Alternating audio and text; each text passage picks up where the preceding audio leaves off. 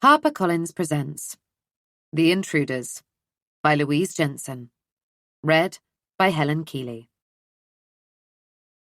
Dedication. For Sarah Wade, with much love. Now. I didn't mean to hurt anyone, but it's irreplaceable, and after it was taken, I was desperate to get it back. Now that I have it again, I'll do anything to keep it. Anything. After you've heard my story, I think you'll understand. I think, perhaps, you do the same. Prologue. 30 years ago. Somebody's trying to break into the house. It's almost inaudible. The sound of the front door handle being lowered. Slowly. Slowly. But on her way back from the fridge with a bottle of wine, Marina hears the squeak, sees the movement. Her heart pounds painfully in her chest. Think. Her husband is upstairs, taking a shower. All of her family are upstairs, their youngest child already in bed, the eldest supposedly reading. Marina's eyes are locked on the handle. But it doesn't move again. Had she imagined it? There's a raging storm battering the house. Could the ferocious wind have rattled the door?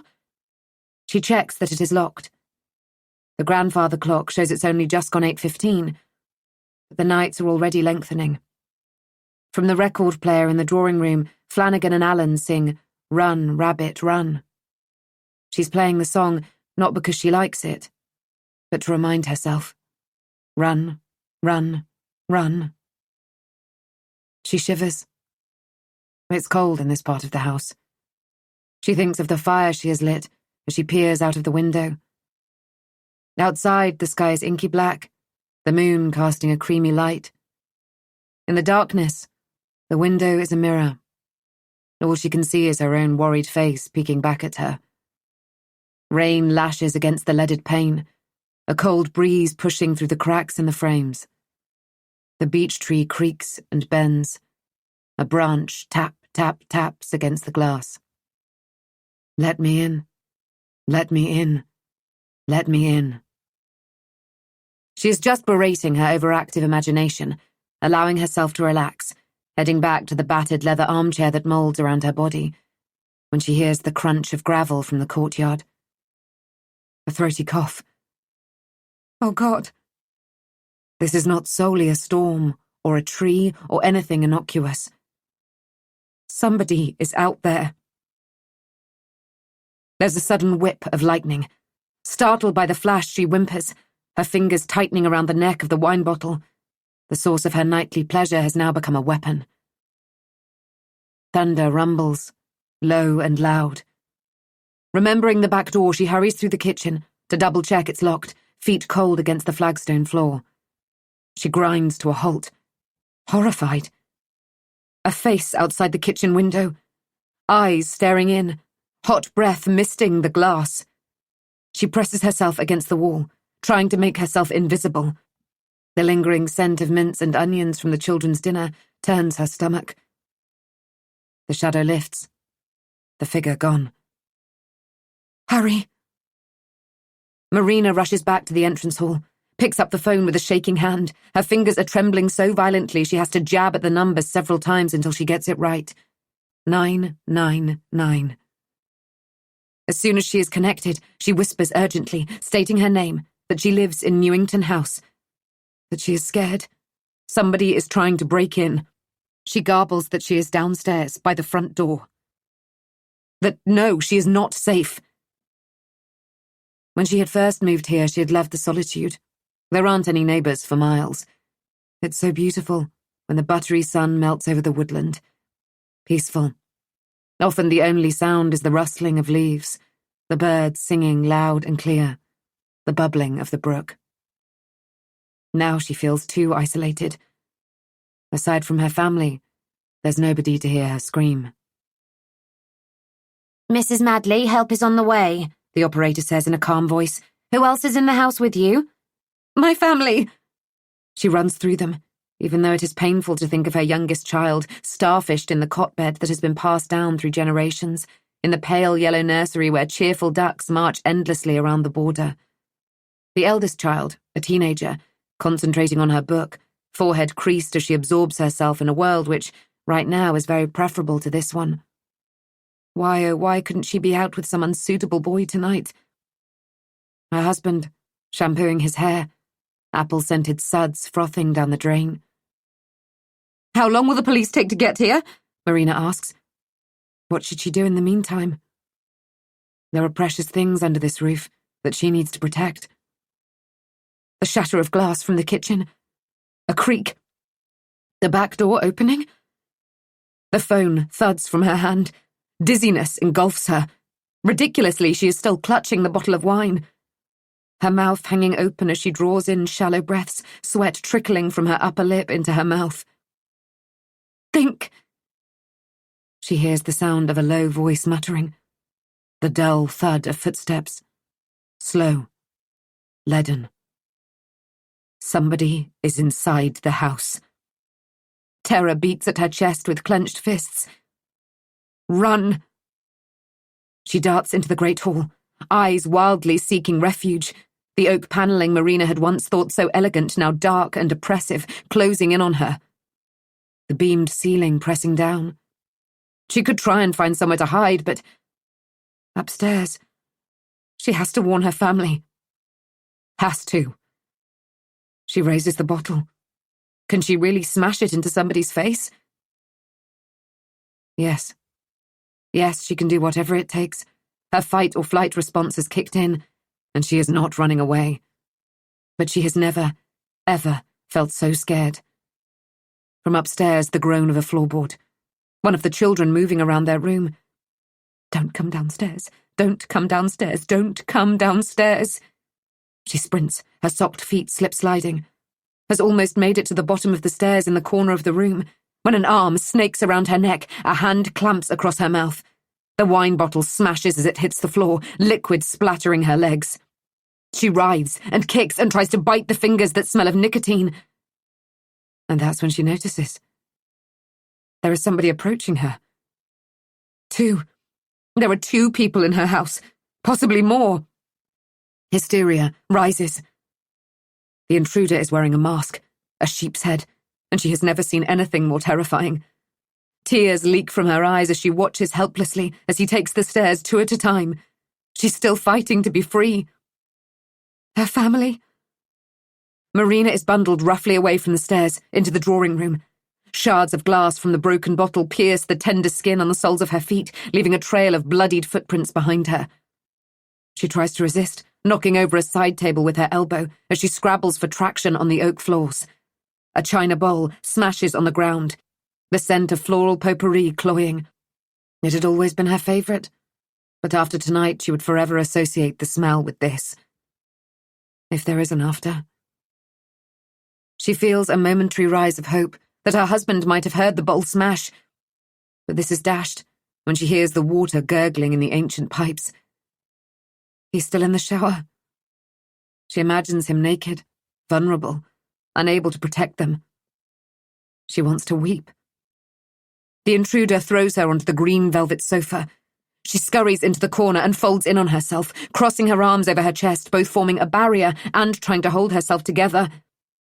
"Help!" she screams.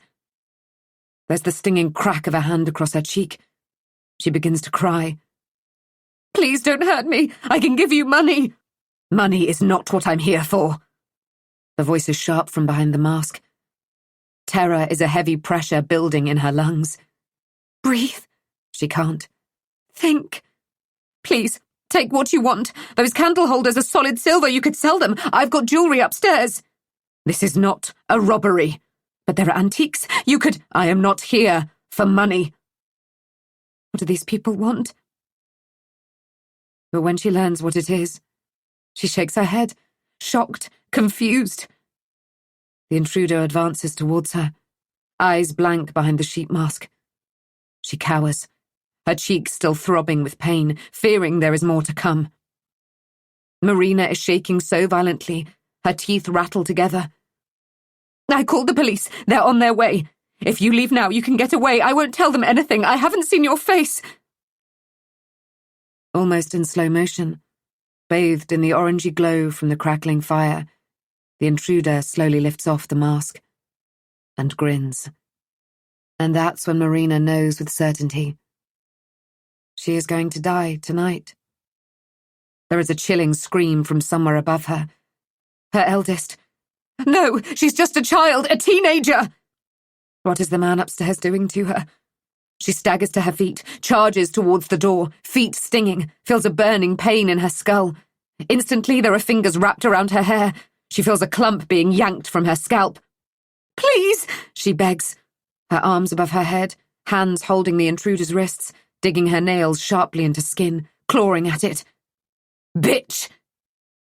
She is roughly pushed away, landing heavily onto her hands and knees. A foot stamps on her back so she's sprawled flat on the floor, clutching the edges of the rug. Rockets of pain shoot through her spine. Please, she begins to crawl, begging not just for her life, but for her family's. Reverberating through the house, her husband's roars of pain. Please! Somehow she staggers to her feet, hands held out in front of her. Please, stop! Every cell in her body buzzing with panic, willing for someone to save her, for the sound of sirens, for anything. Lightning whips, thunder grumbles. Mummy? The sound of a small voice. I'm scared. The intruder releases her, stalks towards her youngest child, her baby, freshly bathed in hedgehog pajamas. Innocent. No! She leaps onto the intruder's back. No! The breath leaves her body in one violent rush as she's tossed onto the floor as though she weighs nothing. As though she is nothing. Fueled by a primal instinct, she scrambles to her feet, propels herself forward again. She doesn't see the knife, doesn't feel it pierce her body. She crumples, hands automatically seeking out the wound, feeling the warmth of the blood flow through her splayed fingers, smells the metallic tang. She stares in horror as the intruder grabs for her child. She wills herself to move, but she can't. She cannot give what has been demanded, but she cannot bear what she is seeing, what she is hearing. Please, she begs, no longer sure what she is begging for. Now, finally, she hears the sirens. Through the glass, the flash of blue lights. It has felt like hours, but can only have been minutes. The record player whirs and clicks as it restarts the record. Run, run, run. She closes her eyes. Part 1. Chapter 1. Cass. Now. 30 years later. The blindfold is tight, the knot against the back of my head uncomfortable. I've never felt so small, so vulnerable. My anxiety is through the roof as I lick my dry lips and wait. And wait. Finally, the opening of the car door, a hand on my elbow. I unfold myself from the passenger seat, stumble on my pins and needles feet. I've got you. James steadies me. We're not going far. You won't need your coat.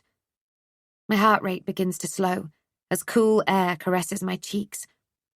The outside bringing a sense of space that chases away the feeling of being trapped. That all too familiar feeling that causes panic to rise in my throat. Can I take this off now?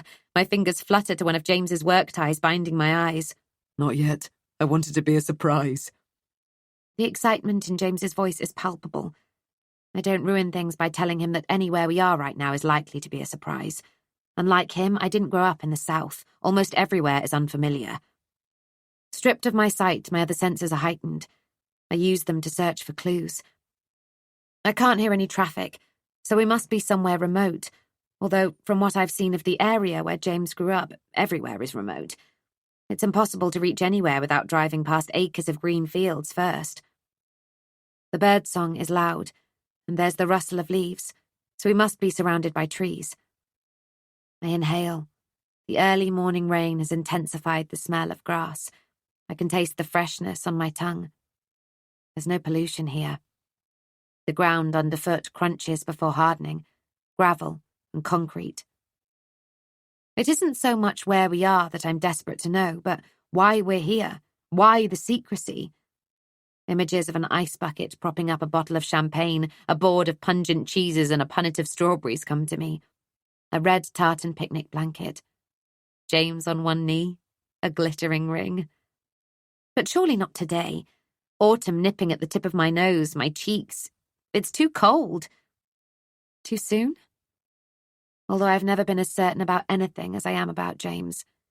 We've only been together 6 months. It's both no time at all and a lifetime. I can't imagine being with anyone else. Despite what my father might want. Almost there, James says. I refocus, wanting to solve the puzzle.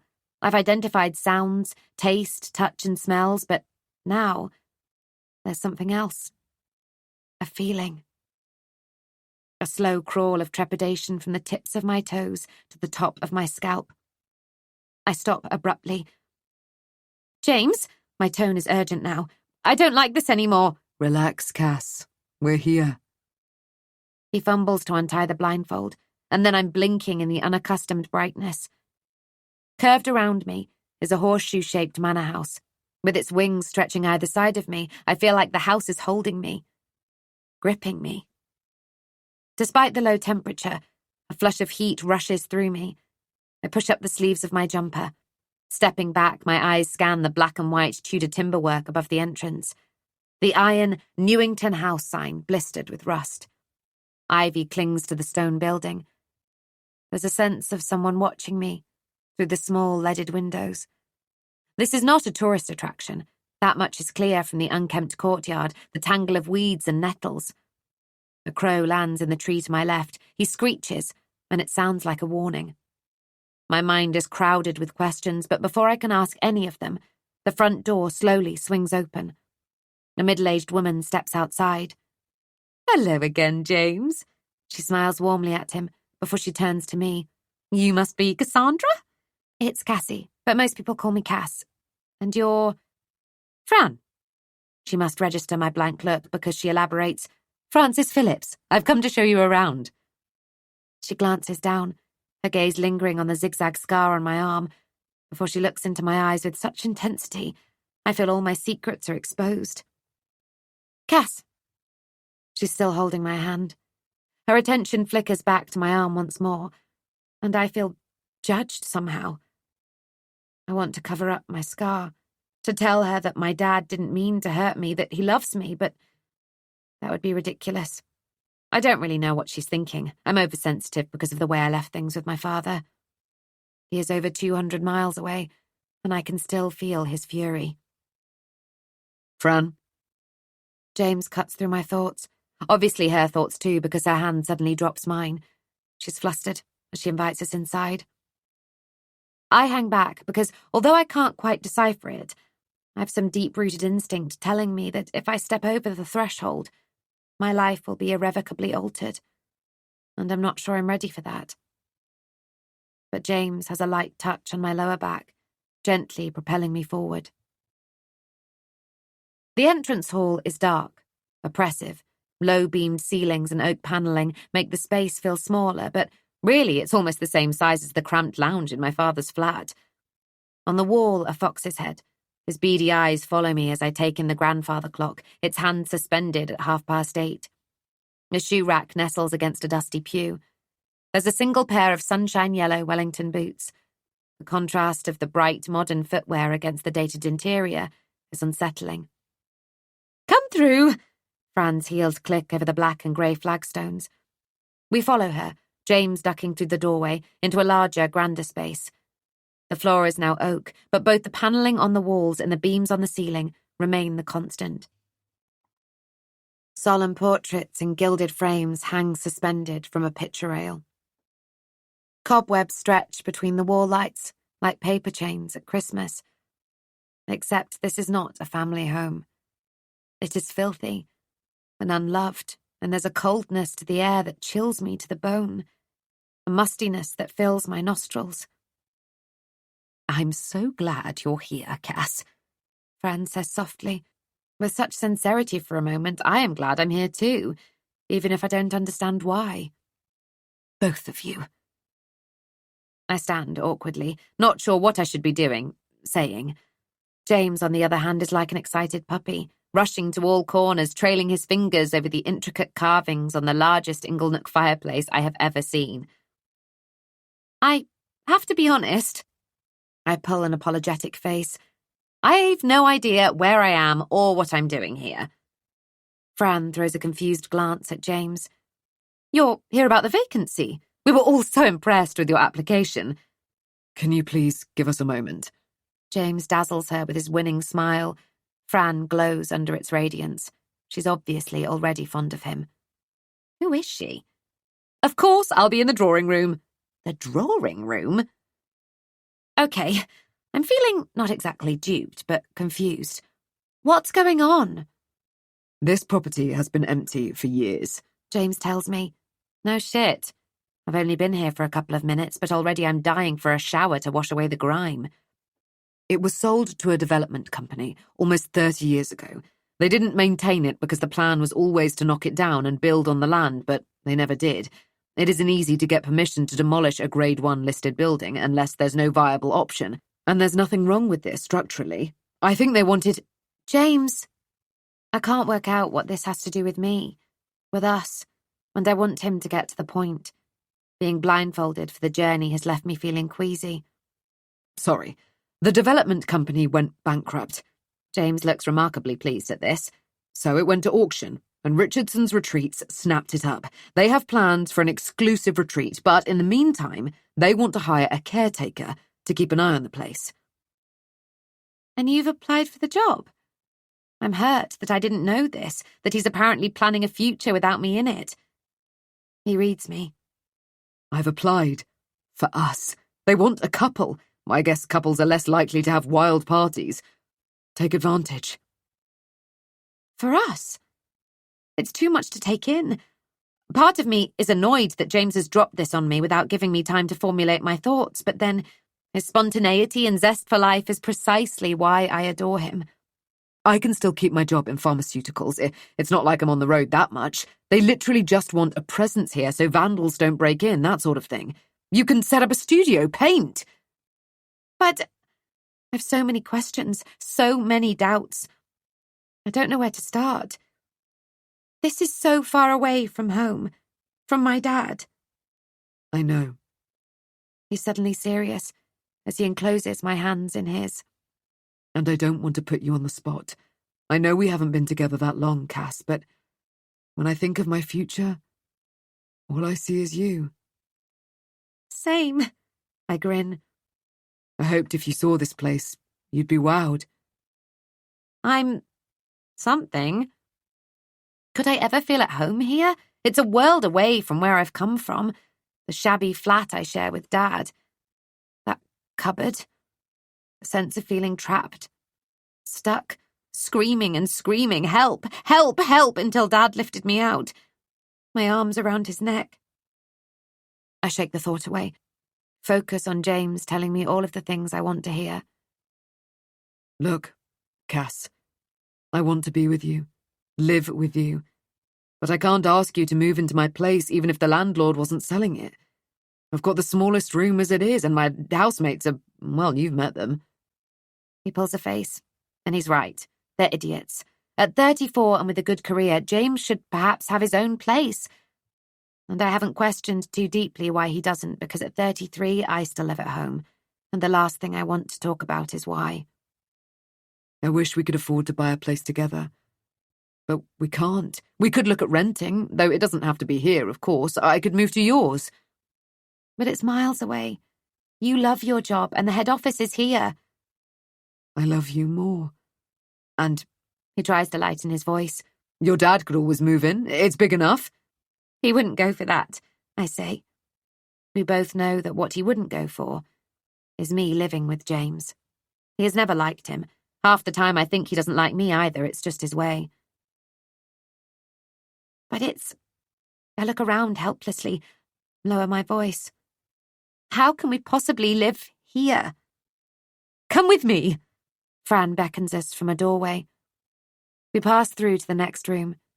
It's smaller, cleaner, cosier, with the large faded red Persian rug in the centre of the room.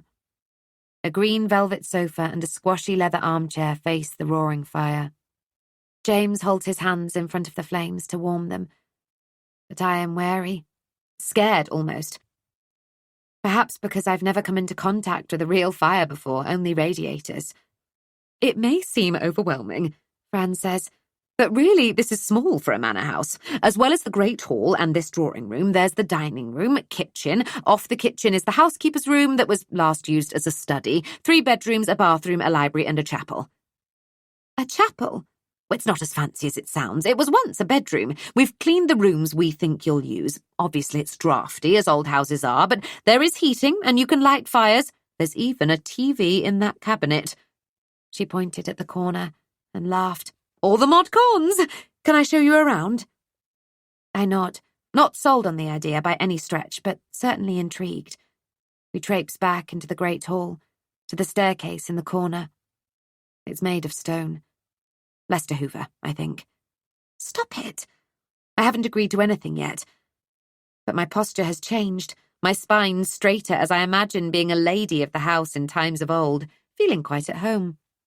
James flashes me a smile, knowing I am falling for the house the way I fell for him. I try to neutralize my expression, but I can feel my mouth stretch wider, turning up at the corners. Stop it! When we reach the landing, he bows deeply from the waist and kisses my hand. My lady. He gestures for me to go first. My lord. I drop into a curtsy. We turn left and then right, walking down a long landing. From out of the window across the courtyard, I can see the opposite side of the house. We reach the far end and pause in front of the door. This is the master.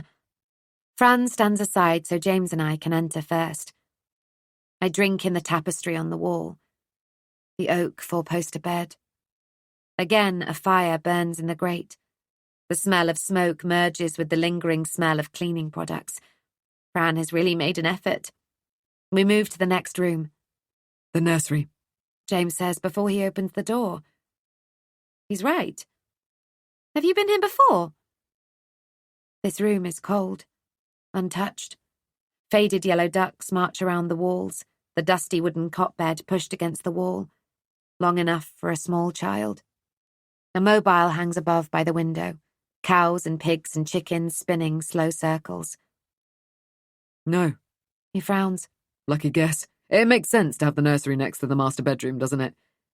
His breath mists in front of him as he speaks. I rub my arms. It's freezing. Let's go back down to the kitchen, Fran says, perhaps sensing I'm changing my mind. She hurries us back the way we came, past the front door and into the kitchen. I don't know what I'd been expecting. A cauldron above a fire, perhaps? But it's bright, with its cream walls, and not exactly modern, with its 80s country pine cabinets. But at least I'd be able to cook when we move in. If. I wander over to the window and gaze out onto the tangle of wildflowers. Imagine painting them. The textures and the colours, the vibrancy. What do you think? James slips his arms around my waist and nuzzles my neck. If we lived here, we could save everything we earn for a deposit on our own place. Let's have a coffee and a chat. Fran opens the cupboards and pulls out mugs. A thought occurs to me. Why didn't the family take any of their possessions when they moved out? Fran and James exchange a glance. Again, unease feathers down my spine. What? I cross my arms. There is something, James begins, just as Fran says, full disclosure. I wait. Fran swallows hard, and I know that whatever is coming is worse than the things I am imagining. The Madley family. 3 of them were killed, both parents, and they're... Killed? I repeat, but she can't look me in the eye. Do you mean murdered? There's a beat. Her brow creases. She bites her lip, and I don't know whether her expression is one of sympathy for the Madley family or worry that we won't want the job anymore. How many other candidates might she have lost when she revealed the tragic history? There was a break-in, James says gently. He's having problems meeting my eye too, and I realise he dropped this information on me so I couldn't Google the house beforehand. I'd never have come. So, they were murdered. What sort of person kills a baby during a robbery? I feel sick to my stomach thinking of the nursery upstairs. The child who died was a teenager. The youngest was a toddler. I haven't been able to find much, but they survived, apparently, Fran says, as though that makes it better. And it does marginally, until I think of those small yellow Wellington boots by the front door, forever waiting to be worn. I turn to James. Did you think I wouldn't find out? I'm incredulous. I can't believe he brought me here, expects me to live here. I was going to tell you, but I thought if you knew, you wouldn't want to come and look. Of course I wouldn't. A family was slaughtered here. What was wrong with him? Earlier, I'd been so certain I knew him well enough after 6 months to want to spend the rest of my life with him. Now he feels like a stranger. I'm sorry. I didn't know how you'd feel about the history. Some people wouldn't mind. It's not as though it affects the present. I want to live with you, Cass. It doesn't have to be here. We can walk away now. It's horrible, Fran says quietly. But opening a retreat here will give the house a second chance, a fresh start. Everyone deserves a fresh start, don't they, Cass? She looks at me, so imploringly. Have I overreacted? Can I live with the history of the house? There's an appeal to living here. No distractions. No Dad. No Leon. It's far enough away that he can never find me. I could actually focus on my work rather than jumping every time I hear a sound, each time somebody knocks on the door. But still, people were killed here. Murdered. Again, I think of Leon. Don't I have blood on my hands, too? Chapter 2. Cass. Blood on your hands, blood on your hands, blood on your hands. The train wheels churn out the rhythm, while I think of Leon during the long journey back home. Think about the house, the Madley family who aren't here anymore, and the people who are. James, my dad. I think of my mother. Imagine her really softly brushing the hair out of my eyes, telling me to follow my heart. I was so young I can't quite remember her. When I try, my mind conjures amorphous memories. Sounds, smells, music and laughter, and then nothing. My dad comforting me, but also something else. Pain in my arm, a zigzag angry scar. My father apologizing over and over. Once at primary school, one of the boys was bragging he had watched his dad's copy of A Nightmare on Elm Street. He had laughed at me, pointed at my arm and called me Freddy Krueger. Looking back through adult eyes, I can see it was a gross exaggeration, but he was showing off. The only one in our year who claimed he had seen the film. We were all far too young. Impressed by his knowledge of the horror genre, the rest of the boys had joined in with the chanting, "Freddy, Freddy." And although I'd held it together in the playground, the second I got home I had burst into tears. Dad had found me in the bathroom, scrubbing and scrubbing at my arm with the nail brush, trying desperately to wash away the puckered skin. Gently, he had taken the brush off me and dabbed me dry with a soft white towel.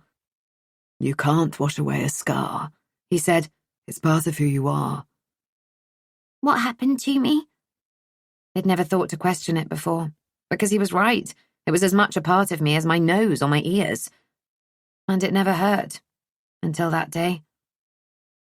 It was my fault, Dad said. Why? I dropped a whiskey bottle, and you cut yourself on a shard of glass. He used to drink a lot. That I remember clearly. His sour breath, bloodshot eyes. I think that must have started after my mother died. We never talk about her. He can't, or won't. I wonder when he turned from being my hero to the one I sometimes feared. My memory told me that he had saved me on more than one occasion, as I'd banged on the door of the cupboard with my small fists, terrified, trapped. But sometimes I wonder if he had put me there too. Locked me in.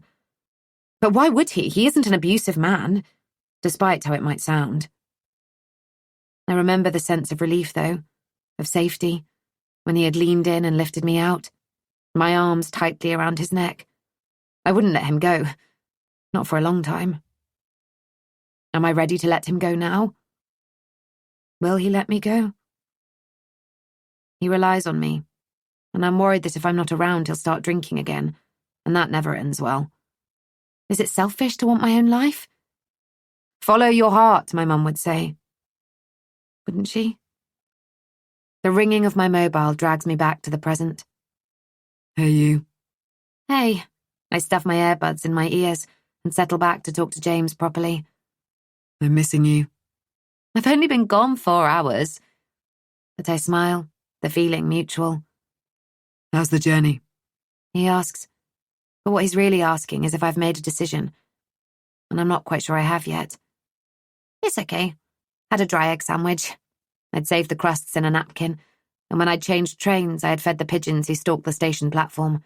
And my coffee was cold, but the giant chocolate chip cookie was amazing, so I had a second to make up for the sandwich. You should have a third to make up for the coffee. That's why I love you. That's why you should live with me. There's a beat. I've read the contract twice now. It's a great opportunity, He says gently. I know the money isn't amazing, but with the bonkers price of everything these days, it'll be great to not have to pay rent, the bills. And there's no small print. No catches. No, it's like Fran explained. Now Richardsons own the property, they want a presence there to protect the place. I don't know what good I'd be if anyone tried to break in. I don't think that's likely. The way the house is shielded from the road, you'd have to know it was there. It hasn't even appeared on any Urban Explorer videos that I can see. If it was plastered all over the internet, I'd be thinking differently. I wouldn't want to leave you there alone if I thought there was a risk.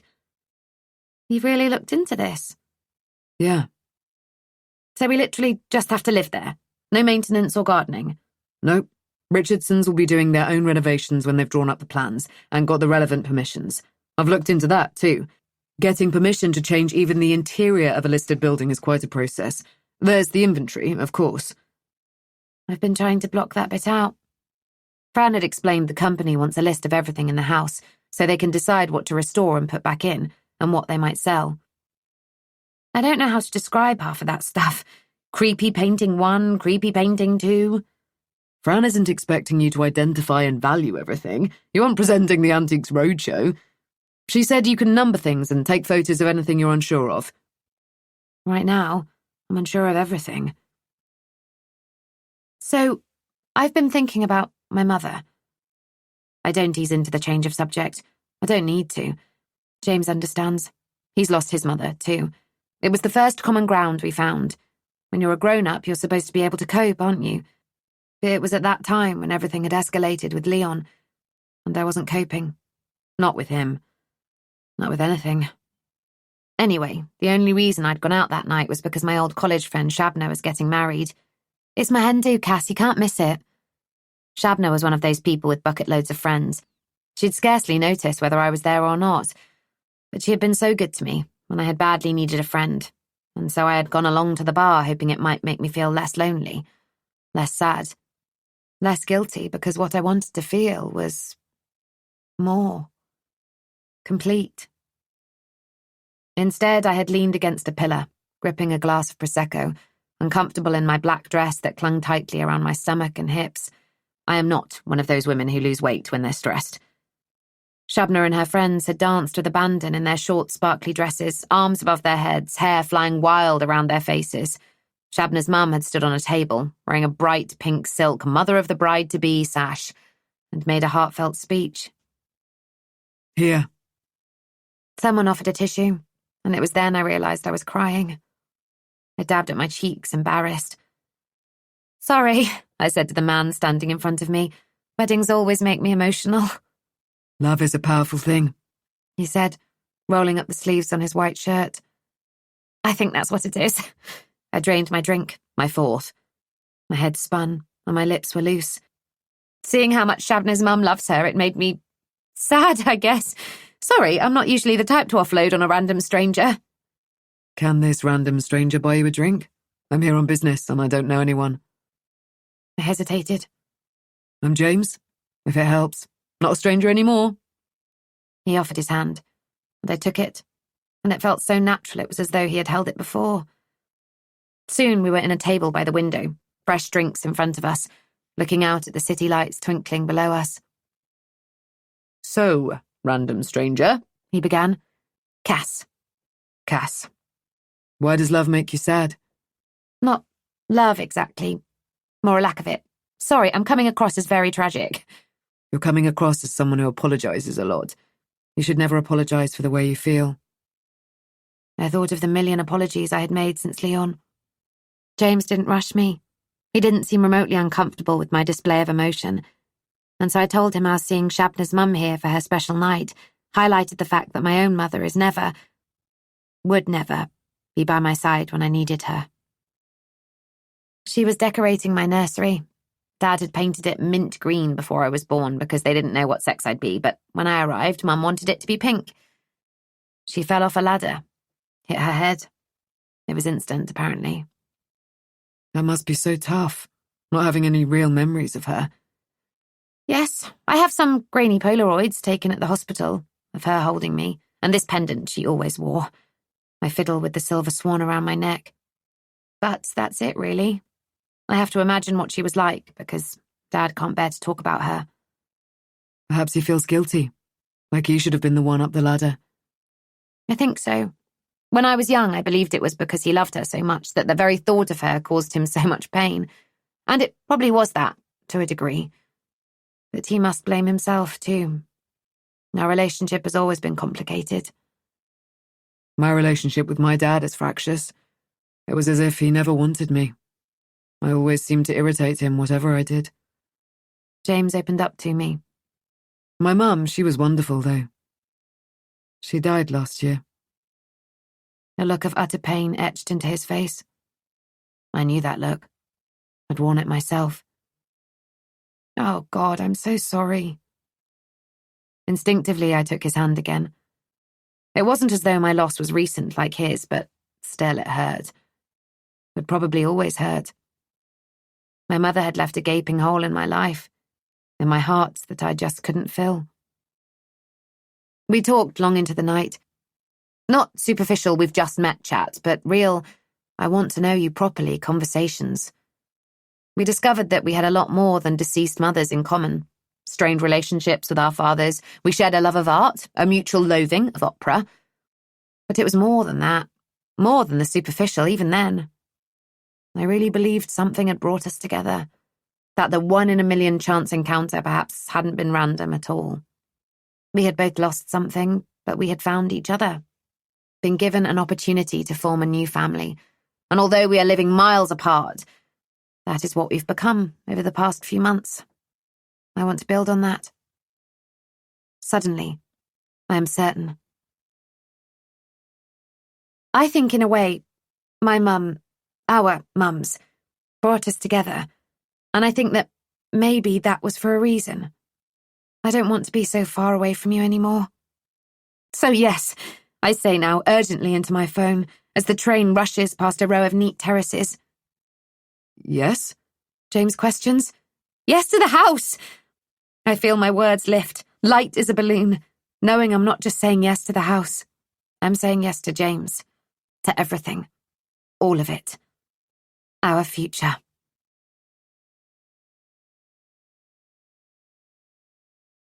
It is dark by the time the train approaches my station.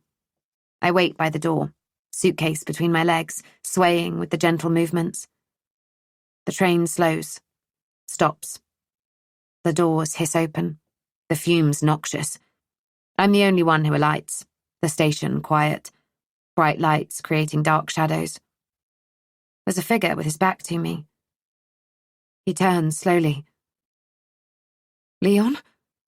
My hand tightens around the handle of my case. But it isn't him. Ridiculous to think it could be. But I still walk briskly to the taxi rank. Don't let myself relax until I am safely inside a cab.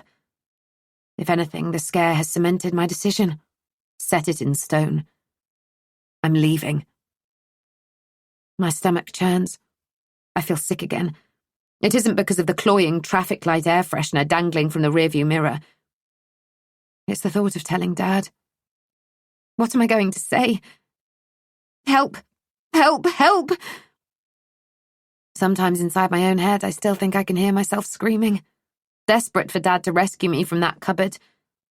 Dependent. But if I'm honest, I think that's the way he likes me because it's kept me close. And I've relished always having that safety net because I've made mistakes. Leon. I close my eyes and think of my future, of Newington House. But all I can imagine is blood, and the screaming in my head morphs into the terrified screams of that poor family. By the time we pull up outside my flat, Dad's flat, I'm shaking, slicked in a thin layer of sweat. But ready to be the hero of my own story, despite what Dad might say. What he might do when I tell him my news. I shudder. It's been many years since I've been shut in that cupboard, but I still fear it. Deep down, I still fear him. Chapter 3. Cass. The Madley family were murdered there. Dad pales, covers his heart with his hand. I can feel my own breaking. Why had I been so transparent when I told him? A triple murder is hardly likely to convince him that it's a good idea I move to Newington House, is it? And more than anything, I'd like him to be happy for me. It was a long time ago, I say. They hesitate, not wanting to say the word murderers, but recognizing that killers didn't sound any better. The intruders responsible were caught. I had Googled the house as soon as I'd got onto the train. There weren't many results, which surprised me. But then it was over 30 years ago. Not everything ends up on the internet. The newspaper report I read, though, said that there had been 2 perpetrators. One had been found dead in the house, and the other had been arrested, and later sentenced. The police officer who attended the scene said it was one of the most horrific scenes he'd ever come across, and didn't believe it was indicative of a robbery. From there, I'd trawled the internet for some reassurance that tragedies didn't always mean negative energy, ghosts. Forums seemed to be split 50-50, with half not believing in spirits, and the others convinced that almost everywhere was haunted. I don't know what I believe in, except love. I believe in love. I want to be with James. Dad, this isn't something I've agreed to lightly. As soon as I heard the history of the house, I wanted to leave, but whatever happened there is in the past, and it has no bearing on my future. Bad things happen every day. We don't know anything about the former tenants of this flat, but the smoke alarm begins to trill. From the oven, the smell of court pastry. I'm touched he's taken the time to cook for me. My favourite leek and potato pie. He's shaky as he pulls himself to his feet and flaps a red and white checkered tea towel at the smoke alarm. I feel a swell of love for him. Growing up, our relationship was one big contradiction. On one hand, there was his drinking, his mood swings, my confusion that one minute he'd be nurturing and kind, and the next he'd be distant, angry. My bewilderment that each time he lifted me out of the cupboard, he'd stroke my hair and tell me I'd put myself there, although I had no recollection of it. But then there were all the times he'd sit on the edge of my bed and make me giggle, making up stories of the animals who lived in the forest, putting on different voices for Faulkner the fox and Bartholomew the badger. On sports day, he'd stand at the finishing line, cheering loudly as I ran towards him, balancing an egg on a spoon. He'd always enter the farthest race.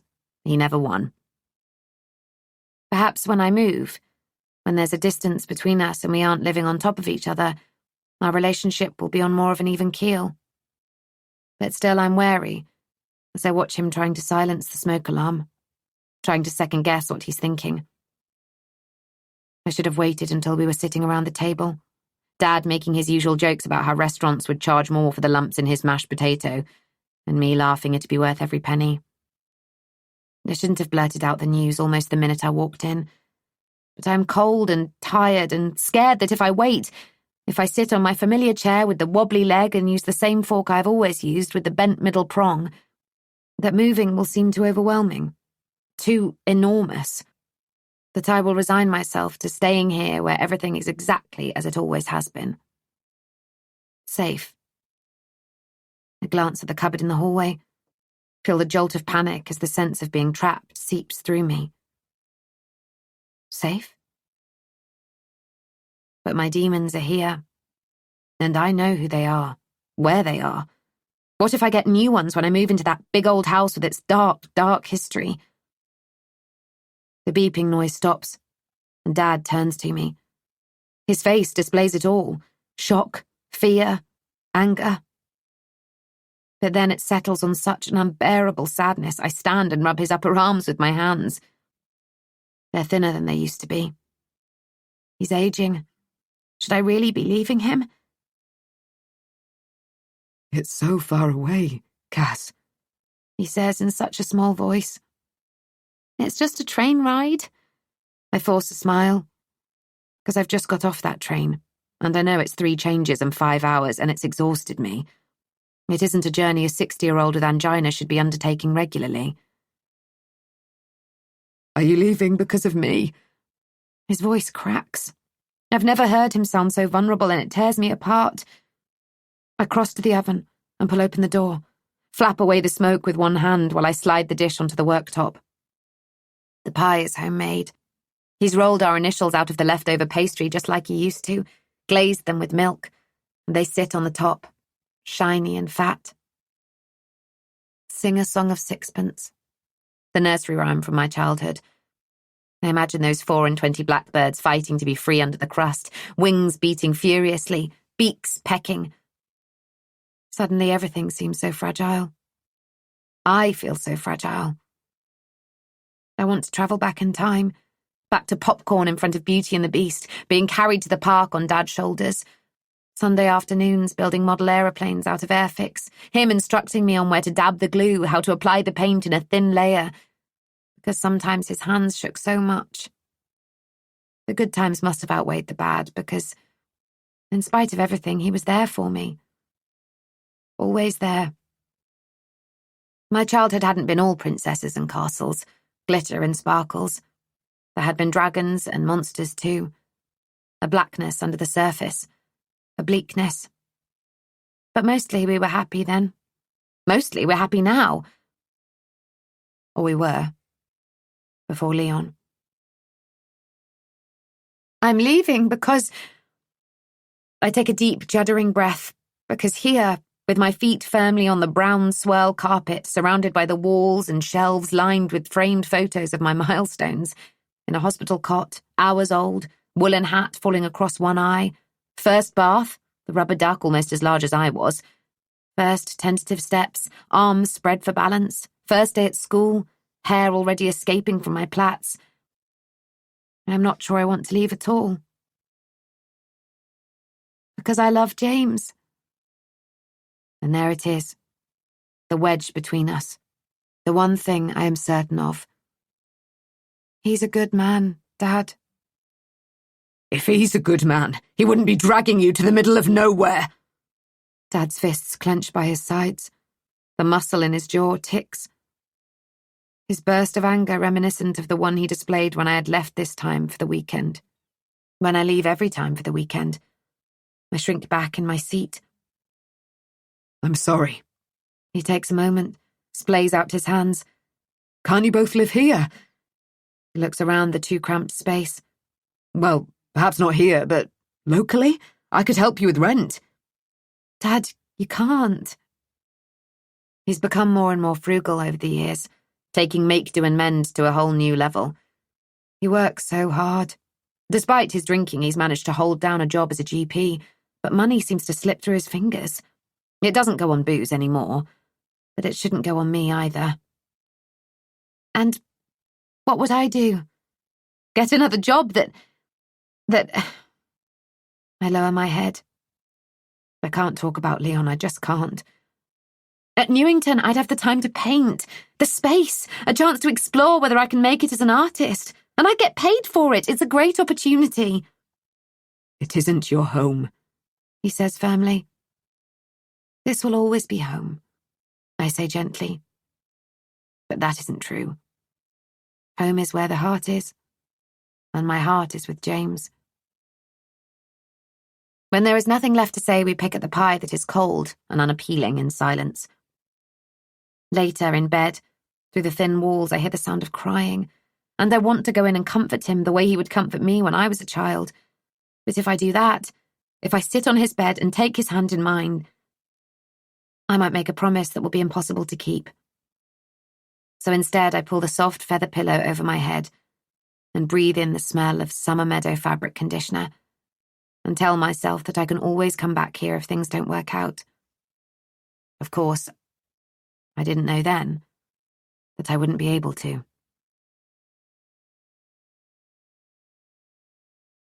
It had been a strained week before I find myself saying goodbye to my home. Goodbye to Dad. Hours later, my eyes prick with tiredness as I stack my suitcases into the rack by the door after another change. It's the last leg of an exhausting and uncomfortable journey. The waistband of my jeans is digging in me, and I can't wait to take them off and put on my comfy pajamas. I really shouldn't have bought yet another giant cookie. The train leaves the station, gathering speed, each turn of its wheels taking me towards James, but further from Dad. And although the screaming pain in my shoulders is from hefting my luggage all day, it could easily be because I'm being torn in two. I miss you. I miss you. I miss you. The train hisses out the rhythm, my body swaying along as I head towards an empty seat. There are only two other people in the carriage. A middle-aged man folding his scarf into a pillow before settling his head against the window, and an elderly lady with a mop of unruly white hair. I make eye contact as I pass her. She pats the seat next to her and smiles. I hesitate. I'm exhausted, emotional, not in the mood for conversations with a stranger. But there's a loneliness about her which amplifies the guilt I'm feeling about Dad. Who will he talk to without me? I sit next to her and introduce myself. She tells me her name is Peggy, and she's been to visit her grandchildren. I ask if she has any photos of them, not because I want to see them, but because I can tell how much they mean to her. I don't, but they are on the Facebook. Do you have a computer? I could give you their names. She looks so hopeful. I've got my MacBook right here. I tap my tote bag, stifle a yawn. Shall I go and get us some coffee and you can show me? Oh, that's kind of you. You must let me pay. Her hands shake as she unzips her purse. Please, don't worry, I can pay on my phone. I stand and reach for my bag. I'd like to treat you. She pushes coins into my hand before I can pick up my tote. And a pack of shortbread, if there is any. The buffet car is at the other end of the train, and by the time I'm making my way back to my carriage, we've pulled into a station, and when we leave again, I stumble, spilling coffee over myself. Still, for Peggy's sake, I force a smile as I enter our carriage. But when I reach our seats, she isn't there. Confused, I look around. The man is still in the same spot. My suitcases are by the door, but Peggy is gone. And so is my bag. Excuse me, I ask the man. Have you seen the old lady that was sitting here? She got off at the last stop. Did you notice if she had a bag with her? A large brown leather one, I think. Are you okay? She's stolen my bag. My phone, my laptop. But more than that, she's stolen my trust. Tears sting the back of my eyes. The man looks at me with pity. I'm Robin. Do you need anything? I sit down on the seat opposite him, shaken. Do you want this? I push one of the coffees across the table. If I could borrow your phone and ring my boyfriend, please? I told James I'd meet him at the house, but without money for a taxi, I need him to pick me up. But when Robin hands me his mobile, I realise I don't know James's number from memory. I'm Cass, by the way. I'm at a loss. I don't know who to call. I need to cancel my bank card, but I don't know the number. Robin Googles my bank, and I contact them on his phone and explain the situation. At least Peggy can't go on a spending spree at my expense, I say, after I've hung up. What station are you getting off at? Robin asks, and when I tell him, he tells me that's where he's heading too. It's where I grew up. He explains. My dad's died and I'm going to sort his house out. I'm so sorry. Suddenly my own problems seem minor. He He tails off, shrugging. It's early days. That's why I'm oversharing. It really hasn't sunk in yet. I didn't spend as much time with him as I should have done. Bloody selfish, really, because I work from home and can be based anywhere. I reach across the table and give his hand a brief squeeze before I slide the shortbread towards him, aware that this could be me one day, telling a stranger I didn't spend enough time with my own dad. Am I doing the right thing? Sorry if I've made you uncomfortable, Robin says. You haven't. It just made me think about my own father. I'm moving away. Today, actually. Now. Or I'm trying to, at least. I don't even have the address of where I'm going. It was in my bag. You might know it. It's quite large. Newington House? The Madley Murder House? Robin gasps. Sorry, I only know it because I grew up in the area. You do know, don't you, about... Yes. Do you think I'm awful for moving in? I think what happened there was... He shakes his head. I don't think you're awful. When a property gets to a certain age, it's bound to have experienced loss, tragedy in some shape or form. You don't think Peggy stealing my bag is a sign that I should go home? Fate? I don't believe in fate, Robin says. I believe in everything. Dad told me once that coincidences mean we're on the right path. I read a book where there was an 8-year-old called Sally Ashley who let go of her kite which had her phone number on. It landed in a different county, in the garden of another 8-year-old girl called Sally Ashley. That's crazy. I know, right?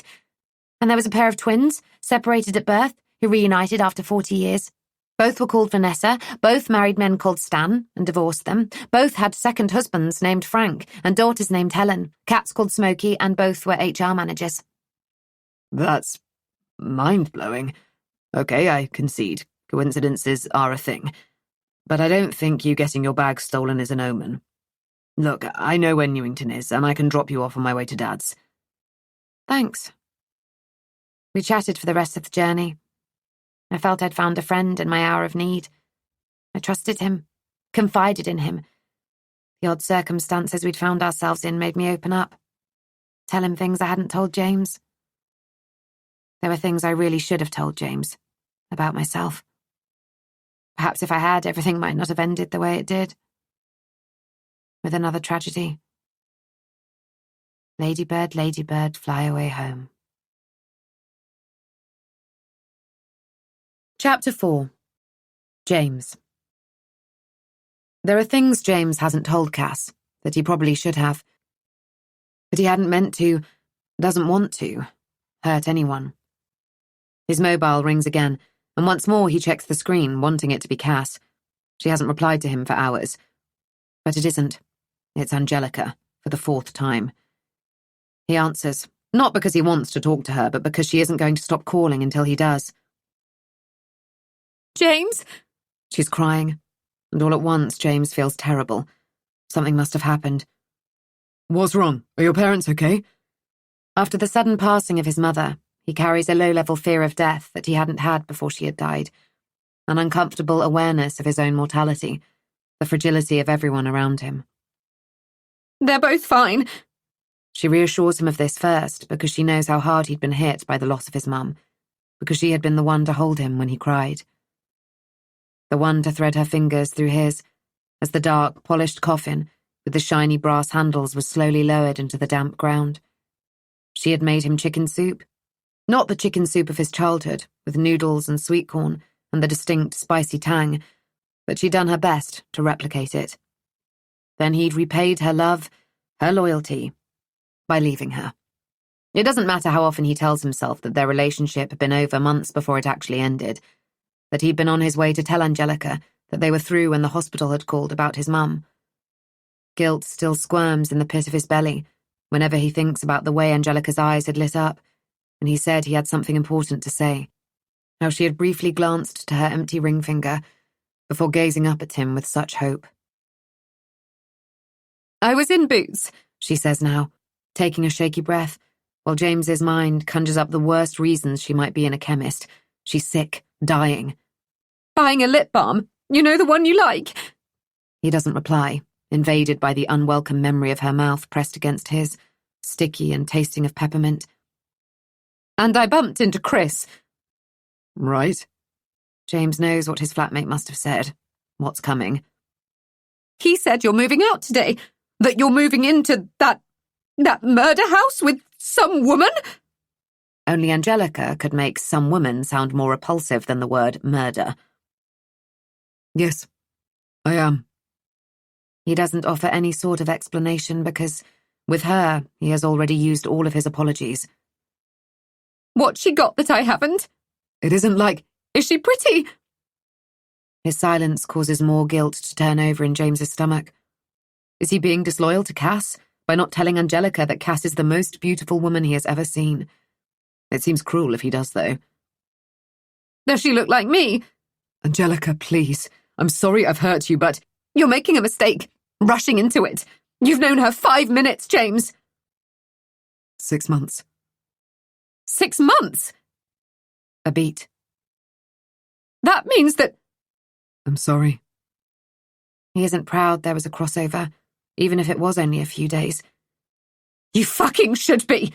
Anyway, 6 months isn't long enough to get to know someone properly. You can't have got over us yet. We were together for 3 years. 3! I know. He doesn't know what to say. Is it worse to tell Angelica he loves Cass, that this isn't a whim, or to let her think this is a rebound? But if he does that, then she might carry the hope they'll get back together. Either way, he can't magic away the pain she feels. I want you to be happy, he says, because this much is true. No, you don't. And I don't want you to be happy either. She cuts the call, and he knows he hasn't heard the last of her. He pulls up outside Newington House. Fran's car is already there. Welcome. She beams, the lines around her eyes crinkling. I'm so glad you're here. He grins back, thoughts of Angelica fading away. There's something reassuring about Fran, comfortable. It is all going to be okay. James opens his boot, and she peers inside. Is this everything? Yeah. He doesn't have much. His clothes, some photos of his mum. When he separated from Angelica, he pretty much left everything behind. They carry his possessions into the house. He gazes around with wonder. I can't believe we're going to live here. What time is Cass arriving? I'm not sure. She hasn't texted me to confirm. She shouldn't be too far away, but she might have missed her connection. I've got a meeting in an hour. I'm a little worried, actually. She has the key you couriered to her, but it won't be nice arriving after a long journey to an empty house. I can wait for her, make her a cup of tea. I've stocked up on some basics for you. Thanks. I hadn't even thought about shopping. I'll pick up a takeaway on the way home. Between them, they carry his things up the stairs. The air is noticeably cooler. The window on the landing is open. The smell of lemon cleaning products is overpowering, but still it's freezing. James latches it shut. In the master bedroom, James hefts his case onto the bed. The bed the Madleys slept in. The bed... Fran, were they... For some reason, James lowers his voice. Did they die in here? I don't think you should dwell... But did they? He turns to her, desperate for answers. No details were ever released other than the basics. It's like they just stepped out and could be back any moment. On the dressing table, a silver brush, dark strands of hair entwined in the bristles. The personal touches he'd thought of as charming when he'd first visited now seemed creepy. He picks up the brush, turns it over in his hand. The handle is cold, untouched for many years. He places it in the drawer. I'm amazed that urban explorers haven't broken in and stolen everything. You can't see the house from the road, and it isn't known because it hasn't got a significant history. I mean, in terms of royal visits or anything, she quickly adds. I think over the years it's just been forgotten. The tragedy happened in the time before everything was logged online. I'm sure if it took place now and the house was left empty, it would be on YouTube in an instant.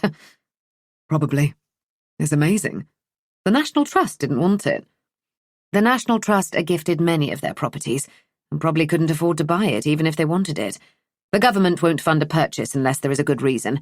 If Henry VIII or Queen Victoria had slept here, then things would probably be different. You'd be surprised at how many smaller manor houses have become derelict because nobody has put money into them.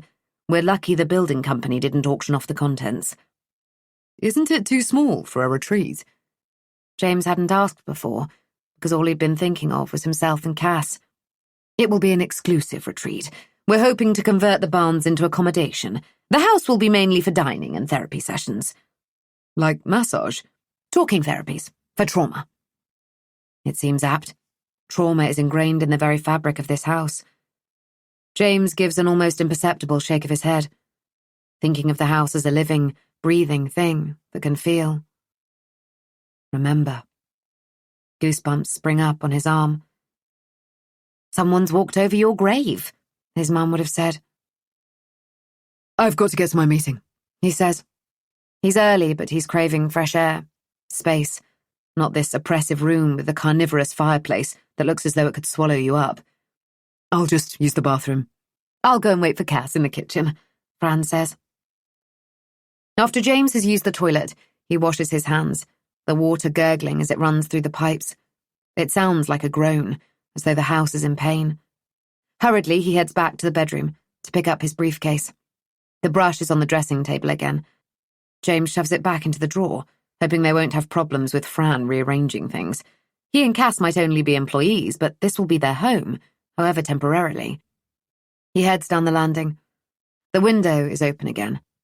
James appreciates Fran trying to air the house, but shuts it nevertheless.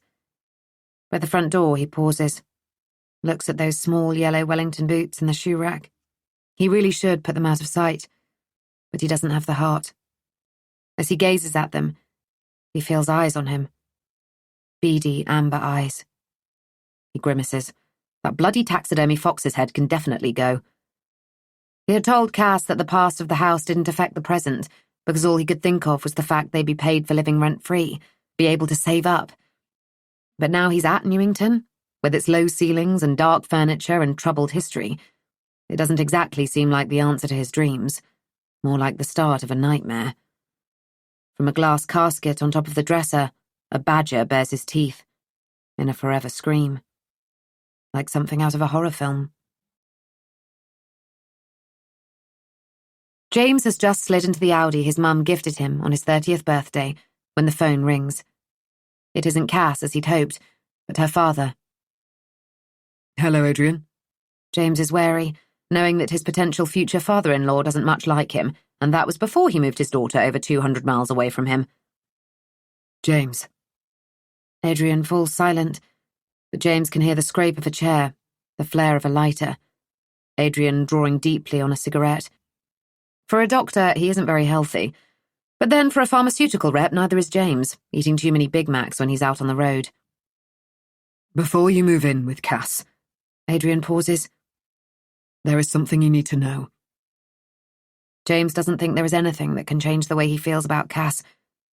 But as Adrian continues to speak, James realizes that Angelica is right. 6 months really isn't long enough to get to know someone. He might be keeping secrets, but Cass's are worse. Chapter 5. Cass. I don't know what's worse. Pulling up outside Newington House and realizing from the absence of his car that James isn't here, or that Fran is. All I want to do is shower and unpack. But now, at first, I'll have to tell her that the paperwork and the key she sent me has been stolen. Thanks for everything. I give Robin a quick hug. I'll be in touch. He has written down his phone number for me. By the time the cab has disappeared from view, Fran has joined me outside. Cass. She opens her arms and I step into them. She hugs, not in the brief way you do when you don't really know someone, but tightly, as though she's trying to tell me something, but I don't know what it is. Is everything okay? I step back. Where's James? He's in a meeting. He wasn't sure what train you were on. He's been trying to contact you. We've both been worried. Sorry. I don't tell her what's happened, partly because I want to tell James before anyone else, and partly because, if I'm being honest, I feel like a fool, trusting a stranger with my bag just because she looked like a sweet old lady. She lifts my case laden with brushes and palettes and oils, my hopes and my dreams, as though it weighs nothing at all. As we step inside, it's as though a cloud has passed over the sun, and I blink in the gloom. It's colder in here than it was outside. My stomach flips as my eyes are drawn to those small yellow Wellingtons, and when I pull my gaze away it lands upon the fox's head. I'm definitely going to throw a tea towel over it as soon as Fran has left. I love animals so much I turned vegetarian several years ago. If I don't eat dead creatures, I certainly don't want to look at them. It's warmer here, a fire burning. She invites me to sit and I sink onto a pine chair with spindly legs. Exhausted from the early start, the journey, I let her take charge. She fills the kettle, drops tea bags into mugs, slices me a thick slab of coffee cake. I wonder if this is what it would have been like growing up with a mother. Not that Fran is old enough to be mine, but someone looking after me at the end of a bad day isn't something I'm used to. While my fork scrapes the buttery icing from the plate, I scan the kitchen. From what I remember, it's definitely the most modern room in the house, but still, some of the original features have been preserved. What are those grinders on the beams? I ask Fran. One was for salt and the other for sugar. They both used to come in blocks. Perhaps they can be the first things I list on the inventory. I've been trying not to give the daunting task too much thought. Instead, I'd been too busy romanticizing our new roses around the door life, picturing how I'd pass my time creating art, my hair bundled on the top of my head, wearing James's oversized shirts. He'd arrive home at the end of the day, tenderly wipe a streak of paint from my cheek, tell me it was adorable how I'd lost track of time, hadn't cooked any dinner. He'd unbutton the shirt, slip it from my shoulders, and... Stop it! My imagination has veered into terrible rom-com territory, either that or a porn film, depending on what happens after his shirt, is puddled on the floor. Great, I've begun a list to start you off, so you have some idea how much detail we need. She pushes papers across the table towards me. If you come across anything you think I need to know about, can you call me straight away? Okay. The main thing is to maintain physical presence here, both to let in any tradesmen that might need access to quote, and to put off any, she frowns, explorers. We both know what she means, and it's a stark reminder that this is not a roses-around-the-door house. I stifle a yawn. I'll leave you to settle in before James gets home. Home? Fran fumbles in her bag, pulls out her car keys. Her steps are light as her heels tap, tap, tap across the flagstone floor towards the front door. Cass, she turns, face solemn. If you notice anything out of the ordinary, can you give me a ring? You've got my mobile number. Out of the ordinary? Yes, older places can be full of surprises. This is the first time I've been allocated my own project, and it hasn't been easy for someone like me to be given such a position. Like you? A woman. Biological clock ticking. Some of the men at Richardson's think I should never have been promoted, convinced I'll be disappearing to have a baby before it's too late on that front. I nod sympathetically. I know all about male entitlement in the workplace. Leon. Of course, I'll come to you first with anything. Our eyes meet, and something unspoken passes between us. As she drives away, I can still feel the bond between us. The front door is heavy. It's the first time I've closed it. I can't help smiling, however temporary. For now, this is my home.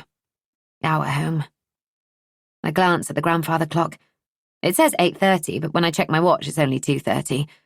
I open the door to the clock and find the key, and then I wind it. It tick, tick, ticks, moving time forwards. In a few hours, James will be back, and there are a million things I want to do first. Revitalised at the thought of our first evening here, I pick up my case and head into the Great Hall. Although Fran keeps saying this is a small manor house, to me, growing up in a flat in a crowded city, the space seems vast. I know from all the Googling I've done this week that it will have been in this room that social events took place, local disputes would have been heard. What do they argue over? Did an argument lead to the murder of the Madleys? The thought takes my breath away. I'd been trying my hardest not to think of the family before. I drag my case up the stairs, but I can't escape the presence of the Madleys.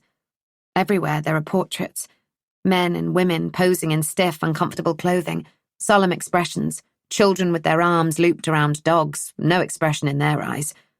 Cobwebs stretch between them.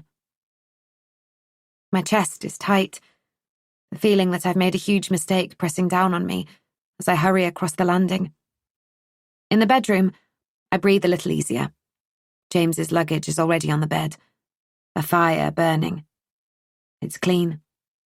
Warm. I unzip my case and pull out the dress I want to wear tonight. lift out my makeup bag and set it on the dressing table next to a silver brush. I pick it up. I'm about to put it in the drawer when I spot the long, dark hair twisted among the bristles, waiting to decompose. At the thought of decomposition, I think about the rest of the Madleys. How fragile life is. How you can be here 1 minute and gone the next. Gently, I place the brush back where I found it. I don't want to hide their possessions away, pretend they never existed. I can live here alongside their memories. Suddenly, I have an urge to explore the rest of the house. I know there is the nursery and the bathroom on this wing, so I head back past the stairs to the other wing. The first room I reach is a bedroom, with a single bed. It has a calming energy, and I think here I could paint. Unlike the rest of the house, which is stuck in time, here, torn posters hang from the wall. Guns N' Roses, Nirvana, Oasis, Bon Jovi. A small, faded orange and yellow striped rug over the oak floorboards.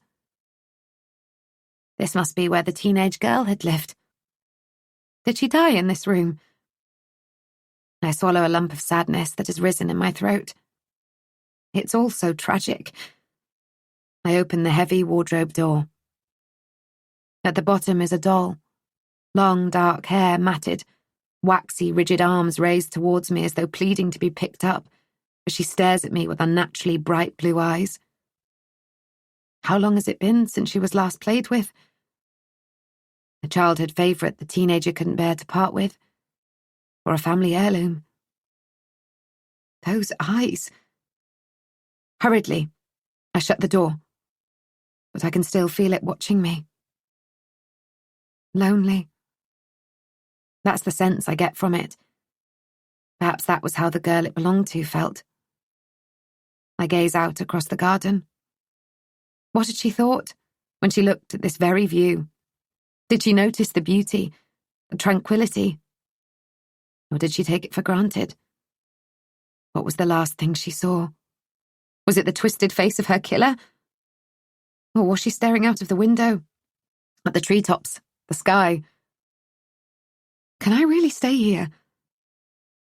Fran had asked me to call her if I noticed anything out of the ordinary, but nothing about this house is ordinary. Older places can be full of surprises. Full of ghosts. I can almost hear them whispering to me, but cannot make out what they are saying. It's just the breeze. I glance towards the wardrobe, imagining the doll tap, tap, tapping on the door to be free, wondering why she spent 30 years being shut in the dark. I can't stop obsessing. What can have happened to the Madley family? The teenage girl, the toddler, the parents, who were they? What led to the terrible events that night? I close my eyes and ask for a sign, and when I open them again, there's a single white climbing rose, swaying from the trellis in the breeze, directly in front of the window. In the overgrown garden, a swing moves back and forth in the breeze, as though it's searching for a child to play with. I open the window and reach for the flower, a thorn pricking my skin, a drop of blood rising to the surface. Usually I don't mind the sight of blood, but today it turns my stomach. It must be the stress of the move, the history of the house making me nauseous. I pull a tissue from my pocket and wrap it around my thumb. When I turn back to the rose, its petals are no longer pure white, but decaying, curling at the edges. Am I so tired that I'm imagining things? I step closer to the flower. It's as though it's been dead for days, but that's impossible, isn't it? Unless I'm going crazy, just seconds ago it was living. Healthy. Here 1 minute, gone the next. Just like the Madley family. What did happen to them? The girl whose bedroom I am in. Who were you? Tell me. Tell me. Tell me. An overwhelming sense of loss fills me as I stare at the flower, whispering its name as though I can bring it back. Out of the corner of my eye, a shadow passes, and I jump as I think I hear the same name whispered back to me. Rose. Chapter 6. Rose. Then. 30 years ago. Rose!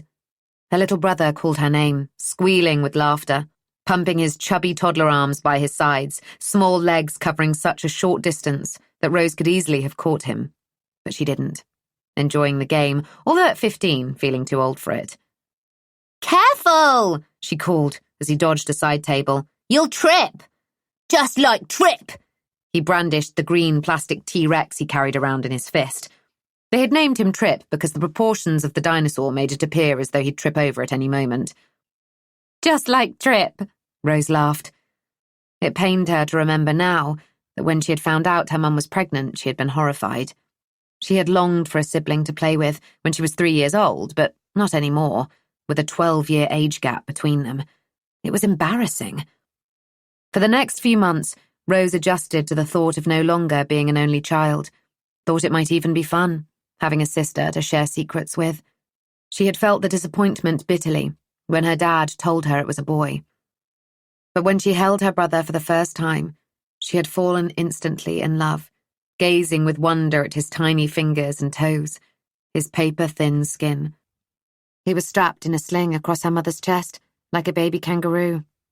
Rose had affectionately called him Roo, and the nickname had stuck. And just like that, they had become a four. She adored her little brother. Now the end of the school holidays loomed towards her, and she couldn't bear the thought of saying goodbye. When her father had first told her that after primary she would be going away for the next stage of her schooling, she had been scared, confused, felt unloved, unwanted. But he'd shared his own experiences with her, made it sound like the most exciting thing ever. "You'll have such fun." Mum placed a clutch of musty old books into her hand. "I loved these when I was a child. They're all about a boarding school called Mallory Towers." Rose had read one, her nerves calming, as she read that despite their differences and challenges, the pupils shared a sense of camaraderie. But when Mum packed her off with a too bright smile, eyes glazed with tears, she had realised that her school was nothing like the one depicted in those books. It didn't look like a castle. It wasn't surrounded by the sea. Dad was fond of saying that boarding school had been the making of him. But Rose felt it would be the breaking of her. The unfamiliar bed, food she wasn't used to, endless rules. But still she worked hard, wanting her father's approval until eventually she settled in. Her pillow no longer soaked by her tears each night. She had friends. But she'd give it up. She'd give them up in an instant if she could come home. She adored Roo, and she wanted to be there for every single milestone. I don't want to go back to school and leave him, Rose had said to her dad as she cradled a newborn Roo on her lap while her mum took a bath. Dad laughed. Laughed. And that sound was stinging and hurtful. "We'll be okay without you, won't we, my son and heir?" Dad said, as he lifted Roo and held him to his chest. And that was when she began to question her place in the family, noticing that Dad's tone was hard with her, but softer with her brother. "But he is just a baby," Mum reassured her when Rose raised her concerns. But Rose knew. She knew that she was an outcast. She felt as though she was on the outside looking in, the stray cat with his nose pressed up against the window, her dad feeding her scraps of love as he fed the cat scraps of fish. Still, she hadn't broached leaving boarding school since then, but more and more she thought of Roo when she was away. She had missed his first words, first steps. He was slowing now, as she chased him, tiring. He climbed on the sofa and stuck his pudgy thumb in his mouth. Rose sang Twinkle, Twinkle, Little Star until he fell asleep. After covering him gently with a blanket, she joined her mother in the kitchen. She was whisking eggs for an omelette. Rose picked up a knife and began chopping vegetables. "Ray's asleep." "You've worn him out. He's been so excited about you coming home." "He's grown so much. He'd literally only just learned to walk and now he's running." "He's been running a while." "I'm missing it all." Rose wiped her eyes with the back of her sleeve. "Let me do the onions. You start on the mushrooms," Mum said. But it wasn't the onions bringing tears to Rose's eyes. Mum, I was thinking I could leave boarding school. Live here, full-time, go to the village secondary. She held her breath while she waited for the reply.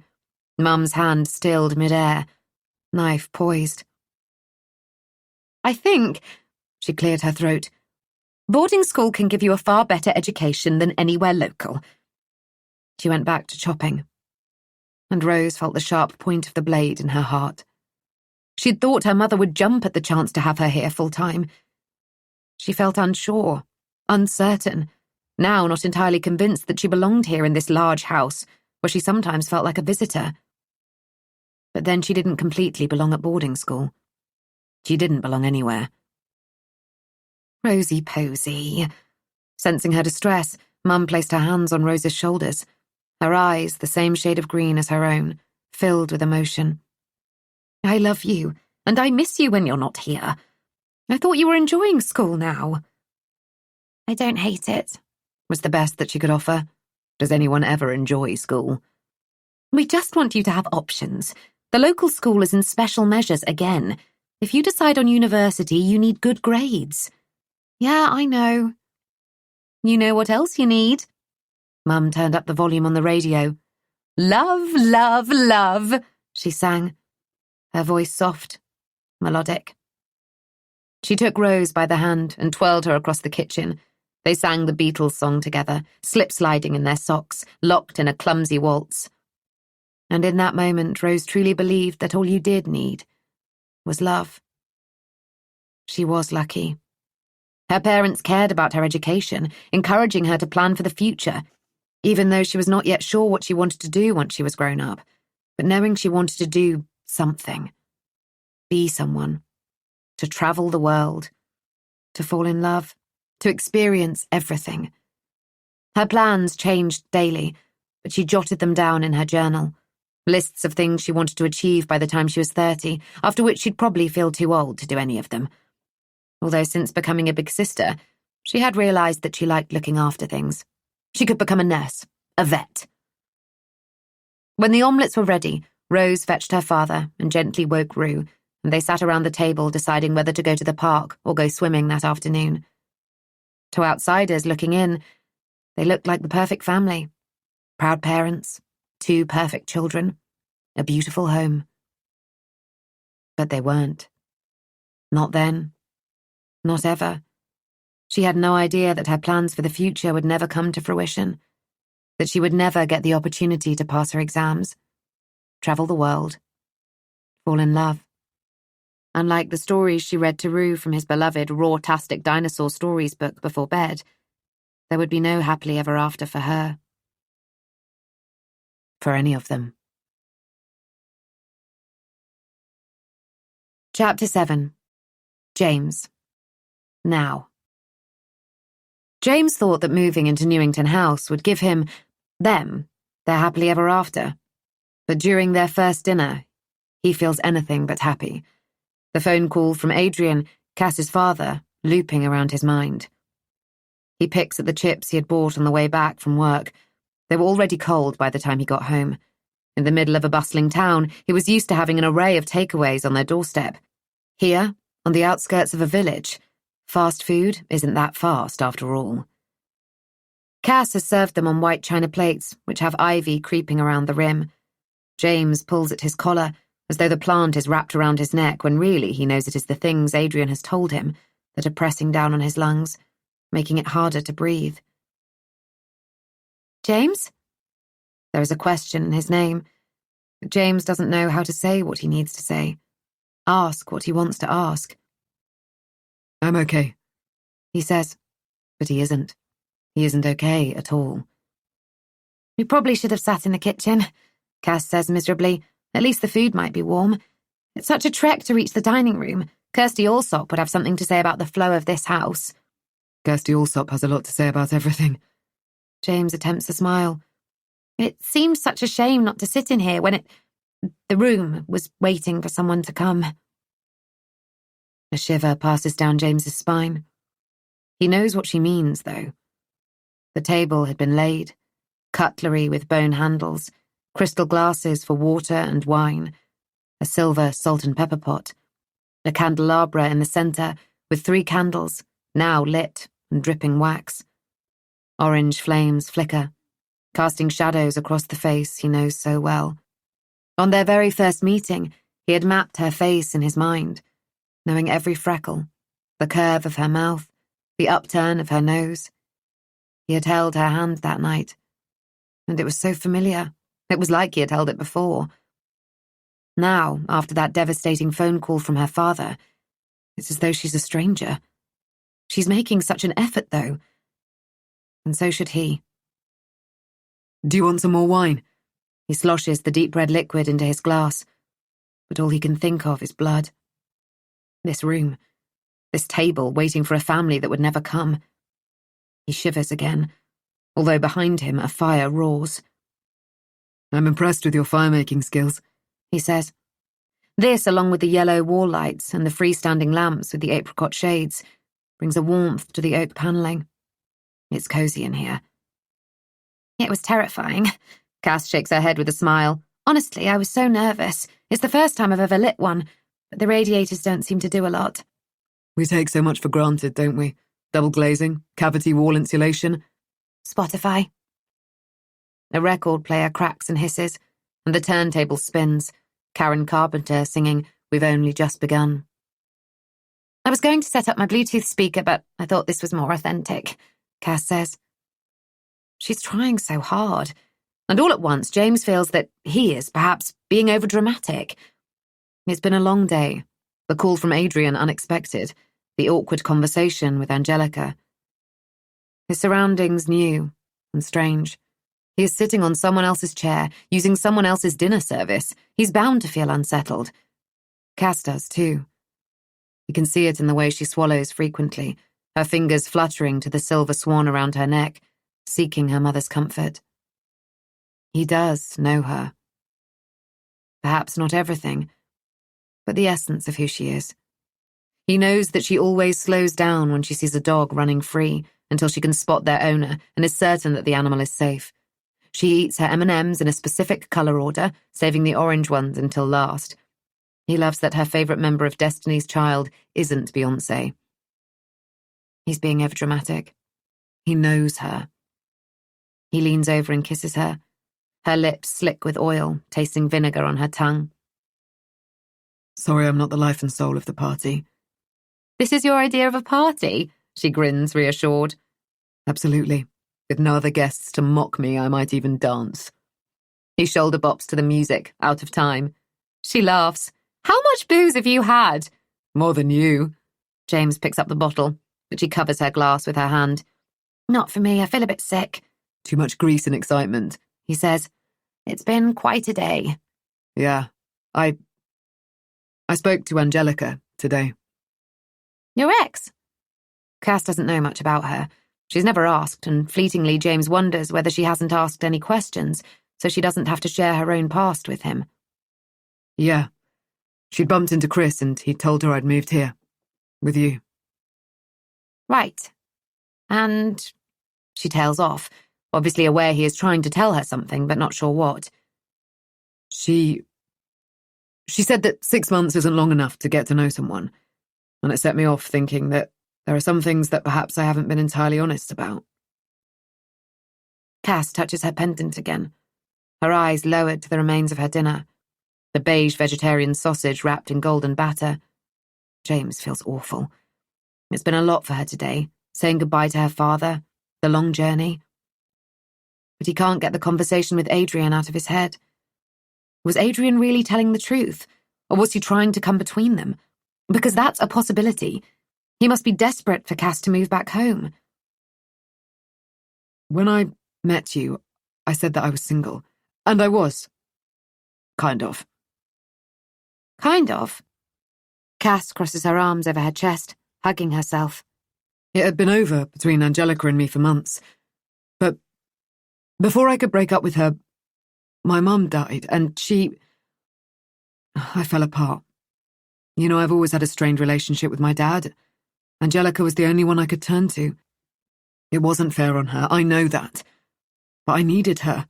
And then I met you. And I knew that night that I wanted to be with you.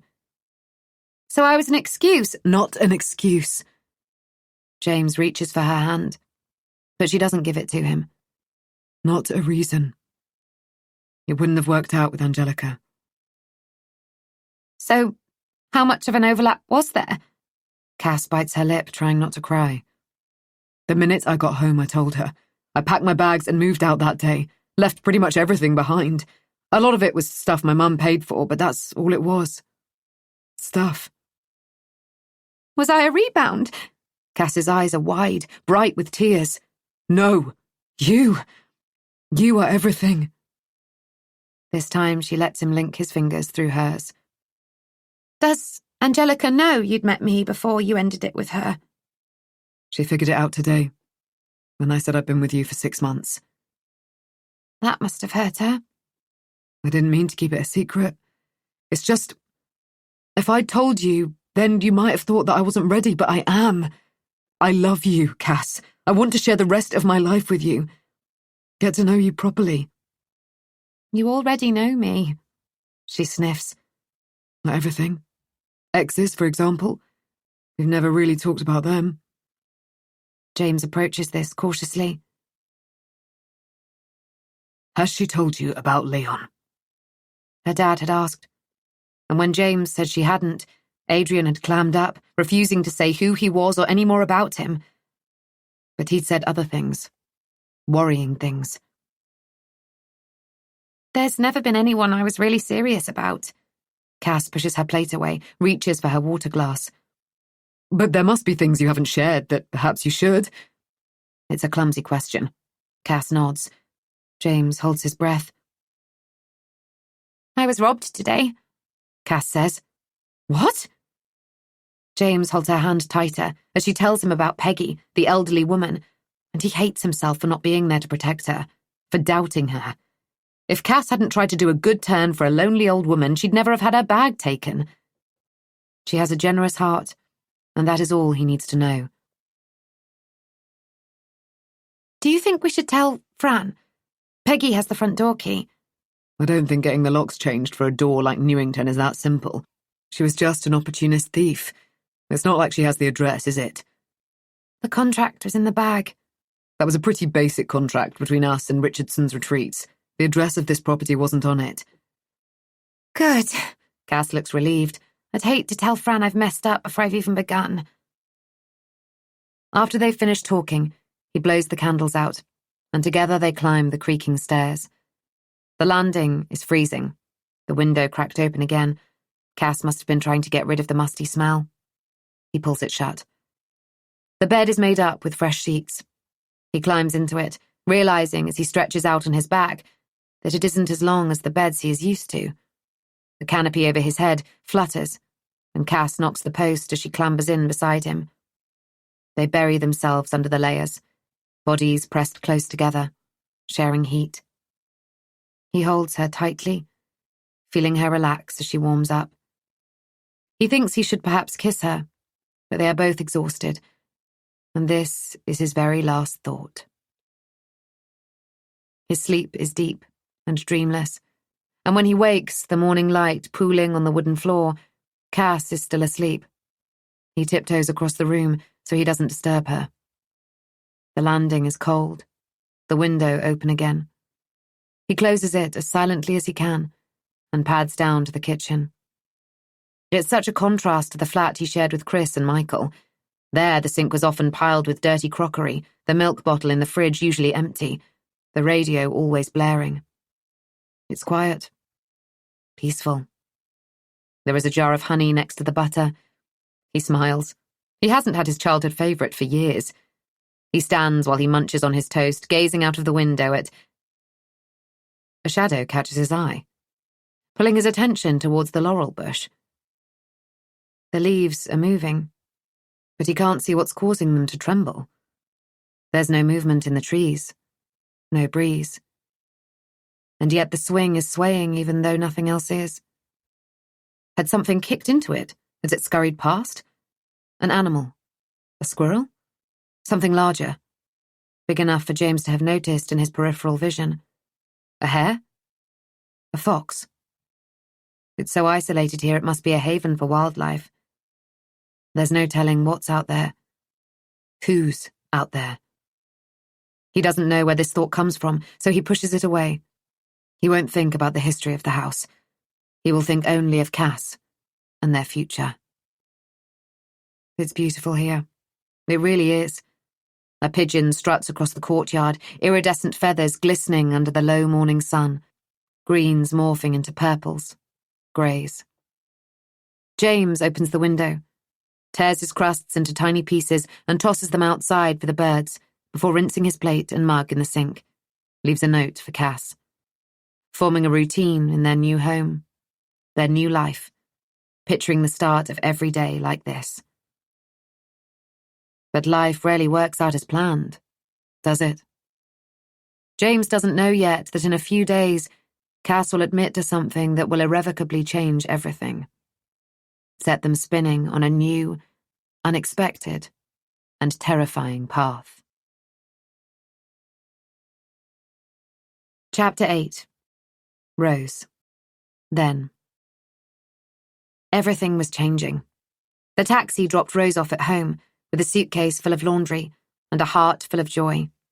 It was the school holidays, 6 whole weeks of freedom. Rose! The second she stepped into the hallway, Rue cannonballed into her arms. She hoisted him onto her hip. You've got so heavy. That's because I'm 3. Can you play hide and seek with me today? Can you push me on the swing? Can you... Slow down. First things first. Did you miss me? She rested her chin on his head. The smell of strawberry shampoo smelled like love. Like home. Yes, we made popcorn without you, and it went pop, pop, pop. For each pop, Rue clenched his small fist before springing his hand open, splaying his chubby fingers. I lost Trip the T-Rex too. I miss him a lot. But you missed me more, right? Yes, but I love him too. He had the loudest roar. I'll tell you who has the loudest roar. She gently dropped him onto the sofa, hands curled like claws. She tickled him in the ribs. Me!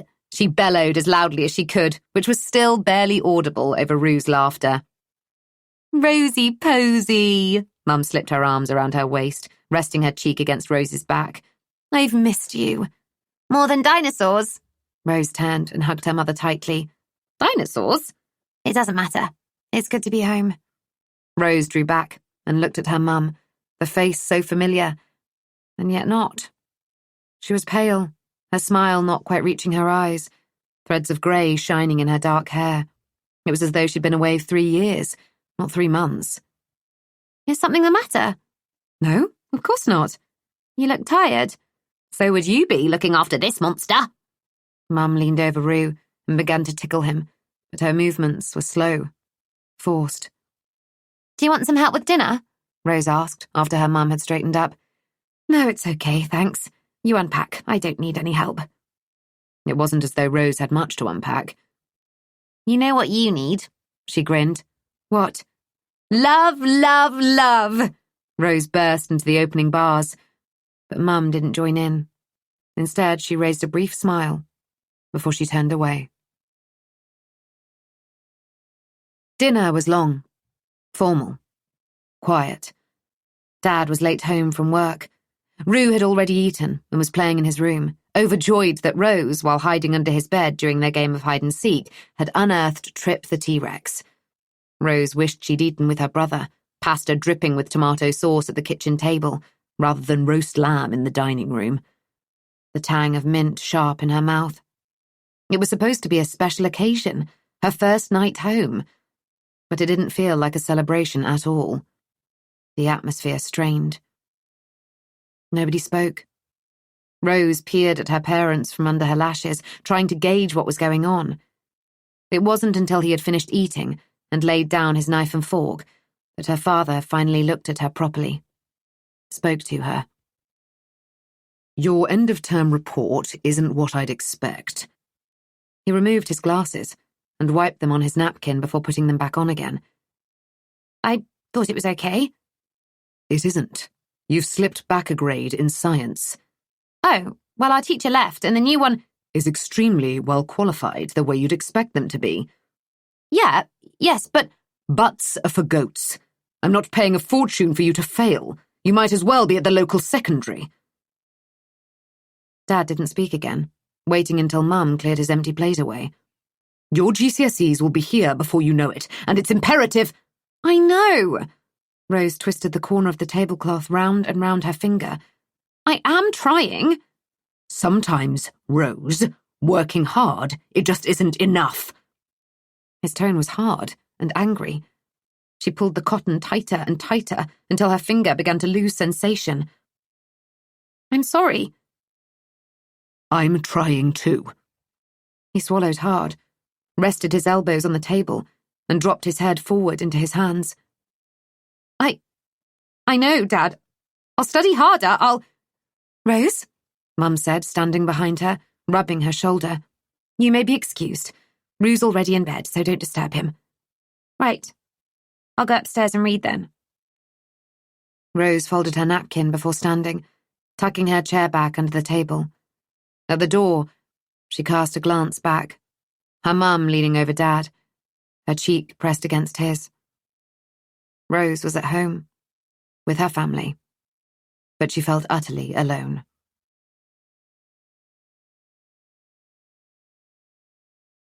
Rose was sprawled on top of her bed, trying to read Little Women. Mum had told her that it was her favourite book, but it frustrated her. It was slower paced than the stories she usually read. Would Jo March and Laurie ever get together? It was taking an age to find out. What would she do if she ever met a boy she really liked? Where would she ever meet a boy she really liked? Her school was all girls. She was 15 and had never been kissed, not even close. It was hard to focus on the novel, because drifting up through the floorboards, Rose could hear the whisper shouts of her parents. It was ridiculous that when grown-ups tried to hide the fact they were arguing, it only made it more obvious. What were they fighting about? They so rarely did. She couldn't focus. She'd read the same paragraph twice. It was too early to sleep. Too hot. She placed the book on her bedside stand and stretched, her arms above her head, fingers linked, feeling the click in her shoulders. She crept down the hallway into Rue's room. He was fast asleep, flat on his back, taking up all the space. Soon he'd have grown out of his cot bed. Would need a proper single bed. He was growing up, although he looked smaller somehow when he was asleep. No pyjama top on, bottoms scrunched up to his knees. She watched the outline of his ribcage rise and fall with his breath. She smoothed his fringe away from his forehead. It was damp with sweat. Then she tripped the T-Rex from the pillow in case Rue rolled over onto him, standing the dinosaur on the bedside table. She was bored, restless, longing to go outside but unsure where to go. It wasn't like she had any friends to catch up with. She had grown apart from the girls she had been to primary school with, didn't always recognise them when she saw them around with their heavy makeup and glossy hair. They thought she was a snob, as if she had chosen to go away to school and leave them. Slowly she crept downstairs, through the empty kitchen, and out through the back door. She didn't say goodbye to her parents, let them think she was still reading. She set off down the hill. There was still some heat left in the sun that shimmered. Look at me, I can give you a glorious summer. The sky was the same blue as Mum's favourite vase. Rose breathed in deeply, the intoxicating scent of the white flowers hanging prettily from the lime trees. She walked without purpose, meandering through the village, the smell of chips drifting from the local chippy tantalising. She should have brought some money. Cutting through the park, she brought Rue to sometimes, pushing him on the swing, his short legs bending and straightening as he swung, higher, higher, higher. Him saying it's faster than the one at home in their garden. Oi! A voice broke her out of her thoughts. Sitting cross-legged on the grass, a couple of boys, a similar age to her. One shouted, "You got a fag?" Rose felt the heat rise to her cheeks. "No, I'm sorry, I don't smoke." 4 years at an all-girls school had made her self-conscious around boys. "Right." The boy's eyes travelled across her, and Rose felt a different kind of heat, a pull towards him. "What's your name?" "Rose?" Her voice trembled. "Rose, very fucking posh," the other said, and Rose turned to walk away. "Don't be a dick. It's a nice name." The first boy patted the grass beside him. It was dry and brittle, yellowing with thirst, scratching at her bare legs when, after a moment's hesitation, she sat down. This was what she wanted, wasn't it? To make friends. I'm Gunnar. Gunnar? That's what my granddad's always called me. Said I was obsessed with guns and war when I was little. Gunnar thrust the bottle of cider he was holding towards her, his fingers stained with nicotine. And this is Kamal. Nice to meet you. She took the bottle and tentatively took a sip, the liquid both sweet and sour in her throat. She began to cough. Kamal snatched the bottle back. You do drink, don't you? Rose shrugged, wiping her mouth with the back of her hand. Where have you been? Gunnar asked, but not unkindly. Boarding school? You are a posh bird, then. Rich bird, chipped in Kamal. No, we're not. Not really. Do you both go to the local secondary? Sometimes. Gunnar and Kamal exchanged a look. Laughed. But we're entrepreneurs, us. No need for a traditional education. School of Life teaches us all we need to know. Where do you live when you're not at boarding school? Rose told them, and Kamal whistled. Nice. He offered Gunnar the bottle, but Rose swiped it instead, this time taking a confident gulp. She'd show them she could be one of them. Later, her head was muzzy. Gunnar had asked her a lot of questions about herself, her family, who she lived with, what their routine was. He was interested in her in a way that nobody had been before. He fancied her. She was aware of his hand on her leg, creeping higher up her thigh. But she didn't stop him, because she liked it. She began to giggle. What would her dad think if he could see her now, with the common boys? The ones he'd likely sent her to boarding school to avoid. Her giggle turned to a loud burp, the taste of cider filling her throat. Sour now. Embarrassed, she stumbled to her feet. I've got to go. See you again? Gunnar asked. Might have a business proposition for you.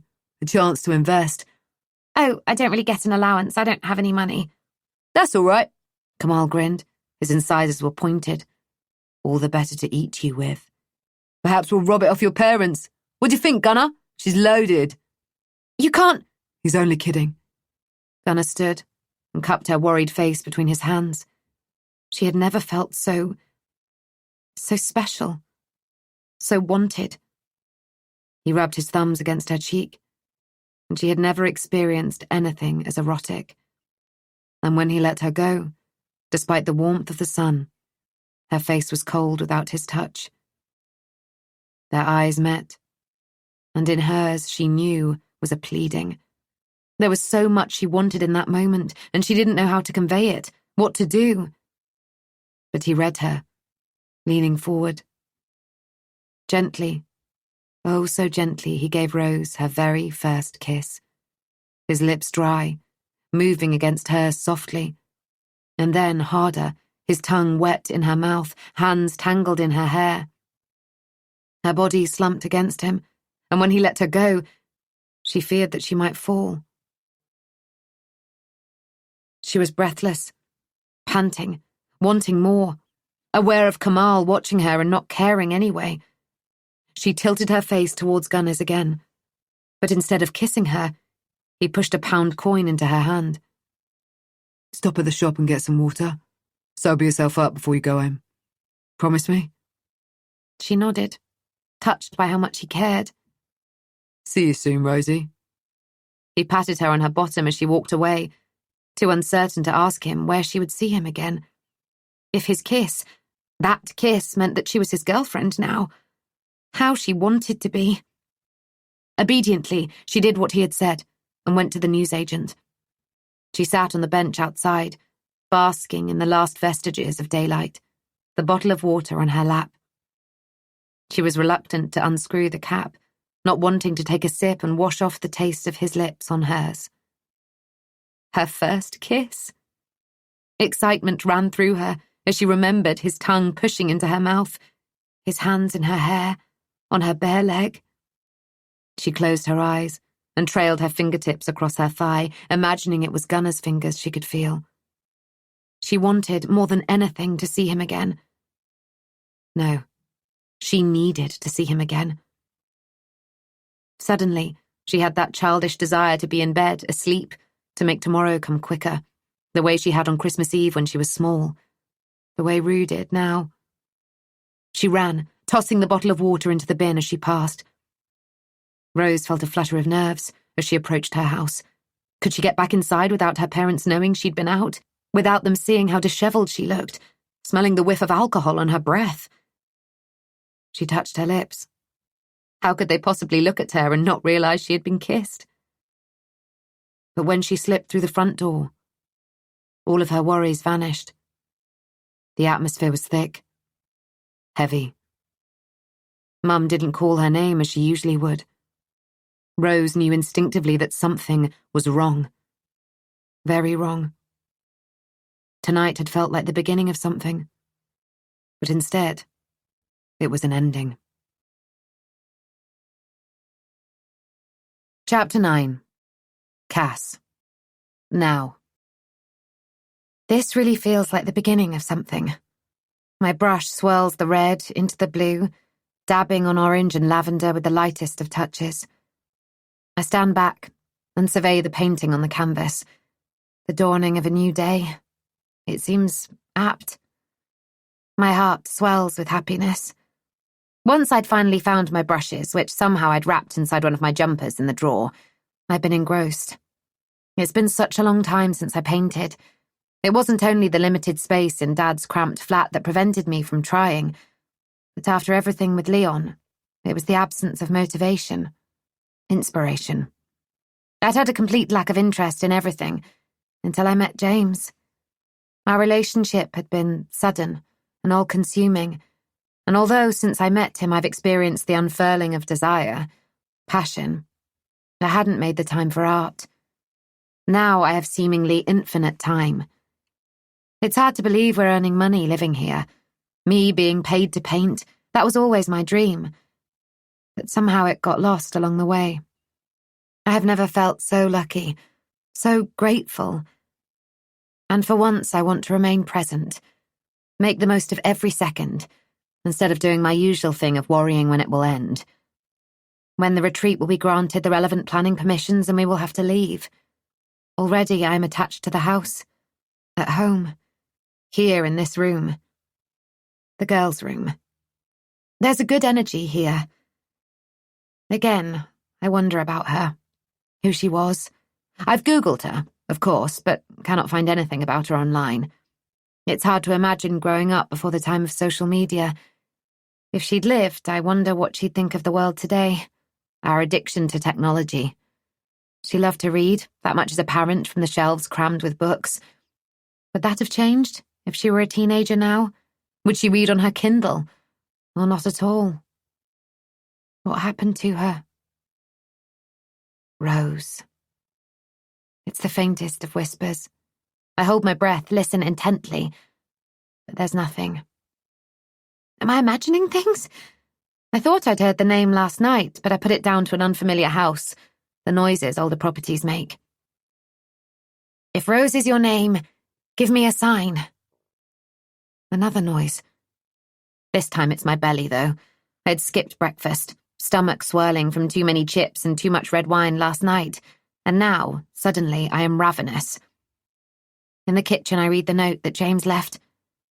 I can't text you until you replace your mobile, so I thought I'd go old-fashioned. Fits with the house. I've left you my key in case you want to go out. Love you. Kiss, kiss, kiss. I like old-fashioned. I've contacted my phone provider and reported my handset as stolen, but I haven't ordered a replacement yet. It's been 24 hours without it, and I'm definitely more relaxed. No longer feeling apprehensive checking my phone in case Leon has found out my new number and there's a string of text messages. Missed calls. Leon. I still feel sick whenever I think of him, so I push him out of my head. This is a new start. A new me. I'm going to unpack. It isn't until I'm filling the shelves in the medicine cabinet with my toiletries, holding an unopened box of tampons, that I begin to question whether the sickness I've been feeling lately is down to Leon, anxiety, or something else. Someone else.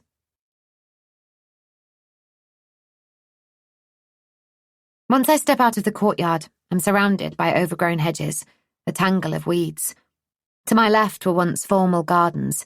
There's a grey statue of a lady, her arms broken off, stretching her stumps towards me. A chipped fountain, a couple of inches of water in the bottom covered by thick green algae. Looking out of place, the swing. Its red plastic frame faded, chain rusted, yellow seat grimy. A reminder that a family had lived here in modern times. In front of me there's nothing but trees. I want to explore the grounds properly, but for now, I wind my way through the woods until I pick up the track with tyre marks. Fran was right. You'd never find the house if you didn't know it was here. It's dark, chilly. Twigs crack underfoot. Shadows loom and retreat as the wind blusters branches towards me. Leaves swirl around my feet. I hurry until I burst back into daylight. Space. Cows grazing in surrounding fields. Perhaps all this land might once have belonged to Newington. The walk into the village seems endless. I'm not entirely convinced I'm heading in the right direction until I stumble across a small estate of new houses, rows of red bricks, neatly manicured lawns, trimmed hedges and picket fences. The new builds give way to the cottages, the Victorian terraces, the village as it was before it expanded. A church, its spire stretching tall and proud into the grey sky. It's so quaint. The park, the green with the duck pond, there's a chip shop. That must be where James picked up our takeaway from last night. A greengrocer, crates of shiny red apples and bright orange satsumas stacked outside. A co-op, and, just as I'd hoped, a chemist. After I've made my purchase, I head for the churchyard. The wooden gate creaks as I push it open. There's a sense of peace here. There are multiple moss-covered benches, some with brass plaques. It must be nice to have somewhere to come, to feel close to the one you've lost. Mum's ashes were scattered at the beach, and although I still talk to her, I'd have liked a physical place to visit. A place that felt like hers. I begin to scan the gravestones. Some are new, names in cursive script etched onto shiny marble. Bouquets of pink roses, vases of cream carnations. The nearer I get to the church, the older the plots. If the Madleys died 30 years ago, surely this is where they are buried. Some headstones are too faded to read. I find a simple wooden cross with a tarnished plaque. It's been vandalised, sprayed over. The name Madley is barely visible, along with partial letters which I'm sure form the words husband and father. This must be him. Mr. Madley. The date of death matches the murders. I found them. Eagerly, I examine the other plots nearby. Nothing. Mrs. Madley and Rose are not here. Where are they? And why were they separated from Mr. Madley? And by who?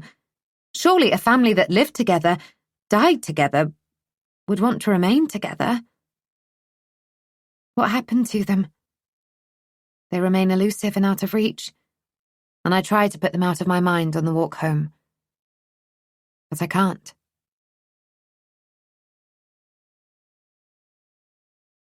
All afternoon I rehearse what I'm going to say to James, running through conversations in my mind, filling in the parts he'll say. I have no idea what he'll say. I'm pregnant. I'm too agitated to paint. I can feel the flow of adrenaline through my veins. Eager to learn more about the family, I explore the house, inventory in hand. I scan the list Fran has started. She'd begun in the basement. The items listed as either personal, non-valuables, antiques, or unsure. The drop in temperature is startling. I stand in the entrance to the basement, flick on the light switch. Immediately, I see a pale face staring back at me. I scream. Trying to take the stairs backwards, I stumble, landing awkwardly, my ankle throbbing. When I look up again, I realise I'd been looking into a mirror.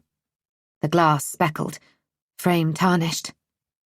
A nervous laugh escapes me, the sound echoing around the room. Part of me wants to head back into the warmth of the main house, but my curiosity surrounding the Madley family is stronger than my fear. Pulling myself back to my feet, I hold my breath, partly not wanting to inhale the cold, damp air, but also because I'm listening for the sound of scuttling rats, claws scratching against the stone floor, spiders scurrying on tiny legs. But it's quiet. The electric bulb, suspended from a dusty cord, throws out a weak light. I walk towards the boxes, shrieking again when something tickles the back of my neck. A cobweb. I talk out loud to myself as I brush it off, reassuring myself I'm ridiculous, that there's nothing here that can hurt me. Is there? On the floor, a bear. I pick him up. His forlorn eyes plead with me not to leave him down here. Could I wash him for the baby? Even if he doesn't clean up properly, it might be a fun way to tell James he's about to become a father. There's a red ribbon around his neck. A tarnished name tag. I can just about make out the writing. Mr. Tatty. Did Mr. Tatty belong to you, Rose? I ask, holding the bear to my chest. Instantly, there's a slamming, the door to the basement swinging shut. A loud pop. Glass showers down on me. Blackness. I scream. The bulb has exploded. It crunches underfoot as I hurry towards the stairs, holding my arms out before me, bear still clutched in my hand, feeling a damp wall where the staircase should be. Rose. There's a whisper. Panic builds. I can't find a way out. Clinging to the bear, I try another direction, my hip catching on something hard. A rocket of pain shoots through me, along with a sense of relief. It's the edge of the staircase. I'm almost sobbing as I clutch the banisters and half drag myself up the stairs, almost expecting the door at the top to be locked. It isn't. I'm free. But am I safe? Safe is the last thing I feel. Upstairs, I force myself to calm down. Inexplicably, the landing window has come open again, and the draft wafting around the house. Would that have been enough to push the heavy basement door shut? I'm doubtful. What about the bulb? The wiring in the house is ancient. There are a multitude of rational explanations, but I'm not convinced by any of them. I am fine. I am safe. I am normal. I haven't used my mantra once since I met James. Now it falls from my lips over and over. I've only missed one dose of my medication. What might happen if I stop taking it completely? And I will stop taking it completely. With the baby, there isn't only me to think of now. But I can't go back into the darkest depths of my mind. Not again. I sit the bear on the table, in front of James. I found him earlier. James reaches out a hand and touches the bear's ears. He's still damp from where I washed him. If Fran's lot don't want him, then I thought we could give him to someone. I smile. Mr. Tatty, James says softly, picking him up. My mouth dries, my pulse skyrocketing. What did you call him? Mr. Tatty. James runs his fingers over the bear's ears. But that was his name. It was on a tag around his neck, but it was so tarnished I threw it away. You can't possibly have known that. My voice is fast and high. James frowns, turns the bear over in his hands. There's a beat. Well, he is rather ragged. It seems to fit, like a guess. My gaze travels from the bear to James, back to the bear again. James is right. The name does suit him, but still, it's a coincidence. But then I think about the Book of Coincidences, the last one I read. A girl had lived in a house previously owned by Sylvia Bartlett. When she left home, she bought her own house, and that had also been owned by the same Sylvia Bartlett. Years later, she got a job 250 miles away, arranged to view a house, and met the owner. The same Sylvia Bartlett. Perhaps James naming a tatty bear Tatty isn't that strange after all. Anyway, what do you mean? James is asking. Who on earth would we give him to? His question refocuses me on what's important. The only thing that's important right now. A baby. I wait until he meets my eye. Our baby. I'm glad you want kids too, one day, Cass. It was something we had talked about before. What do you think our baby will look like? Maybe beautiful. All babies are. I wasn't. Weren't you? I don't know. Mum said my baby albums were lost during a house move. Perhaps she hid them because I was so hideous. He pulls a face. Couldn't bear to keep a picture of me until I was around 4. Not like your dad with your baby photos plastered all over the walls, but then you were cute. I laugh. I don't believe you were ever anything other than gorgeous. Anyway, you'll be able to tell exactly what our baby will be like in about 6 or 7 months. Under the table, my fingers are crossed. It takes a second for the penny to drop. You're pregnant, James whispers. but you're sure? Yes. I realised that I haven't had a period in weeks. That isn't unusual. I noticed the surprise on his face. I've always been irregular. I don't tell him I think the stress and the medication had messed up my cycle.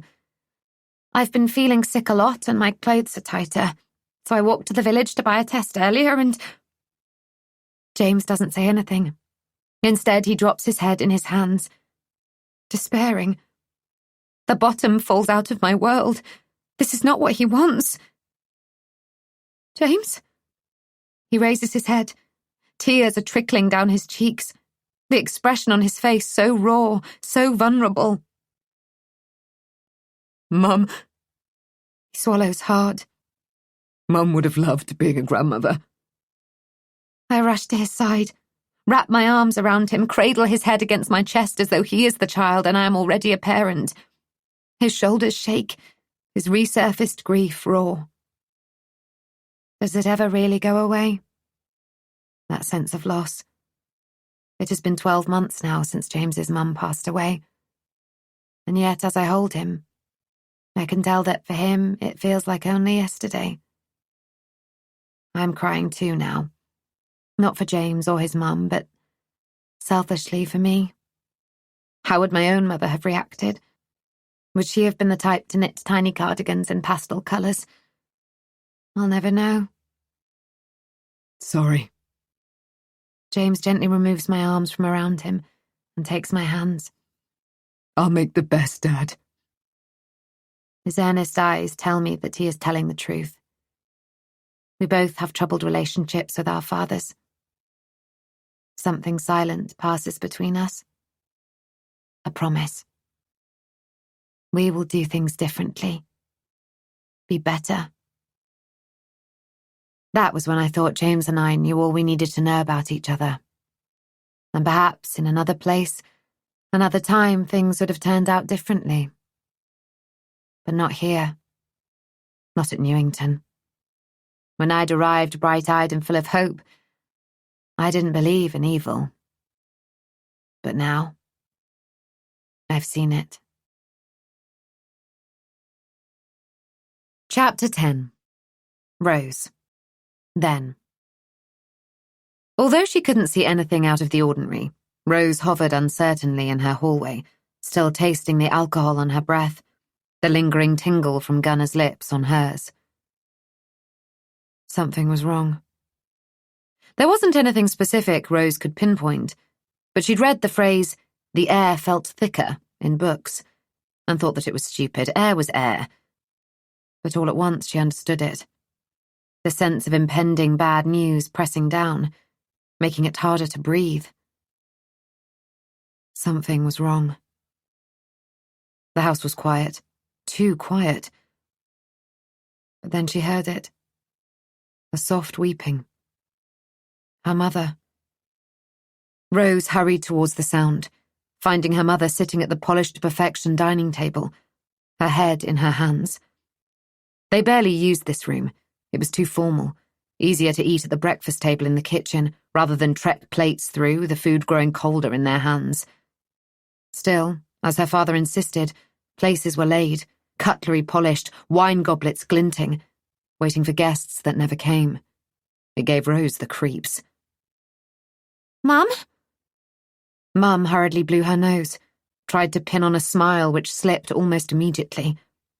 I'm okay. You're not. Rose's sympathy was tinged with irritation. I'm not a child. You can talk to me, you know. I know.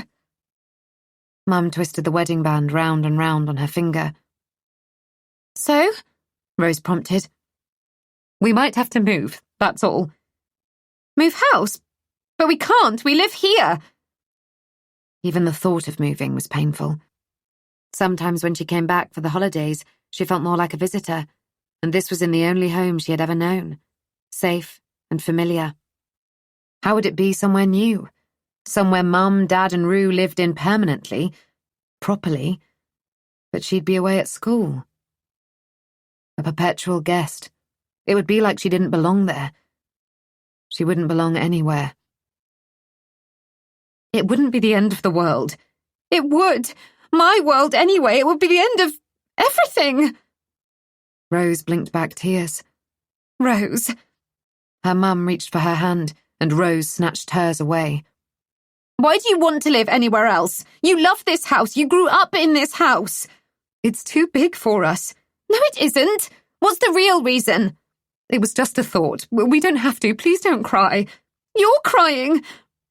Rose bit back, and then they both smiled, wiped their eyes. Promise we can stay here? I promise. With her forefinger, Mum drew an X across her heart. Reassured, because as far as she knew, her mum had never lied to her, Rose enveloped her in a hug. But when they drew apart, her mother asked, Rose, is that alcohol I can smell on you? No. Have you been out? Yeah, I went for a walk. Mum's eyes travelled over Rose, and Rose felt the burn of shame begin at her toes and rise to her scalp. Why are you blushing? Have you been with a boy? Mum, I went for a walk, that's all. As she spoke the lie, Rose felt the thrill of the illicit, the joy of having a secret, keeping it to herself. She didn't know then that soon she would be full of secrets, and she would never feel joy again.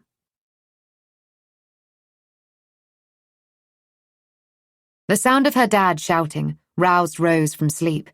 Light from the hallway pooled onto her bedroom floor as her door was pushed open, Rue scuttling over to her bed. She flung back her covers and shifted over to make room for him. I'm scared, he whispered. Don't be. She soothed back his hair from his warm forehead. It's because Mum and Dad never argue that it sounds... They shout all of the time. Rue choked back tears. Rose pulled him close to her, held him until he had stopped trembling. Was it true? Did her parents argue? She cast her mind back to last time she had been home. Her dad seemed quieter. Tense, but Mum seemed happy. Didn't she? Do you think they'll get divorced? Rue asked, his voice small. Ben, who's my best friend at preschool, well, my second best friend next to Daniel, well, third next to Amy, his parents got divorced, and instead of getting one big present for Christmas, he got lots of little horrible ones. They won't get divorced. Promise? Rose hesitated. Her mother had been crying at the table, talking about moving house. Rosie Posy? But then Mum had promised her that everything would stay the same. So she offers Rue the same assurance. They won't get divorced. It was an argument. Nothing more. The summer was a tight ball of heat. Plants withered, leaves brown and curling, soil scorched. Weather warnings were given on the news. Everyone was irritable, especially Dad. Rose had been observing her parents carefully. Even if Rue hadn't told her that they had been fighting while she'd been at school, she would have known. Something was very wrong. Her mum, still adoring of her father, made every effort, painting on lipstick and a smile when he arrived home after work, like a 50s housewife, fussing around him, pouring a drink, serving a meal, single-handedly setting feminism back, blinking away tears as he criticised everything. One balmy evening she had dropped Rue off with Daniel's parents. He was having a sleepover. As soon as she walked back into the house, she sensed the anger, heard her mother pleading. I can get a job. I won't have my wife working. What will people think? Does it matter what they think? They'll think that I can't keep you. I'm not a pet. You are my wife. You have my child to look after. Child, not children. In the hallway, Rose covered her stomach with her arms, feeling sick. Most of the time she forgot David was only her stepdad, that Rue was her half-brother, because together, as a family, they felt like a whole. Mum was pleading. "There are after-school clubs, and you don't need a job." "I do. We need the money. You're not—" There was a crack, a cry, a thud. "I can provide." "Dad!" Rose ran into the room. Mum was on the floor, hand over her cheek. "Did you just hit Mum?" How fucking dare you?" Rose stood, jabbed her finger into his chest. "Rose!" Mum pulled herself up. "It wasn't anybody's fault. I slipped." "On what? His bullshit?" she said, as scathingly as she could. "Rose," his voice a warning, "don't, or I will—" "What? You'll hit me too?" "Stop it, you two. Everything's fine. I'm fine. Just a silly accident. I hit my cheek on the corner of the table." "Really? It looks like a handprint to me." Rose turned to glare at her father once more, but he was already leaving the room. "Is this why you want to move? To get away from him?" Rose asked. "No, of course not. He's my husband. And you're his wife, not a punch bag. He doesn't hit me. Honestly, things have just been a little fraught lately, and they got out of hand today. Dad has a lot of work stress. That doesn't give him the right—" "Look, your father—" "David," Rose said, his name full of venom. "He's not my real father, and I won't call him that ever again."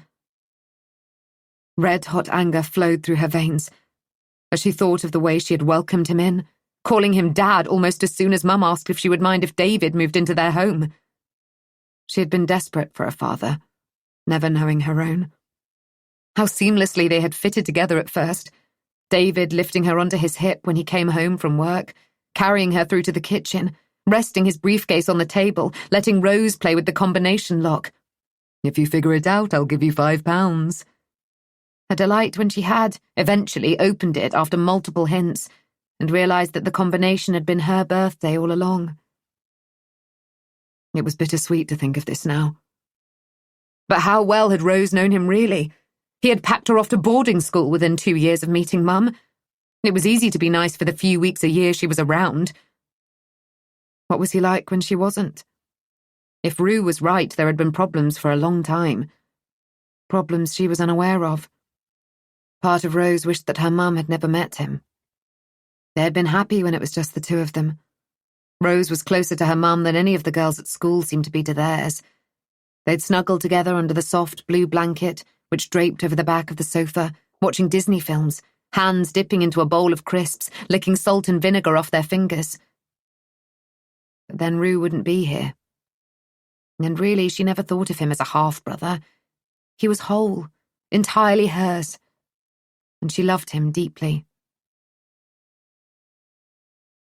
Later, over a strained dinner, David said, "Rose, your grades aren't what I hoped for. I'm afraid I can no longer justify the cost of sending you back to boarding school." He didn't even look at her as he said it. He thought it would hurt her, thought it was a punishment. But she was glad she wasn't going back to boarding school. Glad she'd be here to look after Mum and Rue, keep an eye on David. He had struck her mum for the first time, and the last time. She glared at him. "And don't think because you're here your mother will wait on you hand and foot. You can clear up your mess in the kitchen after dinner." "My mess?" Rose was momentarily confused.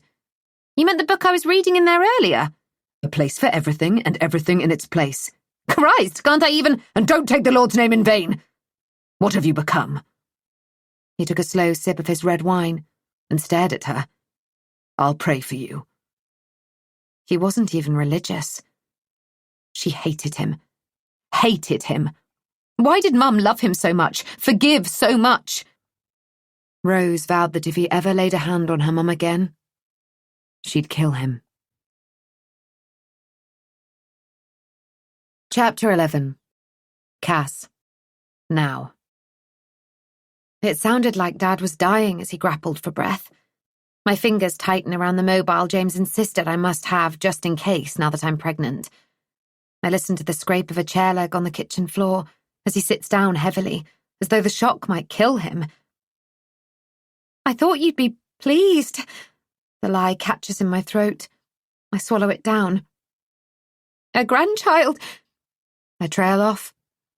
my voice cracking. It isn't the pregnancy hormones making me emotional, but a desperate need for Dad to be happy for me. Despite our complicated relationship, I need him. There's the spark of a lighter, a deep draw. I can almost smell the smoke, picture his nicotine-stained fingers tapping the end of his cigarette, ash sprinkling over the table. Dad? I'll ring you later, Cass. There's someone at the door. I hadn't heard the bell or a knock, but he hangs up just the same. It's after lunch, and Dad still hasn't called me back. I can't focus on painting, and oddly the brushes I'd been using aren't on the table where I'd left them, so I think I'll carry on with the inventory. Not the basement, though. I still tremble when thinking of the bulb shattering, plunging me into darkness. The sense I was not alone. I hadn't mentioned it to James. All we've talked about for the past couple of days is the baby. But as I climb the stairs towards the chapel, I wonder if he's sensed anything too. The chapel was once a bedroom, yet it holds a calmness, a serenity I often feel in places of worship, even though I wasn't raised in any particular religion.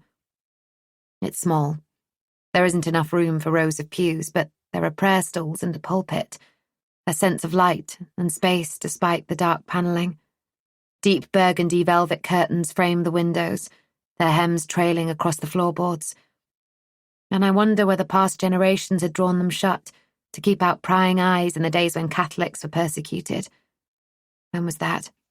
I cast my mind back to school, recalling that it was Henry VIII who initiated the reformation of English religion. I vaguely remember that he declared himself the head of the English Church so he could marry Anne after the Pope refused to grant him a divorce from Catherine.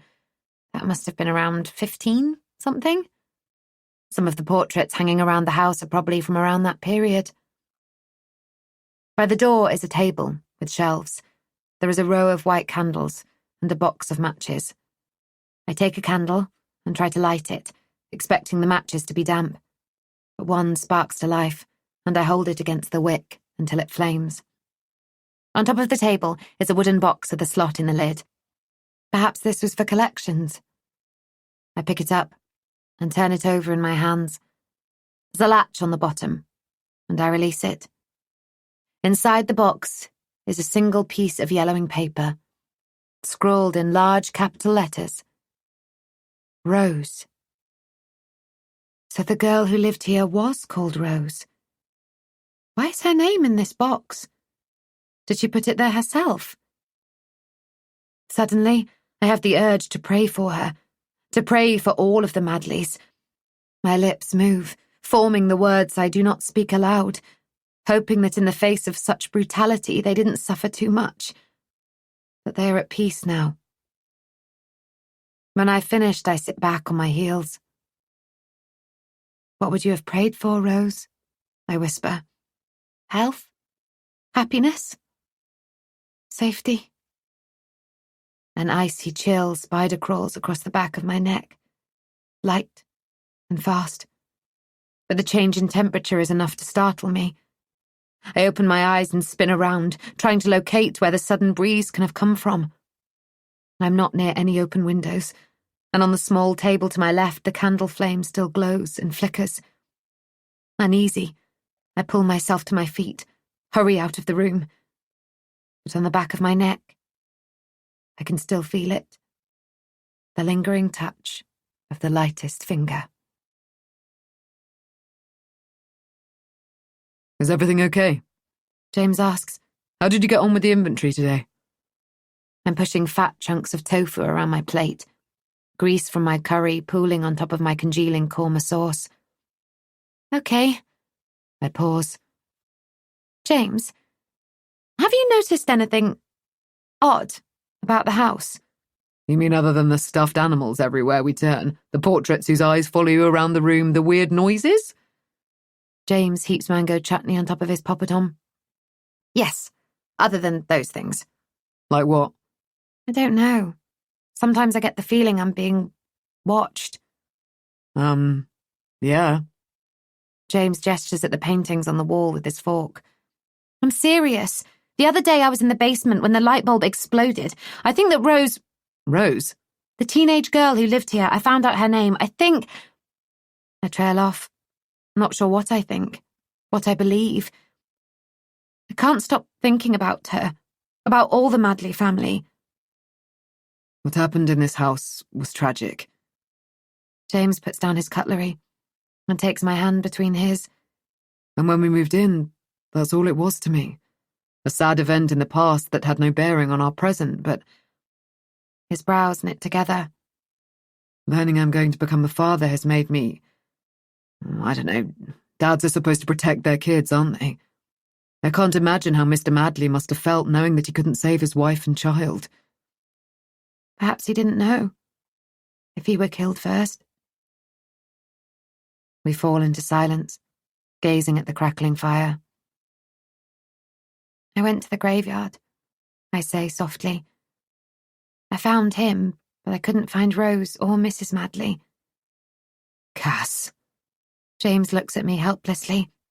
Please don't be so fixated on the past. Not when we've got such a lot to look forward to. I know, but... What do you think about the light bulb?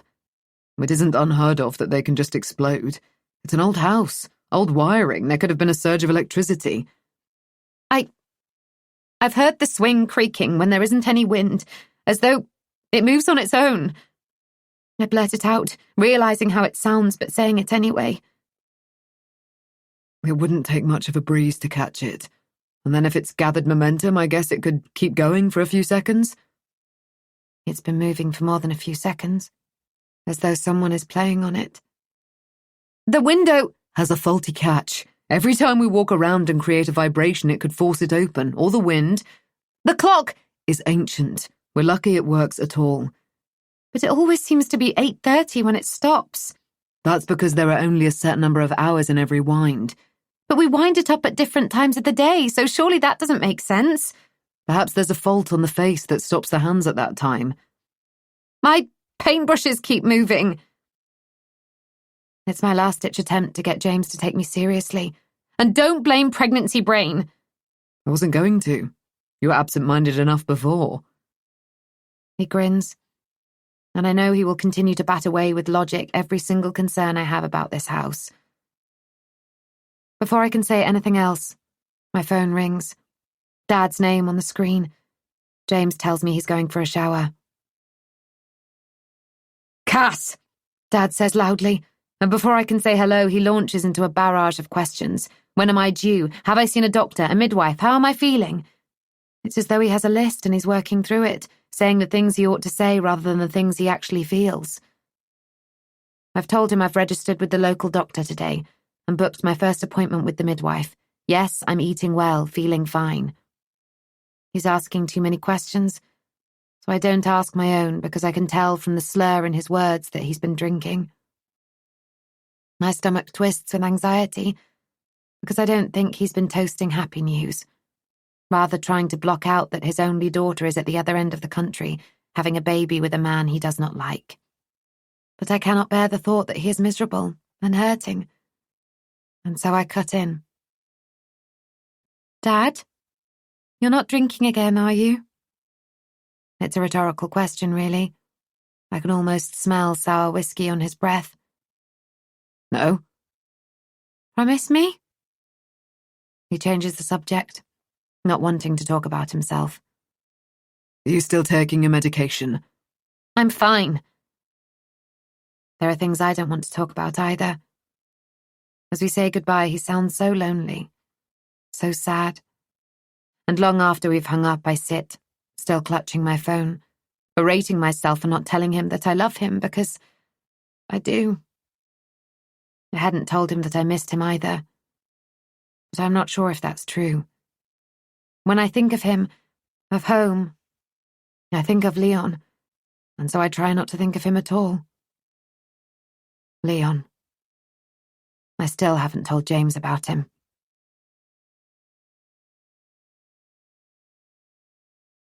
The darkness is absolute. The sense of panic overwhelming. I'm sitting on the cold, hard floor, my knees to my chest, my arms wrapped around them. Rocking, rocking, rocking. Someone will come, soon. There's a pressure on my chest and I can hardly breathe. It's as though a heavy weight is pushing down on me, but it isn't. It's fear. My heart is loud in my ears. Why doesn't anyone come? I can't get out. I'm trapped. I'm going to die here. Sobbing, I begin to claw at the walls, trying to find a way out. Help me. Help me. Help me. Then there's a knocking. A banging. Someone is out there. My eyes spring open. I'm coated in a thin film of cold sweat, the duvet sticking to my body. The knocking I heard in my nightmare is still there. In my head? Shaking, I sit up, reassuring myself it was just my childhood nightmare, nothing more. I hadn't had it for years, and it was probably hearing Dad drunk again that brought it back. I rub the sleep from my eyes, and when I breathe in, it's lemons that I smell. Confused, I sniff my fingers. Nothing. The scent has vanished as quickly as it appears. What is happening to me? I reach for my slippers, and it is then I notice. My fingernails, torn and bloody, as though I've been clawing at something, trying to get out. I cover my ears, blocking out the knocking. Are you still taking your medication? Dad had asked. I can't. For the baby's sake, I can't. I know Dad will tell me it is safe, and perhaps it is, but I don't want to take even the smallest risk. It's my decision, and I'm sticking to it. But what's happening to me? The banging stops, and gradually my heart rate returns to normal. I am fine. I'm not trapped in a cupboard, not reliant on Dad to come and save me, not questioning whether Dad was the one who put me there. I hold out my hands. They're shaking. My nails, such a mess. I must have been sleepwalking last night. James? I call, even though I'm pretty sure he's already left for work. The sun is high in the sky, the pregnancy exhausting me. He doesn't answer. Instead, the sound of children laughing. Shivering, I cross to the window, scoot back the curtain. The air is still. There's no breeze ruffling the leaves on the tree. But I can hear the creak of the swing moving back and forth. There's laughing again. And then a shadowy figure moving along the driveway, next to the cover of the bushes. Someone is out there. I rush downstairs and fling open the door. On the step, a bouquet. Roses. It's dusk. James still isn't home. He's taken a client out to dinner and won't be back until late. And my stomach lurches as I scrape the wet meat, glistening with jelly from the tin of dog food, into a saucer. I'd spent the afternoon fashioning a hedgehog house out of old crates and bricks. The hedgehogs need all the help they can get this time of year. On the stove, I'm gently melting lard to make fat balls for the birds. I can't help but glance to the roses I had found on the step just this morning. It's a shame they are already beginning to die, their petals turning crisp and brown. I still don't know who sent them. My latest painting is of a single white rose. I don't remember starting it, but that's how it is with art sometimes. Once you're in the zone, creativity takes over conscious thinking. My subconscious has obviously turned into a neat freak as well, because rather than leaving my paintbrushes on the table, as I normally do when I work, I'm finding them neatly put away in their case, the case tucked out of sight in various places. Perhaps I'm nesting. Thoughts turn to the birds once again, and I tip seeds and scraps into the saucepan, remove it from the heat as I stir them in. When it begins to cool, I'll fashion the mixture into balls. My phone rings. Dad video calling. Hello, I say as he comes into focus. This is nice, you don't usually like video. Is this a good time? He asks uncertainly. His eyes dart around, partly I think because he's never seen Newington before, partly because he's nervous. Things have been tense between us lately. Yes, James is out for the next few hours. I'm making fat balls for the birds. It was something he taught me to do. Because we lived in a flat, he used to dangle precariously over our balcony to tie them. At least I won't have to do that. The grounds here are a haven for wildlife. You always were such an animal lover. I remember many a time you'd come home from school leading a stray dog you'd found and wanted to keep, or holding a cat because they looked sad. Remember when one of the strays turned out to be Mrs. Cooper's Yorkshire Terrier? She was furious. Her face looked like a beetroot. We both laugh. Of all the versions of Dad, this is the one I love the best. They keep the conversation light. I'm going to make an insect hotel tomorrow. I found some old crates and I've been gathering twigs. Get you. So posh now you're a southerner, the insects need a hotel. We all need spoiling sometimes. And James? Is he spoiling you? Yes. Not coming home, then? No. My spirit dips as his face falls. He opens his mouth to say something, but then he's looking over my shoulder. I thought you said you were alone. I am. Then who is that behind you? Chapter 12. James. Cass had been a mess when James arrived home last night, babbling that her dad had seen someone behind her during their video call. A woman. Asking whether James thought it could be the ghost of Rose. James did not. Secretly, he wondered whether Adrian had been drinking, letting his imagination get the better of him. Or, a terrible thought, he knows. But could he have made it up to scare Cass? He's desperate for her to return home. Could Cass's erratic and worrying behaviour be down to stress? Since Cass had told him she is pregnant, they have been thrust onto a new and terrifying path that he's not entirely sure they're ready for. It's so much responsibility, and he worries constantly that he will end up like his father, cold and distant. Cass probably has the same worries regarding her own father, which could have resulted in her seeing things, hearing things, convinced that her paintbrushes are being moved. He'd tried to lighten the mood during their conversation last night, but he had been worried. Could it be related to pregnancy hormones? But there is another possibility. Adrian might actually have seen a woman outside the window. And so today, he makes a phone call he doesn't want to make. Let me guess. She's dumped you and you thought you'd come crawling back. That's not why I'm ringing. James cuts Angelica off. She is silent. Waiting. He clears his throat, grips the handset a little tighter. I'm going to become. Cass and I, we're going to be parents. You're going to be a father? She gasps. There's a beat. He waits for her to either scream and shout or break down in tears, but she does neither. I could kill you, James. I mean, literally, kill you. Angelica eventually says, but there is no anger or malice in her voice, only an incredible sadness. He can picture her on the other end of the phone, her eyes glistening with tears, hand covering her heart the way it would when she watched the latest John Lewis Christmas ad. 3 Christmases they had spent together. 3. He hasn't even had one with Cass, and yet they are having a baby. You're going to be a father, she repeats. Yes. You're having a baby with her. Yes. The unspoken, and not me, hangs between them. He reminds himself why he is calling, and pushes away his sympathy for her. It's really important Cass remains stress-free. Have you been to the house? The murder house? She sounds incredulous. Don't call it that, it's our home. For now. It's not even yours. What are you going to do when the baby comes, James? Where are you going to live? That's not your concern, he says, although he's been asking himself the same thing. What are they going to do? Focus.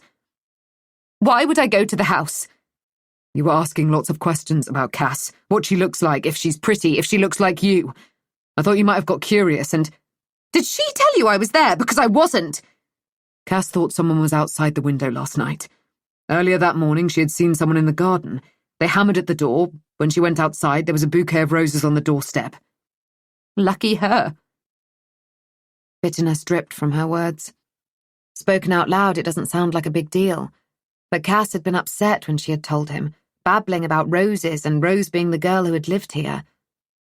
We both know I wouldn't have sent her roses, he says. Roses were their flowers, his and Angelica's. Every anniversary, every special occasion, and sometimes just because. So she has a secret admirer. Seems she has everything. Angelica's voice cracks, and James doesn't know what to say, so he says nothing at all, staying on the phone the way he had when they began dating, and she couldn't sleep without him, listening to her breath deepen while she drifted off. Sorry, he whispers at last, not entirely sure what he is apologizing for. Accusing her of trying to frighten Cass, for leaving her, building the life she wanted with someone else. All of it.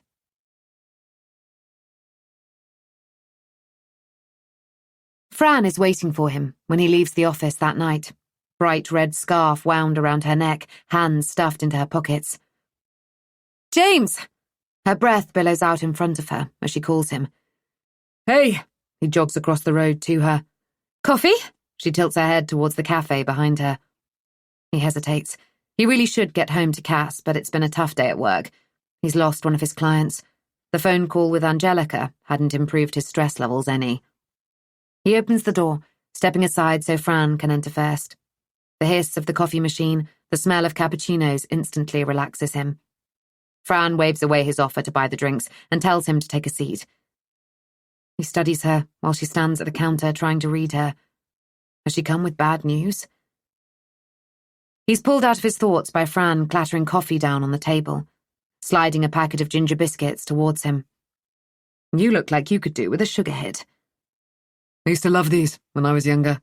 He rips open the packet and takes a bite, and ridiculously, unexpectedly, tears spring to his eyes. They remind him of his mother. Everything reminds him of his mother, and he misses her. Fran covers his hand with hers, and if anyone other than Cass made the same gesture, he would have pulled away, uncomfortable. As it is, he takes comfort in it, in her. She's gazing at him with such genuine concern in her eyes. Sorry, I had some news and... He's too choked to continue.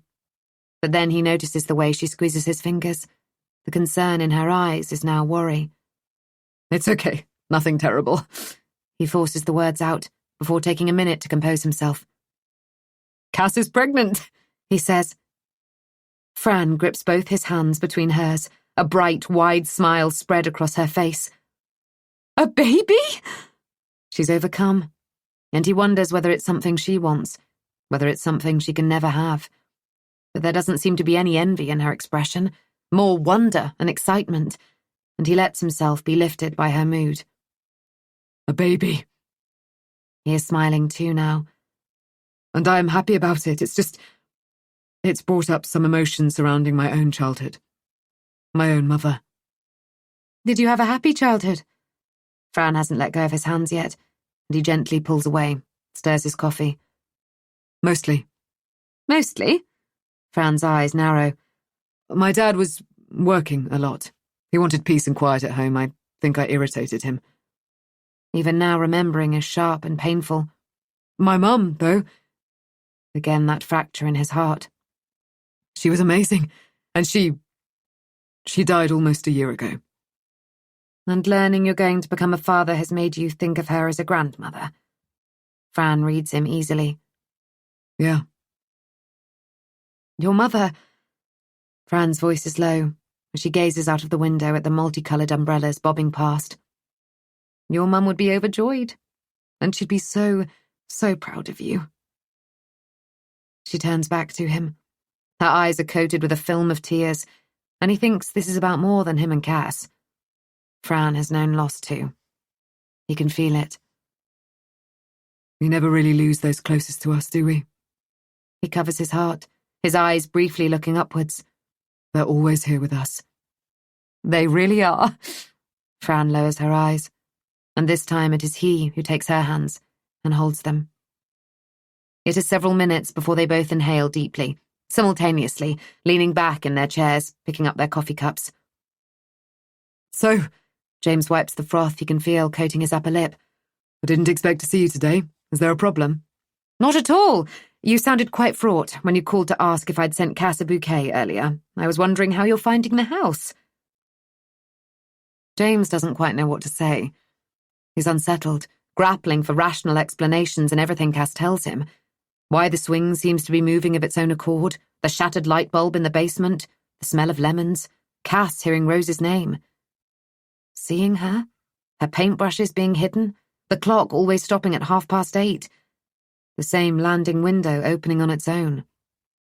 Yes, he has offered rational explanations for some of those things, most of those things, in fact. But not everything. It's as though the house holds a mystery to be solved. Everything a clue to something. But he can't figure out what. Do you know much about the Madleys? There isn't much to know. They kept themselves to themselves. Nobody in the village knew them, or admits to knowing them. The youngest child was too little for school. The eldest didn't go to the local secondary. Maybe she was homeschooled, or she went away to boarding school. I've Googled, but I can't find out much.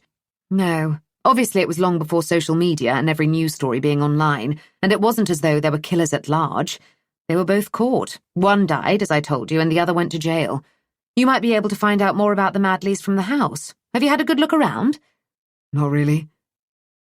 He doesn't tell Fran that there is a small part of him that is scared of what he'll find.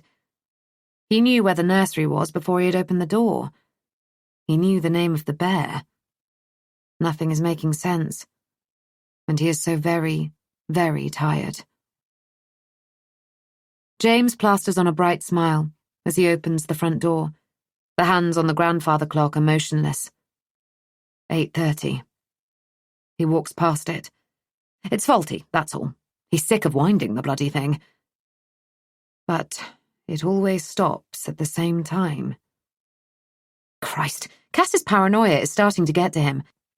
The wind probably only lasts a set number of hours, or there's something wrong with the face. There's a rational explanation for everything. Isn't there? Hello? In the kitchen! I'm just going to get changed. Be down soon. He tries not to think of the times he'd seen Cass before they'd lived together. They'd meet at the train station, their lips instantly pressing together, hands under clothes, barely able to control themselves, hand on knee all the way home. Touching. Always touching. Unbuttoning jeans, tugging t-shirts over heads, trails of clothes leading to the bedroom. And now, it isn't that he doesn't fancy Cass anymore. It's just that now she's carrying his baby, she's changing, physically and emotionally. It isn't solely the thickening of her waist, the swell of her belly. She'll always be beautiful to him, but she's edgy, emotional, frightened. Is it the hormones? Or is it just Cass? The bits he never got to see before. They've gone from 0 to everything in such a short space of time. He can't help feeling that she's hiding a dark secret from him. Once he's changed, he pops into the room Cass is using as a study. On the easel, a canvas, a half-finished painting of another rose. He shivers, although it isn't cold. The wind must have got up, though, because through the gaps in the window drifts the creak, creak, creak of the swing. He hurries back downstairs. The kitchen smells of garlicky roast potatoes. Tongs in hand, Cass carefully turns them in the sizzling oil so that they brown evenly. Cass is barefoot, paint smudged over her denim shirt. He nuzzles into her neck, all at once feeling incredibly lucky. He's coming home to someone who loves him, and he loves her. Good day? She turns to him, but her eyes are drawn to the window. Yeah. He doesn't want to worry her with work stuff. He doesn't want to worry her at all. Nice to see you painting again. I've been working on a sunset. I think it's going really well. A sunset? I thought you were painting another rose. No? His shoulders stiffen. The memory of his telephone conversation with her father rattling round his mind. Was Adrian right? James? Is everything okay? she asks. Now is the time to say something. To tell her what he knows. Chapter 13. Rose. Then. Rose should say something. Although she hadn't seen it happen, she knew for certain that David had hit her mum. After the strange dinner when David had told Rose that she couldn't return to boarding school, she had cleared the plates away without being asked. When the kitchen was tidy, she had found Mum sitting on the sofa, her eyes trained on the TV, her gaze blank. She hadn't heard Rose come into the room, and Rose knew that if she switched off the program and asked her what she had been watching, Mum would have no idea. Rose studied her. What was she seeing? The angry face of her husband? His fist coming towards her? Where's David? She asked, suddenly fearful. Rose, please call him Dad again. I can't. Can you do it for me? It was an accident. Rue says you've been arguing a lot. He's worried you're going to get divorced. You mentioned moving house and... Mum covered her heart with her hand, as though Rose's words had hurt her. We can't. Can't what? Divorce or move? Whichever, it seemed an odd choice of phrase. Neither. Because we love each other. Everything's fine. Really. Do you want to talk about boarding school? There doesn't seem much to say. Dad pays the fees and... Mum swallowed hard. But I can talk to him. I don't need any favours from him. Education isn't a favour. And I want what's best for you. We both do. Your grades are fine. I'm proud of you. I do try, Rose said in a small voice. I know. Her mother chewed her thumbnail, brows knitted together. It's an important year with your exams and... Honestly, Rose shifted closer to Mum, rested her head on her shoulder. It's okay if I go to the secondary here. Rue is growing so fast and I feel I'm missing so much and... You know, she sighed. You're not so bad, you know? You're not so bad yourself. Her mum dropped a kiss on Rose's head. But you must be honest with me. Don't tell me what you think I want to hear. Okay. Rose straightened up and tucked her legs under her and placed a cushion on her lap, wrapping her arms around it. I don't know. If I leave, it kind of seems like the last 4 years have been a waste. I'll have to start again. Making friends. You'll soon make friends. You could reconnect with some of the girls from primary. Yeah. But it wasn't the girls Rose was thinking of. It was the boys. One boy. Gunnar. She touched her lips with her fingertips, feeling the tingle, the longing to be kissed again. Don't ask Dad, to change his mind. I think it'll be fine. I know you'll be fine. Her mum sounded relieved. And you have your whole life ahead of you, endless opportunities. Of course, neither of them knew then that this wasn't true. Her life would be cut short. Both of theirs would. Rose kicked at the gravel as she headed down the driveway, a cloud of dust rising. Mum had gone for a bath. David, was still in his study, working. The house was quiet, empty, without Rue in it. Even when he was asleep, he still filled the space.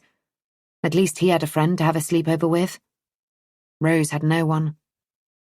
She was alone. Despite her assurances to Mum earlier, she wasn't confident about starting again. She had spent the rest of the evening in panic, imagining Gunnar rejecting her, laughing at her. She was a fool for pinning her hopes, her future on one person. But at that moment she felt that he was all she had. Did one kiss mean anything? She had no one to ask. She hesitated at the park gates. She told Mum that she was going for a walk to clear her head, and she had tried to pretend to herself that this was what she was doing. But she knew that this had been her destination all along. Gunnar. See you soon, Rosie, he had said. But he hadn't said when soon was, where it would be. Now she was at the park, the same place at the same time. He had to be here waiting for her. Had to be. He wasn't. The spot where he had sat with Kamal was empty, grass flattened, dog ends scattered. She was alone. Her loneliness was a lump in her throat that she just couldn't swallow down. She remembered the warmth of the cider, the fuzzy feeling. She wanted that again. Craved it. She rummaged through her pockets and found a £5 note. Was that enough? Even if it was, she wasn't 18. But she wasn't familiar to the shop assistant like the other school kids would be. Perhaps there was a chance, if she acted confident, that she would be served. And if not, they could only say no, couldn't they? What's the worst that could happen? They were there, on the bench, where Rose had sat drinking water last night. Gunnar and Kamal. It's the posh bird, Kamal shouted, but Rose didn't answer him, barely noticed him. All she could see was Gunnar. Her heart hopped and skipped inside her chest, her head full of nothing but him. "Hey," she said, as casually as she could. Hey yourself. He grinned, but didn't stand, didn't even move, hands still stuffed into pockets. Hands she wished he would. "What are you doing?" she asked. Talking about business, Kamal said. God, he was a twat. I was just going to get some cider. She jerked her head towards the shop. Want anything? they'll never serve you. They don't serve school kids. I'm not a school kid, she said. Not from round here, anyway. I haven't been in this shop regularly since I was 11. I've changed a lot since then. I bet you have. Gunnar's eyes travelled over her, and Rose let them, ignoring the instinct to cross her arms in front of her chest. She flashed him a smile and strode into the shop, slinking out 5 minutes later, empty-handed. Sorry. Her face was flaming. It's okay. Give me a cash. Rose pushed the note into Gunnar's hand. Minutes ticked by. Where is he? She asked Kamal, scanning the entrance. Do you think something's gone wrong? Nah, he's biding his time. Eventually Gunnar sauntered out of the shop, past the bench, Kamal falling into step beside him. You coming? Gunnar called over his shoulder, and she trotted after him, the way Rue trotted after her. Obedient. Adoring. At the park they sat cross-legged in their spot. Rose already thought of it as that, already thought of herself as Gunnar's girl. He pulled a bottle of cider from his rucksack, along with a bag of Doritos, the new snacks she had wanted to try. Then he gave her back her £5. How did you... Oh. She shook her head at her own stupidity. He passed her a drink. Their hands brushed. And Rose felt... She felt everything. She drank deeply from the bottle, feeling the fizz in her nose, in her throat, the warm bloom of alcohol caressing her stomach. The girl sauntered by. Hey, Gunnar, she called. She had a short skirt and cropped top, and Rose realised how out of touch with fashion she was. At school, she wore a uniform, and in their free time, there was a dress code. When she came home for holidays, she spent most of her time with Rue. She lowered her eyes, feeling ridiculous in her long skirt and baggy t-shirt. But then, a weight on her shoulder, Gunnar's arm around her. She snuggled into him, placing her hand on his knee, claiming him in the way he was claiming her. Hey, Tamsin, Gunnar said, but he didn't invite her to join them, instead passing Rose the bottle. She drank deeply, forgetting about her ugly clothes, her lack of confidence. She was enough, and the more she drank, the more beautiful she felt. Dusk painted the sky shades of violet and grey, the moon rising above the swings. do you think it's a good idea, then? Kamal asked. Rose tried to focus, his face fuzzy, everything fuzzy. Yeah.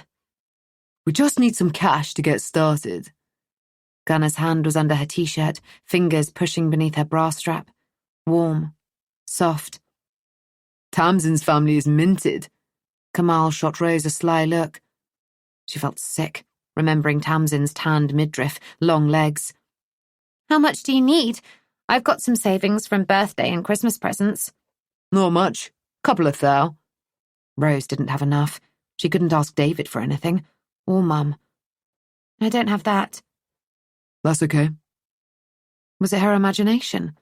Or did Gunnar shift away from her slightly? His thigh had been pressing against hers, and now there was a gap. A coolness. Tamsin, We've got some valuable art. I don't think I can shift paintings, especially if they're originals. Something that can be pawned that aren't one-offs are better. My dad collects military medals. Some of them are really rare. I think they're worth a lot of money. Can you nick a couple? Kamal asked. I don't know. Dad works from home when he's not with clients. They're in his study, which he keeps locked when he's not in there. Anyway, Mum's always around, and my little brother. I don't want you to put yourself at risk. Gunnar cupped her face between his hands and kissed her softly. He cared about her. She felt herself surrendering under his touch, her body melting until she was liquid. He was liquid. They were melding into one. His hands under her t-shirt, her nipples stiff, and... Kamal cleared his throat, and Rose pulled back. She'd forgotten he was there, but she felt no shame, only loved and desired, and more than a little drunk. She swiped for the bottle and drained it. You're so cool. Gunnar grinned. She grinned back. I want to help you, she said sincerely, wanting to give him everything she had, everything she was. It's better if I ask Tamsin. What if... She searched her mind, desperate for a solution. There might be a way. Kamal crossed his legs, plucked a handful of parched grass from the ground. Then we wouldn't have to involve Tamsin. You know how clingy she can be, Gunnar. Rose, have you got any days out planned? Not that I know of, but Rue wants to go to a farm. He's obsessed with animals. He's so cute when he's... So you could arrange for your family to be out and leave the back door unlocked? Rose's head and heart raged against each other. Again, that press of her thigh, Gunnar's mouth on her neck. Yeah, I guess I could. I can drive up to yours and... Drive? I thought you were 16. At the secondary.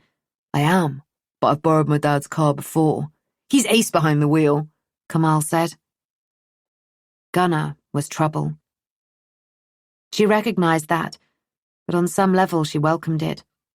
She didn't have anyone else, and if she could saunter into her new school in September as someone's girlfriend, one of them, not the ex-private school snob, then there was no harm in it, was there? No harm in letting him kiss her, run his hands under her t-shirt, slipping into her bra. No harm in him and Kamal making plans that would never happen because they were only kids. All mouth, weren't they? What's the worst that could happen? Chapter 14. Cass. Now. What's the worst that can happen if I tell James the truth? Immediately my mind conjures a list because that's what my mind does, jumps to the worst-case scenario. It's why I'm on medication in the first place. Was on medication. There's a roaring in my ears, the edges of my peripheral vision darken, and momentarily I am trapped, screaming, hammering to be set free. I am fine, I am safe, I am normal. Cass? James gently takes my hands and lays them flat on the kitchen table, and I realize I've been picking the torn skin around my nails. A drop of blood trickles down my finger, and James gently wipes it away. What exactly did my dad tell you? I'm shaking, feeling in this moment small and vulnerable in this huge house that probably never will feel like home. I try to compose myself, drawing a deep, shaky breath. Lemons. I can smell lemons again, fresh and zesty, not the garlicky potatoes roasting in the oven. I shake my head, and the scent has gone. Your dad told me... James glances towards the floor. He's choosing his words carefully, I can tell. As though I am as delicate as china, and the wrong ones might break me. He told me that you'd had a really tough time, and you take medication. His eyes find mine, and I search them for signs that he knows more than that he finds me less, because that's how I feel. Diminished, not the Cass he fell in love with, but the one who can't cope, I have tried to put months and years and miles between me and the woman I once was. Why didn't you tell me you're on medication? There's no shame in it. Instead of answering, I stare forlornly at the scratched pine table, the dents in the soft wood, the marks of a family. Were they happy? Did they feel safe? Loved? All of the things I want to feel. I'm not going anywhere, you know? James reads me. Whatever you tell me, I love you, and that will never change. When I was a child, I take a moment, breathe in garlic and roast potatoes once more. Not lemons. Is everything in my mind? Is everything in my mind again? I used to have this recurring nightmare. I was trapped, trying to get out. My dad would wake me and I'd throw my arms around his neck, grateful that it was only a bad dream, but sometimes I'd wake and find myself in a cupboard, with no recollection how I'd got there. Dad would come and take me back to bed and tell me I'd been sleepwalking, but I close my eyes, shake my head. It's too horrible. But James rubs his fingertips over my forearms. Sometimes, my voice a whisper, I wonder whether Dad put me there. He used to drink. A lot, more than now, and it was perhaps too much for him. Trying to hold down a full-time job, raising a daughter alone, and I was difficult, always asking about my mother. It was so painful for him. I'd say that's natural curiosity, rather than being difficult. Every child wants to know where they've come from. Maybe. But I was so anxious, always anxious that Dad would disappear, that I'd be alone. Dad started giving me these pills. I noticed James frown. He was a GP. He knew what he was doing. He wanted to calm me down, and I guess it worked. I stopped asking questions. I stopped caring, if I'm honest. But I don't tell James that, not wanting him to think I'm incapable of feeling. So the tablets were a good thing? Were you ever properly diagnosed with a specific condition? No, but Dad said I didn't need to see anyone else. He called them night terrors, said lots of children experience them. Nightmares can be terrifying. It was more than nightmares. James is trying to understand, but there is no way I can convey even a fraction of the horror I experienced. And you're still taking the tablets? Your dad said they're perfectly safe with the baby, but I think when we see the midwife for our first appointment tomorrow, we should... I'm not taking them. I stopped when I realised I was pregnant. And you feel... James is worried, overly so. He knows. Dad must have told him that I stopped taking them once before. Does he know what happened then? I feel fine. It's not like I've taken them constantly since I was a child. I came off them completely, but then I went through a bit of a bad time. Leon. And I began taking them again. It really isn't a big deal. It's ridiculous. I've moved across the UK to be with James. I'm having a baby with him, and yet I'm keeping part of myself hidden. The deepest, darkest part which brings me shame. I've been thinking... I'm crying now, unable to contain my emotions, my fears. What if mental health issues run in my family? James tenderly strokes my cheek with the back of his fingers. Look, we know from his drinking that your dad has an addiction. But I don't know about my mum. What if she had psychological problems or an illness? What if there's something genetic? My breath is shallow, my head spinning. Shh, it's okay. James pushes back his chair and rushes to my side. He pulls me close to him, my head against his chest. I feel the rhythm of his heart, strong and steady, dependable. Still, I can't seem to pull myself together. It isn't just the fear of my child inheriting a disease. Thoughts of nature versus nurture spin around my mind. Without knowing what sort of mum I had, I don't know what sort of mum I'll be. You are going to make an amazing mother. Again, James reads my doubts and my fears. And his kindness, his faith in me makes me cry even harder. And if our child faces any challenges, we will deal with them together. He takes my hand and kisses each fingertip in turn. I love you, I tell him fiercely, because it is all I can feel right now. Everything else slipping away. There's no confusion as he kisses me. No turmoil as he unbuttons my shirt. No uncertainty as he lays me gently on the kitchen table. I have been lost, but now I am found, and his completely. It is only afterwards as he rests his forehead against mine, as I hear it. The creak, creak, creak of the swing.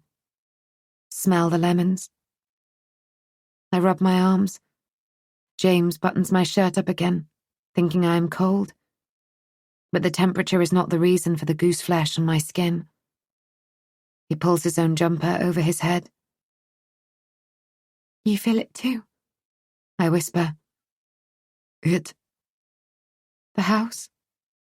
Our eyes meet. We live in this house, James and I. But I know we are not alone. Chapter 15. James. They're going to be largely alone when the baby is born. James worries about this as he eats his breakfast. Cass's dad is too far away, too unreliable with his whiskey breath. James's family isn't much better. His dad has barely spoken to him, not even a congratulations when James told him he was to become a grandfather. He misses his mum. He wants that support network. He doesn't feel ready to be a father. He's never even changed a nappy. What if he gets everything wrong? What if Cass can't cope either? She says she's okay without her medication, but is she really? She'd gone to the graveyard to find the Madley family because she believes that Rose is still here. At least it's their appointment with the midwife, later this afternoon. He has a list of questions on his phone that he wants to ask her. The rain is hammering down outside. He needs to leave for work. Traffic will be slower today. He grabs the pad from the kitchen drawer to leave Cass her daily note. But it is full. He smiles as he notices her lists. Cot, pram, car seat.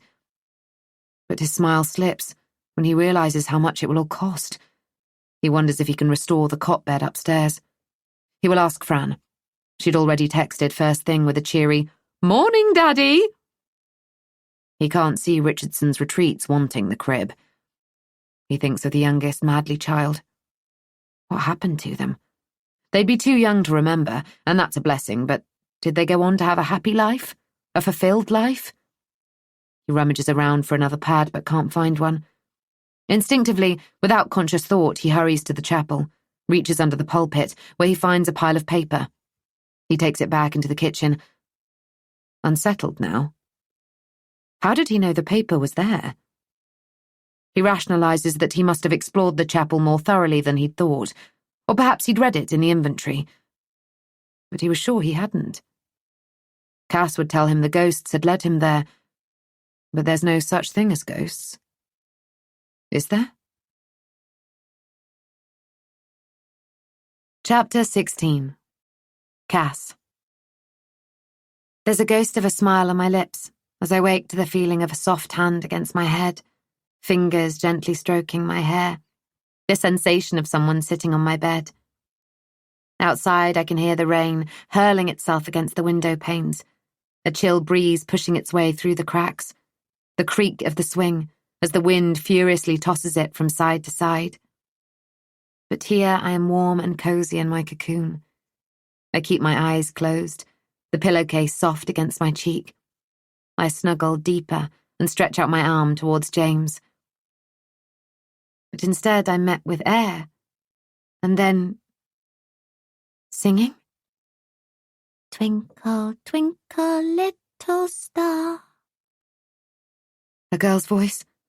Simultaneously, I open my eyes, flail my arms to ward off whoever is touching me. See that there isn't anyone there, but still not believing it. I had felt them. With both hands, I frantically ruffle my hair in case there is anything crawling around in it that might have mimicked fingers. Suddenly, Footsteps on the landing. The slap of bare feet against wood. Giggling. No! I press my palms tightly over my ears. No! It's not real. I can't catch my breath. I force myself to think of the baby, this tiny life inside me that will be flooded with stress hormones, and I try to calm myself, but I can't. Ladybird, fly away home. No! I cannot, will not go through this again. I am fine. I am safe. I am normal. I lower my arms. The house is silent. Still. It's cold when I climb out of bed, a layer of cooling sweat sticking my pajamas to me. I edge out into the hallway, tell myself I'm being ridiculous. But I can't help feeling afraid. In the bathroom, the ancient pipes gurgle and splutter, the showerhead spitting out lukewarm water. The cubicle is more modern than the rest of the room. Normally, I'm instantly cheered in here. The roll-top bath so inviting with its aged bronze taps standing proudly on the grey and white checkered floor.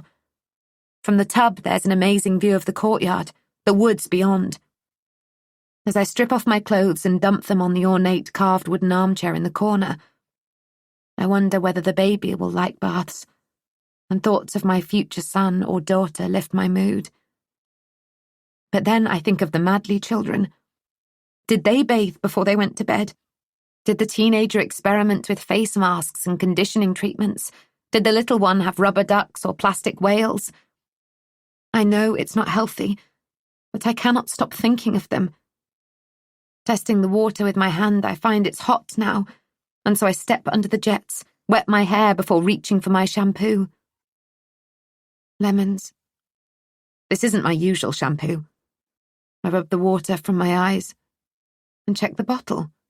It's clearly the lavender one I prefer. I sniffed again. Lemons. I am fine. I am safe. I am normal. In my rush to get out of the shower, I almost slip. I wrap myself in a rough white towel. The bathroom is steamy now. I'm heading for the door when I notice it on the mirror. 1 word. 3 letters. Run. Frantically, I wipe it away, until I question whether it was ever really there at all. Fran pops in at lunchtime. She thrusts 2 salads towards me, layers of crispy green leaves scattered with cubes of creamy feta. I know what you artists are like, forgetting to eat.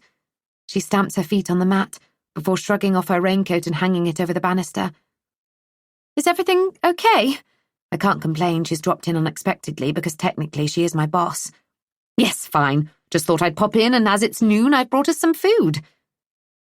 I follow her into the kitchen, feeling like a visitor, reluctantly sitting at the table after she insists on fetching the plates, the cutlery. We begin to eat. I hadn't realised how hungry I was. I'd been so unsettled after this morning's shower I'd skipped breakfast. So? She forks a cherry tomato. The middle oozes out, bright red. And all at once I have a shocking vision. Blood. I push my plate away. Not hungry? She asks. Or don't you like feta? I love all cheese. Stilton is my favourite. I'm not sure you should eat blue cheese. Her eyes flicker to my stomach. I mean, it... She flounders, a pink flush creeping around her neck. James told you our news, then? I feel a flicker of annoyance. We hadn't discussed telling her, but she's smiling so brightly. I smile back, my hand resting on the swell of my stomach. I'm so happy for you both. A baby!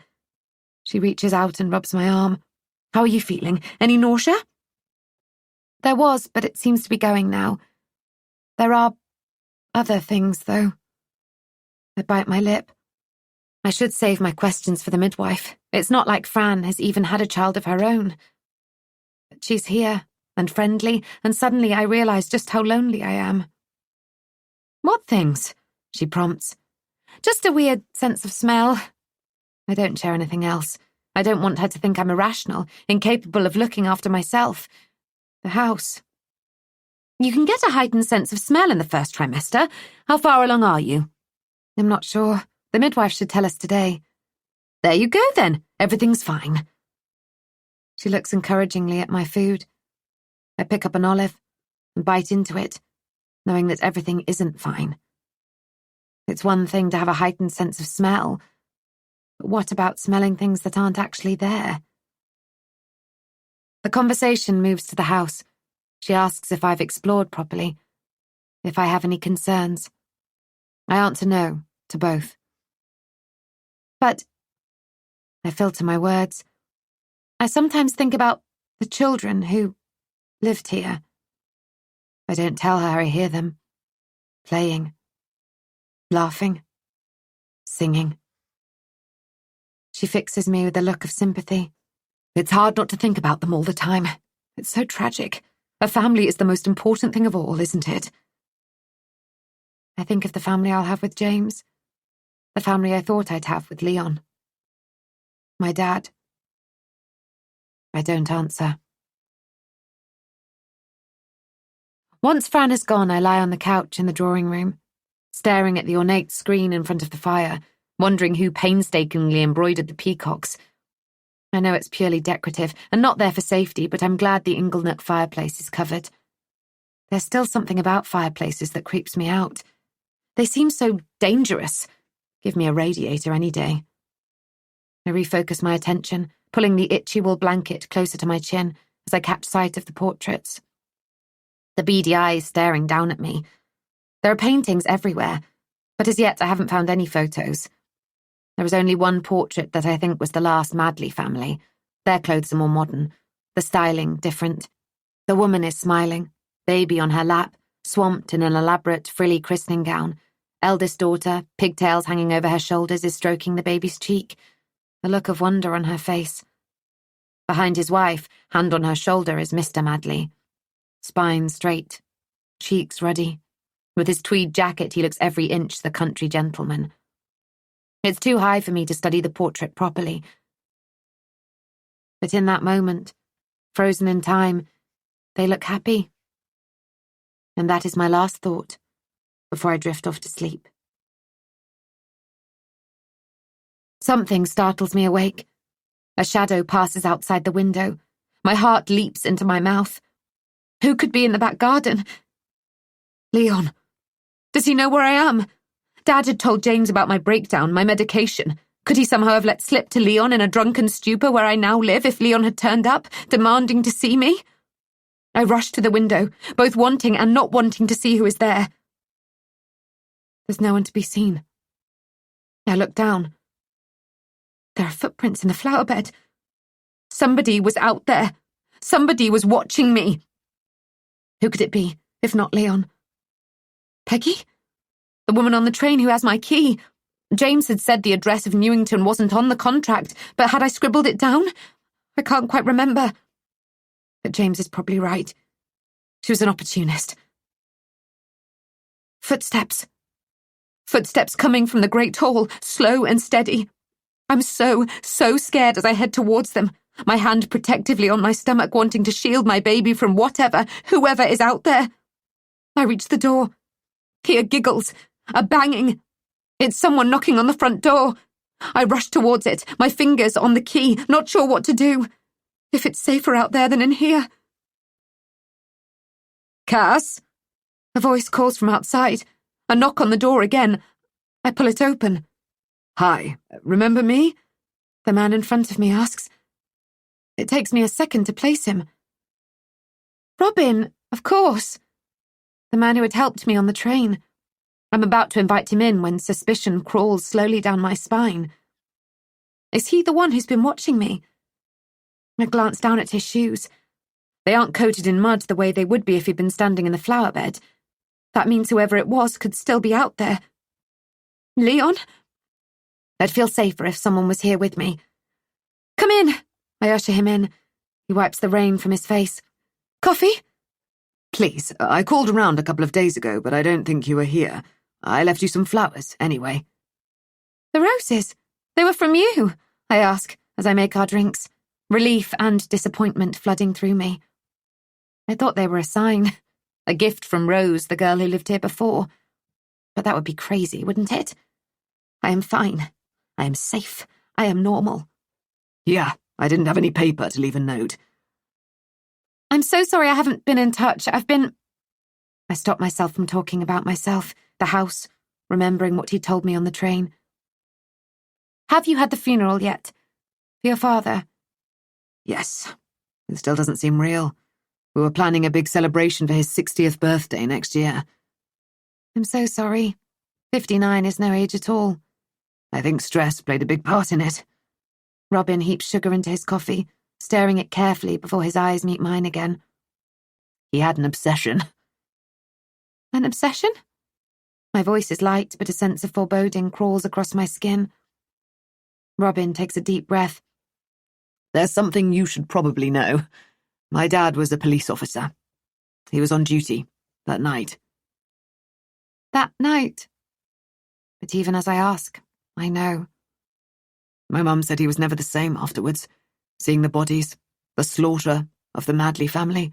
She won't talk about it. It was all so horrific. I was only 9, but I remember it being literally the day the laughter stopped in our house.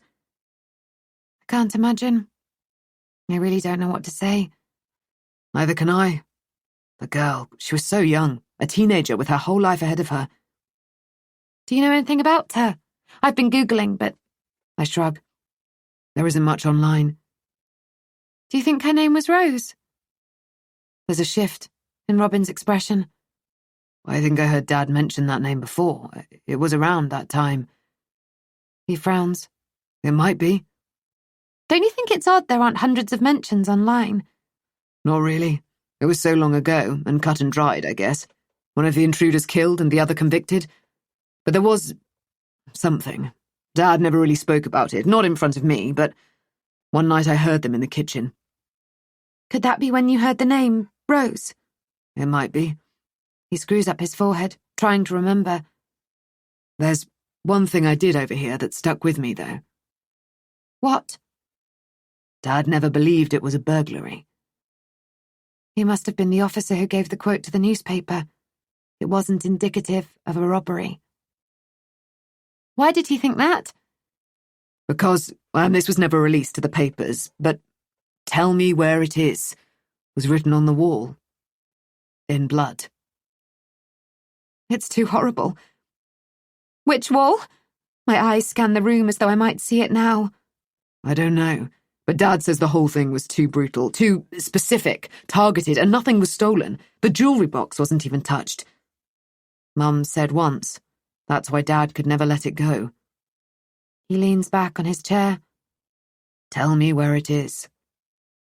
They were looking for something. It tortured him. I can't imagine.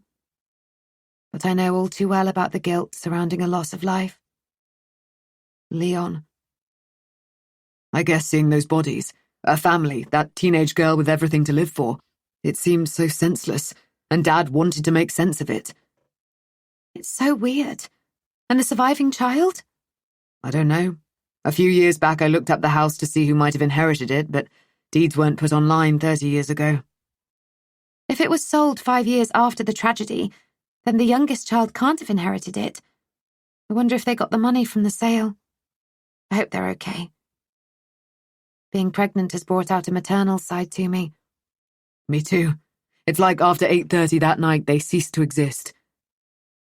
8:30? A thick slab of dread uncurls in my stomach. That's when Dad said it happened. 8:30. The time the clock in the entrance always stops. The time of the murders. Holy fuck, there's a chapel! I'm showing Robin around the house, and although the history has impacted his childhood, although Newington is not mine, I can't help feeling a sense of pride.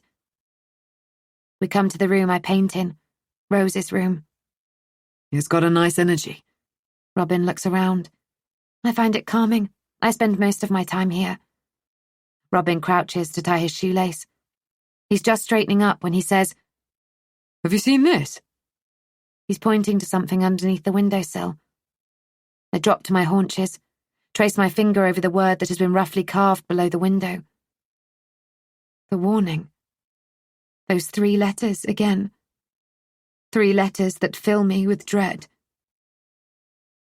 Run. The same word that I thought had been written in steam in the bathroom mirror. What can have happened to the family who lived here? The girl whose bedroom I am in? It wasn't indicative of a robbery. What did they need to run from? Or who? And has that person ever returned? I think of the footsteps outside the window, the person who's been watching me.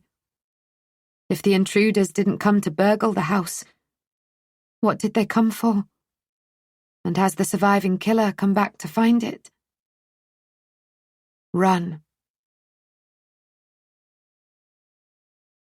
Chapter 17.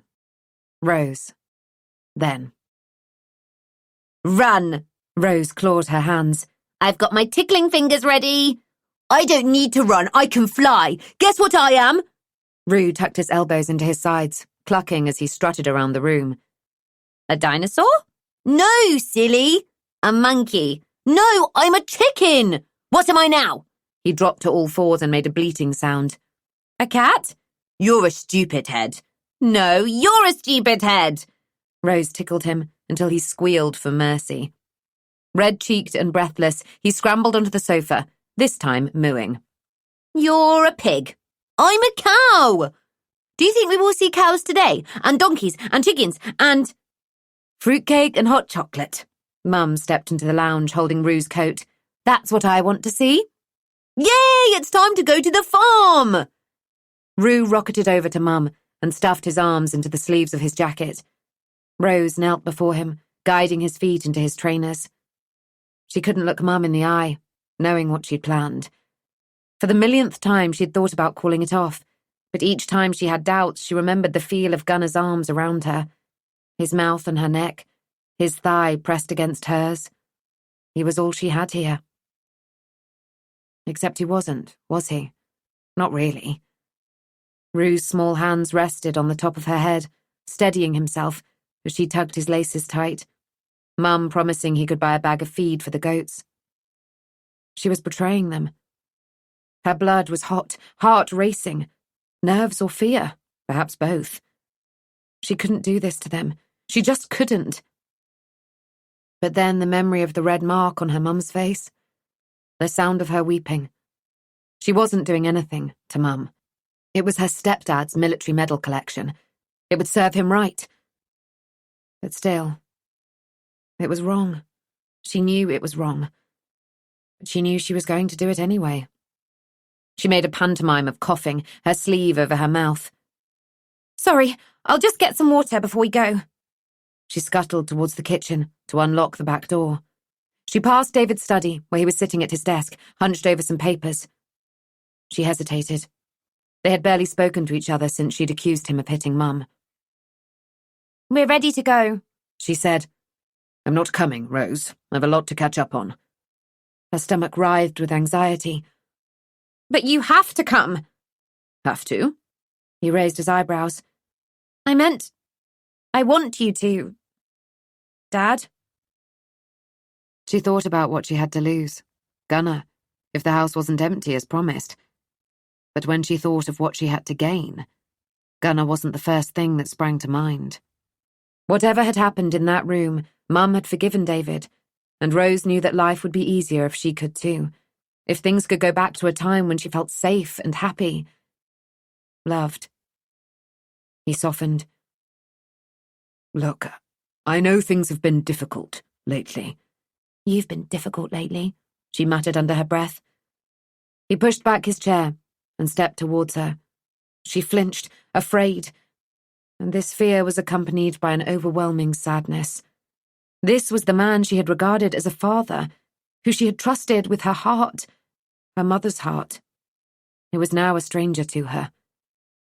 But instead of striking her, he said softly, I know, and I'm sorry.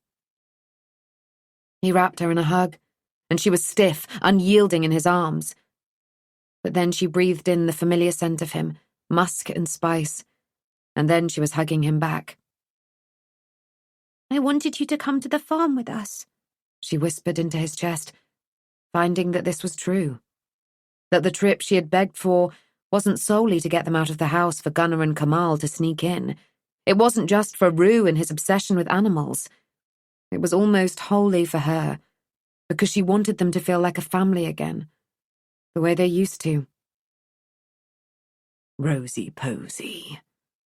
He hadn't called her this for a long time, and she felt the burn of tears behind her eyes. I have to stay and work, but soon I'll be on top of things, and then we can all go on holiday, perhaps? Yeah. Yes, I'd like that. And she found that despite everything, she would. Rose? Mum called from outside the front door. We're getting in the car. Just a sec. Her t-shirt stuck to her back with sweat. What was she going to do? Gunnar and Kamal were expecting the house to be empty. In the hallway, she picked up the landline, Gunnar's number imprinted on her brain. It was his mum who answered. Gunnar wasn't home. Please give him a message, she whispered urgently into the handset. Tell him that my stepdad isn't coming to the farm. She hung up the phone, close to tears. What if he didn't get the message? What if they came and panicked, hurt David? But no. The way Gunnar gently caressed her cheek before he kissed her was not the touch of a violent man. But then she never thought David would be a violent man.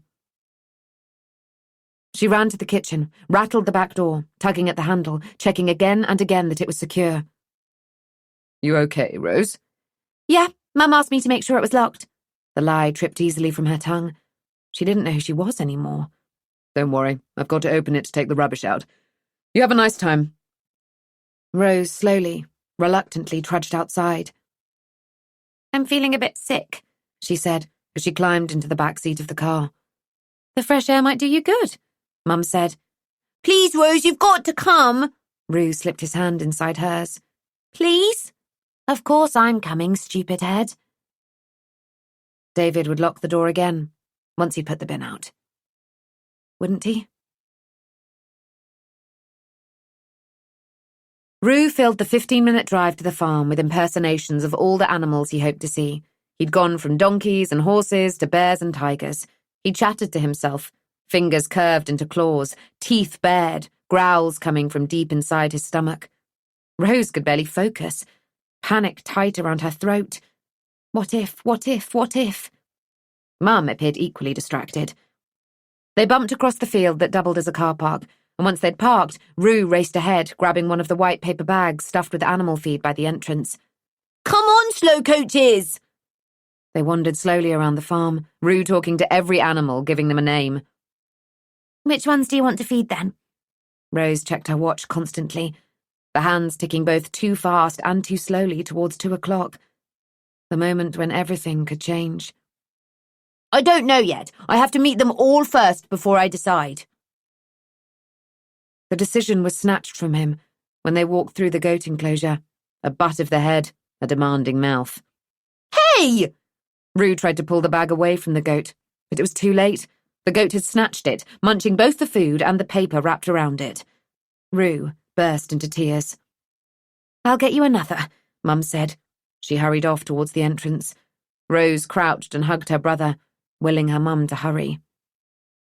But she wasn't the only one watching her mother. There was a man dressed in black, leaning against a tree. There was something about him that made Rose uneasy. Perhaps it was the way he was alone, on a children's farm. She glanced around. His family must be somewhere, but everyone seemed to belong to someone, but not to him. She pulled Rue closer to her, telling herself that she was on edge because of the plans Gunnar and Kamal had made. Not everyone was a criminal.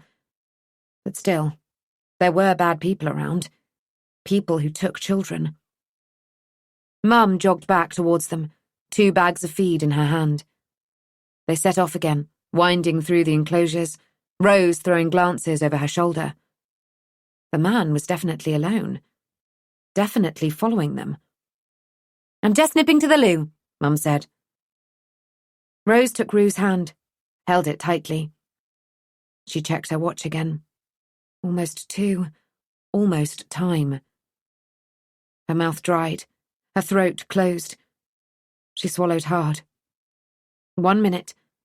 30 seconds. 10. 5. She closed her eyes, felt herself sway. Had Gunnar got the message, or was he at her house? She thought of David, his temper. She didn't know who she was scared for, both of them. Everyone. Herself. She opened her eyes and looked around. The man had disappeared. But then Mum hurried out of the toilets, and seconds later the man sauntered out, lighting a cigarette. "Come on, it's time to go." Mum's face as white as the clouds that drifted across the brilliant blue sky. "But I've still got some feed left," Rue protested. "You can give it to the rabbits at the exit." "Mum, what's wrong?" Rose asked in a low voice. "Nothing." "I saw that man come out of the ladies." "Nothing." That was the last word anybody said, until they got home.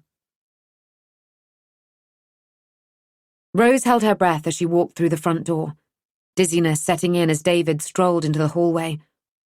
Have fun? She exhaled, relieved. Gunnar and Kamal hadn't shown up.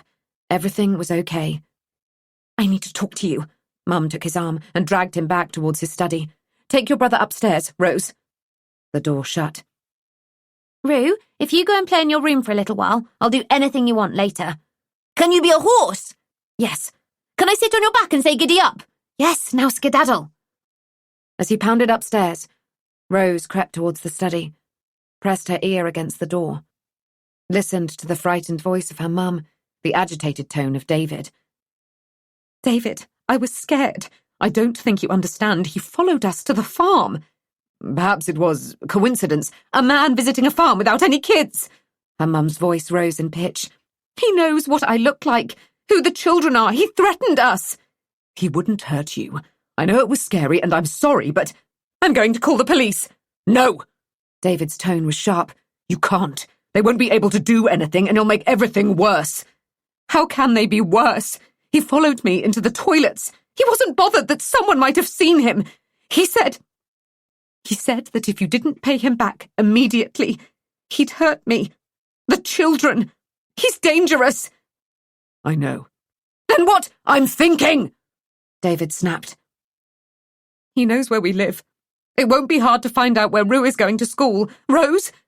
Perhaps she should go back to boarding." And how are we going to pay for that? His words dripped with sarcasm. "David." Her mum's voice was shaky. "We have to do something." I know. Look, I'm sorry. I thought I'd be able to pay back the loan within a few weeks if I'd known that. You should have accepted when the bank refused to lend you the money that it was a bad investment. Silence. "I'm sorry, I can get a job." Mum talking too fast. Was David raising his fist to her? Rose's jaw clenched. No. You're not skilled, and anything you earn will be a drop in the ocean. His frustration was palpable. "But it's better than nothing." Not really. It won't look good to clients if you're out there working in a supermarket or something. And if the clients I do have left lose faith and stop investing, we'll lose far more than you'll bring in. Appearances are everything." "So then what do we do? Sell something? The art?" Again, a beat. No. We can't have gaps on the walls. "What about your medals? You're always saying they're valuable." Everyone knows I love them. It would look odd if I sold them. Word would get out, but if some things went missing, and we had to claim on the insurance, that would be different. "Missing? How?" Leave it with me. I need to think. "Don't take too long, David. He meant it when he said he'd hurt me. The kids. We have to protect them." Chapter 18. Cass. Now. My desire to protect my child is overwhelming. During my introductory visit to the midwife, high levels of glucose were found in my urine, so I've been booked in for an OGTT to test my blood glucose levels. In the meantime, I've read up on gestational diabetes and followed all the advice I've been given. I'm not a bad cook, but I tend to stick to the same few meals on rotation. Dad's favourite dinners, pie and mash, pasta, never realising before how much sugar these dishes contain, how bad our weekly takeaway is for my health, for the baby. Today, a week later, I'm lying on the bed, with the waistband of my yoga pants rolled down and a cold gel over my belly. I'm apprehensive. There's so much that can go wrong. Don't worry, Robin had said. I'd confided my concerns. In the 2 weeks since I met him, he's become a good friend, dropping around most days. it'll be fine. He had hugged me. He doesn't know everything will be okay, does he?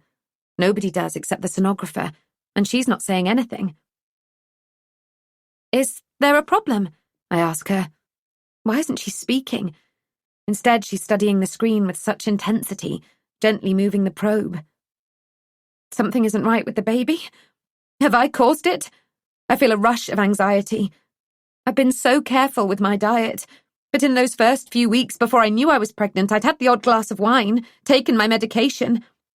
Although the midwife had said SSRIs were prescribed during pregnancy and seemed safe, I decided not to restart them. Seemed wasn't enough for me.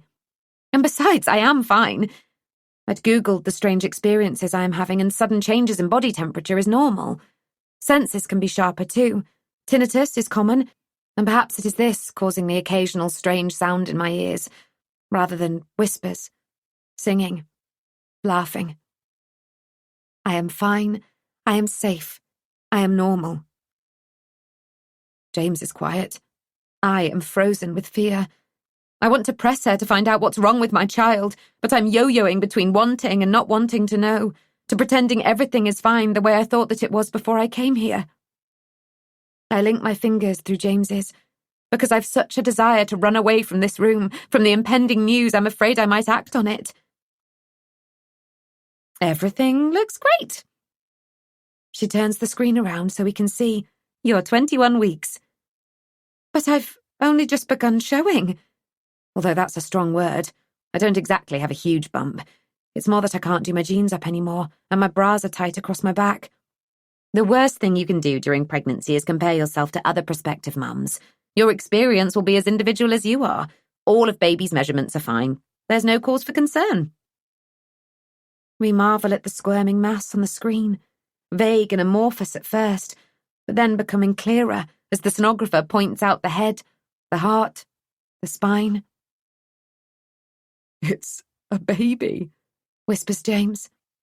I turn to make a joke, ask him what he thought it might be, but then notice the tears in his eyes. And so I squeeze his hand. Can you tell the sex? He asks. I can, although just so you know, we can never 100% guarantee we're right. Do you want to know? I don't know. Do we? It's something we hadn't discussed, partly because, until the moment, it hadn't felt real. It's up to you, James says, but there's such a look of hope on his face. Let's go for it, I grin. As far as I can tell right now, I'm convinced enough to tell you it's a girl.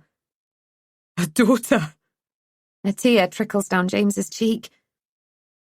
We can call her Isabel, after your mother. I know he's thinking of her right now. Hello, Isabel. His voice cracks. What about your mum's name, though? Maybe for our next child. I smile. For now, Isabel Rose, I think, perhaps in tribute not only to James's mum, but also to the girl from Newington, who never got the chance to live her best life. Perhaps Isabel can live it for her. In the weeks since my scan, I've been on a high, but today I've come crashing back down. But I followed the diet sheet you gave me, I say to the midwife. I'm behaving like a petulant child as she tells me that there hasn't been enough drop in my blood sugar levels, and I'll need to take insulin. It's not something you've caused, she says, flicking back through my notes, studying my results. Did one of your parents have diabetes? Dad doesn't. I don't know much about my mum, I say miserably. She died, and Dad doesn't like talking about her, but I'll ask him about her medical history. I so wish she was here. Now, more than ever, I need a mother figure, someone to share their own experience with me, to guide me through mine. I thought it was impossible to miss her any more than I did as a child. But I do. That longing for something I've never had is all-consuming. When I wonder whether Isabel will take after me, I question whether I'm like my mother. Where did my artistic flair come from? Dad has no interest in art. Was my mother a painter? Will my daughter be? Her absence shouldn't matter so much. I'm being looked after. Fran has been dropping off daily fresh food parcels. My mother's absence shouldn't matter so much. But it does. I'm in my second trimester and should have endless energy according to Google, but I don't. And Saturday rolls around, James offers to cook. Go take a bath or something, he had said when I had offered to help, so now I'm in the tub, sinking into frothy coconut bubbles, trying not to look at the mirror, trying not to think about the word that had been drawn into the steam before. Run. The lights flicker. Footsteps outside the bathroom. Suddenly the room is plunged into darkness. James? I call. But all that comes back is a giggle. Something brushes against the back of my neck. I swipe at it and realize it is my hair coming loose from my bun. Run, run, run. The words are sung, soft and melodic, but the sound is not soothing. It's terrifying. James! I scream now, thinking he is too far away to hear me, but needing him as I slosh out of the bath, my foot skidding across the floor. I grab for my towel, but it isn't where I left it on the rail. All around me I hear singing, laughter, footsteps. Ladybird, fly away home. The darkness is all-encompassing, disorientating. I think I'm heading for the door, but instead I stub my toe against the stand of the basin. I sink to the floor, clutching at my toes. James! I am sobbing now. The door handle squeaks. The door begins to creak open. Cass! All at once the lights burst into life, James rushing towards me. The lights went out and my towel had gone and... Here it is. It must have slipped onto the floor. James picks up my towel from where it is bundled under the rail. He crouches and wraps it around my shoulders. Are you hurt? Did you slip? No, I stubbed my toe, that's all. But I am trembling. Someone turned the lights off, or something, and... I swallow the rest of my words as I catch the expression on James's face. Sorry, I'm fine. I thought... I don't know. I must have got confused in the dark. I don't want to worry him. Don't want him to insist I go back on my medication. SSRIs seem to be safe. But what if they're not? It's just the lights. I gesture towards the ceiling. They were on in the kitchen, James says. But they could be on a different circuit up here. Old wiring. I'll give Fran a call. Ask if they can send an electrician around. I came up to ask you if you like parsnips. I bought some with the shopping, but realised that we've never had them together. I hate them. His question brings home to me how much we don't know about each other. I stare at him. Could he have turned the lights off? Want me to think I'm going mad? Of course he wouldn't. What about Peggy, who stole my bag on the train, who has a key? Even as I think this, I know it's ridiculous, as though an elderly woman would want to play tricks on me. But someone is. Robin? Fran? Leon? I want it to be someone, because the alternative, that everything I'm seeing, hearing, feeling is real, is even more terrifying. I'm no longer finding comfort in Rose's presence.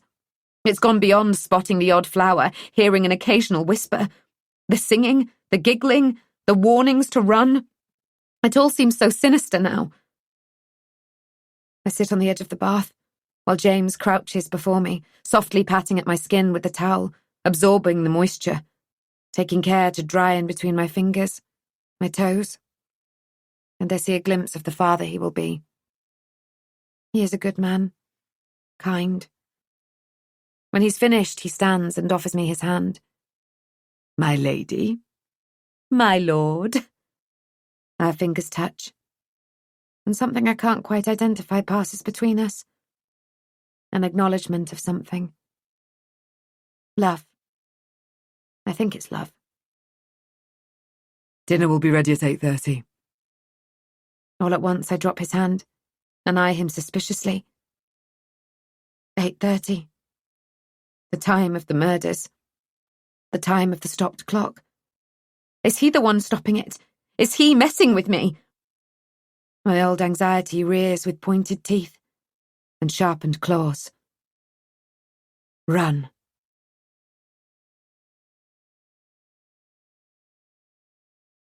By the time I'm sitting at the dining table, Simon and Garfunkel singing about bridges over troubled water, the flicker of the candle casting a long shadow on the wall as James brings in the dinner, I am calm again. My mood swings are exhausting. I can almost feel the hormones milling around inside me, creating havoc. It smells delicious. James has cooked my favourite curry. Without all the sugar of a takeaway, and it's cauliflower rice and only a small portion, so it's fine. I've checked. We chat about the changes we'll make to our lifestyle as James tops up our wine glasses with water. I can't wait to have a beer again, though. He says, I don't mind if you drink. No, we're in this together. I'm sorry about, my diabetes affecting your diet too. Cass, please don't apologise. It isn't your fault. Maybe, but I feel terrible. I don't want anyone to know about it yet. It isn't something to be ashamed of. I know, but can we keep it to ourselves, just for now? Fran already fusses around me too much, and Robin keeps sharing the experience of his sister's pregnancy as though mine will be exactly the same. They mean well, but it's stifling. Yeah, I noticed that about Robin when he came over for dinner. I can't take any more well-meaning advice. Do you think it is genetic? I ask him the impossible question. Do you think my mother was diabetic? I don't know. Perhaps there was a reason she fell from the ladder. What if she was dizzy because of a health condition we don't know about? We should really know the medical histories of our families. I did ask Dad, and he said she was healthy, but what if there was something she didn't know, or something he didn't want to tell me? At least your dad said that he and your mum were fine. Yeah, but I forgot to ask about my grandparents. Oh, God! What about great-grandparents? Could there be something genetic that skips generations? My eyes well with tears. I put down my knife and fork. Dance with me. James is pushing his chair back, walking towards me with his hand outstretched. My lady. I swallow the lump in my throat. My lord. His fingers brush mine, and there is such familiarity there, such a feeling that we are meant to be that I can't believe I ever doubted him. Not for a second. He wraps his arms around me, holding me loosely. It's okay, I whisper, resting my head on his shoulder, pressing my body against his. I know he is worried about hurting Isabel, our daughter. I don't want to... Shh. I kiss his neck. Nothing will hurt her. Nothing.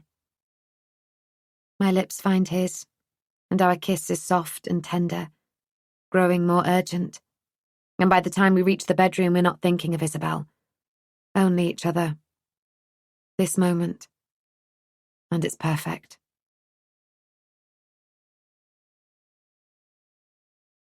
At first, when I wake, I don't know where I am. I've been trapped in the nightmare, trapped in the cupboard. My head feels fuzzy, heavy. Becoming aware of my surroundings is like resurfacing, taking a gasping breath of air after being underwater for too long. My chest is tight, and I'm disorientated, confused. I'm on the landing. But the last thing I can remember is going to bed.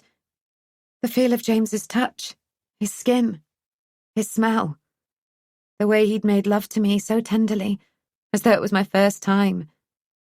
I drifted off in his arms, happy, content, aware of him spooning against me, his body warming mine. Now my feet are bare, my pyjamas no defense against the chilly night air.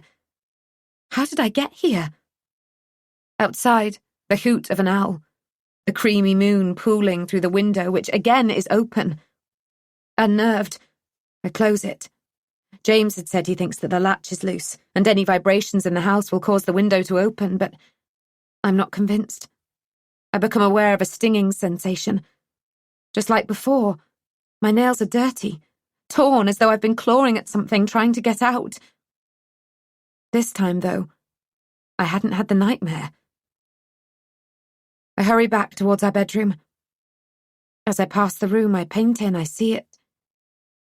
The rocking chair, moving of its own accord, rocking as though someone is sitting in it. I cover my mouth to stifle my scream. There is something very wrong with this house. Or something very wrong with me.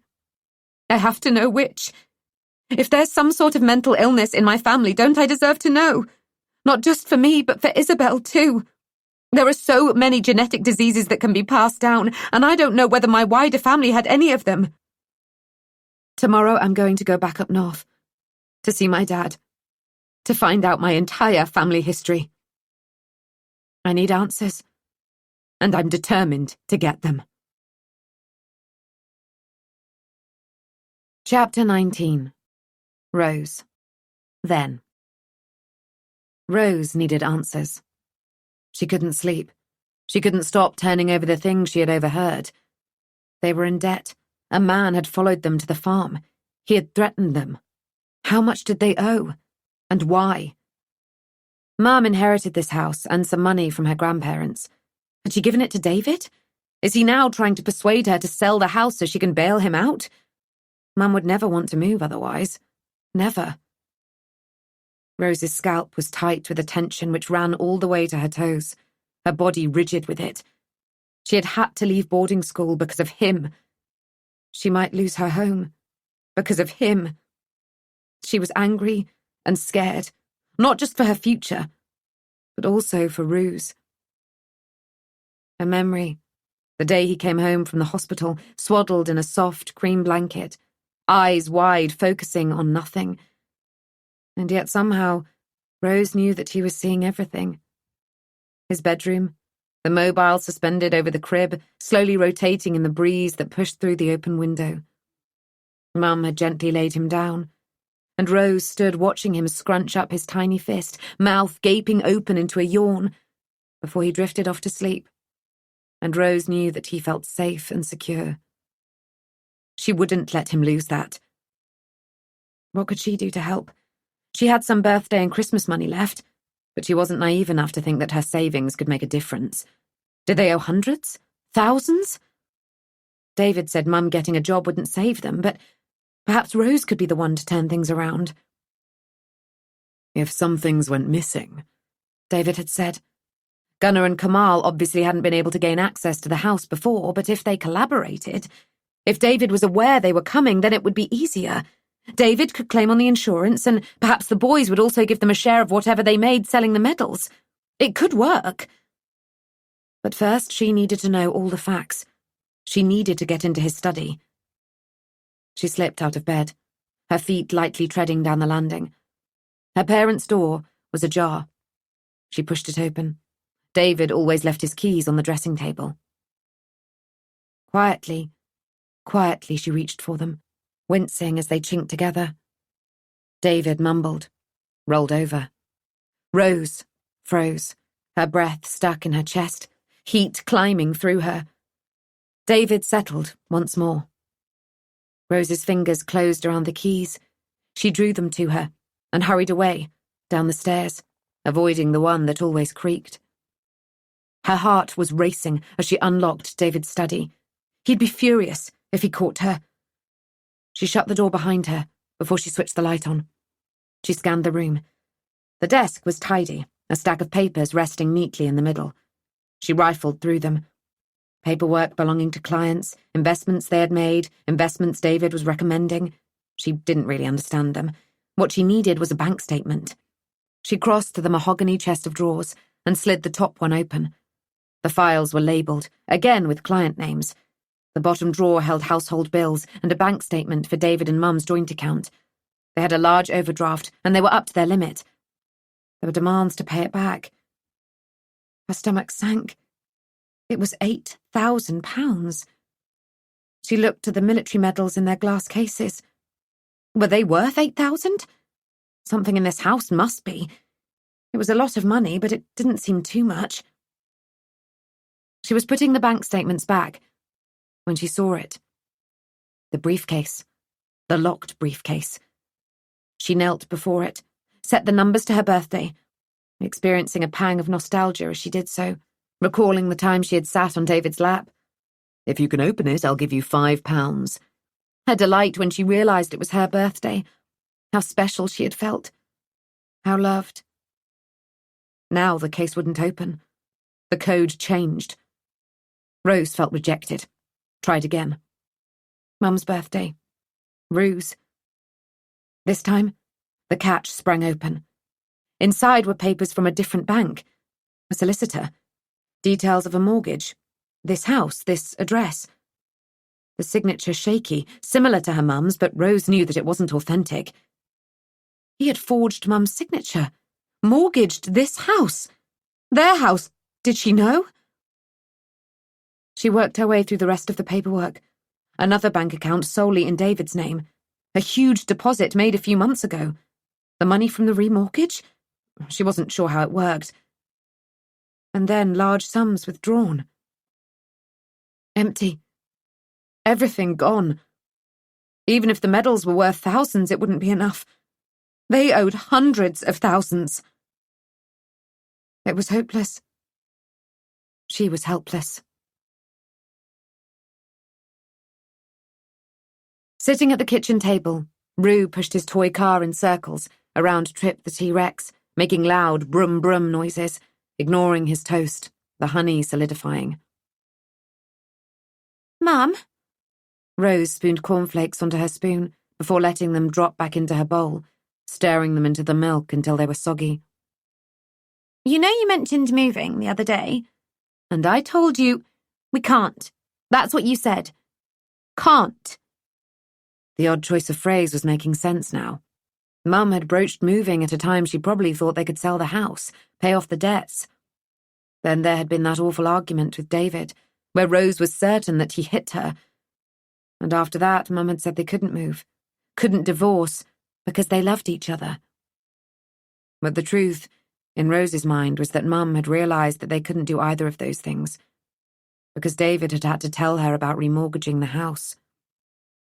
But if he'd forged her signature, surely that was fraud. Illegal. Why didn't she go to the police? But even as she asked herself this question, she knew the answer. Because she loved him. And because of Rue. What was going to happen to them all? Rose felt sick with it. When her mum didn't explain what she meant by can't, Rose clattered her spoon into her bowl and scraped back her chair. I'm going for a walk. You can't. Can't? That word again. Mum's face was pinched. She chewed her thumbnail as she glanced at Rue. Rose could almost see the excuses whirring around her brain as she waited for Mum to pluck a suitable one out, because she wouldn't say that Rose couldn't go out because there was a violent debt collector watching the family, would she? Although she was frightened, Rose wouldn't stay in for the rest of her life because of David. Waiting for something, for the worst to happen. Besides, school would start soon, and then what? Their eyes met. I know, Rose conveyed with hers. I'm so sorry, Mum silently replied. I'll be walking to school and back soon, Rose reminded her.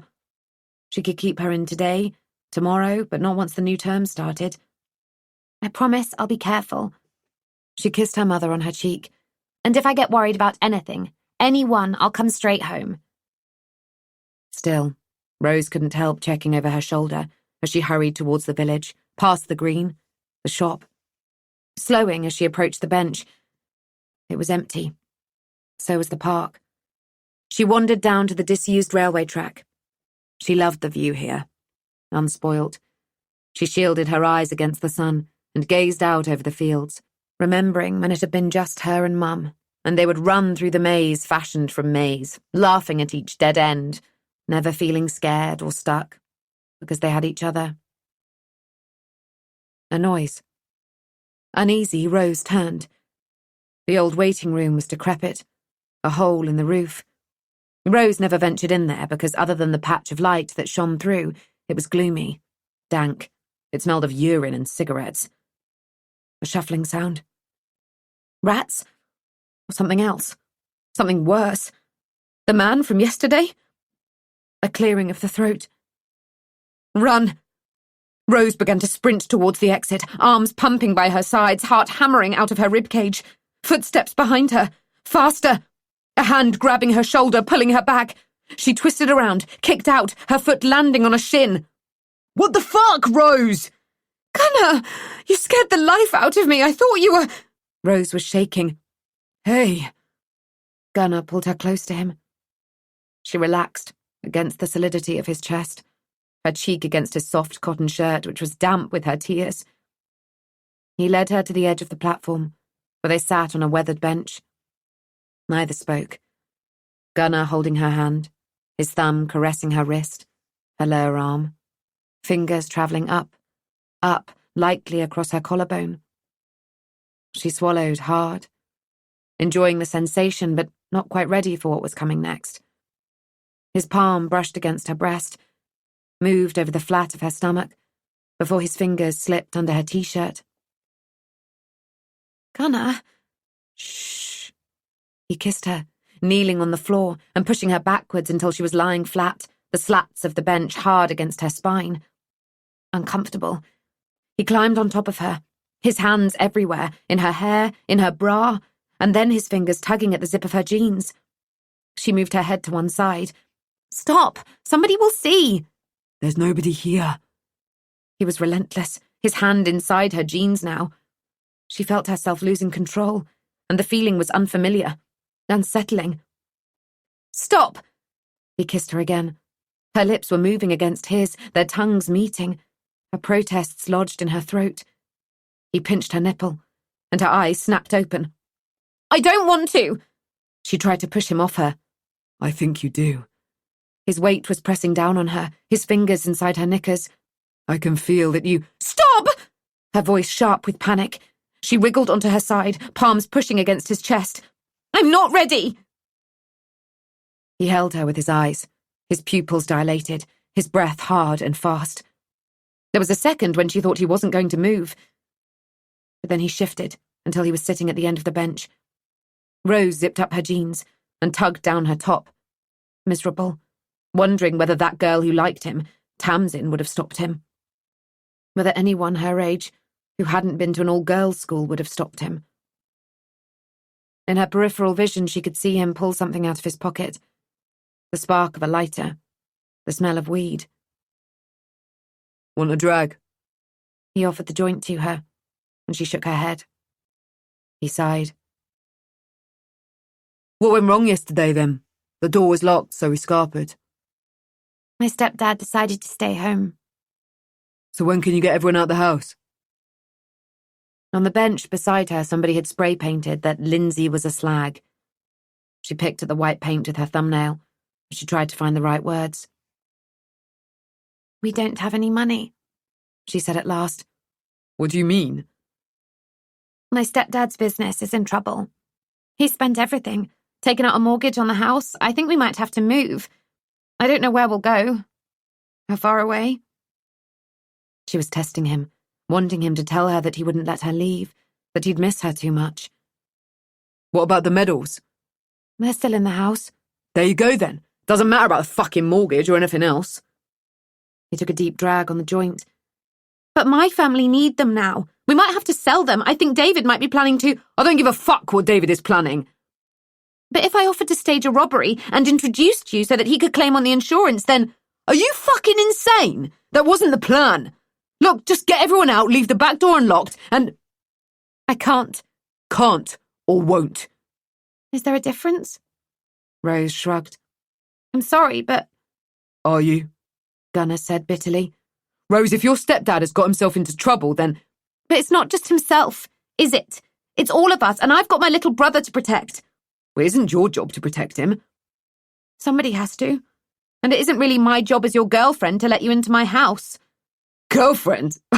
You are not my girlfriend, because if you were, if you loved me, you would put me first." "I do." Rose tailed off. Was it love? This desperation to see him? This happy skip in her belly when his eye caught hers? The tingle that ran down her spine whenever he touched her? Were those things love or loneliness? She had been so certain of her feelings. But now, as she looked at him, the disdain on his face, the way his mouth twisted cruelly, She just wasn't sure. I do really like you, Gunnar. But you won't help me. You enough sex with me. You won't get high with me? What exactly will you do, Rose? She shrugged miserably, because she knew that whatever she said wasn't enough. That she wasn't enough. Chapter 20. Cass. Now. Am I not enough? Agitated, Dad jumps to his feet, spreading his arms wide, a pained expression on his face. I've tried to be both a mother and a father. I know, and you've been great, really. I haven't come here to ask questions about Mum because you're lacking somehow, but because... Dad! I take his hands and tug him until he sits back down on the brown threadbare sofa next to me. I explain about the gestational diabetes, the fact that I'm worried it's genetic, that there are numerous diseases that can be inherited. I don't tell him I'm worried about my mental health. That I had told James I had seen the rocking chair moving on its own, wanting him to offer me one of his rational explanations. But instead he had looked at me with worry, pity, unable to offer me a thread of hope to cling on to. I know I've asked, and you said that Mum was healthy, but is there anything you can tell me about her family? Your parents and grandparents? Anything would be really helpful. I stifle a yawn. The train journey has wiped me out. You look shattered. I'm not sure whether Dad is purposefully changing the subject, but he isn't wrong. I am. Perhaps we can pick this up in the morning?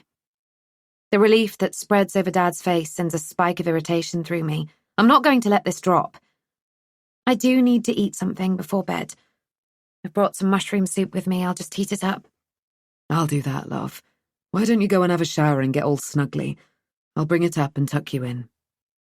He speaks as though I'm 3, not 33. But ridiculously, this makes me want to weep.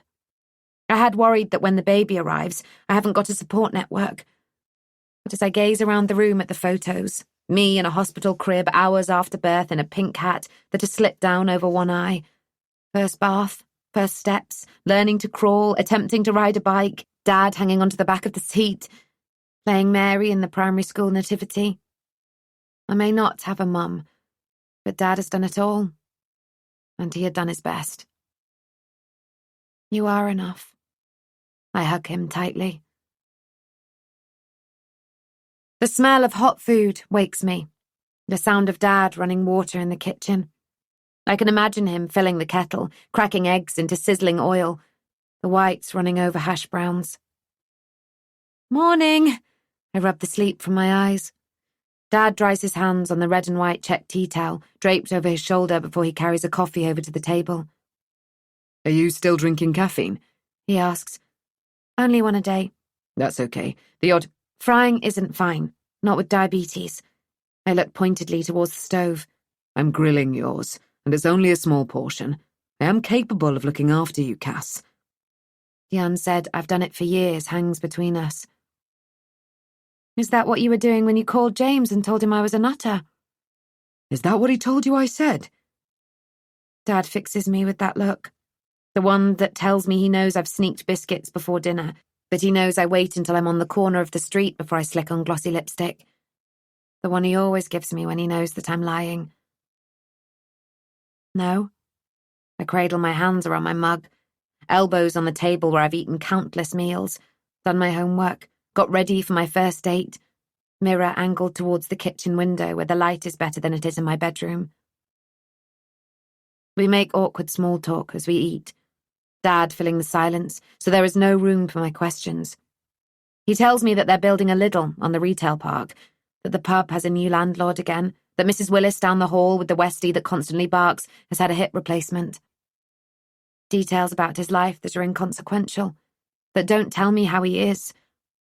But I notice he looks drawn, tired, sad. When our plates are clear, he waves off my offer of help and squirts washing up liquid into the bowl. And as bubbles froth in the sink, I take a quick shower and get dressed, not wanting to remain in my old forest print pajamas with squirrels and foxes. If I want Dad to treat me like an adult, I can at least look like one. Back in the kitchen, Dad is squeaking a cloth across the already sparkling worktop. Come and sit down, I say. Slowly, reluctantly, he trudges across the kitchen and lowers himself into his chair. We've always sat opposite each other. Empty spaces either side of us. Chairs I'd wished we could fill with a mum or a brother or a sister. Dad. I stretch out my hands, and he does the same, our fingers meeting in the middle. I love you dearly, and I don't want to upset you. But since I've been pregnant, I can't stop thinking about Mum. Her parents, yours. If there's anything genetic that might... Cass, I'm so sorry you've developed gestational diabetes, but really, it's something I saw a lot in my practice, and your midwife will... It isn't just the health stuff, Dad. It's... Tears thicken my throat. I don't know where I came from, and I want to know. I want Isabel to know. I might have stopped badgering you about Mum when I was younger because I could see how much it upset you, but that didn't stop me thinking about her. Did she paint? Did I get my love of folk music from her? I want to be able to tell my daughter who she takes after, and I pull my hands away from Dad's and cover my face while I take a deep breath to compose myself, because all I want to do is dissolve into tears and say it isn't fair. But I'm going to be a parent, and I need to act like one. I have all the photos you gave me of Mum before she had me, but I only have the Polaroids from the hospital of me and her together, and they aren't the best quality. I'm so sorry, Cass. Dad's eyes are bright with tears. I wish we had had smartphones to record every memory. But I should have included her in our lives. I was wrong, and I can see that now. When you were younger, I didn't think you were ready, and then you stopped asking, and... He pinches the bridge of his nose between two fingers. Your mum was healthy, kind. I adored her. When she died, it broke me. I felt such an enormous guilt. You're supposed to look after the ones you love, aren't you? Protect them. I let her down. I let you down. You were motherless, and I was completely out of my depth. Dad takes a breath. I've never seen him like this before. Vulnerable. He's opening up to me in a way he never has before. And I don't want to push him. In truth, I just want to hug him, but instead, I let him talk. I should have told you about her. But it is so painful to think about still. It was an accident, Dad. It wasn't your fault. But everything that came after was. I should have filled the house with pictures and memories, but I thought we'd feel her absence more. He wipes tears from his cheeks and looks at me with such tenderness. You get your love of animals from her. She was always feeding the stray cats, the birds. It was her who taught me how to make fat balls. It's such a small thing, but I feel something has been passed down, and I hold on to it tightly. She didn't paint like you, but she was creative. He fetches a small clay pot from the windowsill. She made this. He hands it to me, and I cradle it as though it is the most precious thing in the world. And to me, it is. What about music? I can't explain your love of folk, I'm afraid. Perhaps it came from my grandparents. I rest my fingers lightly on my bump, wondering whether Isabel will have inherited my taste in music too. Did you stay in touch with them? Your grandparents were killed in a car accident before you were even born. And you lost your own parents when you were young. I was 21, so not as young as your mother, but... It was something you had in common with her. I get that. It's the same for me and James. His mum died and... I don't know. Right from when I met him, I felt as though we had a bond, some sort of connection. I wish you'd give him a chance. It isn't that I don't like him. I haven't really had the opportunity to get to know him. Why don't you move back here? Both of you, I mean, with the baby coming... You know why I don't want to be here. I lower my eyes. I don't want to say his name, but I don't have to. Dad knows. Leon. Have you seen him since he was released? I ask. Haven't seen him. Haven't heard from him. I don't have anything to do with him. Cass, don't let him put you off coming home. Dad! I stop myself. He already looks so small and alone. If I tell him that my home is where James is, then that won't help them bond. And more than anything, I want my father and my boyfriend to be friends. He sighs and massages the sides of his temples, as though he has a headache coming. I'm going to get some shopping in, he says. But we're communicating for the first time in what feels like forever. But because I mentioned Leon, Dad has closed off. I know he blames himself for what I went through, blames himself for not protecting me. If I'd known you were coming, Cass, I would have stocked up before you arrived. He stalks towards the door, and I know the conversation is over.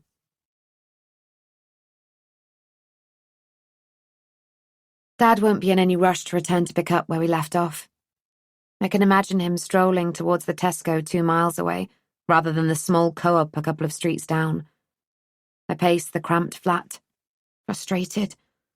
When he'd opened up about my mother, he'd shown real emotion. I'd learned a lot today, but not enough. The information I have received has made me hungry for more. There must be something here to tell me about my past, some clue I'd missed as a child when I'd rummaged through cupboards hoping to find photos, letters to me, anything. There isn't a lot of space to store things. Dad isn't a hoarder. It's uncomfortable rummaging through his drawers. His greying vests and socks, thin at the heels. I really wish he could meet someone, fall in love, be looked after. There's nothing in the bedroom, or in the lounge. I even go through the bathroom cabinet. Not that I think there'll be any clues in among Dad's razor and boxes of plasters and paracetamol, but because I'm avoiding the hall cupboard, where I'd find myself as a child. Trapped. Sometimes silent. Sometimes screaming to be free. Always, always scared. I steel myself before I open the door, half expecting to see myself as a small child, cowering, crying for my father. But of course, there is nobody there. I switch on the light. On the doorframe, scratches, and I splay out my fingers, examine my own ragged nails, torn and bleeding from the nightmares I am now having again since I moved into Newington House. Since I stopped taking my medication. But I don't need it anymore. Do I? I am far away where Leon cannot find me, cannot hurt me. And yet, I think of all the times I felt somebody watching me. The footprints in the mud outside the window. My paintbrushes always disappearing. Could it be him? Or is it only in my head? I hear things that don't exist. I see things I can't possibly be seeing. I smell things that aren't there. But more than all of that, I sense things. Am I going crazy? Is everything a manifestation of my relentless remorse now that my emotions are not dulled by medication? Leon might have served his time. But I am locked in my own eternal guilt for what he did. For what we did. The cupboard is full of coats and shoes. The hoover, a mop and bucket, a clothes horse. It's a wonder I ever fitted in here. On the shelves are boxes, neatly labelled. Bills. Bank. Cass. I lift out the box with my name on it. It's full of mementos from my childhood that I had no idea Dad ever kept. There are Father's Day cards, a terrible painting of a castle, 4 stick figures in front of it. It signed my name at the bottom, always the artist. Swimming certificates, school photos. I'm emotional as I sift through them. Soon I'll have a similar box for Isabel. Will I, too, feel a quiet pride? Will I be an embarrassing parent, cheering her on loudly at every given opportunity? Will I be heartbroken when she grows up and leaves home? Suddenly I feel awful. I hadn't given Dad time to get used to the idea. And it isn't like I've only moved around the corner. I stuff everything back into the box, vowing to persuade him to come to Newington. He could make an occasion of it, travel first class. My eyes flicker towards the box, labelled bank statements. And although I shouldn't, although it isn't any of my business, I can't help looking. These are neat, filed in month order. There is little money in Dad's current account. How does he manage? Where did his income go? His pension? I never went without, not really, but there was never an excess. He was a single parent with only one wage coming in. But still, our home is perhaps more modest than you'd expect for someone on a GP's salary. There were no exotic holidays. I've never been abroad. I rifle through them, looking for clues. And when I find them, I wish I hadn't. On the 1st of every month, a direct debit payment leaves Dad's account. It goes to Leon. My head spins as I try to make sense of it. I go back months, years. It's always there. Always to Leon. Suddenly, there's noise in the corridor outside, the slap of shoes on the concrete floor. There are feelings I can't quite identify as a shadow passes across the privacy glass of the front door. Anger that Dad has lied to me. I never have anything to do with him. Confusion that he has. And that gut-curling fear I get whenever I think of Leon. About the things we did. I have blood on my hands. 3 slow knocks on the front door. I don't want to open it, but the knocking comes again. More insistent this time, and I am sick of running, sick of feeling scared. I open the door. In front of me stands a policeman. I was a fool for thinking moving to Newington would give me a fresh start. The past always comes back to haunt us. Doesn't it? Chapter 21. James. Cass thinks the house is haunted by the past, but James doesn't get that sense. All he feels is a warmth and a familiarity, a sense of home. But now he is here alone. Since Cass has been with her father, it feels colder somehow. Emptier. He realizes that it is not Newington that has evoked the feeling of warmth and safety, but Cass. It's clear that since the death of his mother, he hasn't felt settled. Instead, he'd been poised for something else terrible to happen. For another loss. Those anxieties had dissipated since he'd met Cass. During their initial meeting in the bar, it was the first time in months it had felt like he could breathe again. It was as though he'd been waiting his entire life to meet her, as though he'd always loved her. He wonders how she's getting on with her dad, whether she is getting the information she so desperately needs. Everyone deserves to know where they've come from, don't they? Their history. Especially when her history might affect their daughter. He winds his scarf around his neck and pulls on his gloves. He's going to clear the leaves from the driveway. They are slippery when damp, and the last thing he wants is Cass coming home in the dark and tumbling over. While he picks up handfuls of soggy leaves, still a gorgeous hue of reds and oranges, he thinks about genetics, about nature versus nurture. Could Cass's anxieties have come from her mother? Is it inevitable to develop traits of a parent even if that parent has been absent? He thinks of his own father, the scowl that always creases his brow whenever James walks into a room, his mother's bright smile and optimism. He doesn't look like them, with differences in eye colour and his hair as dark as theirs is white blonde.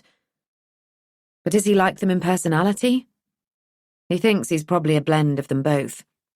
Cautiously optimistic? He feels hopeful now about the future. The driveway clear, 3 bin bags stacked together. He shakes open a 4th, crouches under the window, and begins to scoop up the leaves.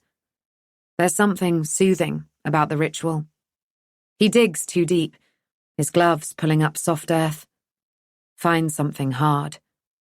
He pulls it out, brushes off the soil, and holds it up to examine it.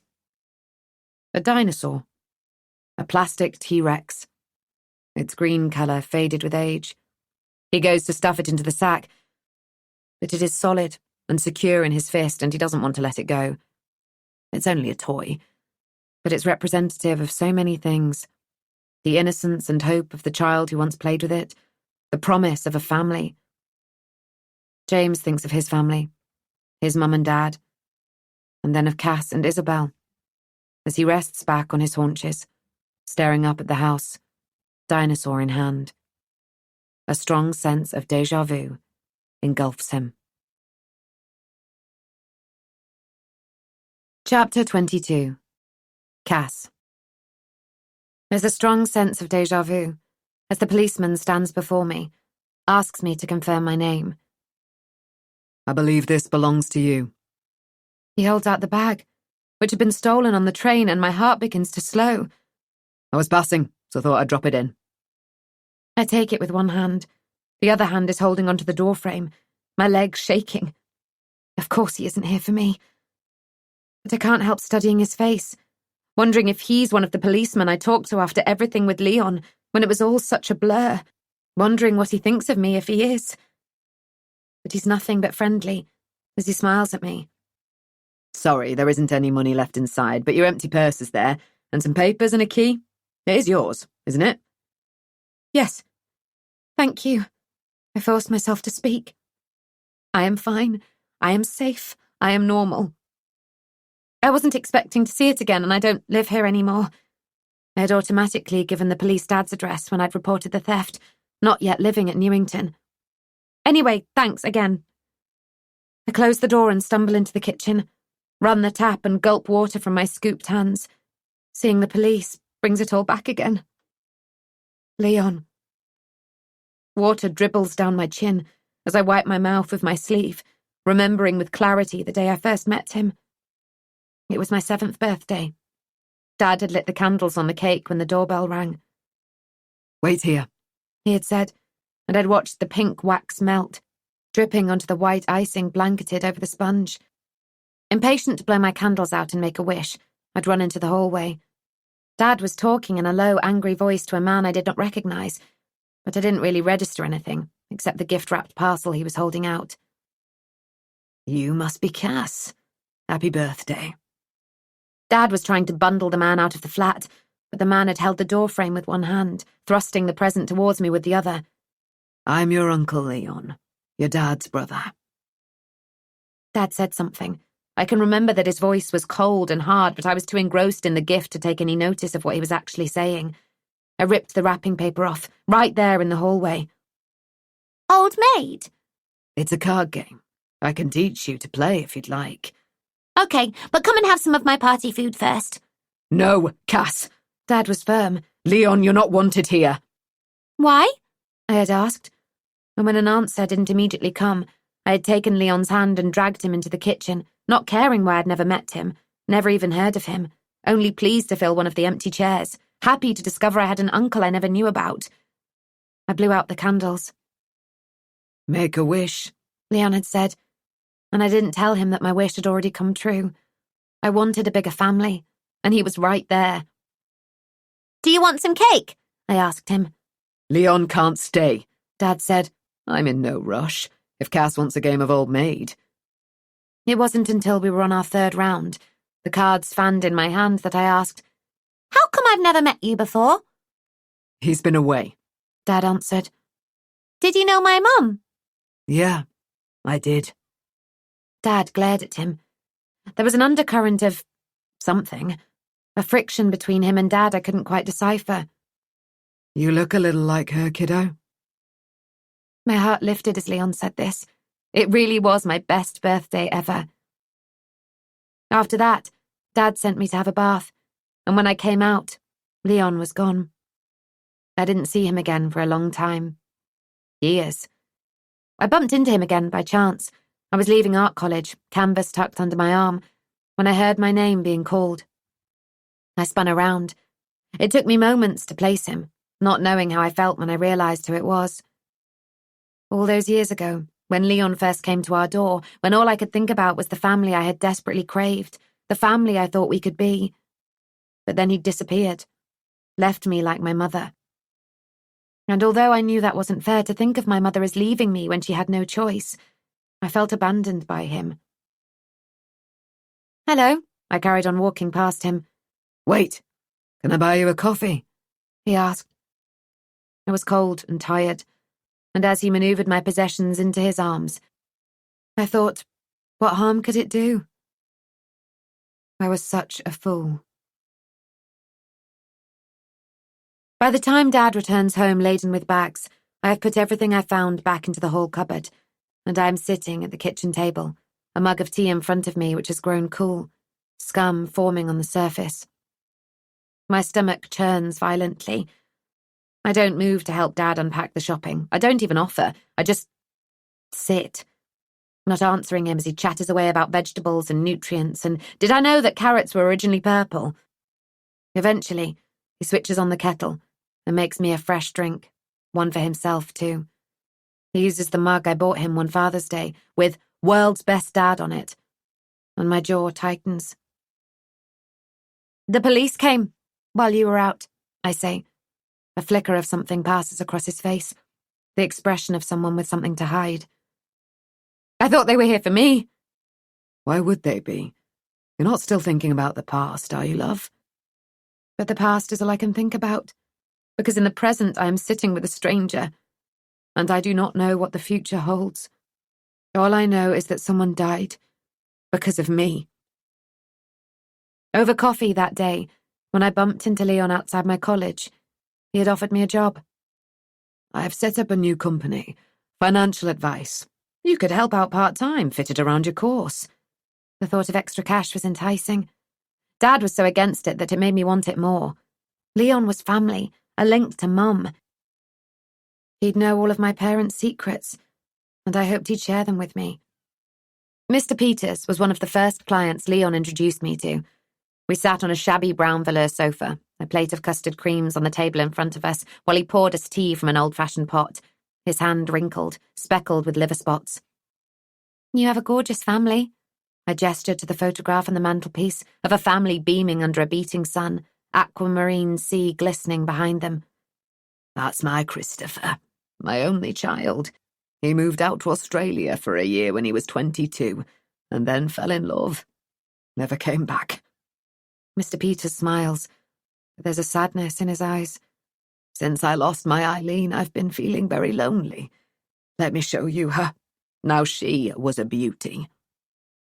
He gently placed a heavy photo album on my lap, tissue paper crinkled between the pages, and when I carefully leafed through it, I was met with a sepia wedding photo that was somehow full of colour and life. The young couple outside the church, confetti fluttering around them, her gazing adoringly at him while he clutched the hand of his new bride, as though he never wanted to let her go. I looked up at Mr. Peters as he stooped over my chair and wanted to tell him how sorry I was that he lost her and how happy I was that he found that once-in-a-lifetime love, how I wished that I could find that too. But his eyes met mine, and I knew he was feeling everything I felt without me voicing it. "It's worth waiting for," he whispered, patting my shoulder before returning to his chair. "Christopher has invited me to go out there and live with them. Now I'm on my own. That's where you come in.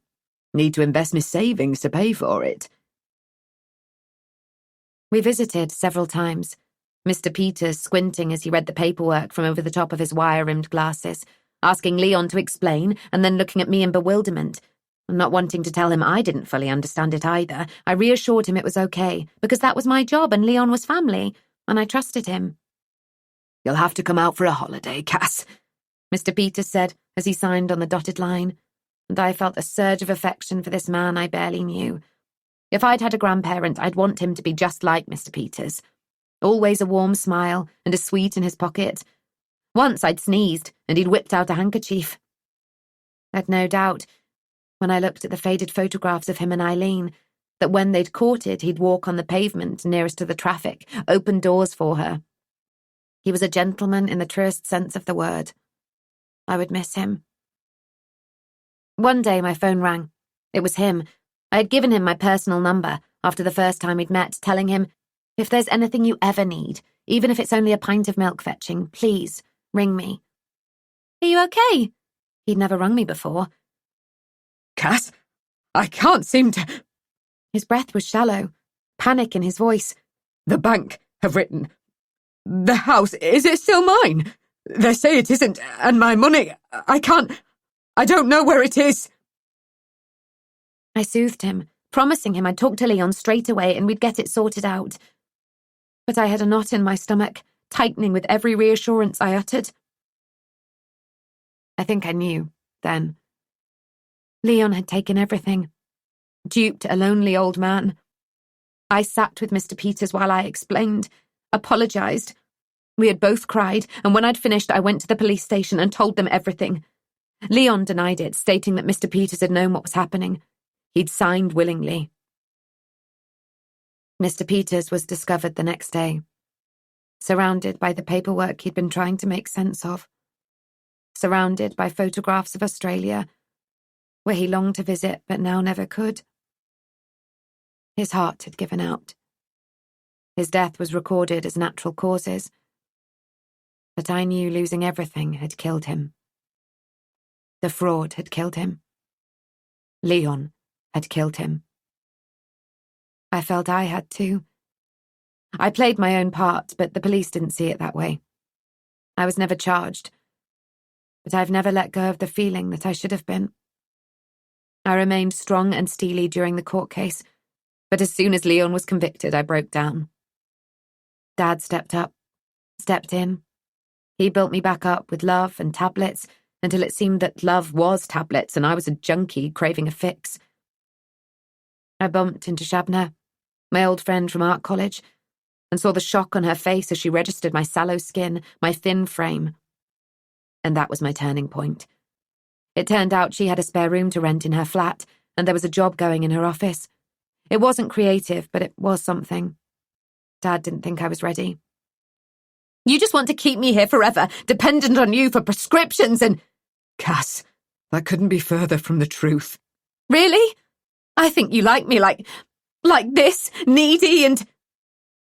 I was wrong, he said quietly. The way you're standing up for yourself now. You're ready to stand on your own 2 feet. I'll help you pack. And so I left with hugs and tears, and an underlying excitement blended with fear. But I needn't have worried. I thrived. Until almost a year ago when Dad rang and told me that he thought I should know Leon had been released. I fell apart again. Became scared, paranoid. Everywhere I went, I imagined I saw him, and then one day, I actually did. You reported me, he said. You testified against me. Cass! He called as I ran, not to my flat, but without consciously thinking, my mind tumultuous. I don't remember arriving at Dad's. I don't remember letting myself in with a key, but I do remember him opening the door of the hall cupboard to find me curled into a ball, sobbing. I didn't go to work that day, or the next. I couldn't face anything. It wasn't solely the fear that Leon would want revenge because I was the one who sent him to prison, but also because my guilt was, once again, paralysing. Seeing Leon had stirred up all of my shameful thoughts, and as well as feeling scared of him, I had felt envious. He'd served his time, and that gave him permission to put it behind him in a way that I never would. Within days, Dad had restarted my medication, cleared my things out of my flat and into my childhood bedroom where I'd pulled the duvet up to my chin, breathing in the overpowering fabric softener Dad had always used, wishing I was small again, wishing I had a mother to comfort me. But then came the phone call from Shabna, inviting me to her hen night. She had given me a roof over my head and a job when I desperately needed one, and so reluctantly, I went along and had met James. Now, Dad shakes his head, despairingly. Cass, you have to let Mr. Peters go. He wouldn't want... How do you know what he'd want? You never met him. No, but Leon... Leon! Oh, you want to talk about him now, do you? Tell me this, Dad. Why do you give him money? What? Don't lie to me. I saw your bank statements. You have no right to... Why do you pay him? To help him out. He is my brother. But you don't love him. You don't even like him. He's still family, and... Did you invest in his business? Did you know what he was doing? Of course not. You know I'd never hurt anyone. He reaches for me, but I move my hand out of the way. I don't know who you are. It is the sad truth. But worse than that, I don't know who I am. I'd come here for answers, but all I have is more questions. But I don't ask them, because I have felt something inside me break. Dad's lies have broken me, and I won't let him stuff me with medication to put me back together this time. Chapter 23. Rose. Then. Please stop with your questions, Mum begged Rose. Rose could tell her mum was at breaking point, so instead she focused on the food. It was pizza for dinner. Not something they generally ate, but David was out with clients, and Mum was too exhausted to cook. They were eating on their laps, the doors to the TV cabinet wide open, a quiz show firing out questions that were too hard. Often, in this room, Mum turned off the main light, clicked on the lamps, the soft yellow light pooling on the rugs, lit the candles that flickered on the mantelpiece. Not tonight, though. The big light glared, the room bright. Eating on their laps was rare, and it crossed Rose's mind that they might be tucked away in this room because it was round the back of the house. All of the lights were switched on to make Mum feel safer. Still, she could imagine the debt collector creeping around the perimeter, cupping his hands as he peered in the window. Tap, tap, tap. Rose saw the stiffening of Mum's shoulders, felt it in her own, but it was only the branch of the tree outside. The heat of the jalapenos and the tang of garlic swirled around in Rose's stomach, along with her nerves and her misery. Since Gunnar had stalked away from her at the railway station earlier, she had felt an emptiness deep inside that she knew no amount of pizza could fill. You'll regret this, he had said, his voice low and even, chilling. Should she have said yes to sex? Yes to everything? He thought that she didn't love him, and although she didn't know whether she did, she needed him. Needed someone. Look at me, Rose! Rue pulled a string of mozzarella from his mouth. It stretched and stretched until it snapped. And that was how Rose felt. Pulled in a direction she didn't want to go in, but unable to prevent the inevitable. Tomorrow she would wear the black top that cinched in her waist, coat her lips with gloss, give Gunnar everything he wanted. Because he was the one who could save her from loneliness, save them from the debt collector. The answer to everything. She only hoped that he'd forgive her for today, that he wouldn't hold a grudge. You'll regret this, he had said. But it wasn't too late to fix it, was it? Fix everything. Rose woke, a prickling sensation crawling over her skin. Something was wrong. She moved the book from her chest. She had fallen asleep reading, and sat up. A creak. David coming home? She held her breath as she listened for his tread on the landing, the opening of her parents' bedroom door. Nothing. From downstairs, she thought she heard a thump. Something was wrong. She was hot and cold and at a loss to know what to do. A childish instinct to pull the covers over her head and pretend that everything was okay was overwhelming. But she was no longer the child in the house. Rue! She slid out of bed and pulled on her dressing gown, wrapping the belt tightly around her waist. Her door was open a crack, and she waited, eyes adjusting to the gloom. The tick, tick, tick of the clock from downstairs was loud, her heart marching to the same rhythm. Thud, thud, thud. She swallowed hard. There was no other sound, no movement, no cause for alarm. And yet, a sense of foreboding pressed down on her, driving her towards Rue's bedroom. He was fast asleep, the glow of his nightlight warm and comforting. Trip, the T-Rex, watching over him from his bedside cabinet. Rose passed her parents' room. Hesitated. Was David home? Was that what had woken her? Silence. She chided herself for her overactive imagination. And then, when she was halfway down the stairs, she smelled the smoke. Rose didn't know how quickly the fire might spread. She didn't know if she raced back upstairs whether she would be able to get down again, or whether the flames might be licking at the banisters, burning through the treads. But she didn't care. She was driven by love for Rue, the desire to protect him. She pounded upstairs. "Mum! Dad!" she screamed. "Fire!" She pushed open her parents' door. "Get up!" The urgency in her words yanked Mum from sleep. "What's fire?" Mum was scrambling out of bed before Rose had even left the room. "Have you—" "No," Rose predicted her mother's question. "I haven't called for help. You do that. I'll get Rue." She rocketed into Rue's room, scooped him into her arms. "It's okay." She dropped a kiss on his face, as confused he began to wriggle. "We're going outside, but everything is okay." Rose could feel the shake in her limbs, her whole body flooded with adrenaline. "Trip!"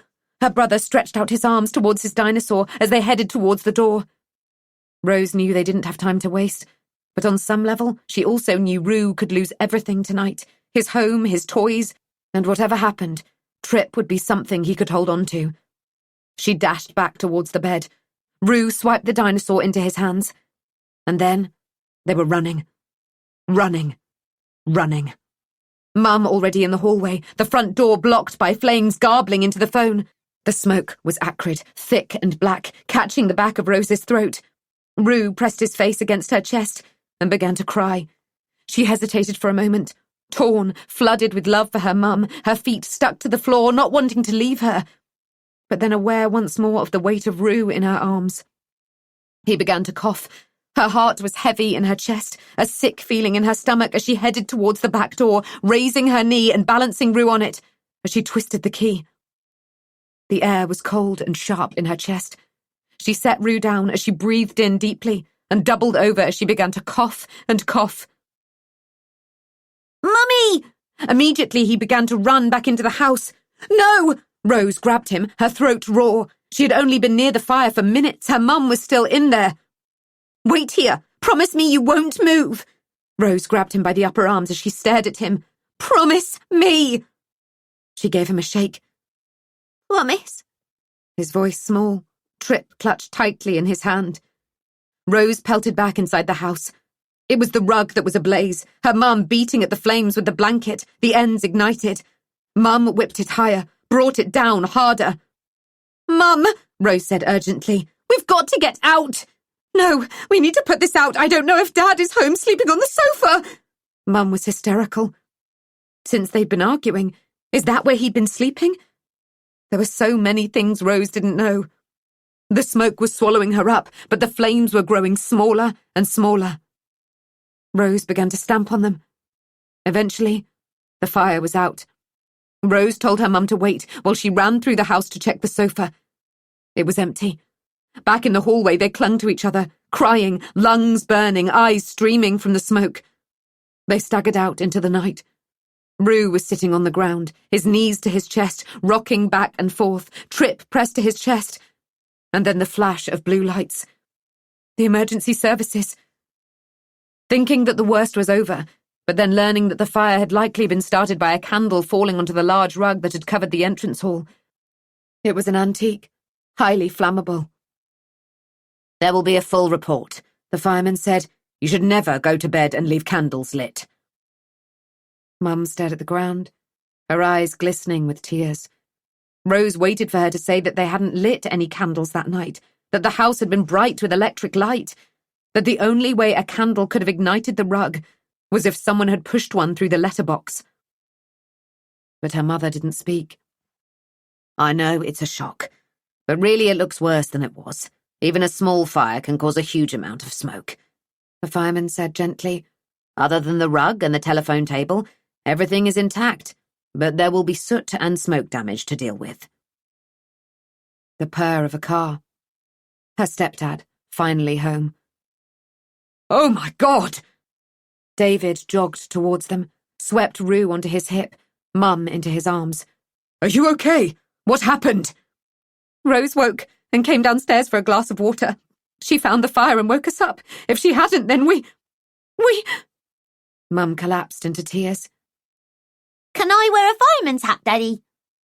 Rue asked, seemingly unaffected, his earlier panic forgotten. "Where were you?" Rose cut in. "I had a meeting and..." at 11 o'clock at night. Rose crossed her arms over her chest to hold herself together. Every part of her was shaking, her teeth clattering together in her skull. They could have died. If Rose hadn't woken and come downstairs and discovered the fire in its infancy, they could have died. I was entertaining clients. Rose glared at him, wanting to ask if he had paid someone to set the fire, whether he intended on claiming on the insurance. But there was genuine worry on his face. And as much as she mistrusted him, she didn't think he would do that. But someone had started the fire. The debt collector? Gunner? The important thing is that no one was hurt, David said. And Rose knew that he was right. Miraculously, they were all still alive. Then, 4 hearts beating, but not for much longer. Chapter 24. James. Now. They won't be here for much longer. That's all James can think about, as Fran gives him the news. He's glad Cass is in the drawing room, on the phone to Robin, oblivious. We've received permission to start work on Phase 1. She doesn't look excited or happy as she relays this. James takes a sip of coffee while he thinks, wanting to sound calm and together, and not as worried as he feels. Does this mean we need to move out? His voice is steady, his mind whirring. Where are they going to go? They don't yet have enough saved for a deposit on a house, and he really doesn't want to rent again. Yes, I'm sorry. This hasn't quite worked out as I'd hoped. It's not your fault. We knew this was only temporary. He should have insisted the contract was for a fixed term, rather than on a rolling month-by-month basis. But Fran had seemed so certain they'd be here for quite a while. The disruption is the last thing Cass needs with her pregnancy. How is Cass? Fran reads him. She's... He swallows back the okay he'd been about to say, because he can see that Fran cares. She's tired.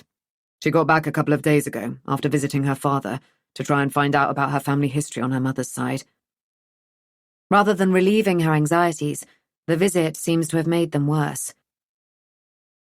He hoped she'd be able to lose herself in painting, work through her feelings, but when he suggested it, she had said, "My brushes have gone missing again." She said this so matter-of-factly he wondered whether she'd been hiding them herself, either consciously or subconsciously, so that she didn't have to paint. He knows how much she'd wanted to make a career out of art when she was younger, and how excited she was for the chance to move into Newington and focus on her work. Perhaps it is too much pressure. He's glad she has Robin, a friend close by while he's away. The journey must have exhausted her, Fran says. Yes. He doesn't expand. He doesn't tell Fran that last night he'd woken to find Cass's side of the bed empty. He'd padded down the hallway and found the window open again. He'd definitely closed it before bed. For the first time he wonders whether Cass is the one opening it. But then it had opened when she was at her dad's. Hadn't it? Nothing is making sense. As he had tried to find her, he had felt apprehensive. The bathroom was empty. Where was she? Creak, creak, creak. He'd followed the sound, both wanting and not wanting to know what it was. It was the rocking chair, not moving on its own as Cass claimed it had done. She was sitting in it, gazing ahead but focused on nothing. Cass? She muttered something, and James, strained to hear, was about to ask her to repeat it, when she laughed, muttered something else and paused for a reply, before nodding, agreeing with whatever she had thought she had heard. Moonlight pulled through the window, her skin translucent, the creak, creak, creak of the chair speeding up his heart. He had felt scared seems too dramatic in the cold light of day, but definitely uneasy, unnerved. Back in the present, he shakes himself from his thoughts, aware that Fran has asked him another question. Everything okay with the pregnancy? Yes, but she's worried about genetic diseases, that sort of thing. I'm sure it's natural. Every pregnant woman probably does. Yes, but... He's promised Cass he won't tell anyone about her diabetes until she's ready. I guess you begin thinking about your own bloodline when you're about to become a parent, he says. That's understandable. And what about your bloodline? James shrugs. I don't really know much about my health history, not when it comes to my grandparents anyway. I need to ask my dad, but he's never really forthcoming when it comes to talking. We've always had a strained relationship. That's such a shame, Fran says. You might have had a rubbish dad, but you know your mum loved you very much. Yeah. I can't believe she won't be here when Isabel is born. He feels overcome. He rummages in his pocket for a tissue, fingers finding the plastic T-Rex. He takes comfort from it. Isabel? That's a pretty name. Cass chose it. Isabel is after my mum, and then Rose. Rose? She leans forward. Who chose that? Cass again. She thinks the teenager who lived in Newington was called Rose. Isabel Rose. It's beautiful. It's something very special to name a child after a member of the family, she says quietly. Yeah. I really should tell Dad we're naming her after Mum. James drains the last of his coffee. When do we need to be out by? I'd better make a move. I'm going away with work for a few days. Probably at the end of the month. James zips up his overnight bag, pats his pocket. He knows his passport is there, the dinosaur too. He makes the bed, sits Mr. Tatty on Cass's pillow. Look after her while I'm away, he says to the bear, before shaking his head. He's as mad as... He stops himself thinking the rest of that sentence. Nobody here is mad. They're all under pressure. From downstairs, a chilling scream. Cass! He's running down the stairs, 2 at a time. Cass! The house is too big, too quiet. He can't find her. Chapter 25. Cass. James finds me at the window. I'd heard his voice calling me, felt his arms holding me, but I couldn't answer. Can't move. Somebody is out there. I can't tear my gaze away from the window. Rain patters against the glass, zigzagging in fat droplets down the panes. Cass? James turns me around, so I'm facing him. Somebody is out there! I crane my neck to stare back outside. I saw them, behind the bushes, near the trees. James follows my finger as I point. I don't see anything. Robin said his dad was always convinced that the intruders came for something specific. Not the jewellery or antiques, but something they didn't find. Just because nothing was taken doesn't mean... It isn't only that. Apparently written in blood on the wall was, "Tell me where it is." And out there I've just seen 2 men. 2! Just like that night of the murders. What if they've come back to find it? Whatever it is! Well, that's impossible. One of them is dead. James looks at me again, with concern this time. He thinks I'm imagining the ghost of Rose. He thinks I'm imagining this too. But he doesn't voice any of this. Instead, he says, "You stay here. I'll go and have a look around." He runs outside, still in slippers. He isn't wearing a coat. He disappears from view, and I am so scared that something will happen to him. He disappears behind the shrubbery. Where is he? My whole body is tense, hands formed into fists, fingernails carving grooves on the soft skin of my palms. Where is he? Time passes, long and slow. Eventually, James jogs back towards me, his hair wet, plastered to his scalp, cheeks pink. There's no sign of anyone. He's breathless, and he joins me at the window. But I'm going to call the office. Postpone my trip. His eyes are fixed on me. I don't know what to tell him. Tell me where it is. There's a sense of inevitability, that somebody would return one day to find whatever is so precious it was worth slaughtering a family for. I don't want to be alone, but I don't have to be because I can call Robin, and he will come. James can go on his trip because the last thing I need is someone here who doesn't believe me. Because I know there is somebody out there. I know, because over James's shoulder, through the hedge, I can still see them. Chapter 26. James. James can't see what Cass is staring so intently at as he turns back towards the window. Their breath mists the glass. He rubs it with his sleeve. What are you staring at? He's unnerved. This is the Cass that worries him, the Cass he is standing right next to but can't reach. He pulls his mobile from his pocket. Wait! She leans forward, cupping her hands against the pane above her eyes. There's a beat. Slowly, slowly, the swing begins to move. It's okay, Cass nods as though convincing herself. Go on your trip. I don't want to leave you like this. I'll be fine. But it isn't just Cass he's worried about. It's their daughter, so small and vulnerable, growing. Stress can't be good for the baby.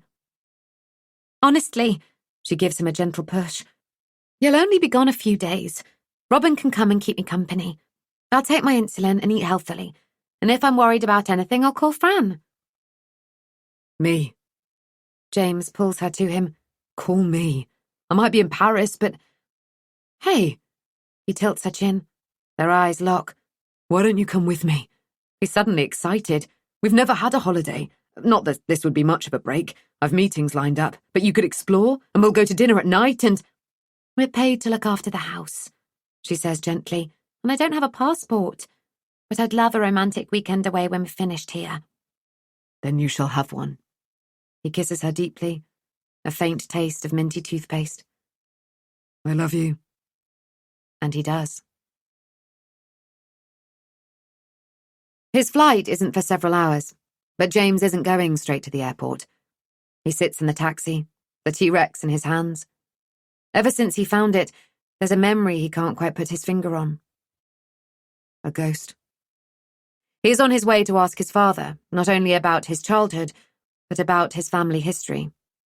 Cass's talk of genetic diseases, of nature versus nurture, has made him realize that he doesn't know enough about his own family. His world was mainly his mother. Other relatives hovered on the periphery, names in Christmas cards, a voucher every birthday. He's about to become a father, and he wants to know everything. He wants to trace his relatives, to repair his relationship with his dad. He wants to take Cass on that romantic weekend away. But without a support network, someone they can trust to look after Isabel when she's born, it will be not impossible. James doesn't believe anything is insurmountable, but difficult. James still has his door key, but he feels uncomfortable using it, and so he rings the doorbell. This is unexpected. His dad leans against the doorframe, not ushering him in, fussing around him, making him tea, food, the way Mum used to do. But timely. I've something for you. He hands James an envelope, probably junk mail. He folds it and puts it into his pocket. Can I come in? James steps forward, and it's this movement that forces his father back, rather than a willingness to invite his son inside. The hallway smells different. He'd never really thought about the scent of home before, where it came from, what it was.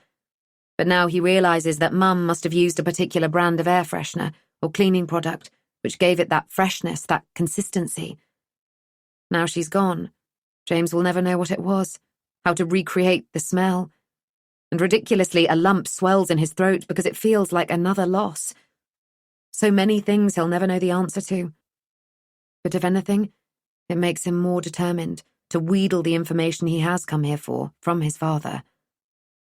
His father heads down the hallway towards the kitchen, but James can't bear it. There he'd picture Mum grating cheddar for a sandwich, slicing fat, juicy tomatoes, even if he told her he'd already eaten. Or perhaps he'd find his mind wandering further back than that.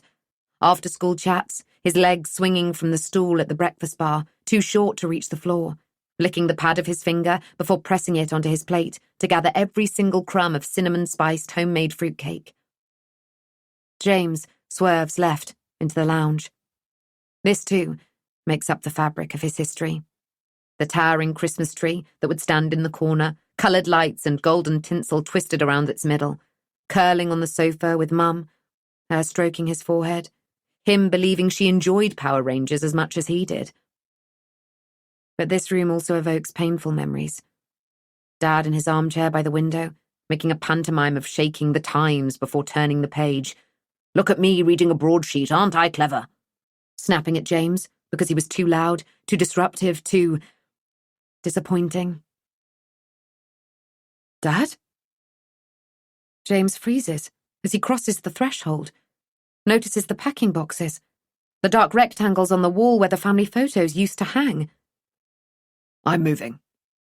Dad doesn't offer any sort of apology or explanation. You've sold the house? Probate has come through, and it's time for a fresh start. The green carpet has faded around the sheepskin rug, which is now rolled up and tied with string. James remembers when they bought that rug for the space in front of the fire.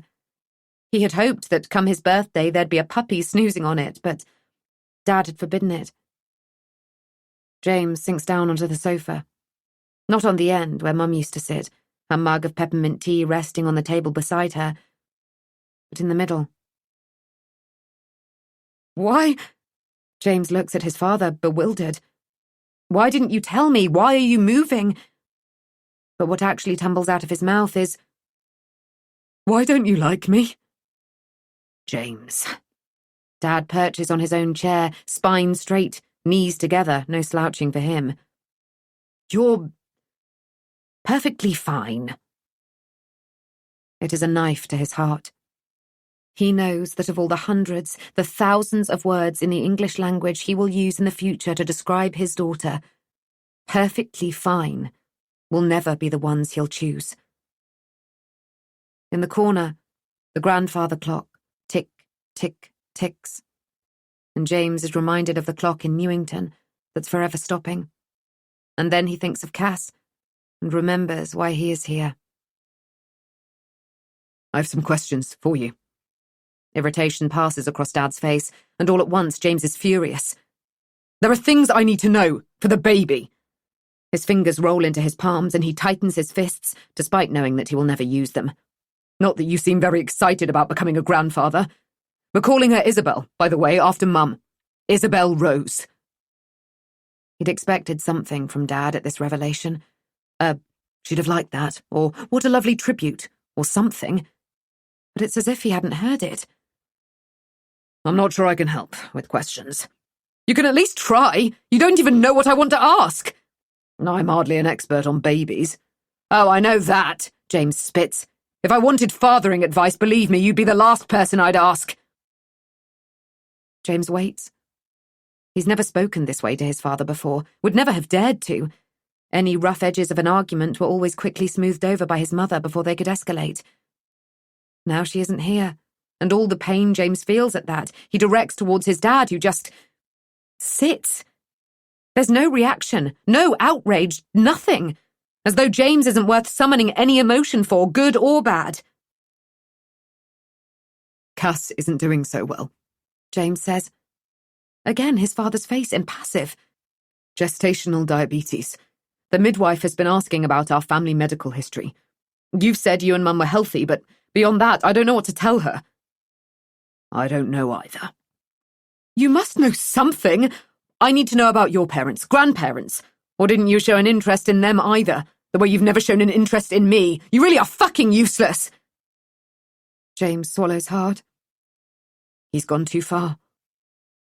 For a moment, there is a perfect silence. James waits for an explosion. But instead, in a cold voice, Dad says, "You are not my son." James feels as though he's been punched. There's a ringing in his ears, a lightness in his head. He cannot make sense of it. He wonders whether his father shouted that to hurt him, made it up. But as he looks at his face, he wonders if it might actually be true. This man in front of him, this man he has feared and loathed and so desperately tried to win love and affection from, might not be his father. What? James clears his throat. Was Mum married before? No. Dad shakes his head, calmer now. Mum. Isabel. She wasn't your mother. We adopted you when you were 4. No. No, you didn't! James does not believe this because he doesn't want to believe it.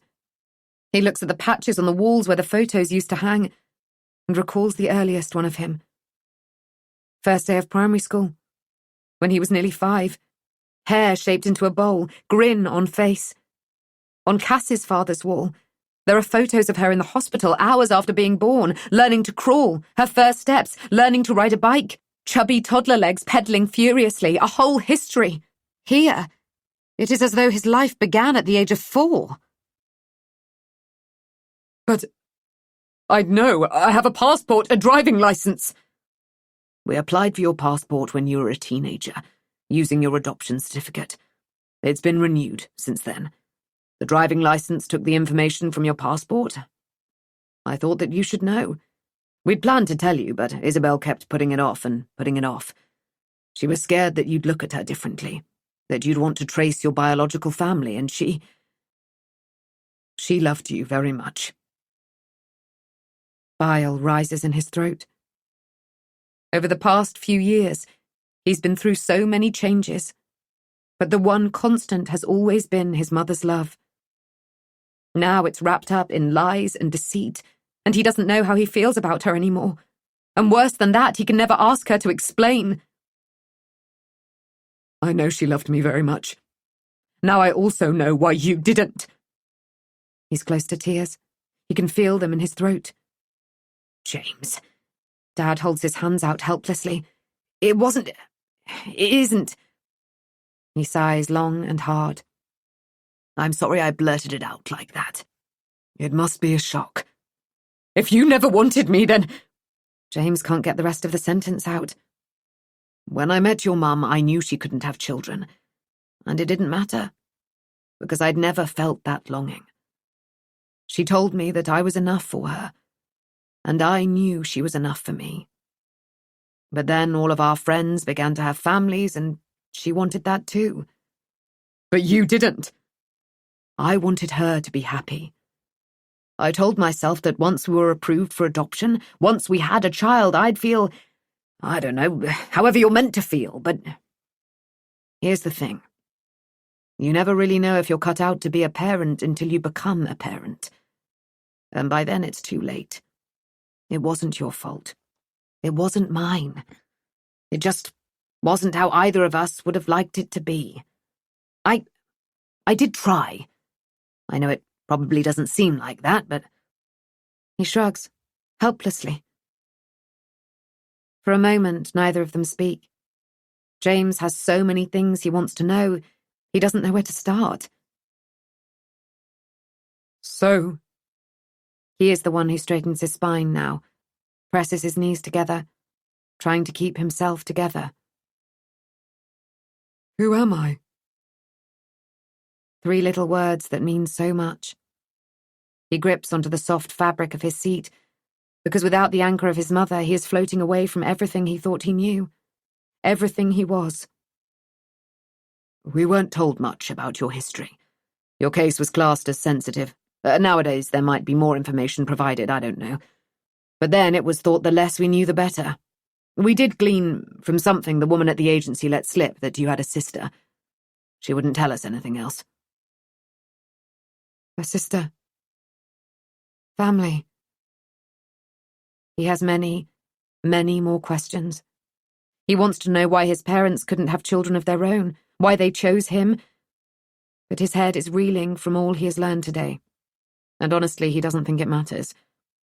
He knows there will be organizations that will help him trace his family. Slowly, unsteadily, James rises to his feet and makes his way over to the door. His father, Nick, doesn't try to stop him from leaving. James realizes he has been wrong. There are some things that are insurmountable, irreparable. His relationship with this man is over. James leaves, knowing that he will never see him again. He is left with one overriding thought that he pushes away. He can't be. Can he?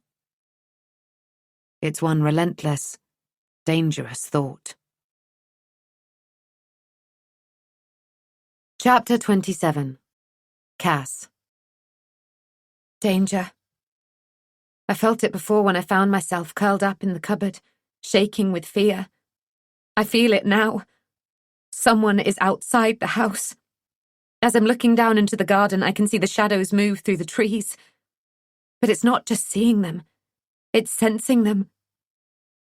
Run, run, run. The words whisper in my ear. A movement. I crouch down, run my fingers over the rough carving in the wall. Run. Robin hasn't picked up my calls, so I'm alone, but I'm weirdly okay with that. I've been brought here for a purpose, and although I don't know what that purpose is, I've been waiting, endlessly waiting. The air is suffocating, as though the thing I've been waiting for is close. Breath on my neck. You'll look after me, won't you, Rose? I think the words are only in my head, but I feel a hand smoothing my hair, and it's comforting. I can't rely on Dad. Ever since I discovered the bank statements, I've lost my grip on reality, not seeing him as Dad anymore. He's a stranger, someone who can't be trusted. Laughter. The rocking chair creaks. It's moving again, but when I reach out and touch it, it is still. My heart is pounding out of my chest. Lemons. I smell it again, and it calms me. Rose. Rose. Rose. I sing. Run, run, run. Echoed back to me. I don't know if I'm losing my mind. I don't know if I've already lost it. There's a banging. The front door? Real or imagined, I can no longer tell. Quiet. The chair is still. No one is stroking my hair. The air smells of musty old house. Rose? Nothing comes back to me. But then... Footsteps. Footsteps from the hallway. Heavy. Solid. No one is outside the house anymore. They're inside. Downstairs. Hide! Chapter 28. James. James wants to hide from everything he has learned, everything he has heard. He feels vulnerable, exposed as he clips on his seatbelt, as though everyone is staring at him, everyone knowing who he is. He stares out at the wings of the plane, that dangerous thought beating at him again and again. Is he the missing Madley child? A sister. He has a sister. Rose? But he can't be a Madley, he'd know. You were classed as a sensitive case. They couldn't release information about your background. Mum. More than anything, he wants his mum to hold him and tell him it was all a mistake. Of course he isn't adopted. But he knows that his dad spoke honestly. It wasn't contempt on his face after he revealed the truth, but relief. Relief that he no longer had to pretend to be James's father, no longer had to pretend to care. But Mum did care, didn't she? James finds himself doubting her, searching through the fabric of his history, looking for loose threads to pick at, wanting to unravel it all so he can piece it back together again. But there's nothing. She loved him. She really did. Why couldn't she have told him? He wouldn't have wanted to trace his biological parents. Would he? Sensitive background. Would he? He just doesn't know. He is empty inside. Mum. He closes his eyes to contain the tears that threaten to spill. There's a squeeze of his arm. Takeoff is always the worst, says the elderly lady next to him, obviously thinking he is scared of flying. He is thrust back in his seat as the nose rises, but he barely notices, because he has felt unsteady, unbalanced ever since he'd left Dad's house. Dad. He can't call him that anymore. His world has spun off its axis, and he has no idea how to right it. Should he look into his past, who he really is? The missing Madley child. The thought prods again. James shakes his head, trying to dislodge it. The woman next to him makes soothing noises, and he wants to tell her that he isn't scared, but that would be a lie. He is terrified right now, but not of flying, of what comes after. Telling Cass he has no idea who he is. What if his family carries some sort of terrible disease, and that's why he'd been given up for adoption? What if that disease is passed on to their daughter? He moans. "It's okay now," the woman next to him says. "We're in the air." But it isn't okay. It isn't okay at all. Would health reasons be classed as a sensitive background? Or is it something else? Something worse? The missing Madley child. That first time, looking around the house, he'd instinctively known where the nursery was before he'd opened the door. He'd known where to find writing paper. He'd known the bear was called Mr. Tatty. There had always been a sense he'd been there before. A familiarity. He takes the T-Rex out of his pocket. Was this his? Is that why he can't let it go? Trip. The name pops into his head the way Mr. Tatty's name had. They are over the ocean now. Wisps of white clouds in the clear blue sky, and below them a dark and choppy sea. He can't stop thinking about the house. Cass. Then he sits bolt upright, sweat instantly prickling his armpits. What if the things she is seeing are real? What if there has been somebody watching the house? Somebody in the house? If he is the surviving child, had he seen something he wasn't supposed to see that night? "Tell me where it is," was written on the wall in blood, Robin had said. Has somebody come back to find it? To force James to tell him where it is, even though he has no conscious recollection of that night? Fuck. He hopes Robin is with Cass. Otherwise, she's alone. Chapter 29. Cass. I am alone, and there are two of them, standing in my hallway as though they have every right to be there. Chapter 30. James. James has such a lot to live for. Cass, his baby, but all he can think of is the past. Who his biological parents might be. The second they land, he is fumbling for his phone, trying to call Cass to make sure she is okay, but it goes straight through to her answer service. He redials. If she picks up this time, will she notice a difference in his voice? He doesn't want to worry her if everything is fine. But he feels different. How could he feel the same? He is not who he thought he was. Chapter 31. Cass. My whole body is trembling.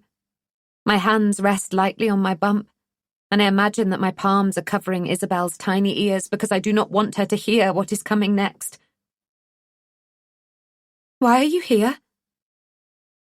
Unannounced, uninvited. My eyes flicker between the two men. Dad and Leon both look as uncomfortable as I am. Dad gazes at me imploringly. The way we left things was awful, Cass, and we're here to explain. Leon says simply. We didn't mean to frighten you. Dad says, we did knock and then thought we'd try the door and it was open. I'm not frightened. I'm experiencing myriad emotions, and I can't decipher exactly how I feel. With Dad here, Leon cannot take revenge and hurt me. But why is he here? Why are they both here? I lead them into the kitchen, my head held high, and wordlessly make tea. When we are sitting at the table, hands clasped around mugs, Dad begins. Cass, I've several things actually, to tell you, and they won't be easy to hear. Why should I believe anything you say? I'm defensive because I am scared. I instinctively know that whatever Dad is about to tell me will cause irrevocable damage. He has travelled a long way to speak to me, and he looks worse than I feel. Dark shadows under his eyes, unshaven, thinning hair uncombed. I lower my eyes, because I can't bear to see him looking so dishevelled. I can't bear to look at Leon at all. Leon and I grew up in a family that was normal, I guess. Loving. If anything, too loving. I swallow a gulp of tea, feeling the scald in my throat burning away the sarcastic remarks that were rising. Poor you, imagine feeling too loved. I had never felt that. Never. Leon was the eldest, and then me. You're not telling me anything I don't already know. And then there was our younger sister. You have a sister? Had a sister. The pain in Dad's voice is cutting, and instinctively I reach for him, but his hands remain clasped around his mug, the tremble in them causing coffee to slosh over the rim, drip over his fingers. He doesn't seem to notice. She was the baby, and very much doted on by our parents. Dad looks helplessly at Leon, as though he doesn't know how to carry on. In the meantime, I'd gone off the rails a bit, Leon says. Got in with a bad crowd. Rebelled, I suppose. So much was expected of me, being the eldest. Well, it seemed my parents had planned out my entire life before I was even born. I cover my bump again, a flush of embarrassment heating my face. Is this what we've done, James and I? In sharing our hopes and dreams for our daughter, have we inadvertently mapped out her path, written her story before it's even begun? And then... This time it is Leon who struggles to continue. And then they were killed. In a car accident. Dad says. I was 21. Leon was 25 and our sister just 17.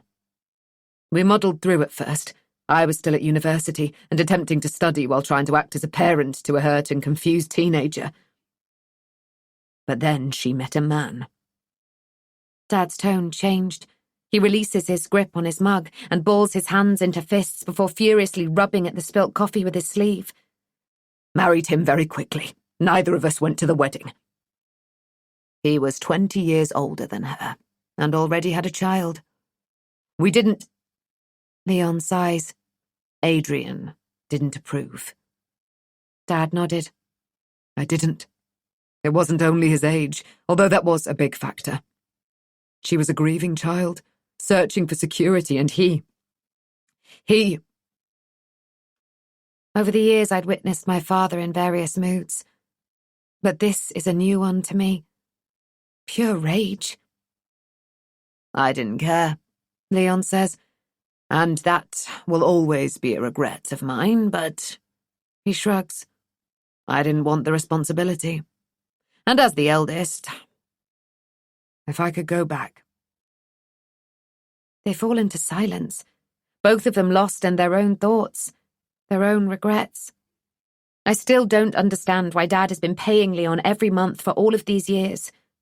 But I wait, not wanting to rush them, trying to digest all I have learned. I have an aunt. Had an aunt. It might be the hormones, but my tears well. How I'd longed for a large family over the years. I might have had cousins. Dad clears his throat, and I turn my attention back to him, push my selfish thoughts away. I didn't know her. Dad had lost his sister. He's obviously still carrying guilt and grief, and perhaps that accounts for his drinking over the years. Already, I feel I understand him a little better. What happened to her? I ask. She became pregnant, little more than a girl herself, and I was furious with her, furious with him for stealing her life, taking advantage. She sent me a letter when she'd given birth and regular photos, and I was an uncle, but I couldn't separate the baby from the circumstances. Couldn't quite bring myself to visit. I wasn't ready to make peace and accept she was a married woman. I wasn't ready then, but I always thought there'd be time. You always think there'll be more time, don't you? Leon mutters, and I see real emotion on his face. What happened? One night she called me. She was so distressed, said she needed me to come. Her voice was... We'll be back with more in just a moment. Until then, take this time to simply relax and enjoy this peaceful tune. Thank you for listening.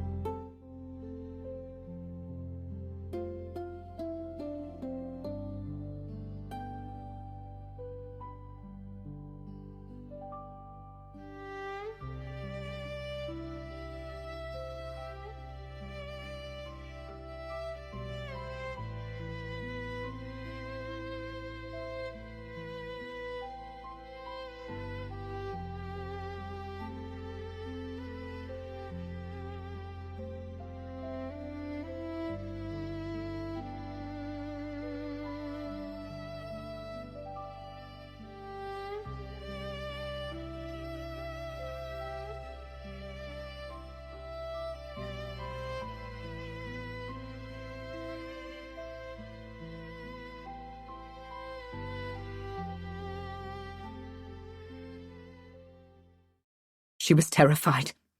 I left home immediately, and by the time I got to her, she... Dad is crying now, and so am I, because although what comes next blindsides me, perhaps on some level I already knew. It took such a long time to get to her house. A beat. This house. Dad takes my hand. His is cold, but his skin isn't as chilling as his words. Cass. My sister. Leon takes Dad's other hand as he falteringly carries on. Our sister. Marina. Married Sylvester Madley and moved here to Newington House. He pauses, but I can't fill the silence, waiting with dread. You were her baby, Cass. I took you in after she died. I'm shaking my head as he says, You are the missing Madley child. The only one who survived. Chapter 32. Cass. I am the missing Madley child. I'm numb, swallowing down the vomit that rises in my throat only to feel the burn again, stuck in a perpetual nightmare. I am not who I thought I was. I'm aware of Dad speaking to me, but his voice sounds distorted and echoey as though he is underwater. My fingers are wrapped around something cold and hard. Leon says something this time, but all I can hear is a whooshing in my ears. Dad's hand circles mine, and together we raise the glass I didn't know that I was holding to my lips. Water dribbles down my chin. I've forgotten how to drink. My lungs are burning, my chest heaving. I've forgotten how to breathe. Cass. Dad is shaking my shoulders now, his face close to mine. Calm down, for the sake of the baby. For Isabel. It is my little girl's name that reaches through the panic. I am fine. I am safe. I am normal. My mantra spins around in my mind, but I know I am not any of those things. And I want to weep, but I do not have enough air to do so. I am dying. Everything fading away, my body jerks backwards as my chair is dragged away from the table. Dad's hand is on the back of my head, gently easing it down towards my knees, not forcing it, conscious of my bump. He rubs my back in circular motions.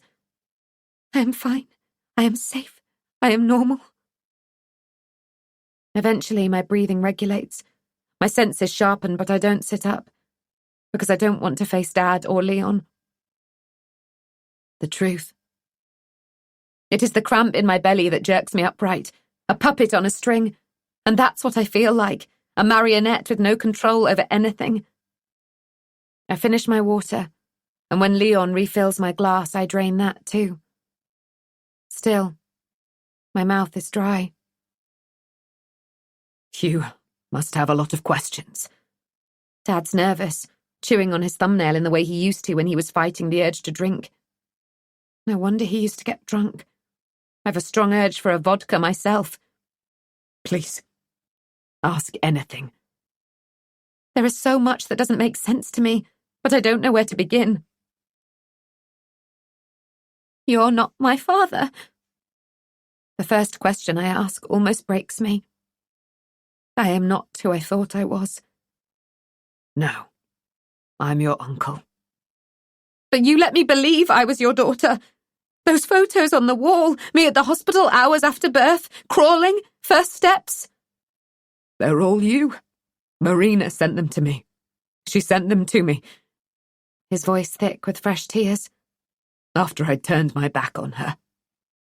Not just you. Leon tried to cut in, but Dad waved him away, carried on talking.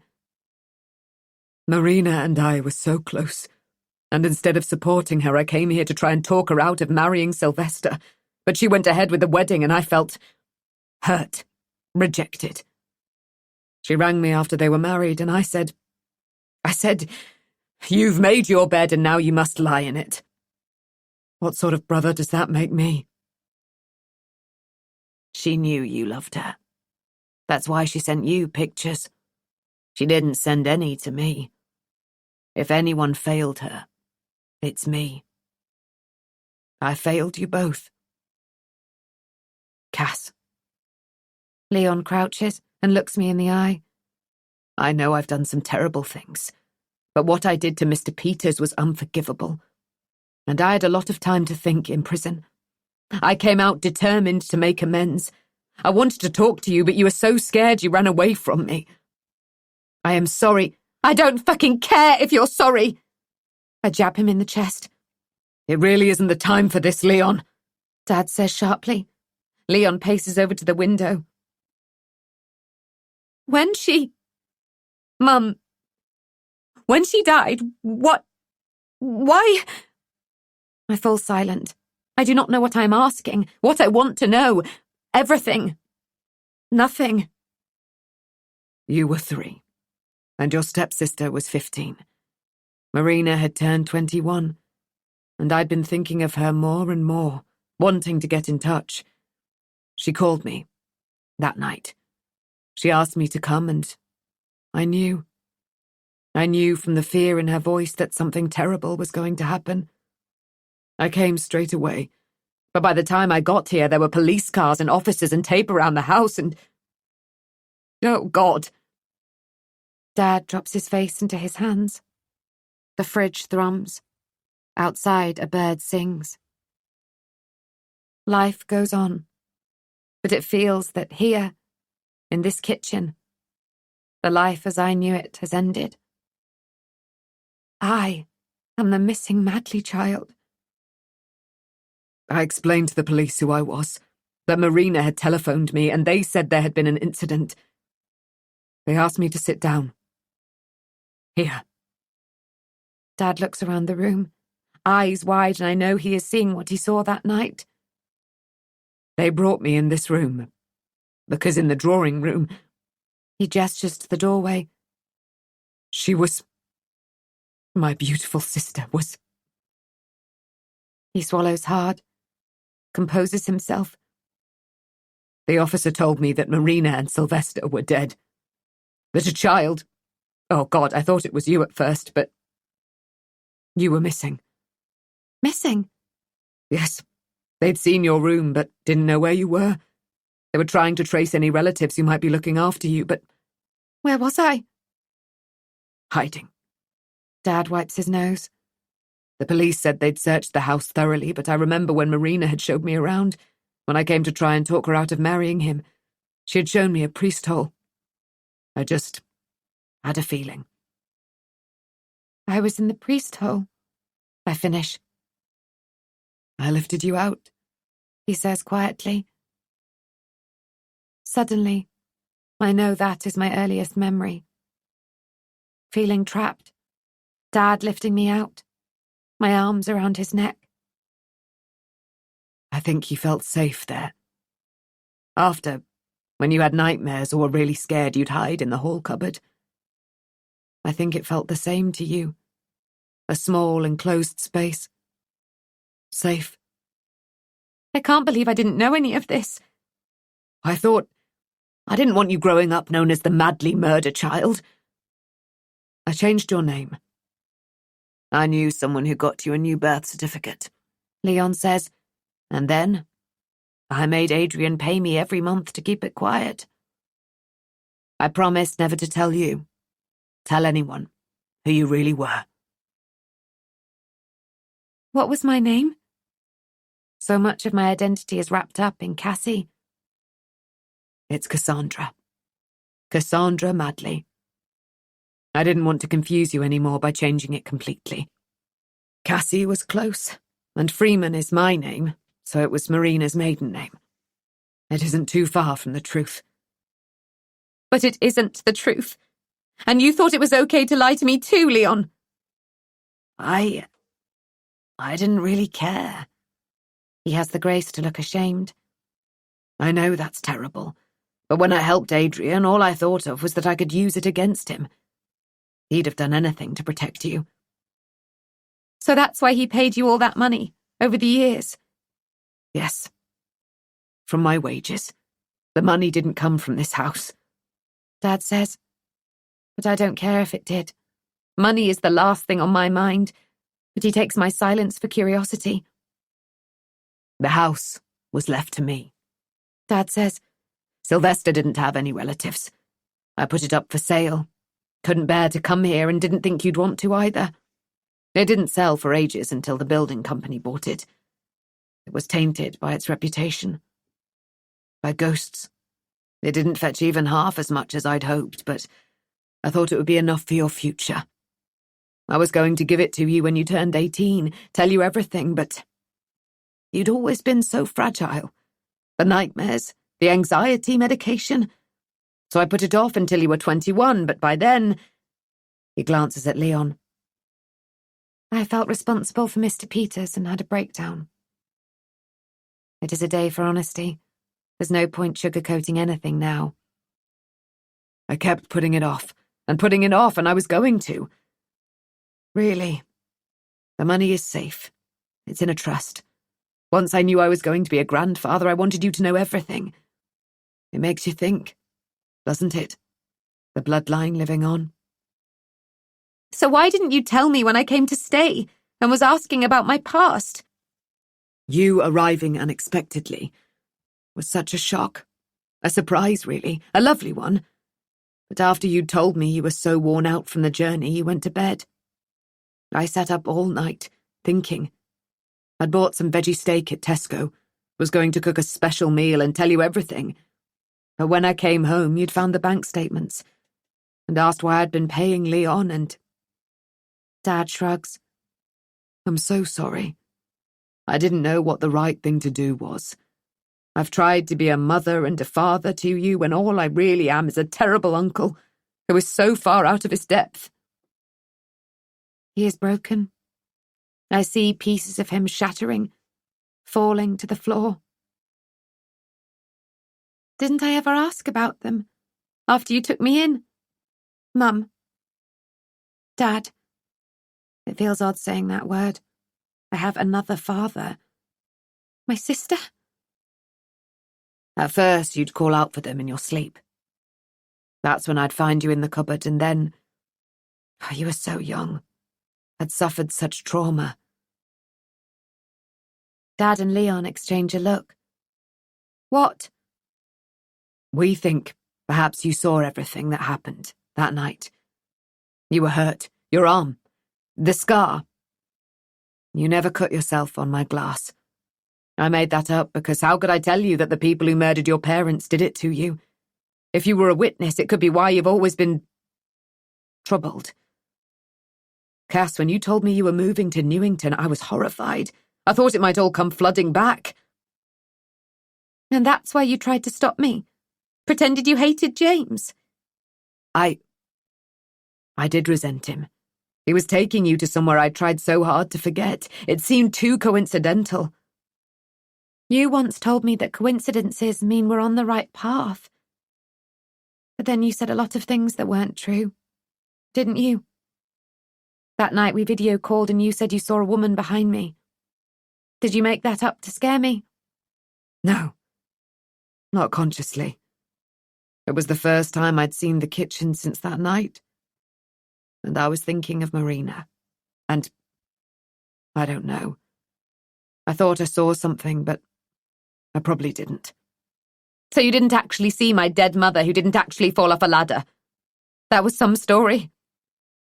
You needed to know she had died. But I thought if I said she had died doing something for you, it might bring a little comfort. I was protecting you. Stop! I held out my hand to deflect his words. I can't hear any more. Not now. I can't take it all in. I want you to go. Cass. No, Dad. You've ripped my world apart and I don't know how I feel about it. How I feel about you. I don't include Leon. He's the least of my worries. Come back home. Home! I give a hollow laugh. Where is home? I'd asked myself that weeks ago, when I'd moved in here and told myself that it was at Newington because that's where James was, where my heart was. But perhaps my heart had been here long before that. Dad, the word still feels natural on my tongue, and I know that whatever the future holds, there will be a future for us, as a family, although it will take on another shape. But I don't know what that looks like yet.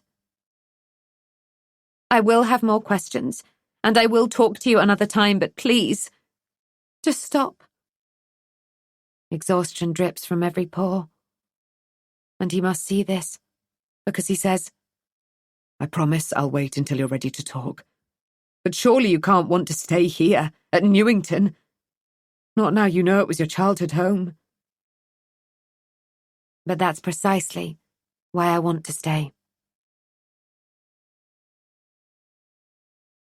When I woke this morning, I was Cass Freeman. I had one father, one uncle, James and the baby. Now I know I had two parents who loved me, a sister. Here I feel close to them. I want to go to my sister's room and process my thoughts. There are so many of them spinning around my mind. They're buried near my flat. Dad says quietly. I took them home. Your mum and stepsister. Did you ever meet Rose? Dad frowns. Rose? Your niece, step-niece. Cass. It is Leon who replies. Your half-sister was called Tamsin. I feel myself deflate. My body sag as I realize I don't know her at all. The girl whose room I'd been painting in, had felt so comfortable in. Tamsin. I don't know who she was any more than I know who I am. My family was slaughtered, and I possibly saw it all. What did the intruders want? What did they kill for? Why can't I remember? Dad and Leon leave, and I head into the drawing room. Stand under the portrait of the Madley family. My family. I pull out my mobile, swiping past all of James's missed call alerts, and take a photo before pinching the screen. Zoomed in, I can see what I couldn't with my naked eye. The pendant of the swan around Mrs. Madley's, Marina's, Mum's neck. The pendant I am wearing now. Suddenly I am full of fury. Someone murdered my mum, and I want to know why. I decide to visit each room of the house. I'm going to jog my memories. I'm going to remember it all. Chapter 33. Rose. Then. Rose wished she couldn't remember the fire, but she kept having terrifying flashbacks. The skin on her hands was red and raw. She'd spent yesterday scrubbing the front door, the walls, Mum balanced on a stepladder, using a mop on the ceiling. David painting the hall a brilliant white once the walls and ceiling had dried. The smoke damage was no longer visible. But Rose could still feel the burn in her chest, the terror she had felt as she had pounded back upstairs to save her brother, not knowing what she would find when she tried to come back down. In the 2 nights since the fire, she hadn't slept. Every little noise signaled danger. The hoot of an owl, the rain pattering against the window, even the hum of the fridge. She ran over everything in her mind again and again, hopping from theory to theory. Gunnar had started the fire to pay her back. The debt collector had carried out his threat to hurt them. David had paid someone to start the fire to claim on the insurance. David had lit it himself. It was this theory that Rose kept pushing away. No matter what trouble he was in, his business was in, surely he wouldn't risk the lives of his family. Would he? But as she watched him paint, she focused on the tremor in his hands, the tightness of his jaw, his silence, and she just didn't know what to think, how to feel. Rue ran around the house making siren noises, a rolled-up towel serving as a makeshift hose. I'm going to be a fireman when I am big, he said. Rose shuddered. She never wanted to see, smell another fire again. The remains of the rug had been taken to the tip, the exposed floor, cold and hard, and that was how the entire house seemed to Rose now. Cold and hard. No longer a home. Not somewhere she felt safe and secure. They could have died. Now David was out at a breakfast meeting. It was the first time that Rose had been alone with Mum. Who do you think started the fire? Rose asked, anxiously picking the skin around her fingernails. Rose, her mum hugged her. Have you been worried? Nobody started the fire. Of course they did. I'm not a child. Do you think it was the man from the farm? I don't know what you're talking about. Yes, you do. Have you told the investigating officer? Our business is our business. The phrase slipped out of her mother's mouth, but it didn't sound like anything she would say. Mum, somebody tried to kill us. We're fine. It was... Rose, I know it was frightening, but... Was it David? Of course not. How could you... The only way you wouldn't be scared this would happen again is if you knew who... David wouldn't endanger us. Look, he's sorting everything out right now. So, you're not scared? A beat. No. So why have you taped up the letterbox? I'm nipping out to get something for lunch. Keep an eye on Rue. Mum grabbed her purse from her bag and strode towards the door. Rose mopped up splashes of milk and dumped the soggy cornflakes that Rue had left at the bottom of his bowl in the bin. She sat back down and tried to focus on the jigsaw of a donkey that she was helping Rue with. But she frequently checked the doors were locked, the windows, letterbox still taped shut. She didn't think she would ever feel relaxed again. They could have died. Mum was smiling when she arrived home. She pulled out a pack of Rue's favourite biscuits they certainly couldn't afford, and gave him one. He scuttled off, holding the ginger snap tightly in his hands. Has David sorted everything out? Rose's mood lifted. I don't know, but I met a homeless woman outside the shop. And that's made you happy? Rose bristled, seeing what our life will be like and... No, we chatted. Her name is Dorothea, and I gave her some money and... Great, so according to Dad, we're about to lose everything and you're giving away what little we do have. Rose, Mum frowned. That's not like you. What happened to kindness? Compassion? Sorry, Rose mumbled, ashamed. The truth was she was on edge, scared.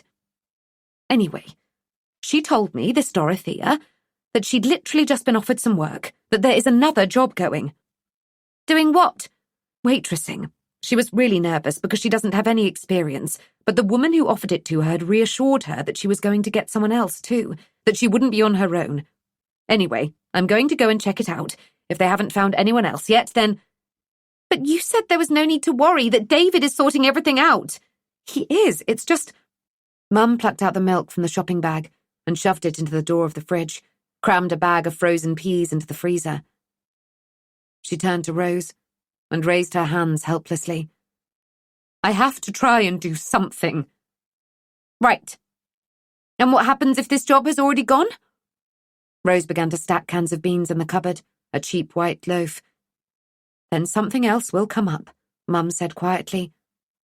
Rose, I know you're scared, and in truth I am too. The fire, it could have been catastrophic, fatal. I see it every time I close my eyes. Not as it was, but as it could have been. Flames swallowing the house. Us. She pinched the bridge of her nose, and Rose knew that she was trying to stem her tears. Please, can you watch Rue again while I nip and check this job out? Rose deliberated. David really didn't want Mum getting a job, and Rose didn't want David to have any reason to get angry, to hurt Mum again. Besides, she wanted to talk to Gunnar. She no longer believed he had started the fire, but she wanted to be sure. I can't babysit, I have plans. Sorry. Okay. Her mum chewed her bottom lip, thinking, I'll take Rue with me. He's so cute, he's bound to win them over. Are you sure you should just wish me luck, Rose? But please, it'll be fine. I'll be back for lunch. Rose swallowed hard, tasting smoke at the back of her throat. Everything was changing again. Perhaps she should be more supportive. Mum was being proactive for the first time in a long time. She needed to know that Rose was on her side. I can watch Rue, she said. It's okay. I think I will take him. He'll be my secret weapon. Okay. Good luck. Rose kissed her mum on the cheek. They'll love you both. I hope so. Mum smoothed her hair, ran a finger around her lips, checking for lipstick bleeds.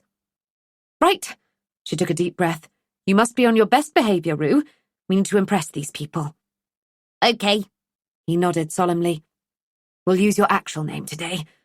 Her mother held out her hand, and her brother slipped his small one inside of hers. Ready to meet the Madley family, James? She smiled, excited. Newington House is going to change our lives. I just know it. Part 2. Chapter 34. Marina. Then. 30 years ago. The doorbell of Newington House chimed, loud and imposing. Marina Madley felt like a child playing dress-up as she hurried down the corridor in her ridiculous shoes, high and polished, each step threatening to turn her ankle. She thought if she could make herself taller, she'd be filled with confidence. But the faces from the portraits of those who had trodden before her glared at her with such cold, hard eyes, and she knew she wasn't enough. After 4 years of living here, she knew that she'd never be enough. She'd never be happy. To outsiders looking in, she and Sylvester had it all. A beautiful home, 2 gorgeous girls, Tamsin and Cassandra. Not that they let strangers look in, of course. Sylvester was very careful to keep everyone out. Is it so wrong to want you all to myself? He had said, nuzzling into her neck when she had asked whether she could invite her brothers, Adrian and Leon, for her first Christmas in her new home. She had felt both special and disappointed. But I haven't seen them for such a long time. Neither had come to the wedding. Neither had approved of her marrying a man 20 years older than herself, who already had an 11-year-old daughter. Marina. Sylvester had cupped her cheeks between his warm palms with such tenderness it made her want to weep. We're your family now, Tamsin and I. I want you to feel settled here, complete. I couldn't bear it if you walked out like Jane, Tamsin's mum. The crack in his voice made Marina's heart swell. I won't leave you. Never. Tears pricked. She knew what it was like to be left.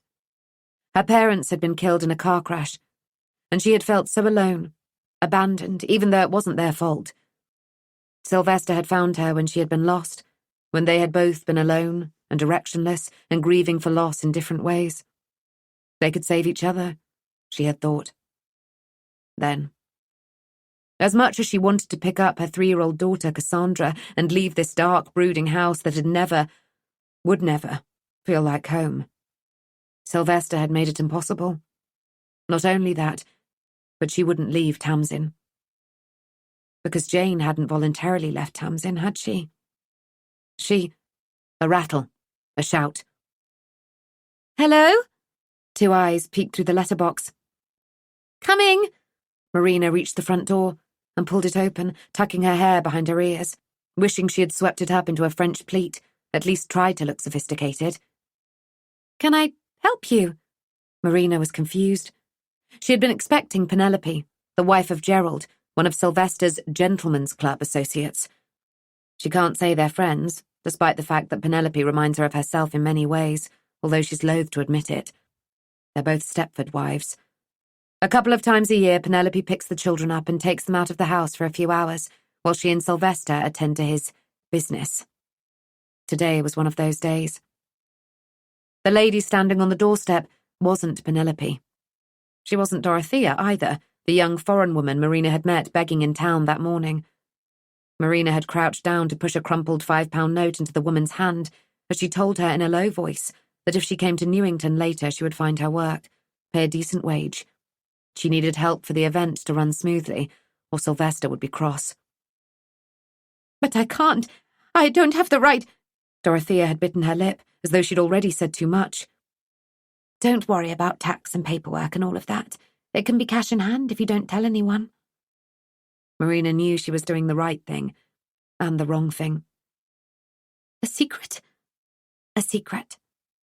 Marina knew all about those, but what she didn't know right now was who was standing before her. I'm looking for Mrs. Madley. I'm Mrs. Madley. Marina straightened her spine, glad of her heels, steeling herself for the, "But you're so young." But it didn't come. Hello. It's lovely to meet you. I'm Zita Harvey. I know you've got some work going and I... How? How do you know that? There was this woman outside the shop. I asked if she was okay, if she needed anything. She said she had found a job. She was so excited. Is she here yet? No, she isn't due yet. She said that you were looking for someone else to help. I'm used to catering. I have a family I wait on hand and foot. This is my son, James. She thrust forward a small child who flashed a toothy grin, a green plastic dinosaur clutched in his hand. Hello, Marina said to him, before looking expectantly at Zita, who carried on talking. I have a family to support and... Zita's eyes filled with tears, and Marina recognized something in her, something she had felt herself. Longing. Desperation.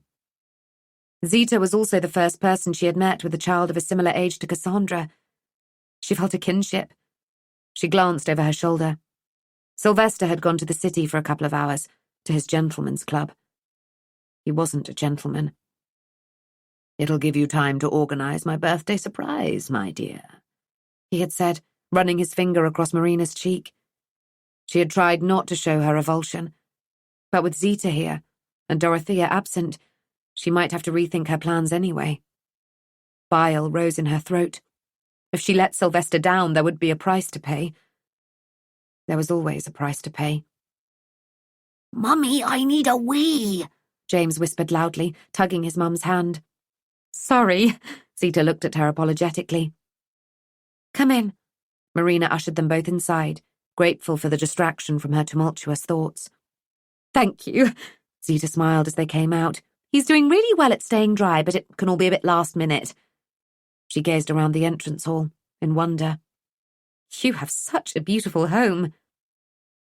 Thank you. The compliment warmed Marina. She didn't have any friends. Didn't have anyone she could invite around. I could give you a quick tour, if you'd like.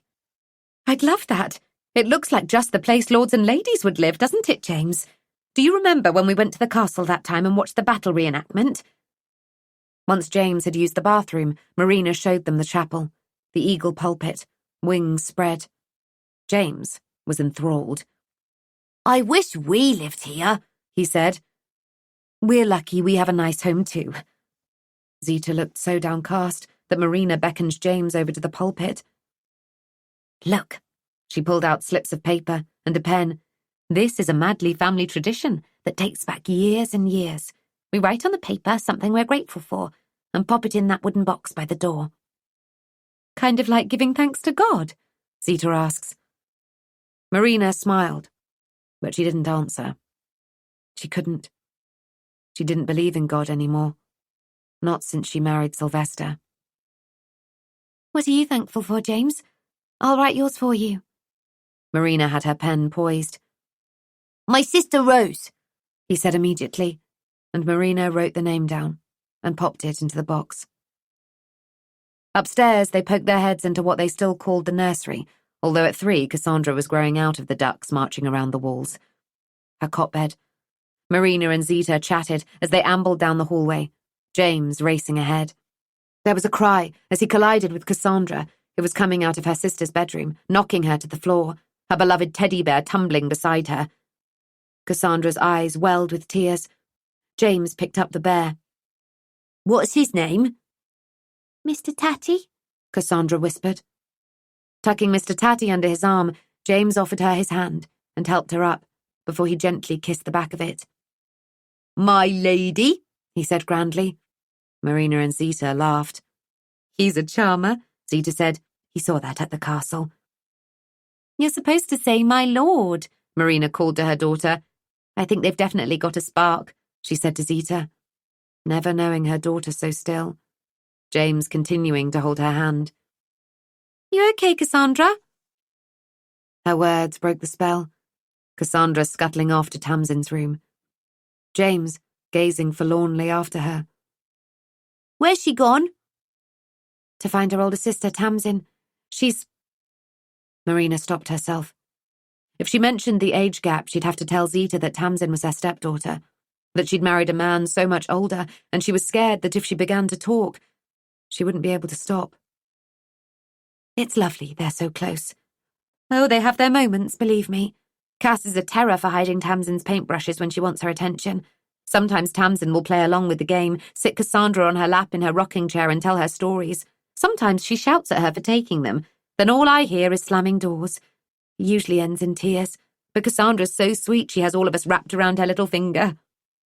Mummy, I'm hungry, James said. I can probably find you a biscuit. Is that okay?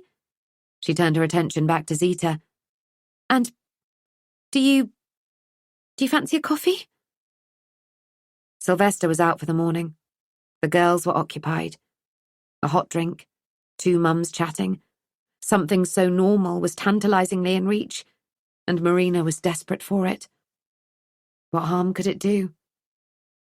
Marina didn't realize at that time that a simple act of kindness would have such far-reaching consequences. Be so devastating. Chapter 35. Rose. It was devastating. James. I think it was because of James that I didn't get the job. Rose's mum kept her voice low, even though James was upstairs in his room building a dinosaur park out of Lego, and wouldn't be able to hear her. I should never have taken him to the interview. She looked desolate as she flopped onto the sofa next to Rose. What did he do? Nothing. He was adorable. Mrs. Madley, had a little girl, probably a year or so younger than James, and they were so sweet together. They held hands and it looked so natural. I had a vision of him in the future, all grown up with a girlfriend. Trying to marry him into the rich family? Rose tried to lighten the mood. It wouldn't be Cassandra, obviously. They're very unlikely to see each other ever again, unless fate brings them back together. But one day there will be somebody. Another woman will be the centre of his world, instead of me. Mum's eyes glassed with tears. Now you're trying to make yourself feel worse. Rose stepped into the role of the parent. James thinks girls are stinky. He's never going to leave you. I probably won't either, so you'll be stuck with us both forever. I'd love to be stuck with you both forever. Mum rested her head on Rose's shoulder. But one day... Shall we just focus on today? Rose said gently. What went wrong at the house? Mrs. Madley, Marina, said that she needed somebody flexible, without family, somebody that didn't mind being called on during weekends in the evenings. Sounds like she wants a slave. No, I don't think it was that. She was really friendly, but I guess she knows what it's like with small children, always picking up bugs. She probably thinks I wouldn't be reliable. She sounds like a bitch. She wasn't. You know, in another life, I think we would have been friends. I found out a lot about her over coffee. Despite our differences, we had a lot in common. 2 children with large age gaps, both married young. What about Mr. Madley? Did you get to meet him? No, I saw a picture of him. Sylvester. Well, a portrait, I guess you'd call it, in the drawing room. There were all these paintings lining the walls of the family going back generations. It was so posh, and I thought our house was big. It is. It's lovely. You know, I hadn't wanted you to find out, but we're having a few difficulties. Financially, I mean. We might not be able to stay here. It was the first time her mother had vocalized the financial problems they were having. She stared into her lap, picking at a stray thread hanging from the hem of her shirt, her shame written all over her face. Rose didn't have the heart to tell her that she already knew, but it was impossible not to have heard the rows, picked up on the atmosphere. Christ, the neighbours probably knew, the entire village. Home is where the heart is, Rose said softly. But inside there was a hard ball of dread. Despite the words falling from her tongue, she felt her home was here. In her bedroom with the jungle print wallpaper that Mum said Rose must have grown out of by now. But Rose loved it. It made her feel camouflaged, invisible. The animals peeking out from behind the trees, her friends. She had given them all names: Malcolm the monkey, Lulu the lion, Graham the giraffe. If they left here, she would have to leave them all. Leave Gunnar.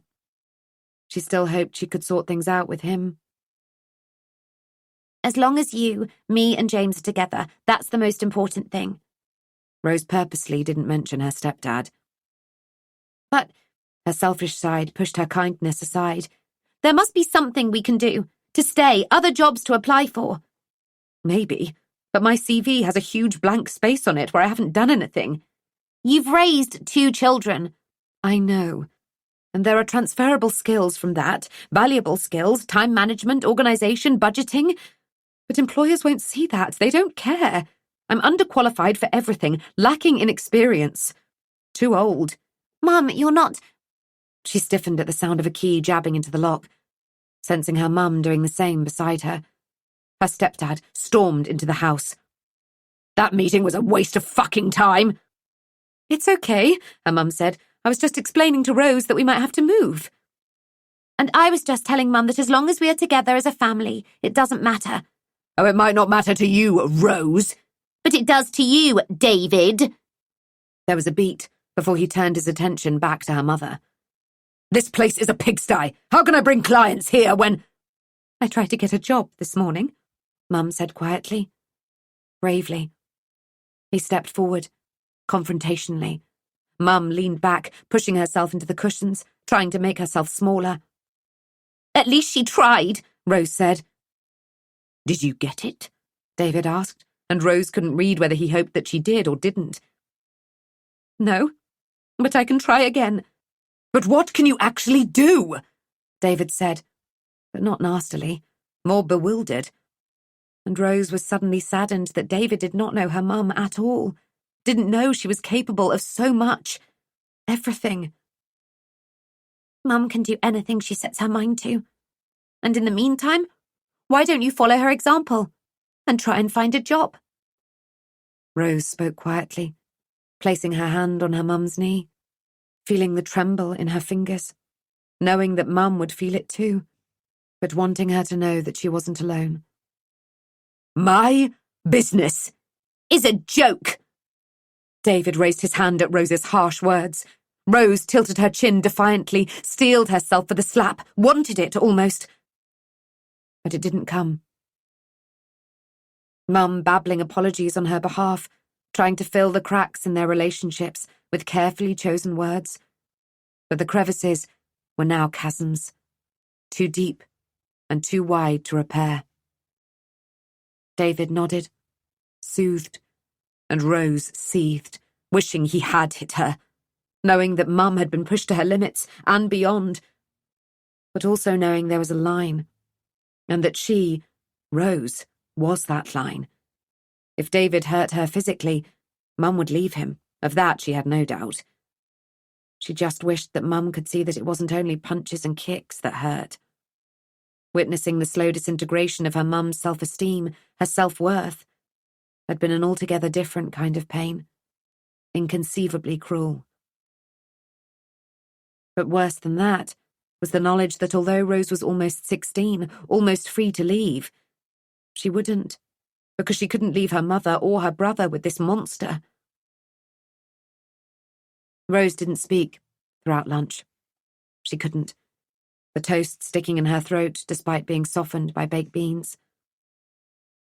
I went to a castle and met a princess today, Daddy, Rue said, taking a huge bite from his toast, which was dripping with honey.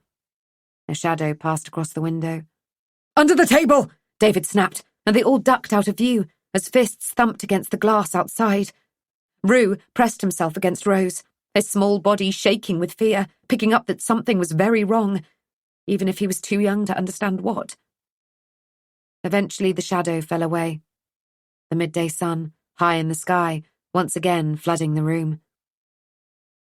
I'm going out. David pulled himself to his feet. But what if he comes back, starts another fire? Rose said. Don't like fire. Rue began to cry. I can't sort things out if I stay here. Hiding, he said scathingly, as though it hadn't been his idea to huddle under the table. Rose, Mum, and Rue held hands, watched him leave. Mum? Rose was scared of so many things in that moment. David coming back, David never coming back, the debt collector returning when they were alone. Vulnerable. Don't worry, Mum said in a shaky voice, after the front door had slammed. I'm going to sort it out. It isn't fair that the Madleys have so much when we have so little, and she liked me. I know she did. She wouldn't have made me coffee otherwise, would she? If she'd let Rue use the toilet and then told us to leave, it would be different, but no, there was a friendliness there. Definitely. I'm going back to the house. My wages may be a drop in the ocean compared to what we owe, but it will be something to offer our creditors.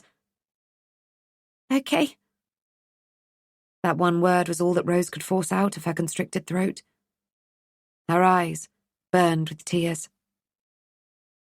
Later, she would look back and wish she had told her mother that she loved her. Wish she had never let her leave at all. If Rose had known how her mum would try to sort it out, what the consequences would be, then she would never have let her go. Never. It isn't always possible to identify the definitive moment when everything changes. But for Rose, it was at that moment when her mother made the decision to return to Newington House. When she closed the door and left. For when she came back, she would never be the same again. Nothing would. Chapter 36. Marina. Marina hadn't been the same since she'd married. She didn't feel the same. She didn't act the same. She didn't even look the same, she thought, as she painted on a baby pink smile. She stretched her mouth upwards, the skin on her pale face taut and uncomfortable. She'd lost so much weight. She was shrinking, skin and bones. But she couldn't disappear entirely. She couldn't remember the last time she had felt like herself. It was probably when Sylvester slipped that thin gold band onto her 17-year-old finger and promised to love her while she promised to obey. What was she going to do? She couldn't do this. Not again. Dorothea had turned up shortly after lunch, and Marina had prepped her. But it wasn't enough for Sylvester. It would never be enough. She clung to the edge of the dressing table, bile rising in her throat, sharp and sour. In the mirror, she could see the outfit Sylvester had chosen, laid out on the bed. I want something extra special, he had said. But... Despair sapped her strength. I told you I can't. Please. Don't you want to be a good wife? A loyal wife? Sylvester had wrapped his fingers around her neck and squeezed gently. Jane wasn't a good wife. A loyal wife. He left the unspoken hanging between them. If you make today extra special for me, Then perhaps that can be it. Do you mean that? She had asked, but knowing even if he did, she would still hate him, still be forced to stay with him. Till death do us part. She stared so intently at the tight black dress that it began to blur, shift, slithering across the duvet towards her. She wouldn't wear it. She couldn't. She couldn't. She couldn't. Marina began to cry, huge racking sobs that tore through her body. She didn't want Cass to hear her, so she stuffed her fist into her mouth, biting on her knuckles, welcoming the pain, knowing it wouldn't hurt as much as Sylvester's plans. He'd be waiting, impatient, angry. With shaking hands, she pulled on the dress, the stockings. Her hair fell long and loose over her shoulders, the way he liked it, and she dragged a brush through it. He'd be waiting. She felt sick. Where was the babysitter? Penelope was late picking up the children.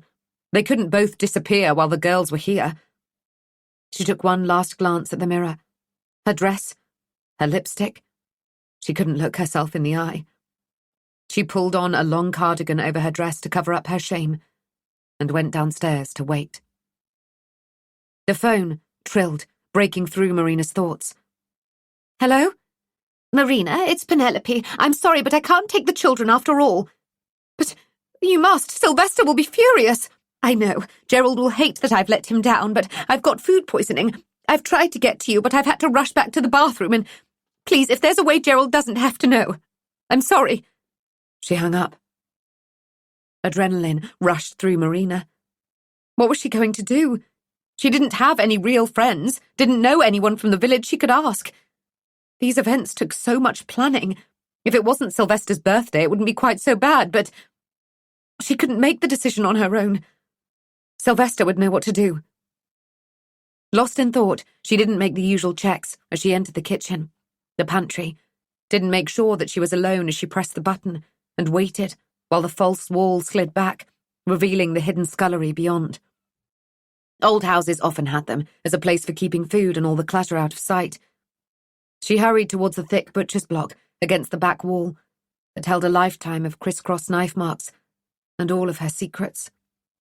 The drawer was closed, as it should be. Gripping the handles with both hands, she pushed it in further and then yanked it to the right where it slid on its tracks before pushing it forward even more, compressing the spring until she heard the click as the spring released the catch at the back.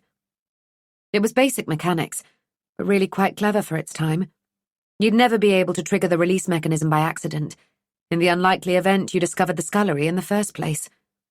Once the catch was released, Marina pulled the block towards her, the wall opening up, revealing the vestibule behind. It was an ingenious space. Sylvester had only known about it because the knowledge had been passed down through generations. There was a way to close the entrance once you were on the other side of it, and as long as the drawer in the kitchen remained closed, it could be released with a hidden catch. At first, she had panicked that the drawer would somehow open and she and Sylvester would be trapped inside, but Sylvester had laughed at her, trailing his finger across her cheek. "There's no one here but us to open it, my dear, unless you believe in ghosts." Marina forced a smile, feeling foolish, too young, too unsure to voice her opinion and say that yes, since she had moved into this house, she did believe in ghosts. She thought she heard them sometimes, whispering to her in her sleep. Run, run, run. Footsteps behind her yanked her from her thoughts. Cass! Marina felt hot and cold, fear and shame as her daughter ran towards her. What if Cass had followed her into the hidden room, seen her father like... that? She hurriedly swung the panel closed, pushed the drawer back inside the block. Hide and seek! Cass clapped with delight. No, darling. Marina hoisted Cass onto her hip. This isn't like the priest holes. The house had two, and Cass hidden them constantly. It was common for houses from this era to have several hidden rooms. Obvious ones the priest hunters could find, sliding back a fake wall, a bookcase. Then the real ones, virtually impossible to uncover, no matter how hard you searched. You must never come in here on your own, understand? There was a harshness to her voice, a warning. Even though she thought Cass was too young to be able to copy what she'd seen, she was still horrified. Cass shrank in her arms, and she wanted to tell her daughter that she hadn't done anything wrong. But she couldn't. Want a story? Cassandra stuck her thumb into her mouth. Mummy's busy, but I bet Tamsin has time. Marina hurriedly carried her over the other side of the house, to Tamsin's bedroom. Tamsin, I told you to bloody knock before barging in here. Cassandra wriggled to the floor and ran to her sister, while Marina took a step back, pushed by Tamsin's anger, burned by the glare that came from under her stepdaughter's lowered lashes. Lashes that Tamsin had begun coating with mascara lately. Her downturned lips, often slick with gloss, liberally spraying her neck and wrists with a lemon perfume that Marina secretly thought smelled like toilet cleaner. Marina suspected there was perhaps a boy on the scene, knew he'd be unsuitable, but she hadn't broached this with Sylvester. He'd forbid Tamsin from leaving the house for a walk around the grounds in between her homeschooling lessons if he thought she was sneaking off to the village. Let her have some fun. He wasn't the one who had to put up with Tamsin's endless awkward questions. Why couldn't she go to school? Why was she kept a prisoner? Marina had shaken her head at this. She knew all about prisons. Being trapped. This was not the same. We just want to protect you, you and Cassandra. There are bad people out there, Marina would always say, not telling Tamsin that her father was one of them. But she felt that somehow she suspected anyway. Sorry, Marina says now, because she was always apologizing to somebody for something. I should have knocked, but She hesitated, knowing that if he were there, Sylvester would scoff at her inadequacies. No wonder Tamsin doesn't respect you, he often said. She needs a mother, not a friend. But Marina was neither. Tamsin was angry and confused that her beloved mother had left, angry and confused that Marina had moved in a year later. She was still angry and confused. Marina had tried. She had, but she was only a few years older than Tamsin and didn't know how to handle her, how to comfort her. But she did love her. Then she found out she was going to have a baby of her own. Her pregnancy had been a shock, but Sylvester was delighted, longing for an heir, a boy. He had no family of his own. He had inherited Newington Hall, and there was an age-old tradition that only a male could inherit it after they had passed. As it stood, Marina's brother Adrian was the sole benefactor, with the proviso he provided for Tamsin should anything happen to her and Sylvester. Leon, although older, couldn't be trusted. But that could change if they had a boy. A son. It wasn't to be, though. Cassandra had made her noisy appearance into the world, all doe-eyed and pink-cheeked, and Sylvester had swallowed his disappointment and fallen in love with her. They both had. Cass was placed in her arms, face wrinkled and red, mouth roaring with displeasure. Marina was filled with a love like no other, a deep knowing that she wanted to protect her child, nurture her. And she had, delighting in each stage, spooning baby porridge into a gaping mouth, finger painting in bright blue and red and yellow, walking, talking. The feel of Cass in her arms, the smell of her. She was everything. Tamsin became a doting big sister. She played the little mother, bathing the baby, dressing her, pushing her around the grounds in her pram. Later, playing hide-and-seek, Simon says, rearranging the furniture before draping old sheets over it to build a tent. Now, she was growing up, developing interests outside of this family. Boys. They were the beginning and the end of everything, weren't they? When she had first met Sylvester, she'd been innocent, inexperienced. He had forced her into the unspeakable, the unimaginable. So, Tamsin asked now, a confrontational tone at odds with the way she gently began plaiting Cassandra's hair. Marina had a thought. If Tamsin and Cass could stay upstairs, then Sylvester needn't know that Penelope had let them down. Then perhaps Gerald wouldn't find out either. Neither of the women would be in trouble. It's Dad's birthday. I know. When's Penelope coming? That's the thing, she isn't well. Good. good? I don't need a babysitter. I'm not a child. I know, it's just that I have a surprise for Dad. A surprise? Tamsin's eyes penetrated deep into Marina's dirty, tainted soul, and Marina felt something dark and heavy flood through her. She tried to maintain eye contact with her stepdaughter, but she couldn't. Did Tamsin know? She couldn't. They had been so careful. Marina gazed out of the window, over the grounds, wondering what life might have been like if she'd never become Mrs. Madley, didn't live in Newington Hall. What life might be like in the future. Can you watch Cassandra, please? Can you both stay upstairs while I give it to him? It. Tamsin, Marina began, but she didn't follow it up. What could she say? She lowered her eyes, spotting, carved into the wood beneath the windowsill, a word. Just 3 letters that chilled her, pulled her. Unbidden, she crossed to it and ran her thumb over the small word with the huge connotation. A command, a desire. Run. Her eyes met Tamsin's. Had she carved it, wishing she could escape what she called a prison, go and find her mother? Where do you think Mum is? I still don't believe she would have chosen to leave me, Tamsin whispered. Marina looked at the carving again. Had Jane written it, dreaming of one day being free? Or perhaps it was a message for her. Jane wasn't a good wife, a loyal wife. Marina had to get out while she could. Run. Chapter 37. James. Now. Run. James checks for messages from Cass again as he jogs across the airport. There aren't any. Panic rises, and he tells himself he's overreacting. He's unnerved because his entire childhood has been built on a lie. Unsettled because he is an ocean away from his partner and unborn child, and from here he cannot protect them. He calls once more. Exhaustion is a heavy weight on his shoulders, as well as guilt. He shouldn't have come. He'd put his career before his family.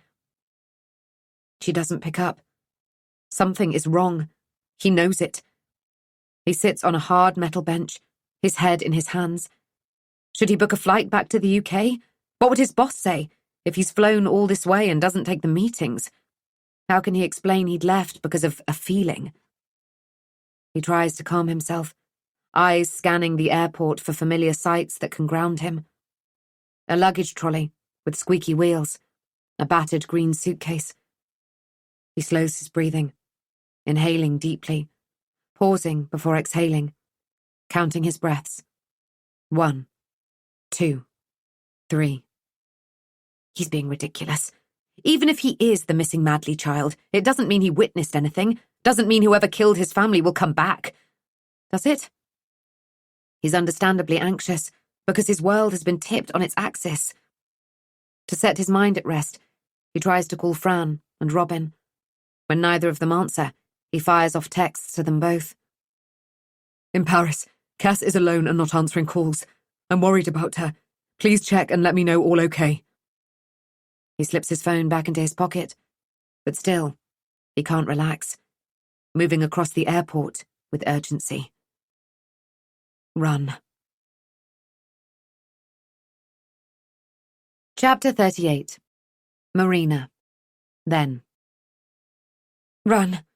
Marina's pace was fast, urgent, as she rushed from Tamsin's room. Run. She broke into a jog, but could still feel her shame snapping at her heels. Cass had almost discovered the room today, her darling baby who was curious and growing. Tamsin, sad and confused.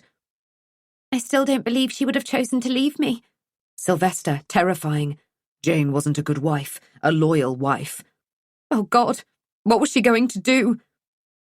She fiddled with the silver swan pendant she always wore around her neck, chosen partly because of her love of wildlife, birds, but partly because that's how she felt. Serene on the surface, paddling furiously to get away underneath. Her mind turned to Penelope, petrified of Gerald's reaction if he found out she had let Sylvester down. She thought of Zita, who had come for a job earlier, her financial stress dragging down the skin on her face, her mouth, the fine lines that spidered from her eyes. And yet, despite her desperation, she had such a glow of happiness as she'd gazed at her son. There were more important things than money and a big house. Love. There was love. But then Marina wasn't here for the money or the big house. She was here because she had no choice, because Sylvester had proof that... The doorbell chimed. She hesitated, knowing if she didn't answer it, then it would likely ring again, and she didn't want Tamsin coming downstairs. She opened the door. As though she had conjured her with her thoughts, it was Zita, this time without James, her little boy. "Can I help you?" Marina was guarded, her earlier warmth gone. Why had she come back? "I hope so. My son, James, he lost his toy dinosaur trip. You know how attached kids get to their favourite toys." "I'll keep an eye out for it." She began to close the door, but Zita stretched out her hand, her fingertips resting lightly on the wood. "Look, I thought we got on well today." Marina didn't fill the pause. "You invited me for coffee, and we had a lot in common, and I know that being a mum comes first. You know that being a mum comes first. But I can promise you, if you give me a chance, I won't let you down." "I am sorry, Zita." Marina noticed the desperation in her eyes. She felt it herself right now. "If I can just come in." Marina hesitated. She liked Zita. She didn't want to expose her to Sylvester. He was not a nice man. But there was a flicker of possibility. She pushed it away. No. She leaned heavily on the door, fearing that she would fall without it. Her thoughts wrestling with each other. No. Her throat swelled and tears burned behind her eyes. She could not. Would not. And yet Sylvester had said, "If you make today extra special for me, then perhaps that can be it." No!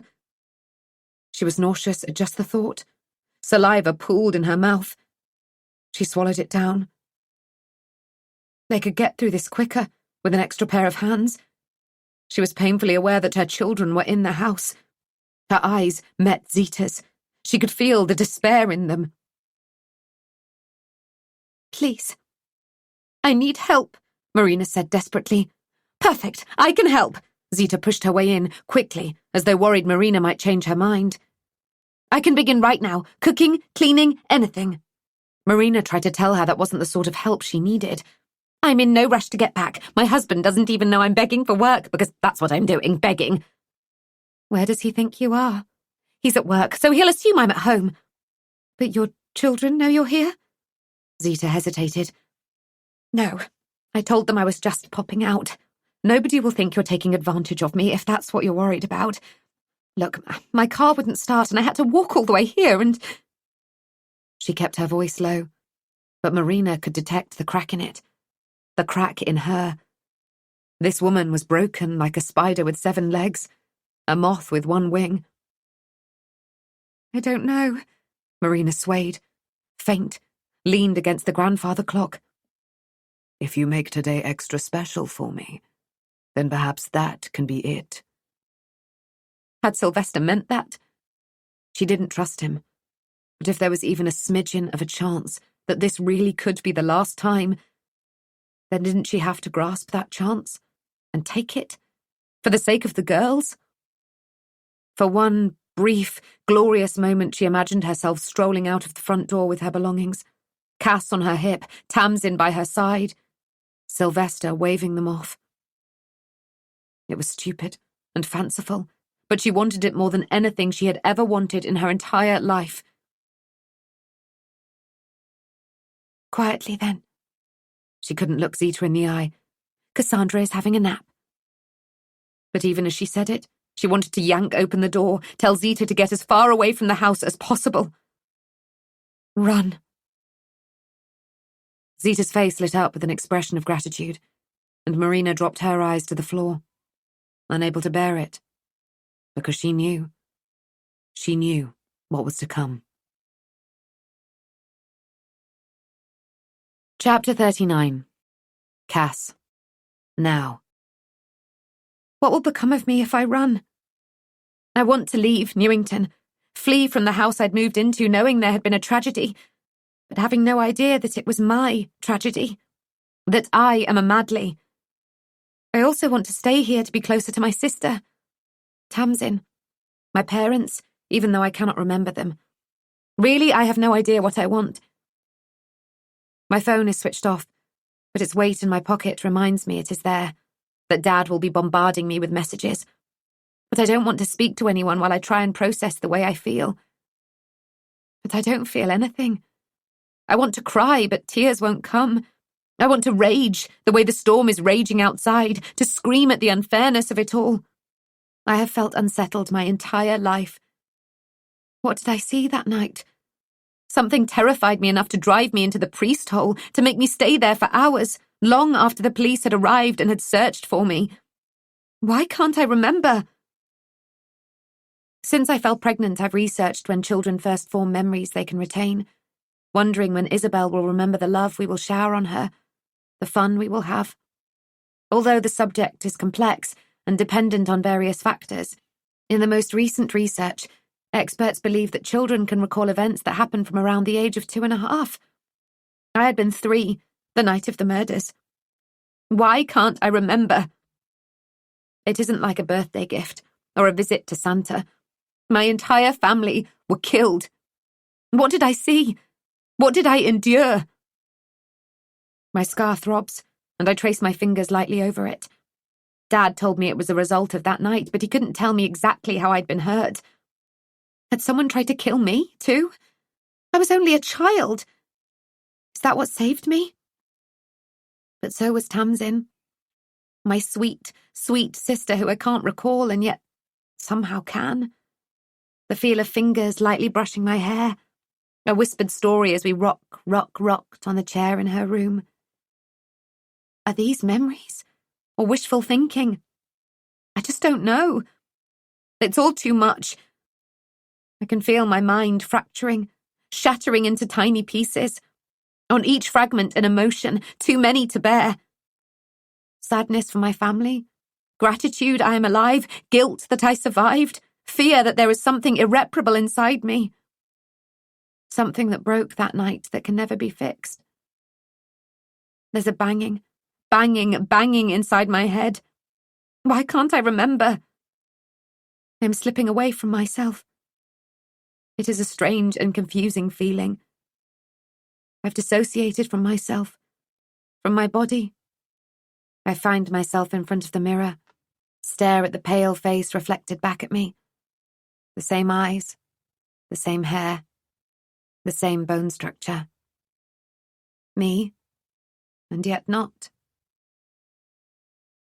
I am Cassandra Madley, I whisper.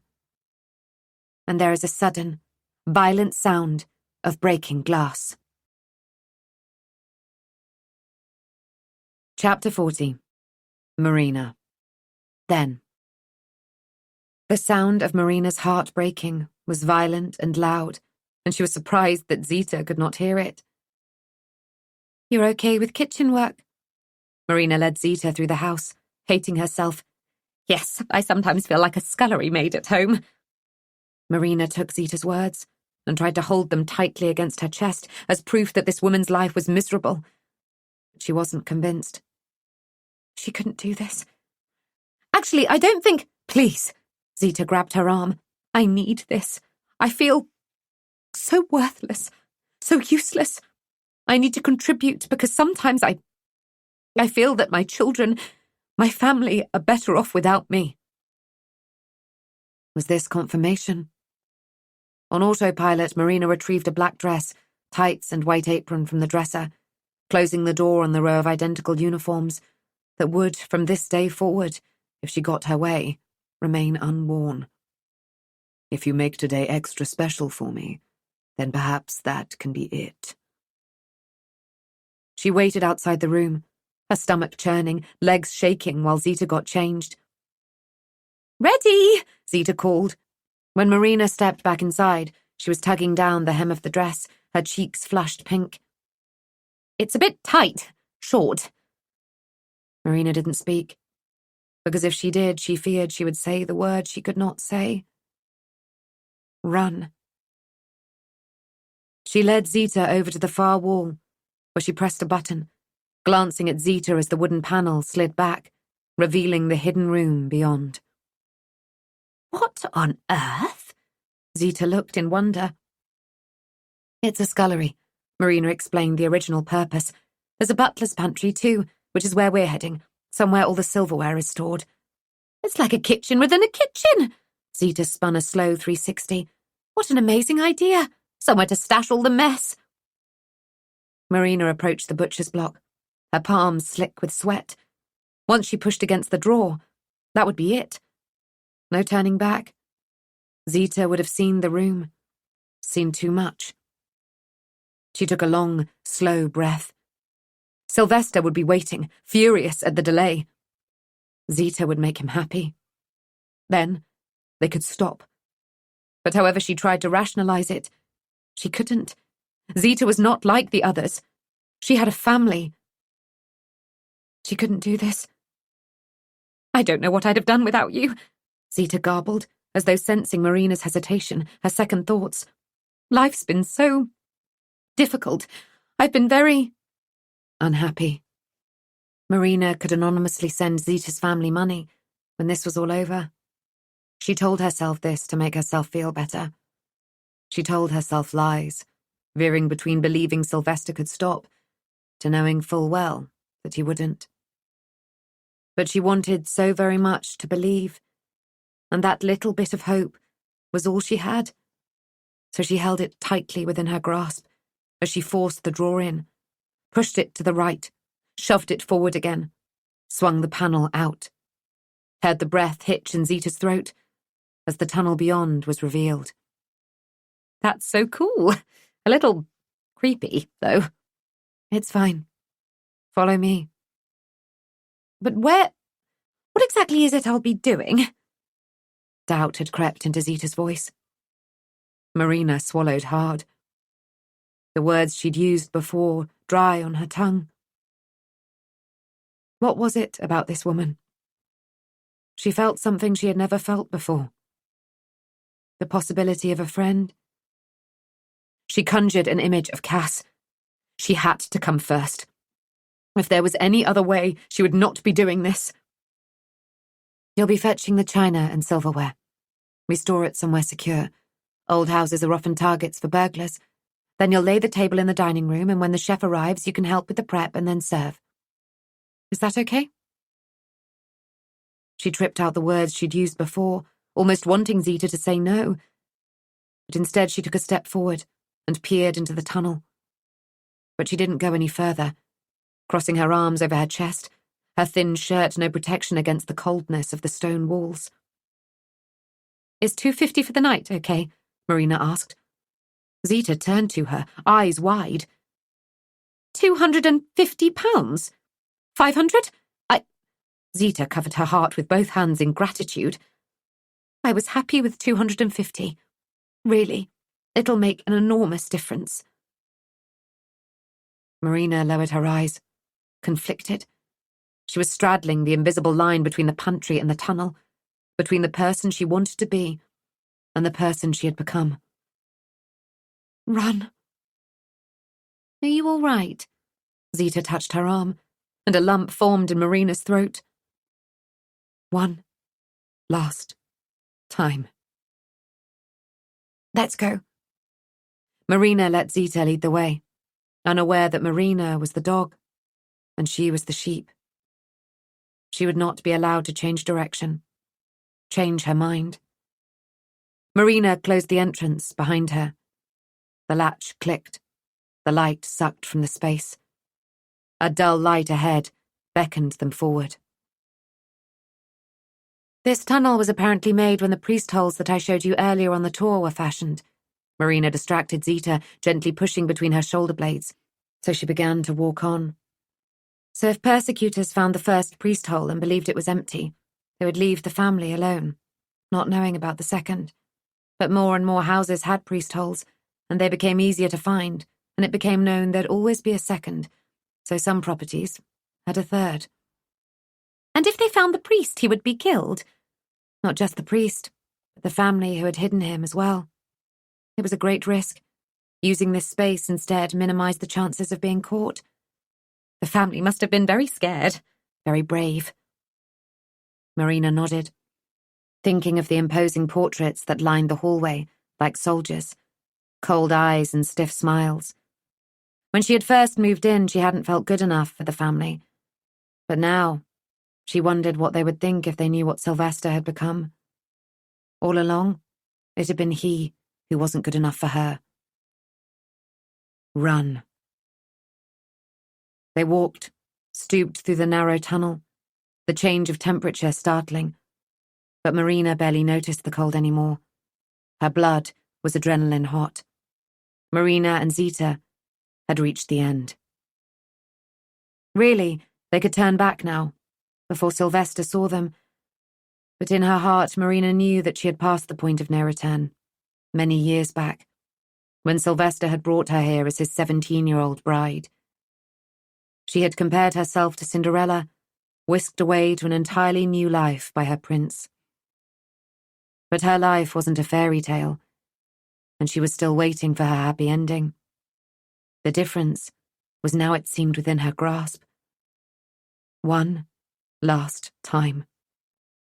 Perhaps she could repair her relationship with Adrian. Her beloved brother had refused to come to the wedding, and she hadn't seen him since. She'd sent a picture of Cassandra when she'd been born, photos since, hoping that Anise would change his mind, that he'd come to visit. But he never did. Her other brother, Leon, she didn't care about. He'd always been a bad penny, the black sheep. But Adrian was different. Kind. Good. Things that Marina used to be. Things that she wanted to be again. The ceiling sloped upwards, giving them space to straighten up. You'll be working with Dorothea tonight, the homeless woman you met earlier, who led you here today, Marina told Zita. Great! Hey, this is really cool! I feel like I'm on a film set. Zita stopped and raised her face to the battery-powered torches hanging from wrought iron brackets on the walls. They mimicked flickering flames, casting an orangey glow across her face. Marina didn't answer. Didn't tell her that she wasn't on a film set yet. But she would be. Very, very soon.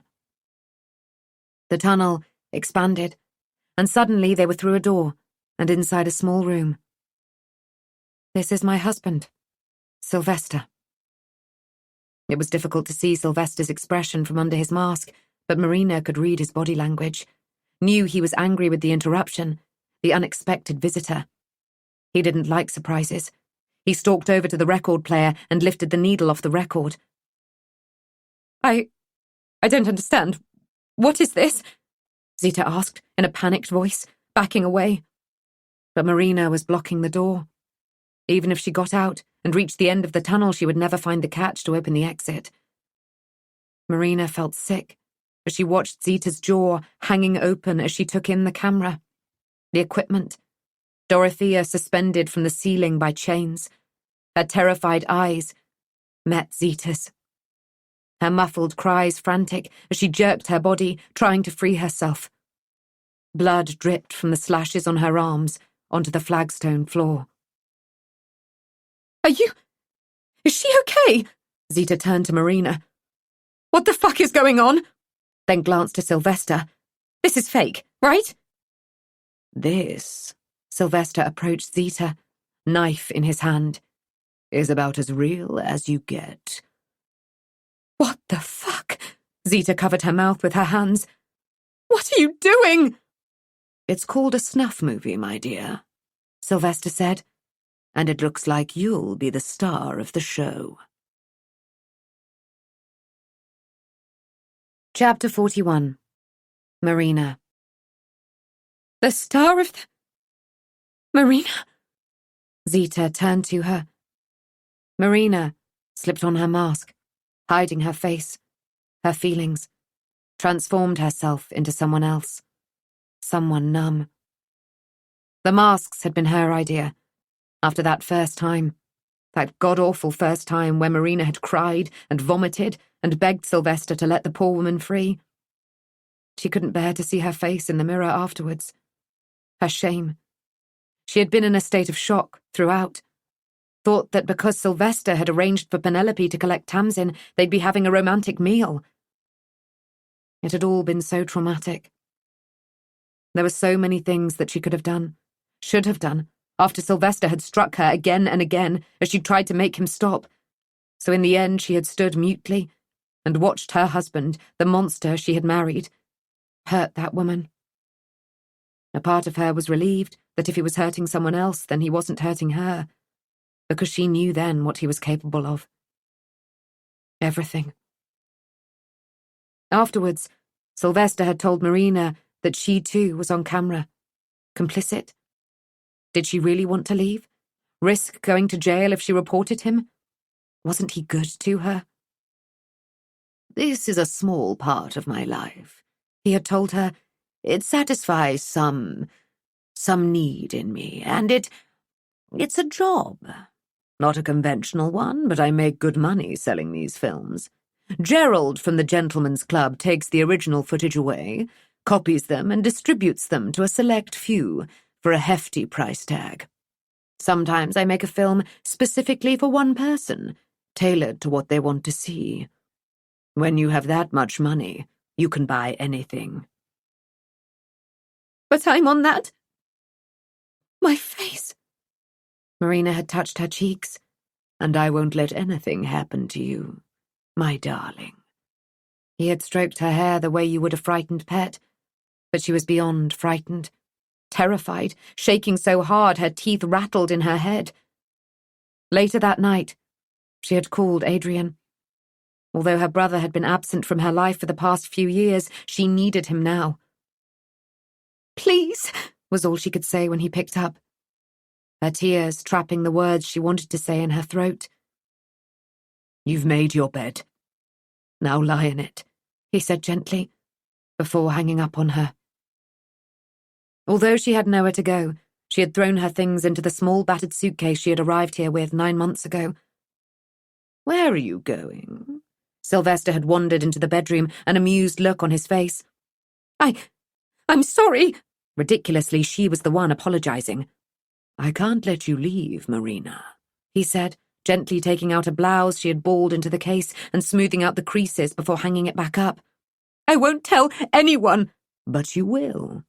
So you can't leave me," he said matter-of-factly. "And you can't kill me, because the tape with your face on it is somewhere safe. And if anything happens to me, then it'll be sent to the police." "I don't care." Marina thought being in a cell was better than being married, and perhaps no more than she deserved. Could she have stopped him? Fought harder? Her fingers fluttered to her bruised cheek. "You may think you don't care about going to jail, but there isn't just you to think about." Sylvester covered her stomach with his hand.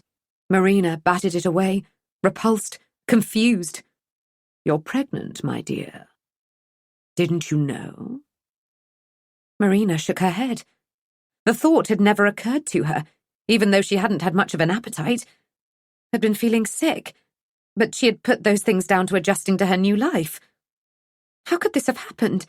She had been taking the contraceptive pill, although she'd noticed they'd changed in size, shape. Sylvester, who picked up her prescriptions, had told her it was a different brand, as he popped them out of their foil cocoon into a days-of-the-week tablet holder, as though she might forget to take one. When had she last had a period? Couldn't stress affect the menstrual cycle? But even as she asked herself this, she knew. She could suddenly sense it, the life within. And so she covered her belly with her palms and vowed to protect it. "If you go to prison, they will take your baby away, put it into care. You'll never see it." Could she give up her child? The thought tore her in two. But she knew she would have to, if that's what it took to take Sylvester down with her, to stop him hurting anyone else. "I wanted to share my hobby with you from the beginning," Sylvester said. I didn't do that with Jane, and unfortunately she didn't take it too well when she found out. And fear crawled up Marina's throat. That's why she left. Her voice was small, full of doubt, of question. Left? Sylvester smiled. Unpack your things, my dear. Think of the baby. There isn't anywhere you could go where I couldn't find you. You could ask Jane, except, well, she'd find it difficult to answer. Marina's knees buckled, and she sat down heavily on the bed. He had killed Jane, and if she didn't stay, keep quiet, she'd be next. And although she felt in that moment she'd rather be dead than with him, than watch him ever make another of his films, he was right. It wasn't only her life she had to think about now. There was the baby. If he killed her, her child died too. And so she stayed, vowing to find a way to escape once the baby was safely born. Sylvester tried to rationalize it. It's the women no one will miss. No homes, no families, a drain on society. Really, I'm doing the world a favor, and it's not as though I'm a monster who needs to do this to feel happy. It's only a few times a year. And this didn't make it okay. Nothing made it okay. But Sylvester didn't make another film the whole time she was pregnant. Marina had almost convinced herself it was nothing but a bad dream. But then when Cass was 6 months old, Sylvester's birthday rolled around, and he told her he wanted a special treat, that he'd arranged with Gerald for Penelope to come and collect the children. As he said this, he had been holding a knife, carving a joint of beef. He leaned over Cass and stroked her cheek, the blade close to her tender neck. That time she had slipped on a mask and tried to pretend she was dressing up the way she had as a child, and that it was all make-believe. But the screams were real. And the blood. Marina couldn't bear it.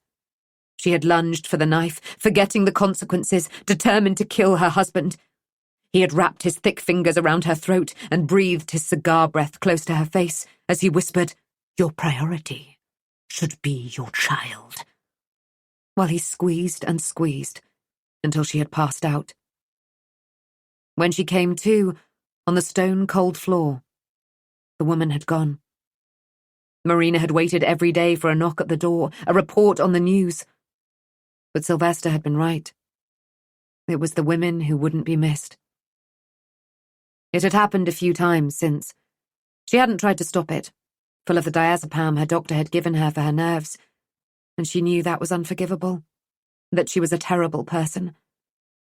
She felt this more than ever now as she waited for the shock to wear off, and Zita to react. This was a woman people would miss. That gorgeous little boy she had brought with her earlier, James, her other daughter, Rose. And then it was overwhelming. The realization that all of the women probably had somebody who missed them, even if they lived alone on the streets. Isn't everybody loved by somebody at least once in their lives? There was a beat. 2. And then Zita sprang into action. Chapter 42. Marina. Zita sprang forward, trembling fingers running over the chains, searching for a way to free Dorothea, who was quietly moaning now. Shock had set in, her pain immense. "Who is this woman?" asked Sylvester, amused. "Zita. She came for an interview earlier." "And you thought you'd give her to me as a gift?" Sylvester patted Marina on the head, as though she were a pet, and she realized that was exactly what she was to him. An animal he had owned from a young age, trained. What had she done? She should never have brought Zita here. Panic clawed at her. What should she do? Sylvester wouldn't let Zita leave. She had seen too much. And so Marina did what she did best. Nothing. She felt her mask for reassurance, straightened her spine, felt her mind begin to drift away from her body. Or was it her soul? If Marina still had a soul, it would be black. Damaged. "I'll come back for you," Zita said to Dorothea, before she sprinted towards the tunnel, hands fumbling to slide back the door. "How do I get out? Let me out!" Her voice rose in pitch. "But then you'd miss all the fun," Sylvester said. "Fun? Fun for who?" Zita held her hands out in front of her, as though that might be enough to keep her safe. Nothing would keep her safe. "Fun for us. Fun for those who watch." "But snuff movies aren't real." Zita shook her head. They're not real." "But they are, my dear." But that means..." "She dies. You die." "You sick..." "I'm not the sick one. We're the suppliers, and we can only supply because there is a demand. People who are willing to pay." "But you have children. What are they going to do when you're in prison because you can't get away with this?" "I've got away with this for many years, my dear. The room is undetectable, soundproofed. I pick up hitchhikers, the waifs and strays, young, stupid. Nobody knows who they are, where they are. Nobody misses them." "Marina, you can't. Surely you know this is wrong. You can stop this, please. Stop this." Marina didn't answer, because in this room, she was never Marina. Zita put up a decent fight. Sylvester restrained her, bound her to a chair, tied a gag tightly around her mouth. Not because anyone could hear her from outside, but because he didn't want her ruining the audio for Dorothea's movie. He clapped his hands with glee. "Right, back to it," he said brightly. And in that moment, Marina wanted to kill him. But even if she did, that wouldn't bring back the women he had already hurt, wouldn't stop her going to jail once she had let Zita and Dorothea go. She had been a fool to think that providing an extra woman would satisfy his appetite, make him content to stop, go out on a high. As she watched the lightness in his step, she was sickened, knowing that she had fueled his hunger, that he would never stop. He restarted the record. Flanagan and Allen's Run, Rabbit, Run. It was their signature tune on their films, and then he turned his attention back to Dorothea. 10 minutes later, he held up his hand, removed Zita's gag. She began to garble, terrified, as she should be. "Please, my family will be worried about me, looking for me." "You said that you didn't tell them you were coming here." "I lied. I did. My daughter Rose, she knows." "Does she?" Sylvester tries to force amusement into his voice, but Marina knew him too well. He was worried. "Perhaps I should pay a visit to Rose, is it?" No, please, she doesn't know anything. You need to make your mind up. Either somebody knows where you are, or they don't." Sylvester curled his hand and ran the back of his fingers gently over Zita's cheek. Marina noticed her swallow. Hard. Observed how slender her throat was. How fragile. They don't know," Zita whispered, tears rolling off her chin. "But please..." She turned her pleading gaze on Marina. "You're a mother. How would you feel if Cassandra was left without a mum?" Behind her mask, Marina began to weep. Flanagan and Allen began to sing again. Run, run, run. Half an hour later, and Zita was no longer screaming, no longer crying, begging. She was mute, slumped on a chair, no fight left in her. The only sound was the song replaying again and again, until Dorothea, finally, probably thankfully, drew her last, juddering breath. But then, to Marina's horror, small hands tugged at her skirt, Cassandra saying in a small, scared voice, Mummy? "Cassandra?" Marina felt her heart actually skip a beat as she pulled her daughter into her, shielding her eyes. Why hadn't Tamsin kept her upstairs as she'd promised? Through her panic and her fear, there was a smidgen of pride that Cassandra had remembered how to slide back the false wall, operate the butcher's block. She knew her daughter was clever, destined for great things. If she could only get her away from Newington. There's a storm, and I'm scared. Cassandra patted Marina's thigh to get her attention. Why isn't Cassandra with Penelope? Sylvester's words a growl. She wasn't well, and Cassie swung her head around at the sound of her father's voice. Mummy, why is that lady bleeding? It took an effort for Zita to raise her head, stretch out her hand. Cass, help me. Please. You have to. Marina, get Cassandra out of here. Sylvester cut Zita off, sweeping Cass up and handing her to Marina, who settled her daughter on her hip. Those few seconds, while their attention was on Cassandra, was all it took. Suddenly, there was a weight pushing past her. Zita! Marina put Cassandra down and pelted after Zita, confident of catching her. The house was like a maze, and Zita was hurt, bleeding. But terror propelled her forward, faster and faster, Marina trailing behind. Zita, stop! Let's talk! Marina called. But there was nothing she wanted to say. She was filled with a deep shame that Cassandra, her baby, had witnessed that. Her only hope was that she was too young to remember, that Cassandra could pass it off as a bad dream. Zita rattled at the front door, but it was locked. She carried on into the great hall, up the stairs. Marina lost sight of her, but then she heard it. The squeak of the window opening on the landing, felt the sudden gust of cold breeze. Marina rounded the corner. Zita had one leg over the windowsill. Don't! In that moment, Marina felt more than she could have imagined. Fear that Zita would escape and tell everyone what they had done, who they were. Shock that Zita would risk death rather than stay in this house for 1 second longer. Shame that she had driven this woman, this mother, to the brink. Before this, the chosen women were young, homeless, no ties, no family. Not that Marina chose to think about anyway. But Zita was different. Perhaps it was because she had met James, laughed at his cheeky grin as he had bowed in front of Cassandra, kissing her hand. My lady. Their eyes met.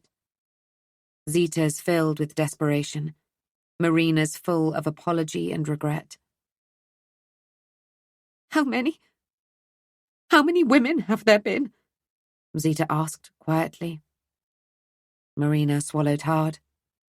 Dorothea was the 5th that she had seen, but she knew that Jane had been one of them, and God knew how many more over the years. Too many, she whispered. Zita swung her other leg over the frame. I won't tell anyone. I don't want my children hurt, and I don't want anyone to see me like that. Her voice was small, broken. She was small and broken. Will you destroy the tape before he makes any copies? Or is it too late? Zita looked at Marina as though she was a monster. But she wasn't, was she? She hadn't always been, anyway. She didn't want to be anymore. The tape won't reach Gerald today. Usually she sent the original with Penelope when she dropped the children off. There's only one copy. You'll destroy it. Marina gave a simple nod, and something deep and wordless passed between the two women. An unspoken agreement, an understanding. Marina wouldn't share the video, wouldn't make any more, whatever the consequences. A muffled cry, A smacking sound. Then, there was a space where Zita had been. Marina hurried over to the window, watched as Zita struggled to her feet, limped towards the trees. Run, run, run. Marina was going to make sure that Sylvester could never hurt anyone else. She had a plan. She was glad Zita was free. Chapter 43. Cass. Now. Am I free? For a split second, I had thought the sound of shattering glass was the mirror, that somehow, me speaking my birth name had caused the glass to fracture, releasing me from myself, from my past. But then... Cass? It's Fran.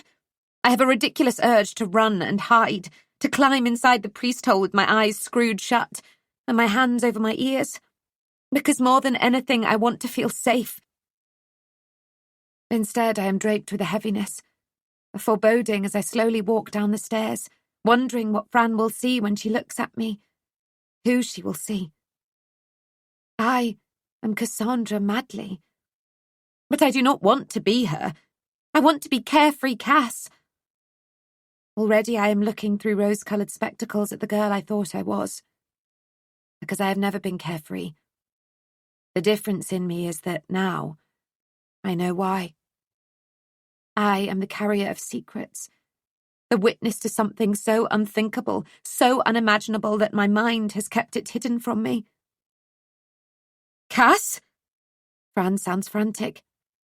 Coming! I cover my mouth as soon as I speak, surprised that I still have the ability to talk, surprised that my voice sounds the same. There you are! Are you okay? You look... like someone else. Upset. I'm fine. James is worried. He's been trying to reach you. He messaged me from Paris. I rang him straight away and told him I'd come and check on you. She leads me into the drawing room. There is blood on the rug, crimson and dark. When I blink and look again, it's gone. Am I remembering what I saw that night? I moan. I can't be in here. Fran leads me to the kitchen, settles me on a chair. The rain batters the window panes. Thunder rumbles low. Cass, what's going on? I was knocking on the door for ages and you didn't answer. I haven't got my key, so I had to break a window to get in. I flounder for the right words. Any words.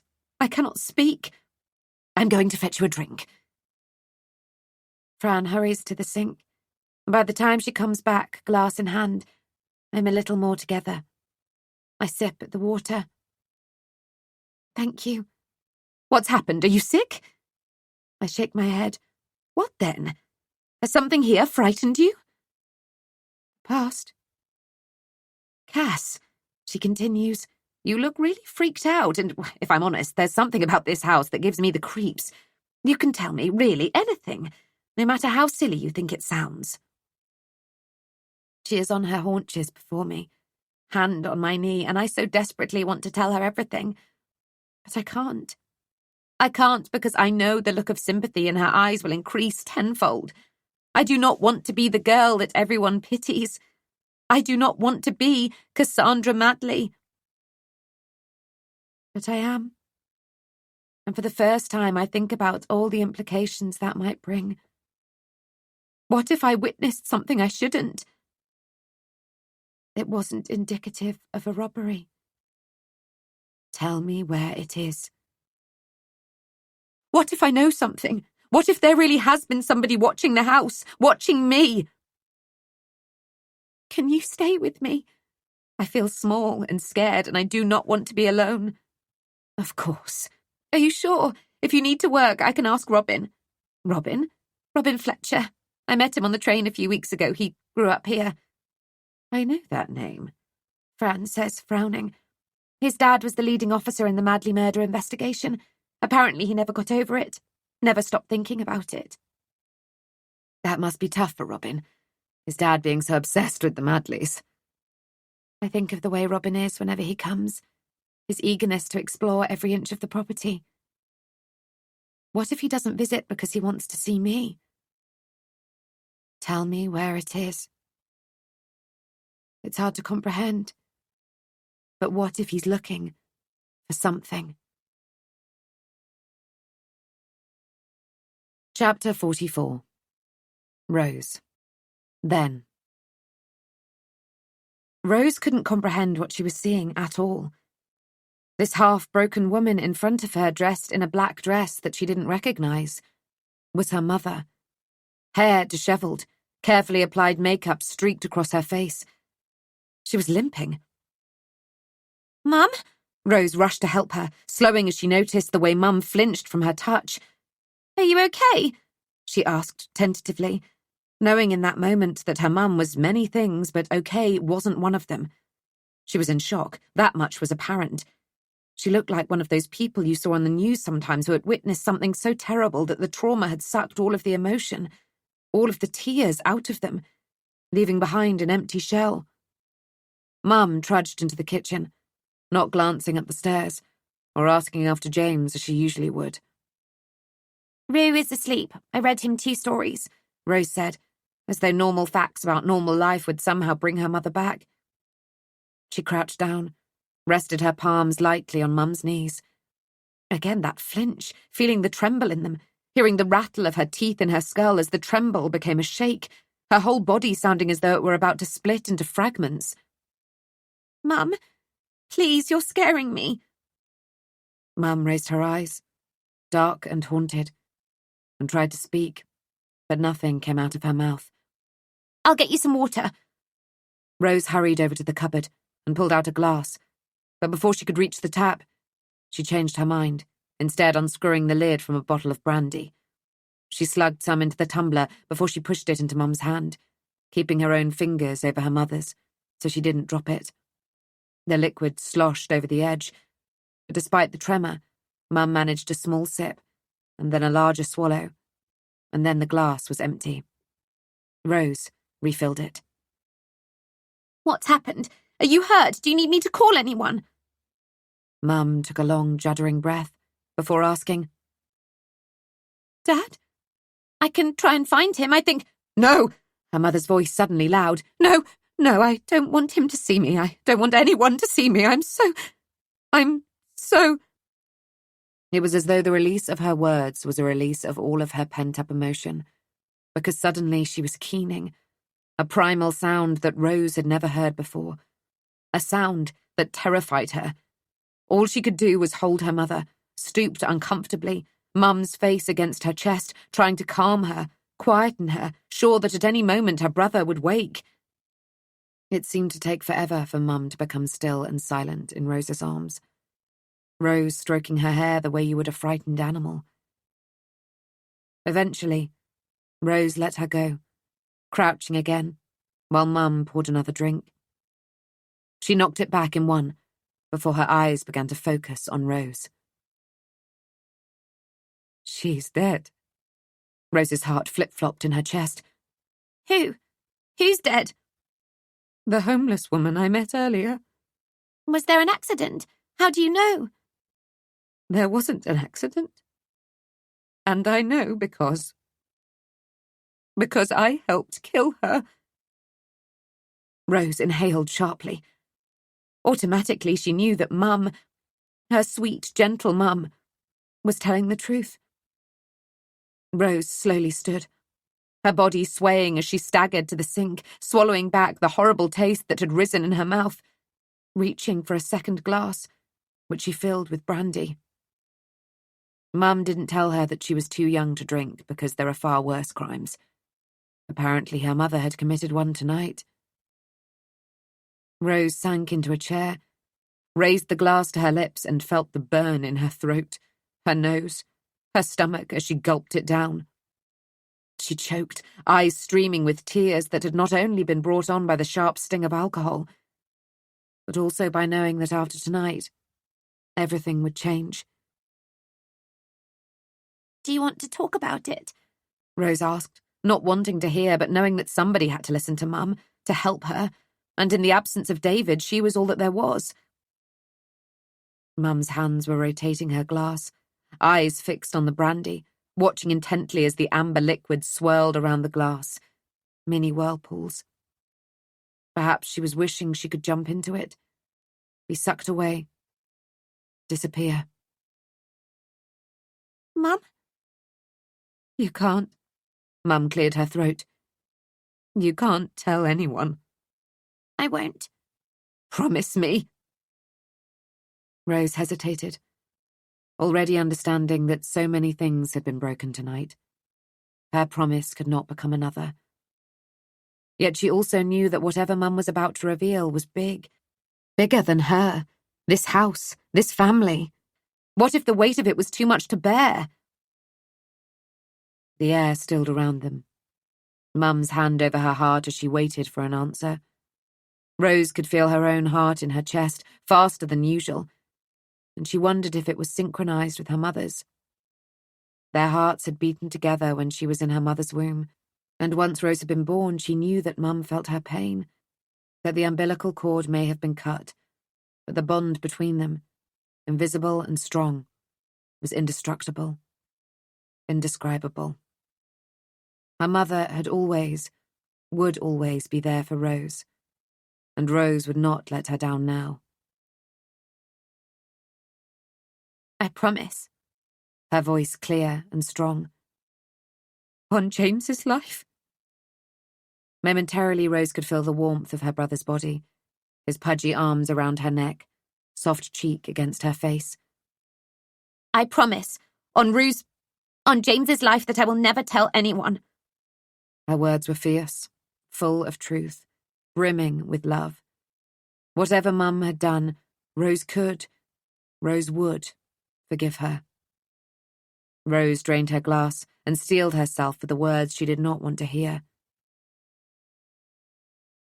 I killed her, is all Mum said again, softly, sadly. How? Rose asked, because the word was practical, detached. The only other question she could think of was why, and she was not yet ready for the complexities of that answer. I tortured her. Rose lurched towards the sink, vomit splattering the whitewashing up bowl. She had been wrong. The how was not the easiest question. None of the answers tonight would be easy. A childish urge to pound up the stairs to her bedroom, to throw herself into her bed and tug the duvet over her head overwhelmed her. She could feel the twitch in her feet. The impulse to run away was so strong. But she looked at Mum. Diminished somehow. Smaller.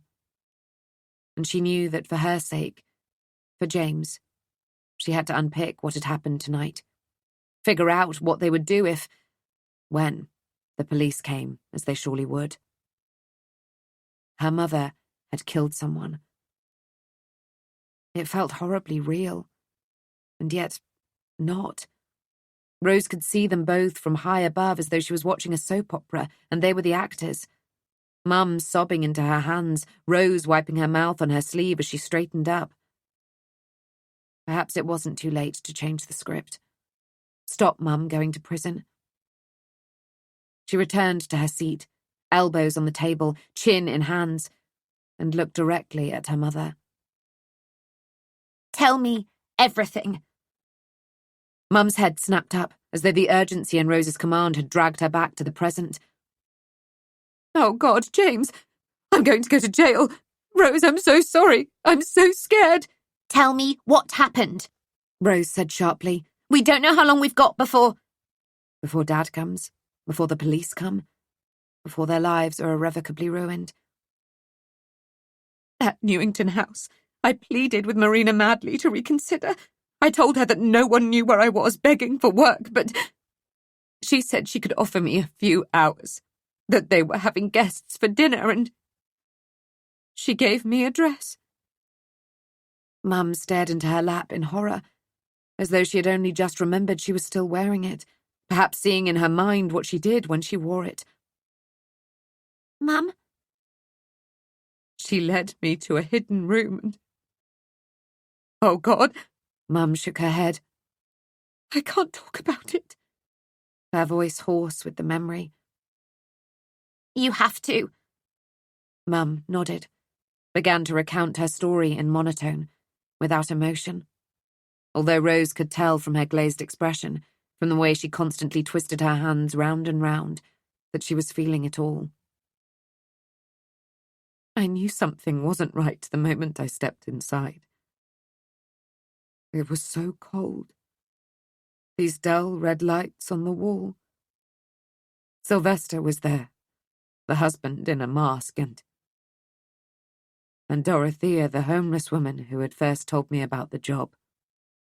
She was draped in chains and suspended from the ceiling, crying, bleeding. Fuck. Rose linked her fingers together, fighting the desire to clamp her hands over her ears. She did not want to hear this. I tried to help her. I tried. They were making a snuff film. The Madleys. What's that? It's a movie where women are sexually degraded and then murdered on screen. What the actual... Why? Sylvester said it's a lucrative market. He knows lots of wealthy people who will pay to watch. Apparently there are a lot of fake ones around. You can tell a real one from the eyes. From the screams, he said. Bastard. He takes orders and... Mum shrugged helplessly. Supply and demand, he said. It isn't always sexual, apparently, but... The death, that's the... I can't believe there are people who pay. Rose could not begin to comprehend. She knew about porn. Although she hadn't seen any, she was aware there were sick people who got off on children, animals, degradation and humiliation. But watching a life slip away, that was something else entirely. They've done this before? Yes. But then there are women going missing. Where are their families? Their bodies? Sylvester said that sometimes as many as 200,000 people are flagged as missing each year in the UK, and they are only the ones who are reported. He finds people like Dorothea. Homeless. Nobody to notice. Nobody to care. I don't know what he does with them after, but they've so much land, I guess he buries them. How many women? Rose didn't know why this was important right now, but it was. I really don't know, but Rose leaned forward so she could properly hear her. I was nearly one of them. Rose scraped back her chair and rushed to her mother's side, sitting on her lap as she had when she was small, enveloping her in one giant hug in which their tears merged together, their arms entwined. I didn't want to. Mum buried her face in Rose's hair as she spoke. I tried to save her, but they know where I live. They know about you. Had met James, they said, if I didn't do what they asked, then the next person they filmed would be you, Rose. I told them to do what they wanted to me. To leave you alone, but they said, all the time I was hurting her, I kept apologizing over and over. I was crying, she was screaming. The Madleys kept playing the same song over and over. Run, run, run. And I remember thinking that if I could, I would run. I would leave her there. Save myself. How awful is that? I always thought I was a good person. A kind person. You are both of those things. Nobody knows what they would do, how they would act in a situation like that. If someone threatened you or James, I would do whatever it took to save you. What if whatever it took meant the death of someone? Her eyes. Mum lets out a deep, distressing cry. I'll never forget the terror in them. Do you know what her last words were? What? She said, do it. I can't take any more. I said I couldn't. I wouldn't. She whispered, if I were you, I would do the same. For my babies. Mum sobbed noisily. She was a mother. Rose held her tighter. She might have meant if she had children, not that she did. Even if she didn't. I have killed someone, Rose. Mum said quietly, before she stiffened, winced, as though in pain.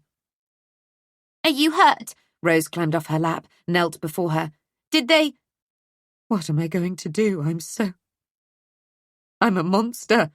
You are not the monster, Mum. But the things I have done, if anyone ever saw... James, your dad...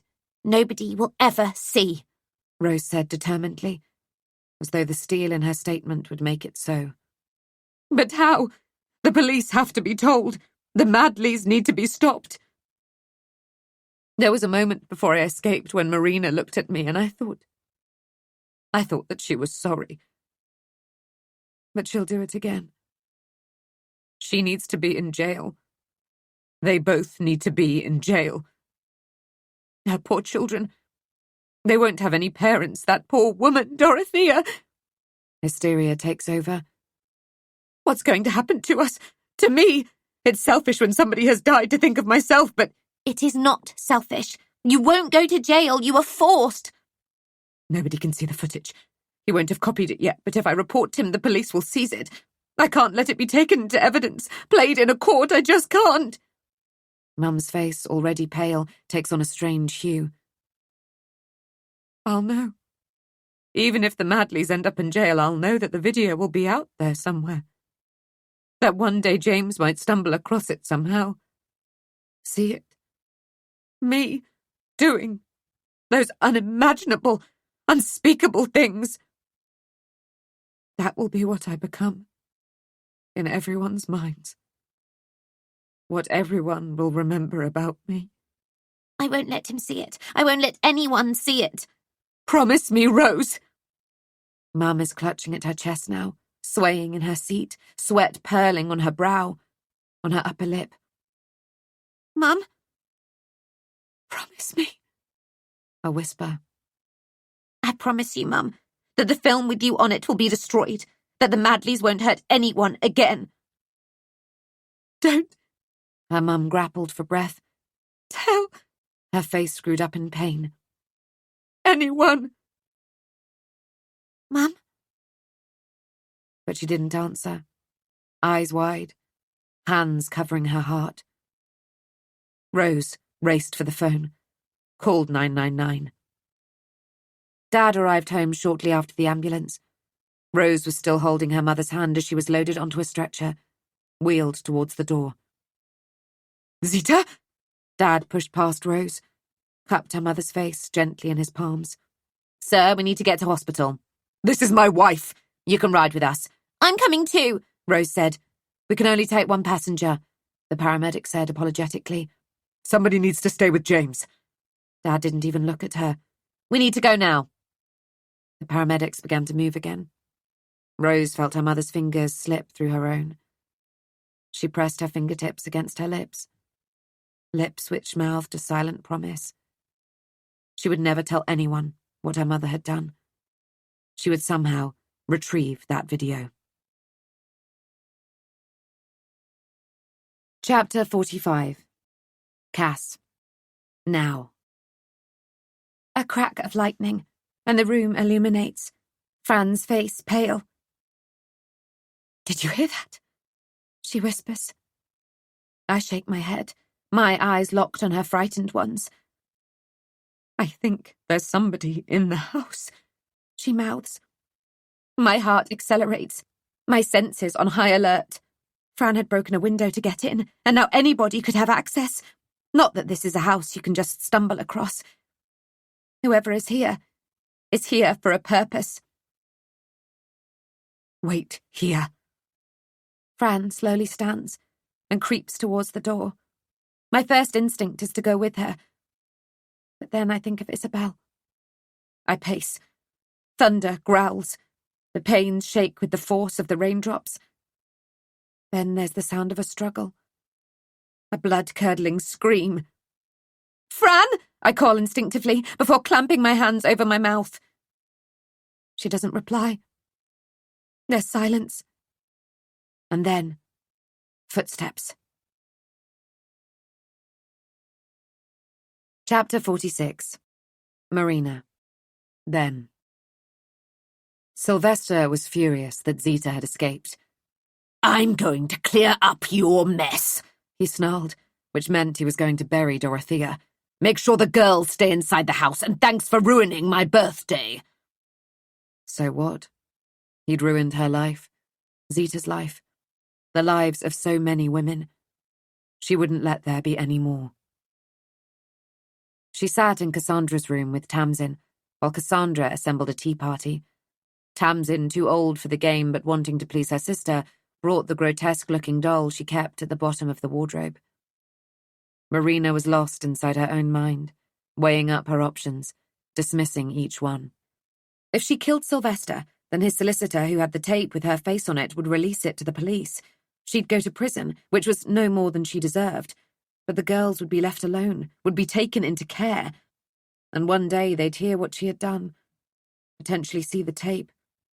If she left, Sylvester would find her. Of that she had no doubt. He had connections in his wretched gentleman's club. He'd kill her and take the girls. If she took her own life, she'd be leaving the girls to him. There was only one possible solution. She'd kill them both. Her and Sylvester. If she was also dead, the solicitor would have no reason to release the tape. No one would ever find the hidden room with the original tapes. The girls would never know who or what their parents were.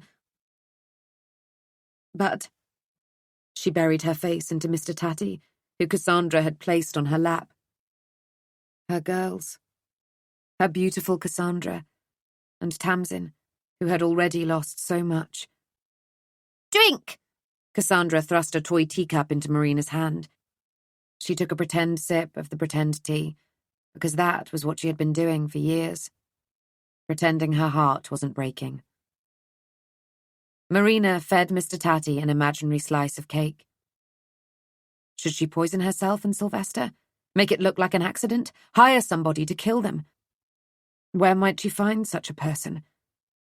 She turned it over and over, wiping away her tears before they properly fell, trying to relish this last tea party with the girls, knowing this might be one of the last memories they ever had of her.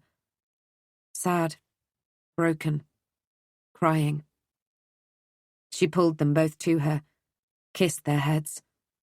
She loved them more than life itself. Her mind was made up. Later, when Sylvester was back and the girls were playing tag in the hallway, she phoned her brother. "Hello?" Adrian's voice was warm and familiar, and it sounded like home. Marina opened her mouth, but she couldn't speak. Emotion had swollen her throat, trapping the words she wanted to say inside. "Hello, it's me. Can you forgive me? Will you help me?" "Is there anyone there?"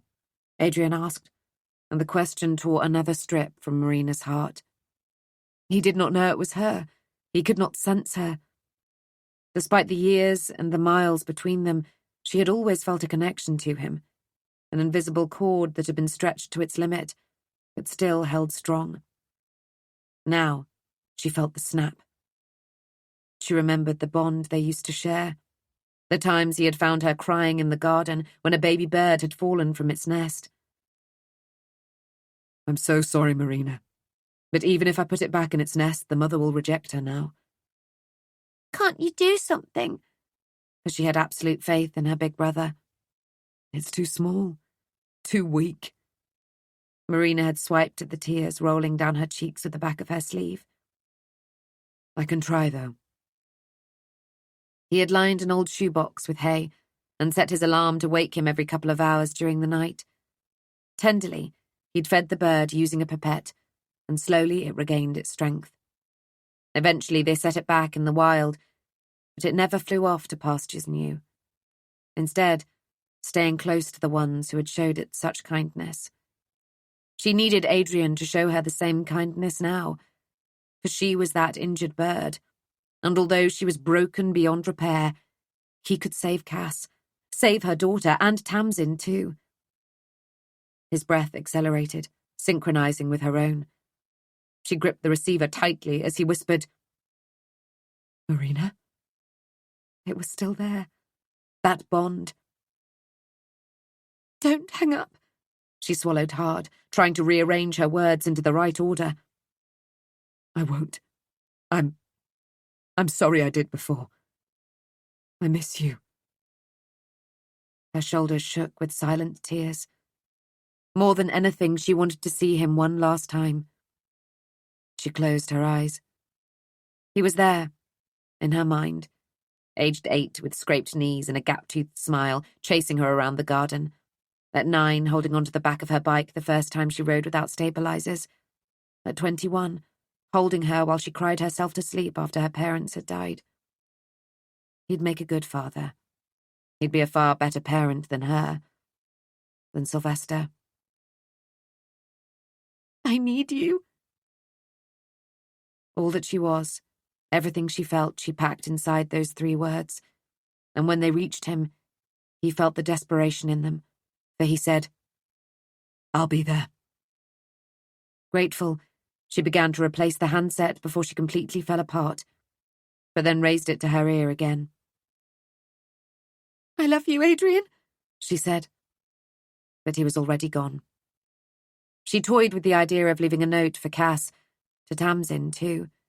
But what could she possibly say that would explain why she was doing this? That she was voluntarily choosing to leave them?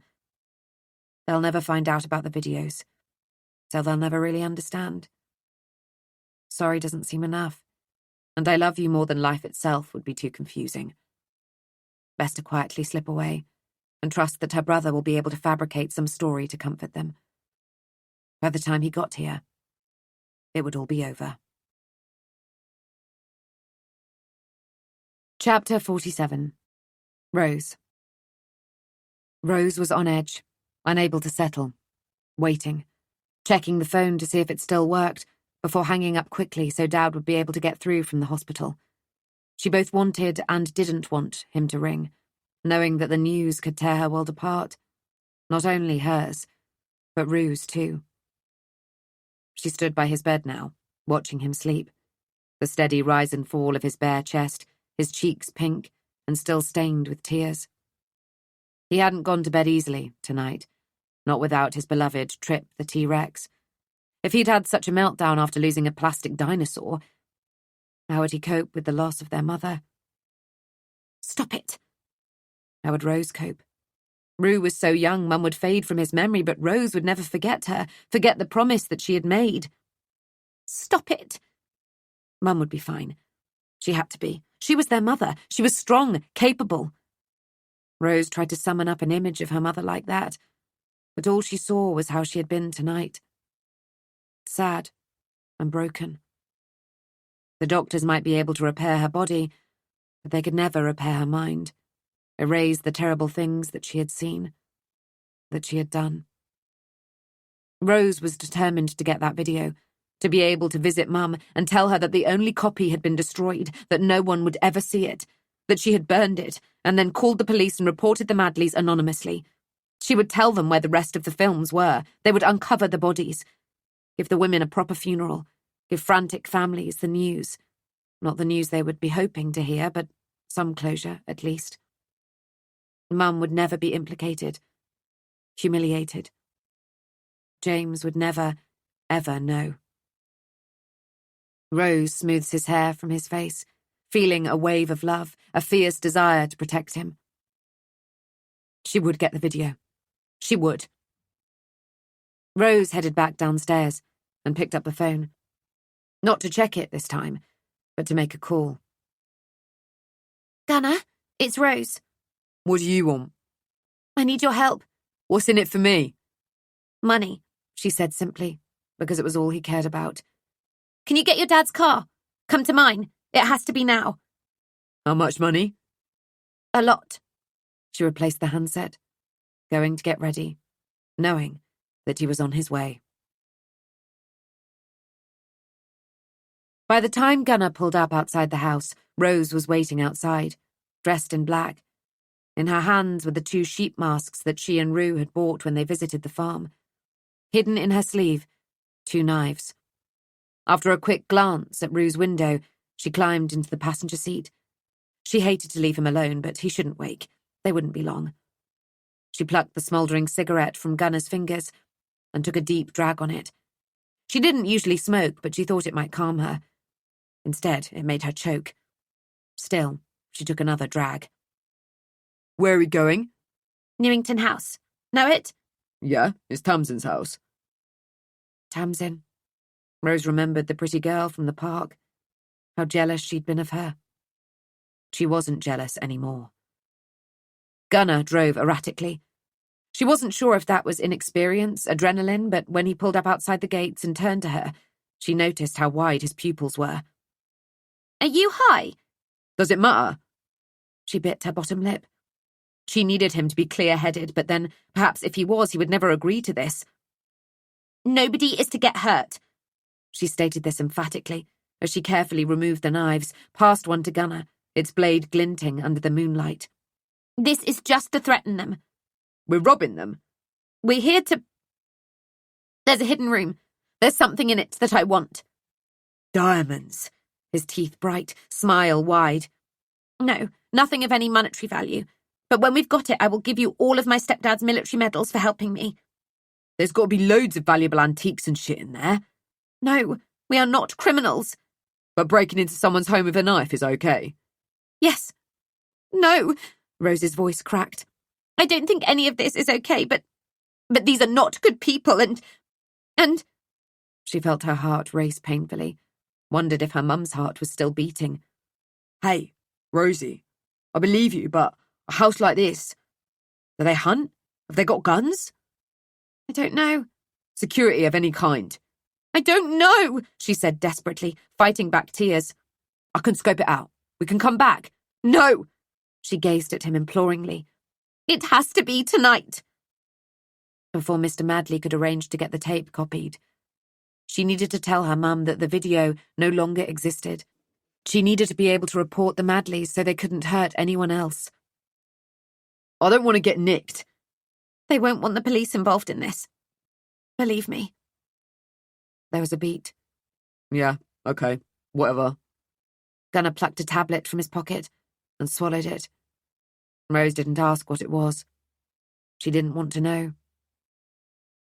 Nobody needs to get hurt, she said again, as they left the warmth and safety of the car.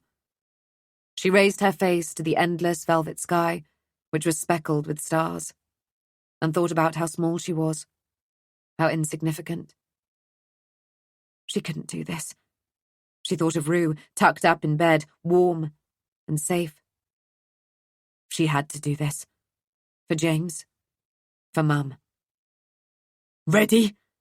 Gunnar's excitement was palpable, but all she felt was dizzy with nerves as she trudged behind him, keeping to the shadows, wishing all of this could be over soon. Gunnar had circled the house, appraised the windows, the doors. He had obviously done this before. Right. He returned to where she stood, shaking in the shadow of an oak tree.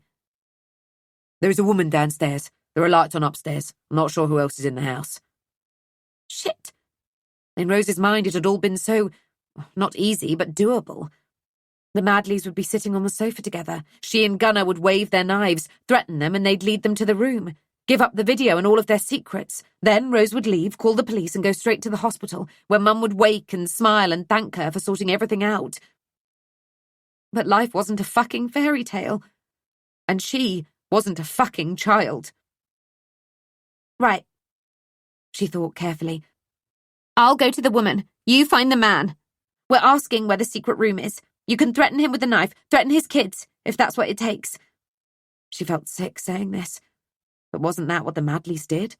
Threatened her and Rue so Mum would be compliant? Don't let the kids see you. I don't want to upset them. In and out as quickly as we can, okay? Okay. Everything happened so quickly after that. Everything got out of control. Chapter 48. Cass. Now. Fran? I call her name. I shouldn't have let her check out the noise alone. What's happened to her? The scuffle. The scream. The footsteps. My mind is in overdrive. I pull my mobile from my pocket and switch it on, wondering whether to stay here while it boots up, or whether to get out of the house. If I do, where will I go? There aren't any neighbours, and it's a good 15-minute walk into the village. I want to help Fran, but I have to think of Isabel. Myself. But didn't I think of myself all those years ago? My family were killed, and I hid. Rationally, I know I was a small child and couldn't have faced an adult, but I could have tried to fetch help that night, but I don't think that I did. I am not a child anymore. I can't leave Fran. I just can't. Music. A song. Something old. Something chilling. The hairs stand up on my arms. Almost of their own accord, my feet move towards it. Somewhere, deep in the recesses of my mind, I have heard this song before. About running. And rabbits. And although I cannot place it, I am shaking. Sweating. But still I find myself stuffing my phone back into my pocket, moving towards the music. The record spins in the drawing room, crackles and hisses as though it's trying to tell me something. Run, run, run. A shadow in my peripheral vision. I turn and my knees buckle with fright. Someone standing in front of the window wearing a sheep's head mask, holding a knife. Chapter 49. Marina. Then. Somebody was trying to break into the house. It was almost inaudible. The sound of the front door handle being lowered. Slowly. Slowly. But on her way back from the fridge with a bottle of wine, Marina heard the squeak. Saw the movement. Her heart pounded painfully in her chest. Think. Could this be connected with earlier? Zita. She thought they had come to an understanding, an unspoken agreement. Surely she wouldn't dare come back here, but what if she had? What if she had brought reinforcements? But who? Not the police. She was terrified of anyone seeing the video. Ashamed. She wouldn't risk it being seized, used as evidence. Would she? No. Above anything else Zita might feel right now, her maternal instinct must surely override all of her other conflicting emotions. I won't tell anyone. I don't want my children hurt, and I don't want anyone to see me like that. Will you destroy it? To protect herself, protect her dignity, Marina was confident that Zita would not have reported her. But she was sure there was somebody out there. A burglar? A house like this, big, isolated, an easy target. Times were changing. Criminals no longer waiting until properties were empty. She'd read about the rise in home invasions over the past 6 months, and each time it made her shudder. Sylvester was upstairs taking a shower. All of her family were upstairs, their youngest child already in bed, the eldest supposedly reading.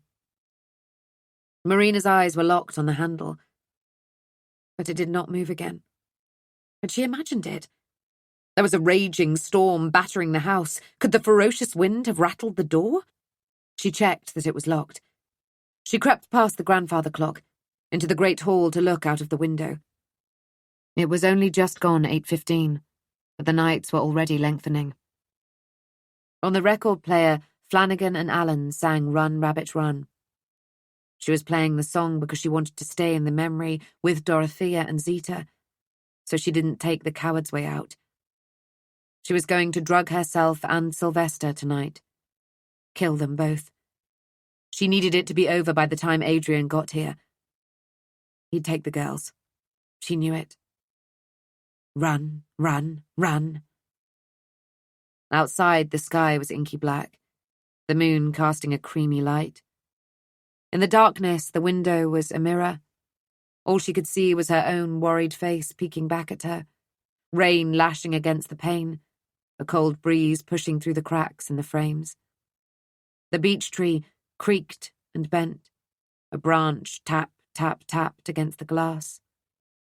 Let me in. Let me in. Let me in. She was just berating her overactive imagination, allowing herself to relax, heading back to the drawing room, to the battered leather armchair that moulded around her body, when she heard the crunch of gravel from the courtyard. A throaty cough. Oh, God.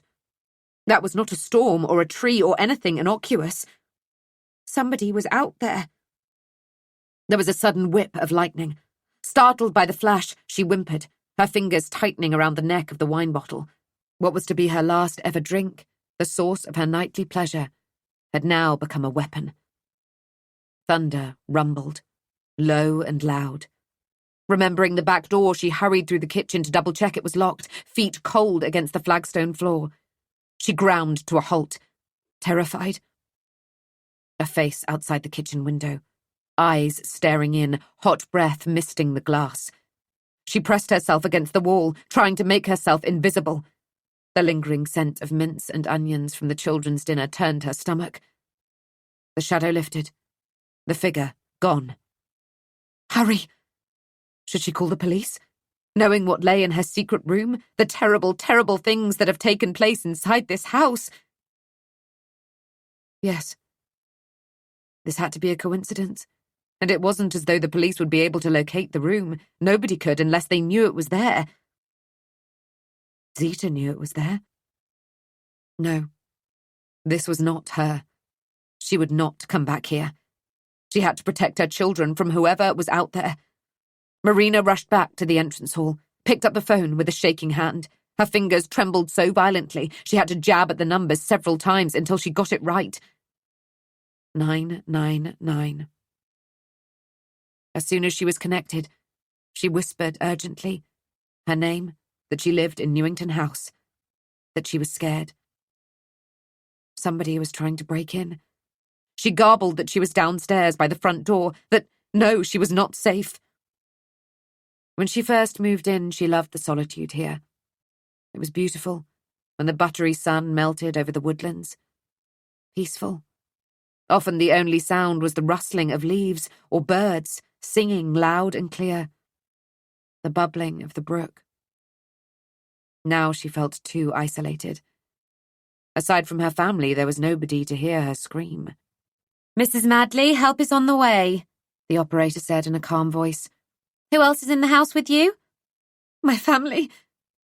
She ran through them, even though it was painful to think of her youngest child, Cassandra, starfished in the cot bed that had been passed down through generations, in the pale yellow nursery where cheerful ducks marched endlessly around the border. Her eldest child, Tamsin, a teenager, concentrating on her book, forehead creased as she absorbed herself in a world which, right now, was very preferable to this one. Why, oh why couldn't she be out chasing some unsuitable boy tonight? How long will the police take to get here? Marina asked. What should she do in the meantime? There were precious things under this roof she needed to protect. The shatter of glass from the kitchen. A creak. The back door. The phone thudded from her hand. Dizziness engulfed her. Ridiculously, she was still clutching the bottle of wine. Sweat trickled from her upper lip into her mouth, which hung open as she drew in quick, shallow breaths. Think! She heard the sound of a low voice muttering, the dull thud of footsteps, slow, leaden. Somebody was inside the house. Terror beat at her chest with clenched fists. Run. She darted into the great hall. The wooden panelling Marina had once thought so elegant was now dark and oppressive, closing in on her. The ceiling with its ornate carvings and crystal chandelier pressing down. There was nowhere to hide, and upstairs. She had to warn her family. Had to. She raised the bottle. Could she really smash it into somebody's face? Yes. Yes, she could do whatever it took for the girls. Her fight or flight response had kicked in, and she was not running away. But she had never, ever felt so scared. From upstairs, the groan of a floorboard, her daughter moving around her room. Don't come downstairs, don't come downstairs, don't come downstairs. She sprints, had almost made it to the bottom of the stairs, when an arm snaked around her neck, a hand clamped across her mouth. The wine bottle smashed as it hit the floor, liquid splattering her legs. She writhed and kicked and tried to bite the fingers that smelled of nicotine. And that was when she noticed. There was somebody approaching her. Two. There were 2 people in her house, possibly more. Hysteria rose. The intruder was wearing a mask, a sheep's head, and she had never seen anything more terrifying. Tears leaked from her eyes as she watched helplessly as he took the stairs 2 at a time. She was still fighting to be free. Her children. Marina was bundled roughly into the drawing room. Shards of glass from the broken bottle pierced the tender skin on the soles of her feet, leaving a trail of bloodied footprints behind her. She tried to resist, knocking over a side table with her elbow, as she scrabbled for traction on the oak floors. The china bowl smashed, the scent of floral potpourri cloying. It had always been her favourite, but after tonight, she would forever associate the smell with this. If there was an after. She felt a momentary rise of hope that Sylvester might have heard the bowl smash, but this was dashed when she heard the water gurgling in the ancient pipes. He was still in the shower. She imagined him naked, vulnerable, and although she hated him with all of her heart, she wanted to weep that he could not protect them. The intruder threw her onto the sofa. She scurried into the corner and folded in on herself, crossing her arms over her chest, both forming a barrier and trying to hold herself together. "Help!" she screamed. Her throat almost closed with panic. There was the stinging crack of a hand across her cheek. She began to cry. "Please don't hurt me. I can give you money." "Money is not what I'm here for." The voice was sharp from behind the mask.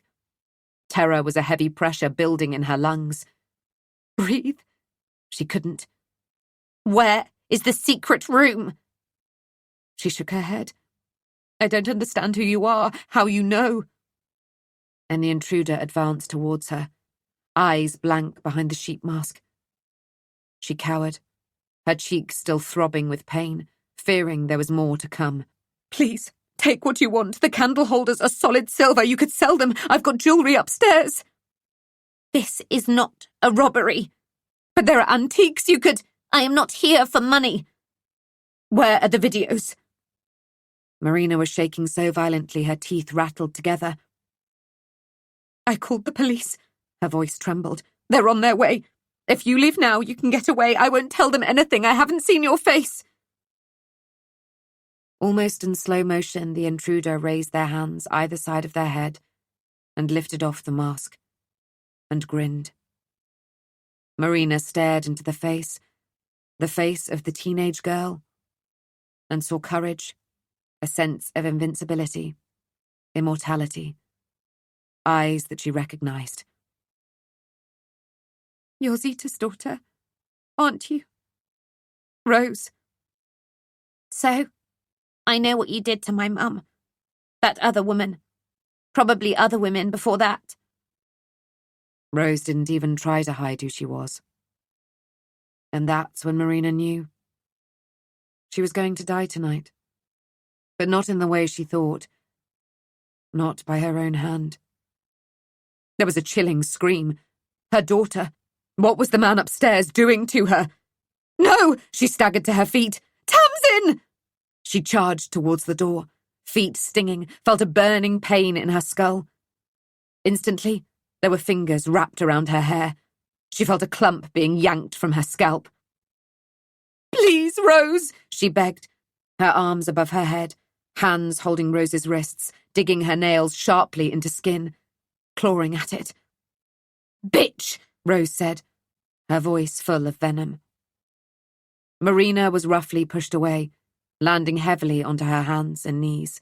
A foot stamped on her back, so she was sprawled flat on the floor. Rockets of pain shot through her spine. "Gunnar!" Rose screamed. "Don't hurt anyone!" "Please." She began to crawl. begging not just for her life, but for her family's. How could a teenage girl have overpowered her? But Marina knew how. The love for her mother, the desire for revenge had given her a strength that Marina just couldn't match. From upstairs, her husband roared in pain. "Please!" Somehow she staggered to her feet, hands held out in front of her. "Please, stop!" Every cell in her body buzzed with panic, willing for someone to save her, for the sound of sirens, for anything. Lightning whipped. Thunder grumbled. Mummy? The sound of a small voice. I'm scared. "Don't hurt my baby," Marina begged. Her Cassandra. Chapter 50. Cass. Now. Robin? As I back away from the figure in the sheet mask, eyes fixed on the knife, my confused mind sifts and discards theories. His father was obsessed with the house. He is obsessed with the house. Is he the surviving intruder? Is there no record of his name online because his father was a police officer? What does he want? But even as I think these thoughts, I know. I know it isn't Robin because although I can't quite process it, the person advancing towards me, brandishing that blade, is wearing Fran's clothes, has Fran's build. I glance towards the door. I could run, but would I make it? Would she catch me, and if she did, would she hurt my baby? I am so scared. Fran? There is so much desperation in that one word. It's a question, a plea. It's all my dry mouth can come out with. My name isn't Fran. It's Rose. Her tone is cold, chilling. It's as though the breath has been knocked out of me. Before my father had told me my stepsister was called Tamsin, I had believed Rose was the name of the girl who lived here before. The name I'd heard whispered, the flowers I had found, the name that Robin had overheard his father mention. For a brief second, I closed my eyes, wishing I could feel Tamsin's fingers in my hair, her arms around me as we rock in the chair. For I believe she is here in some form, has been present, trying to tell me something, trying to warn me of the name of the killer, that she was back. Rose. I open my eyes. The music stops, and there is a moment of perfect silence before the needle lifts and whirs to the beginning of the record before it begins to play again. Fran lunges forward. Eyes blank behind the mask. She grabs my wrist, and instinctively I cover my belly with my other hand. Please, don't hurt my baby. Chapter 51. Rose. Please, don't hurt my baby, Cass begs, using exactly the same words her mother had used 30 years ago. And instantly, Rose is back there. Please, don't hurt my baby, Marina had begged. Rose had released Marina the second she heard the child's voice. Oh God, she was trying to act all tough, but it was all getting out of hand. She had been certain that the second she was inside the house, the moment that Marina saw the knife, she would give up her secrets, the videos, and then... Rose wasn't entirely sure what she thought would happen then. It wasn't just her mum she wanted to protect, but other women who might be enticed here. She really hadn't thought this through properly. The noises coming from upstairs were unbearable. The shouts, the screams. Gunnar had promised he wouldn't hurt anybody. She had made it clear that they were to frighten the family. That was all, but the cries of pain from the second floor told a different story. She should never have brought him along, knowing he was high, dangerous. But she could not have done this alone. She turned and stalked towards the little girl, Cassandra. Mum had said how sweet she was earlier with James. Her hair was damp, she was wearing hedgehog pajamas. Her brother had some similar, and Rose felt bile rising in her throat. What was she going to do? Leave was the obvious answer. The fucking song urging her on. Run, run, run. But she had removed her mask to show that she meant business, that she wasn't afraid of Marina. In truth, she was so very, very scared. Suddenly a weight descended on her. Marina on her back, arms around her neck. Somehow, as she twisted, she threw Marina off, onto the floor. But before Rose could catch her breath, Marina was coming for her again. Rose put out her hands to protect herself, forgetting about the knife, until she felt the press of it against Marina's flesh. Heard the soft pop, the give, the slick sensation as it slid into flesh. Smelt the metallic tang of blood. Rose was flooded with a panic unlike anything she had ever felt before. Marina was going to die. From the silence coming from upstairs, the others were seriously hurt. She would never find the video. It would come out one day, when the police searched the house or when new owners moved in. She had to find it. Had to. Marina? She grabbed Cassandra and pressed the knife against her arm. Tell me how to get into the room, or I'll hurt her. Marina stared at her with wide eyes, moaned. No, I can't. Don't make me do this. Rose could feel the tears in her throat, felt the wriggle of the child in her arms, so like James. Tell me where the videos are. I won't. Rose was crying now, because she knew she had to do something to get Marina to take her seriously, something she didn't want to do. Then I'll carve a Z into Cassandra's arm as a reminder of my mother, before I kill you both. Rose tried to keep her voice steady, but she heard the tremor in it. She had no intention of killing anyone. She just didn't have it in her.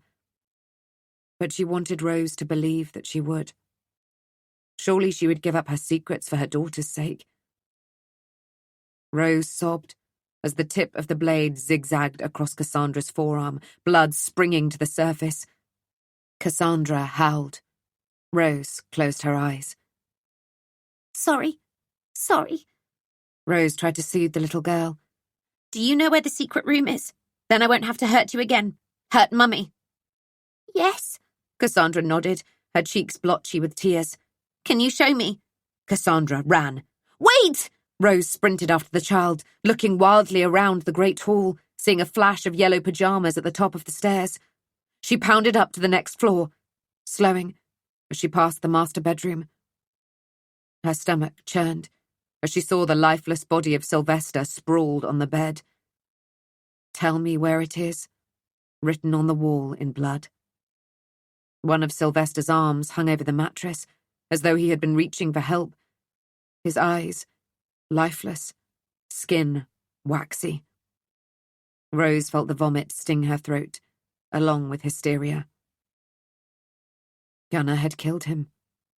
He'd murdered someone, taken a life. He was no better than Mr. and Mrs. Madley. Had Cassandra seen her daddy like this? It would scar her for life. Cassandra? Rose tiptoed out into the corridor, afraid of what she'd find next. She discovered Gunnar sitting in the corner of a bedroom, knees drawn up to his chest, rocking back and forth, softly singing that song. That fucking song that was still playing downstairs. Run, run, run. On the floor a girl, Tamsin, the one from the park, the one she thought fancied Gunnar, a similar age to her, eyes staring at nothing. Dead.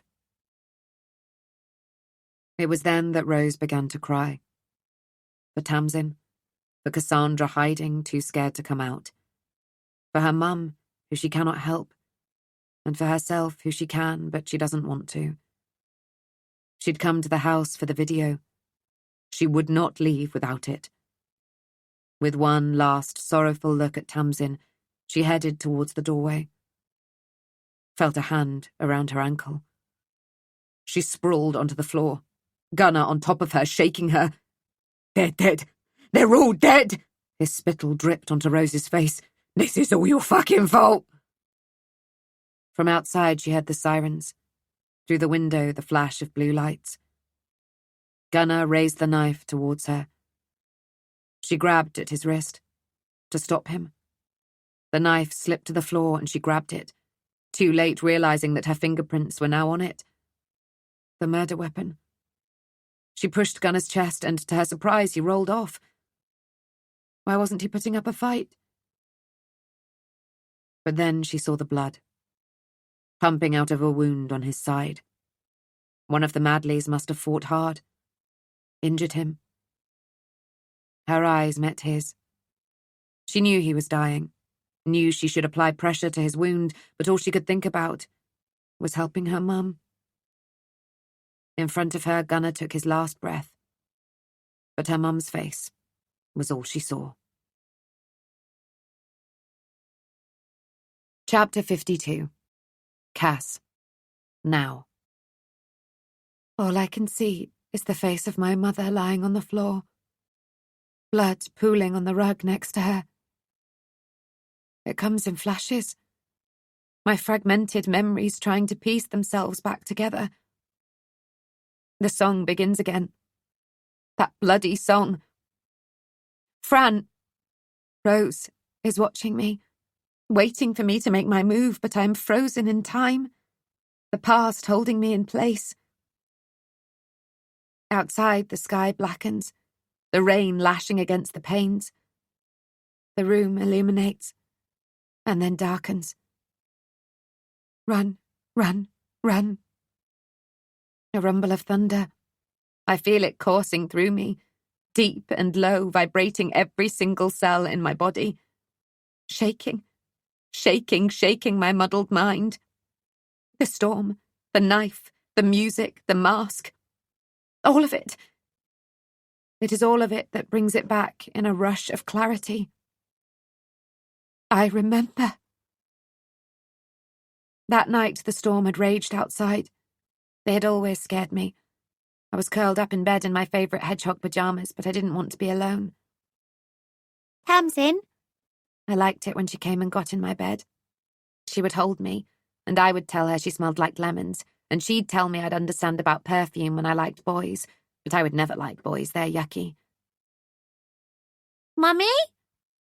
She didn't answer either. Slowly I had slipped out of bed and opened my door. From down the corridor I could hear shouting. I thought it might be Daddy on the phone, but then lightning cracked, and I pelted down the stairs as fast as I could before the thunder came. Mummy would give me a biscuit and a cuddle. That song was playing, the one about rabbits running that always made me laugh and hop around as though I were a bunny. I could jump really high. The thunder rumbled and I shot in the drawing room. Mummy, I'm scared. But then I saw Mummy on the floor.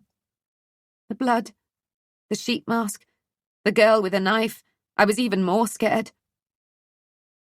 The girl who I'd got to know as Fran the last few months while I've been living with James at Newington. Not dreaming she was the cause of my nightmares. Who I now know as Rose. 30 years ago, Rose had grabbed me around the wrist, and it had hurt. I tried to pull away, but I was only 3. When she yanked my arm and I thought she was going to pull it off, pain seared through my shoulder. Marina, she said, tell me how to get into the room, or I'll hurt her. Mummy didn't tell her. She just said, I can't. Don't make me do this. Rose had been almost crying, and I knew that she hadn't wanted to hurt me then. Does she really want to hurt me now? But then I remember what came next. All of those years ago. The tip of the knife against my skin. Her carving a Z into my arm. The zigzag scar I had grown up believing was the result of an accident where Dad had dropped a glass. It was Rose. Now it throbs, and I rub at it with my fingers, remembering doing the same thing all those years ago. The feel of blood, the smell of blood, not being able to tear my eyes away from my mum dying in front of me. Do you know where the secret room is? Rose had asked. Then I won't have to hurt you again. Hurt Mummy. I had told her I did know. and I ran upstairs towards the priest hole. Was that the room she meant? I hesitated, suddenly unsure because I had seen another secret room. Hadn't I? In the kitchen, and that one had made Mummy cross. But then, it's too much to remember. I can't cope with the memories that are flooding back. The sight of my father sprawled on his bed. Dead. My beloved Tamsin. Dead. A boy rocking on the floor next to her. I had felt a warm stream of urine run down my leg, and I thought of my lovely hedgehog pajamas and whether Mummy would be cross. And then I began to cry because Mummy would be dead too if I didn't show Rose the room. I carried on running until I reached the priest hole. I had turned around, but Rose wasn't behind me. All I could hear was screaming, screaming, screaming. And so I climbed into the hole and I stayed there, even when I heard my name being called. Cassandra, this is the police. Where are you, sweetheart? You're safe now. I hid for hours and hours, until a man who said he was called Uncle Adrian lifted me out. I didn't even know I had an uncle, but I had wrapped my arms around his neck. My fingers were bleeding and nails torn from scratching at the walls, but I hadn't made a sound. I had been brave, a big girl. I hoped Mummy would be proud. But I had never seen my mother again. Had I? Because of Rose. She has changed immeasurably over the years, but I have no doubt this is her. The same person who is once again standing in front of me. Once again, holding a knife. Chapter 53. Rose. The feel of the knife in Rose's hand brings it all back. The horror and revulsion she had felt that night. The horror and revulsion she feels right now. She didn't know what she was doing then. She doesn't know what she is doing now. All she is certain of is that both times she had acted out of fear and desperation. Last time it had gone so horribly wrong, ended in tragedy. She cannot, will not let that happen again, because this time there is so much more at stake. Cass is carrying her niece. Standing in front of her is the family she has longed for during those long, lonely days when she served out her punishment for her crime. But Cass does not know that, because she does not know who Rose really is. Or does she?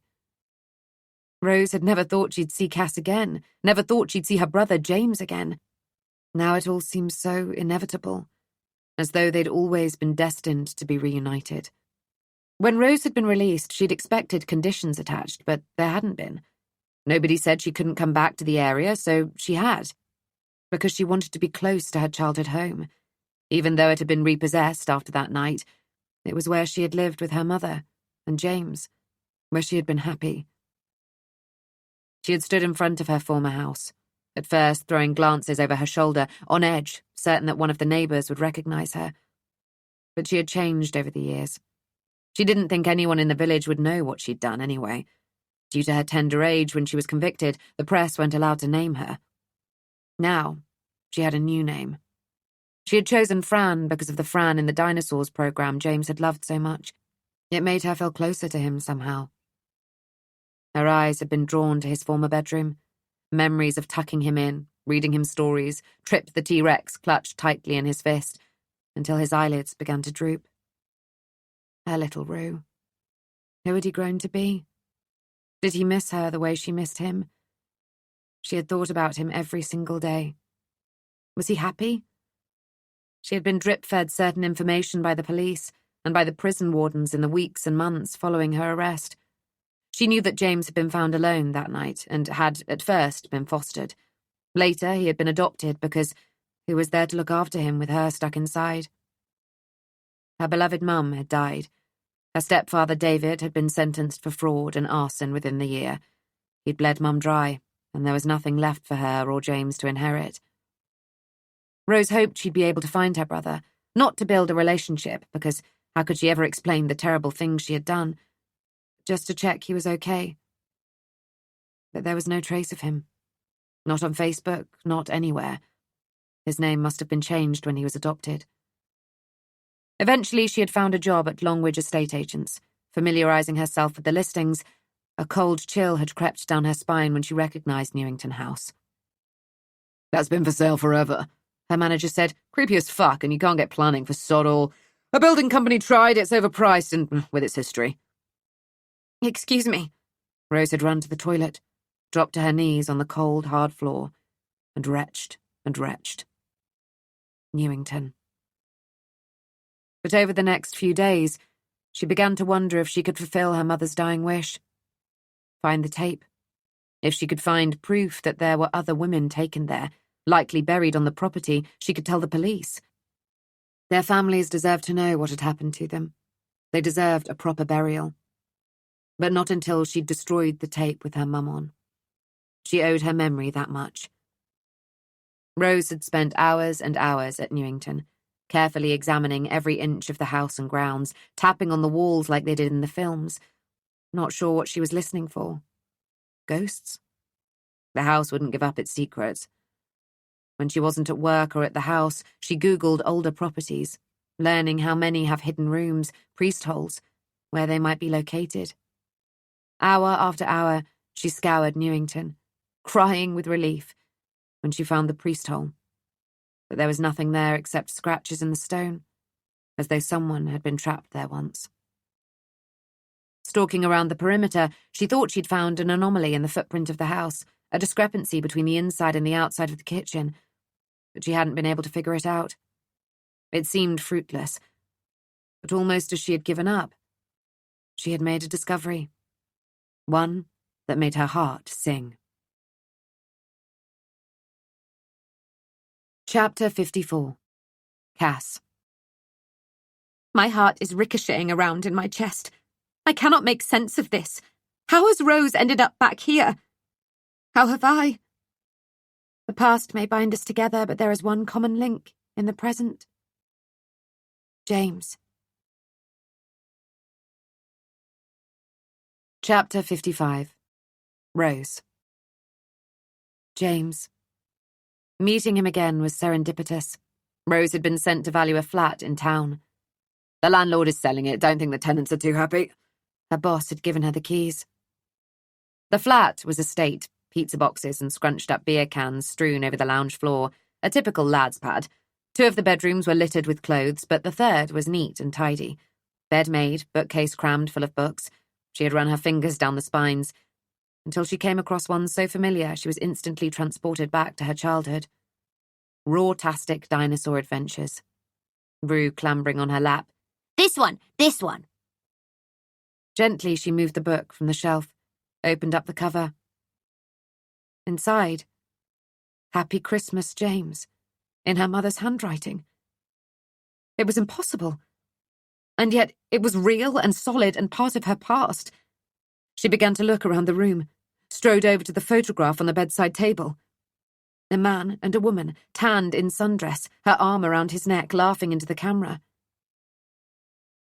As she looked into his eyes, she knew undoubtedly that this was James. And she raised her eyes upwards and thanked a God she had never believed in for leading her to him. She placed the photo on the bed and opened the drawer of the cabinet, wanting to know more about adult James.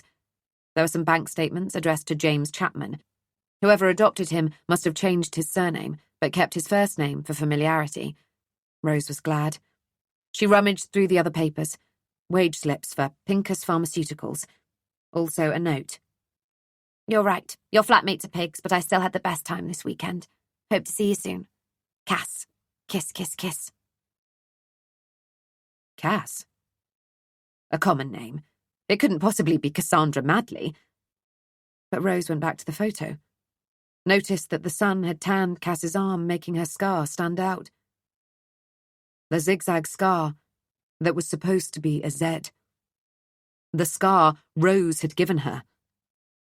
How had James and Cass found each other? It seemed impossible. She was determined to find out. Rose quickly completed her valuation and left. For the next few days, each lunchtime, she waited outside the building of Pincus Pharmaceuticals, imagining James inside at his desk eating a sandwich, knowing she would recognize him from his photo. She was despairing that he'd ever come out. But then one day, he did. The feeling of utter joy was indescribable, and she held it close to her chest as she hurried after him, trailing him into a cafe. It was lunchtime busy. He grabbed the last table, and she asked if she could join him. He said yes as he perused the menu, and she wanted to ask him if he still liked honey on toast and ginger biscuits, if he was happy. Instead, she ordered herself a tea, and wanted to weep in it. How could he not realize it was her? He ordered a slab of cake. Not a balanced meal, but I'm trying to cheer myself up, he said apologetically. Bad day. Her eyes connected with his. You can tell me. I'm your sister. I love you.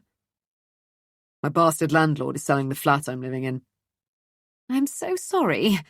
She stopped herself, touching his hand just in time, reminding herself that she was a stranger to him. Do you have any family that can help? His face clouded. My mum died last year, and I don't have a great relationship with my dad. I don't have anyone else. Me, she wanted to say. You have me. But she couldn't. They chatted about inconsequential things while he quickly ate his cake, and when he walked away, he took another piece of Rose with him. She couldn't lose him again. For the rest of the week, she wondered how she could help him, and then she thought of a way she could help them both. No one had looked around Newington House for years. The company didn't even advertise it anymore. Could James somehow live there? It wasn't solely because she wanted to get to know him again, but James had been in the house earlier that day, with Mum. What if he'd seen something and it triggered his memory? What if he took Cassandra with him? Is it possible Cassandra could lead her to the tape of her mum, and somehow Rose could forge a relationship with her brother? She couldn't figure out a way to get him to Newington, though, until she was curled up on her sofa that weekend, watching The Shining. A caretaker. What if there was a job as a caretaker? No one from the office would check the house. The utilities were still connected. The house was out of sight from the road, so it wasn't as though anyone could just drive past and see any lights on. Rose had Googled until she came across Richardson's Retreats, a real company if James ever checked them out, not that he would need to. She would be his contact with them, and she would always be available. She had some money saved. She could pay his and Cassandra's wages for a few weeks. It probably wouldn't be long until her memory was triggered, and then she'd think of an excuse to move them, but find them something else affordable and close to her. It was perfect. Well, maybe not perfect, but it was the best idea she had. She'd figure it out as she went along. The following Wednesday, James had returned to the cafe. Rose was already there. Hello, she waved him over. You sorted out your housing problem yet? No. I work for a company called Richardson's Retreats. We've acquired a new property in the area. It's a gorgeous listed building. We're looking for a short-term caretaker. She crossed her fingers in her lap under the table. The thing is, we only want couples, no wild parties. I didn't know if you lived with a girlfriend. No, Cass is up north, but I want to move in with her. I've been saving for a house deposit, which I've only been able to do because my current rent is cheap. I can't find anything similar. This could be the answer. What exactly will we have to do? He leant forward, trusting her, as he had always trusted her. Cass had trusted her too. She doesn't anymore, though. Now, warily eyeing the knife in Rose's hand. The expression on her face has changed. Cass knows who she is. And madly. She knows who Rose is, too. Rose can tell that she has remembered, and that's what this has all been for.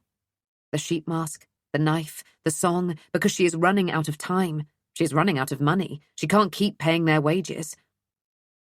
Just as Cass has remembered who she is, James thinks he knows, too. He had told her today on the phone in a panicked call from the airport. Only he'd got it so very wrong. Fran! His voice had been shaky when she had called him after receiving his frantic text. I'm so worried about Cass. Is something wrong with the baby? Rose had quickly asked, because ever since she found out about the pregnancy, she'd been daydreaming about her future role as an auntie, painting orange tiger stripes on her niece's face before she took her to the zoo, later teaching her to apply makeup of a different kind when she discovered boys. The baby is fine, it's just... She hears the quickness in his breath, the airport announcer in the background.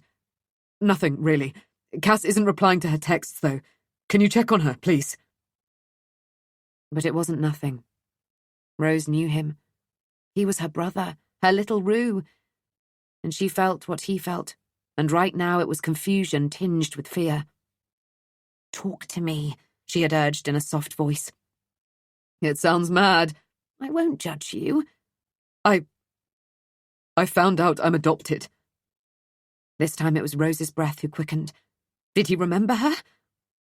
Dad couldn't tell me much about my family, other than I had a sister. Rose's heart lifted.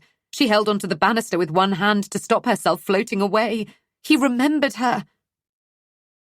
But no, he didn't. That became clear when he said, Dad told me that my background was sensitive, so he and Mum hadn't been told anything, and I think it's because... A beat.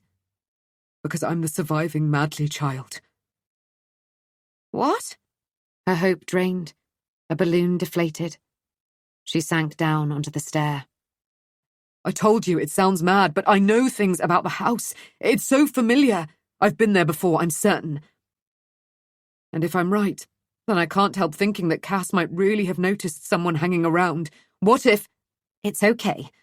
She didn't want to hear his speculations and his theories about the intruder. Not when she was the intruder. I'm on my way. It was all coming to a head. She had to make Cass remember. Had to. And now, it seems, she has. "What do you want?" Cass asks, staring at her determinedly, one hand over her bump, a wobble in her voice. "There's a secret room here, and I need you to show me where it is." "Why?" Because I promised I'd get it." Rose's voice shakes. She's close to tears. "Get what?" Rose sees some of the fear slip away from Cass's face, replaced instead with sympathy, so she raises the knife as a reminder. She cannot lose the upper hand. "If you don't show me where the room is, I'll slice that baby out of you." "You wouldn't?" Cass shakes her head, her eyes bright with tears, but her face is pale. The fear returned. "Wouldn't I? Have you forgotten what I did to your mother? What I did to you?"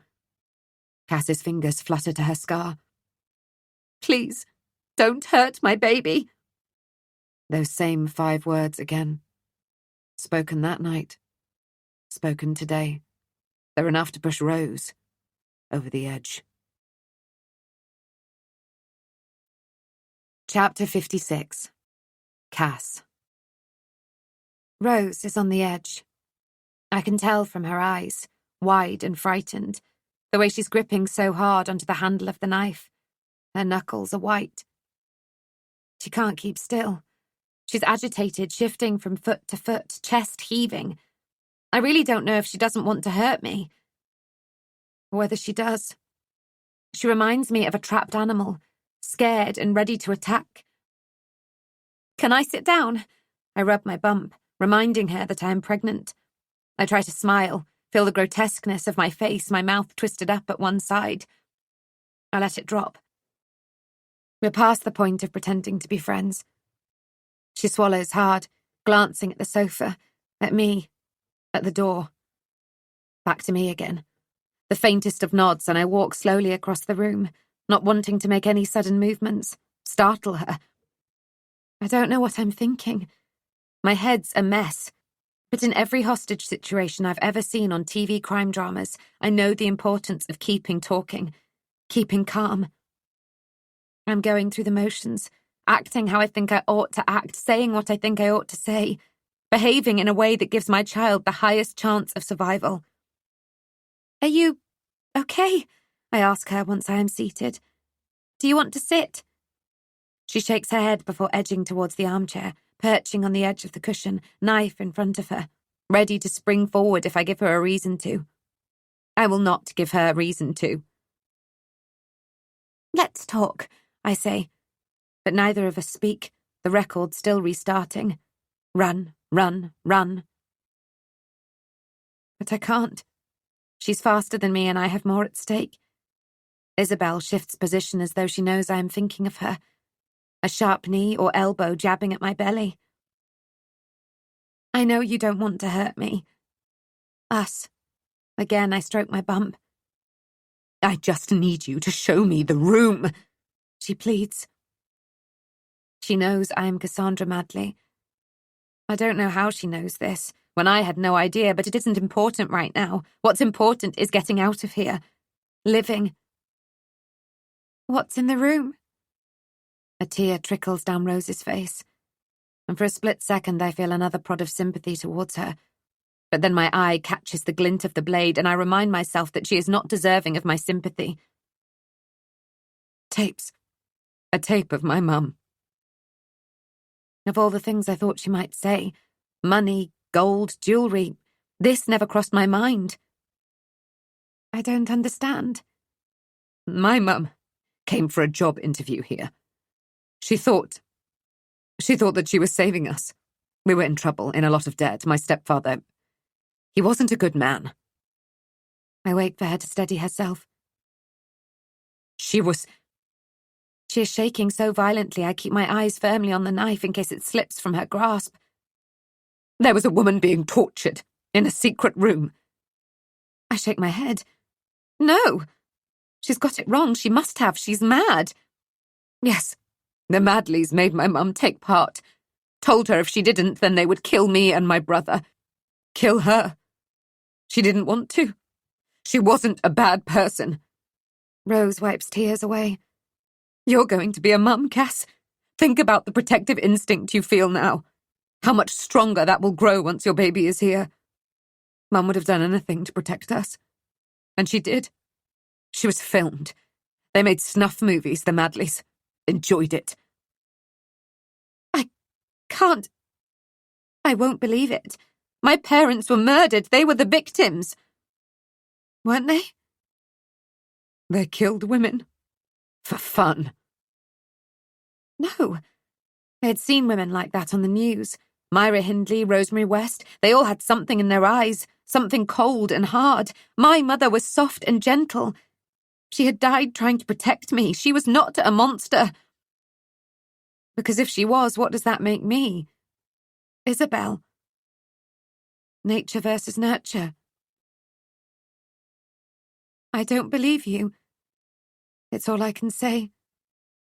It's true. Mum managed to escape the room.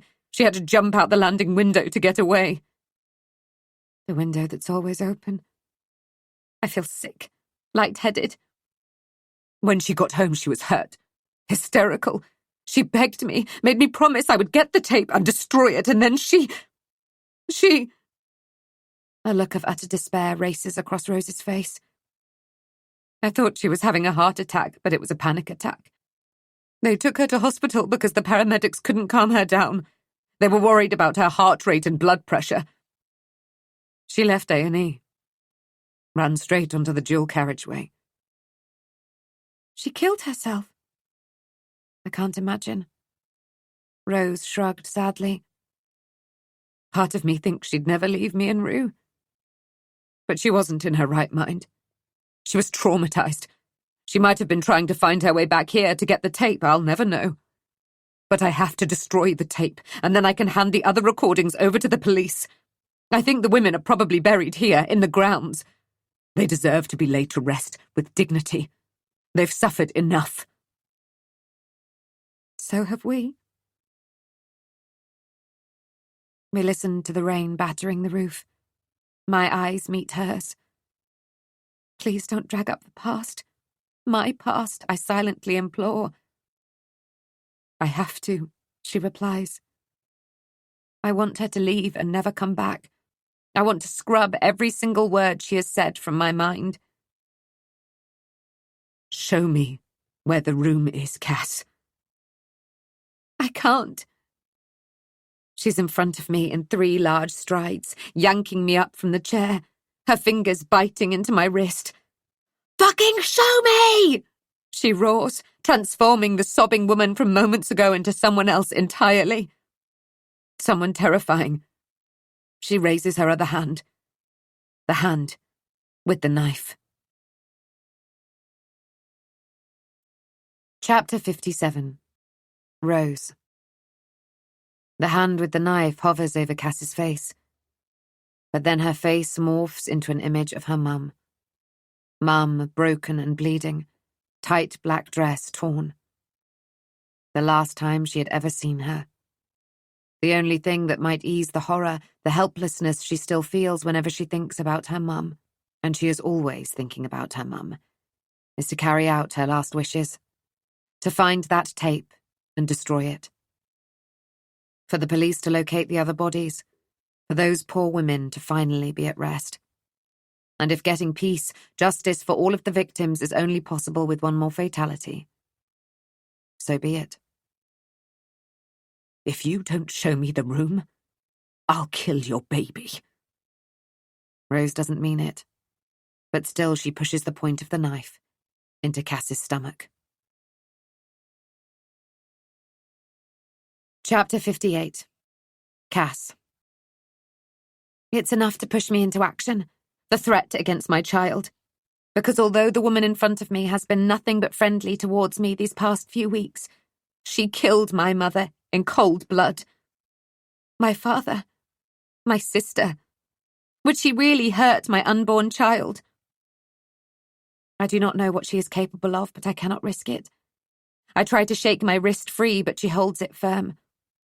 The secret room is there in the depths of my memory, but I'm not sure. And if she's right, if my parents are the monsters she is making them out to be, do I really want to find out? Perhaps I can buy some more time while I think. The priest hole. I don't mean the priest hole. I'm not fucking around here. She pushes the tip of the blade against my protruding belly button, and immediately I feel the loosening in my bladder again. I've only seen it once, I'm not sure. My words come out in a garbled rush. What if my memory has it wrong? What if I can't get into the room? I think it's in the kitchen. But I do not think my shaking legs can carry me there. Somehow, though, I place one foot in front of the other. As we pass through the entrance hall, I glance at the clock. It has stopped at 8:30 again. In the kitchen, my teeth are chattering together with fright.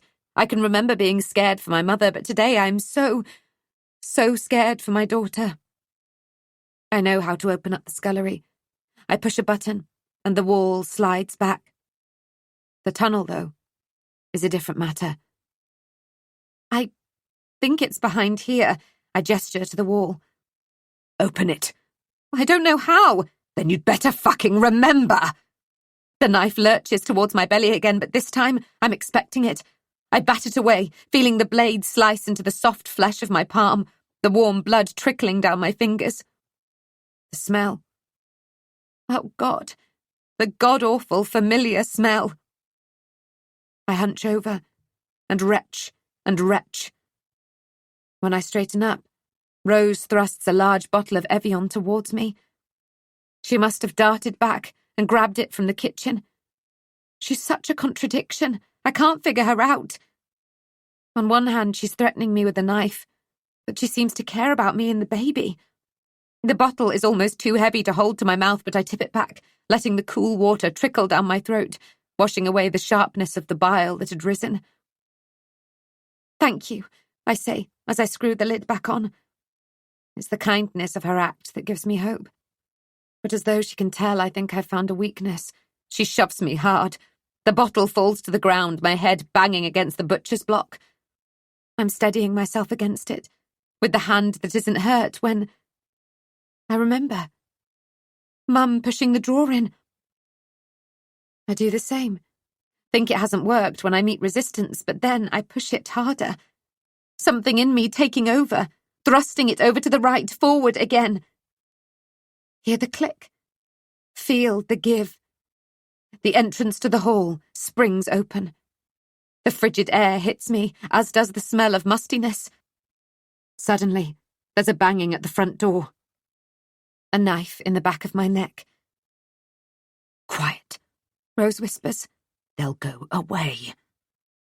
The knocking stops, and I think she is right, but then my name again coming from the hallway. Cass! I open my mouth to scream. Chapter 59. Rose. Before Cass can scream, Rose shoves her hard into the tunnel. There's the slap of bone on concrete as she falls onto her hands and knees. Cass is scrambling to her feet, so Rose kicks the bottle of Evian at her to slow her down. She slams closed the entrance, fumbles to push the drawer back to its original position. And just like that, the wall is intact. You'd never guess there was a hidden passageway behind it. Rose holds her breath, listening for Cass, but either she is silent or the passageway is soundproof. Judging by what went on in the room and the thickness of the walls of the house, Rose guesses it is the latter. "Cass?" the voice calls again. Rose puts the knife down and rushes out into the hallway. Robin? "Where's Cass? Is everything okay? James texted and asked me to check on her." Rose forces a smile. Me too. She's okay, but feeling a bit nauseous. Morning sickness is back, she's having a nap. I was just making her some soup for later." "What happened to the window? It's broken." "Yes." Rose had been recreating that night as best she could. "I've a glazier on the way. Don't worry, Richardson's Retreats will cover the cost." Right. Robin is still staring at her. Rose second-guesses what he's seeing. Flushed cheeks? Guilt? Panic? "You can let James know everything is okay. I've texted him too. I'll tell Cass you called around when she wakes up." Rose steps forward, edging Robin backwards. Okay. Tell her to let me know if she needs anything. Dry crackers are good for sickness. "Will do." Rose unlocks the front door and stands back so he can leave. And when he has, she leans back against the door and breathes a sigh of relief. But it isn't over yet. She still has to deal with Cass. With the tapes. Chapter 60. Cass. The darkness is absolute. Horrifying. Chilling. "Help!" My fists already feel tender and bruised as I hammer them against the walls. "Help!" My voice becomes a croak.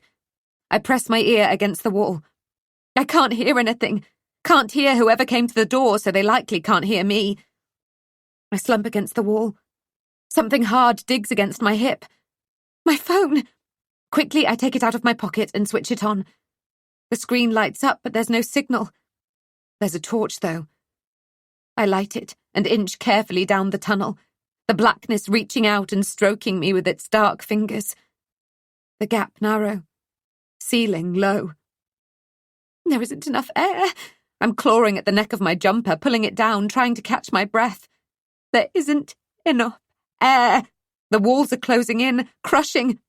I'm going to die. My knees buckle at the thought. I sway, falling against the wall. It's cold and slimy and grazes my cheek. I'm so unsteady on my feet I feel I might fall, but the only thing keeping me upright is the thought that there are bound to be rats here. Panic is overwhelming me. I'm going to die. Part of me wants to rush back to the entrance, but I know from the lack of light, the silence, it is still closed. What if Rose never figures out how to open it? I take a deep breath. The air damp, the smell of mildew catching in my throat. If I keep moving forward, I might find another way out. I have to try, for Isabel at least. I edge forward, carefully, the ground beneath my feet rough and uneven. Even if it was solid and flat, I would still experience the sensation of falling. Because since learning I am the surviving Madley child, the bottom has dropped out of my world, and I am free-falling through time and space. My memories are coming back to me in flashes, but not the good ones. Visions of blood, the knife, the lifeless faces of my entire family. They come in a burst of torturous technicolor, before fading to grey again, to nothing, until all that's left is the feelings from that night. The fear I felt then merges with the fear I feel now. My legs are shaking so violently now I have to stop. Where does this lead? I'm scared to find out, analysing everything Rose told me. It can't be true, can it? My parents can't have been evil people because I'd just know, wouldn't I? I think of how obsessed I've been with genetics since finding out I was pregnant. Nature versus nurture. The genuine distress I felt when Leon conned Mr. Peters out of his life savings. I am not evil. I am not my parents. Although I don't know who I am, I know who I'm going to be. A mother. The thought tramples on the edges of my anxiety until my pulse begins to slow again. I can breathe. I am not going to die. Gripping my mobile in my hand, I shine the light around the small space. I can't see too far ahead of me. Lining the walls are wooden torches like something you'd see in a medieval film. The type an angry mob used to brandish before setting fire to a suspected witch. My stomach turns. Is this where my fear of fire came from? Why I shake when I light a fire in the grate? My teeth are chattering, both with cold and with dread. I don't know what I'll find ahead, but I force myself to move on. The tunnel widens. I find myself opening a door, entering a room. From the ceiling, rusting chains. On the floor, 2 black masks. There's a stack of equipment in the corner. I don't even want to think what it might have been used for. Because in front of me is a bookcase. A shelf full of tapes. Tapes with women's names scrawled on the spine. The shock of it is a punch to the gut. My knees buckle. I drop to my haunches and then onto my knees. Not caring about rats now because there is only one single thought in my mind. Rose was right. I am the daughter of monsters. Chapter 61. James. Monsters aren't real. James tells himself this as he unpacks his case in his hotel room. The dark thoughts he's been having are due to the shock of finding out he was adopted, that his parents must be the Madleys. It makes no sense that whoever killed them would have come back because Cass has searched the house while she has completed the inventory. She hasn't unearthed any hidden treasures, no pot of gold. He sits on the bed when he's finished hanging his shirts, and from his pocket hears the rustle of the envelope his father handed to him. When he opens it and reads the contents of the letter, he weeps. He places it carefully in his suitcase to deal with later. Right now, his priority is Cass. It's natural that she has been unsettled. New house, new town, finding out she's pregnant, it's been a lot to cope with. She's bound to have experienced some side effects, some withdrawal after she stopped taking her medication. Being an artist, a creative, she has an overactive imagination. And this is one of the many things James loves about her. Her ability to see the world in a different light. She's okay. Isn't she? He doesn't need to rush back.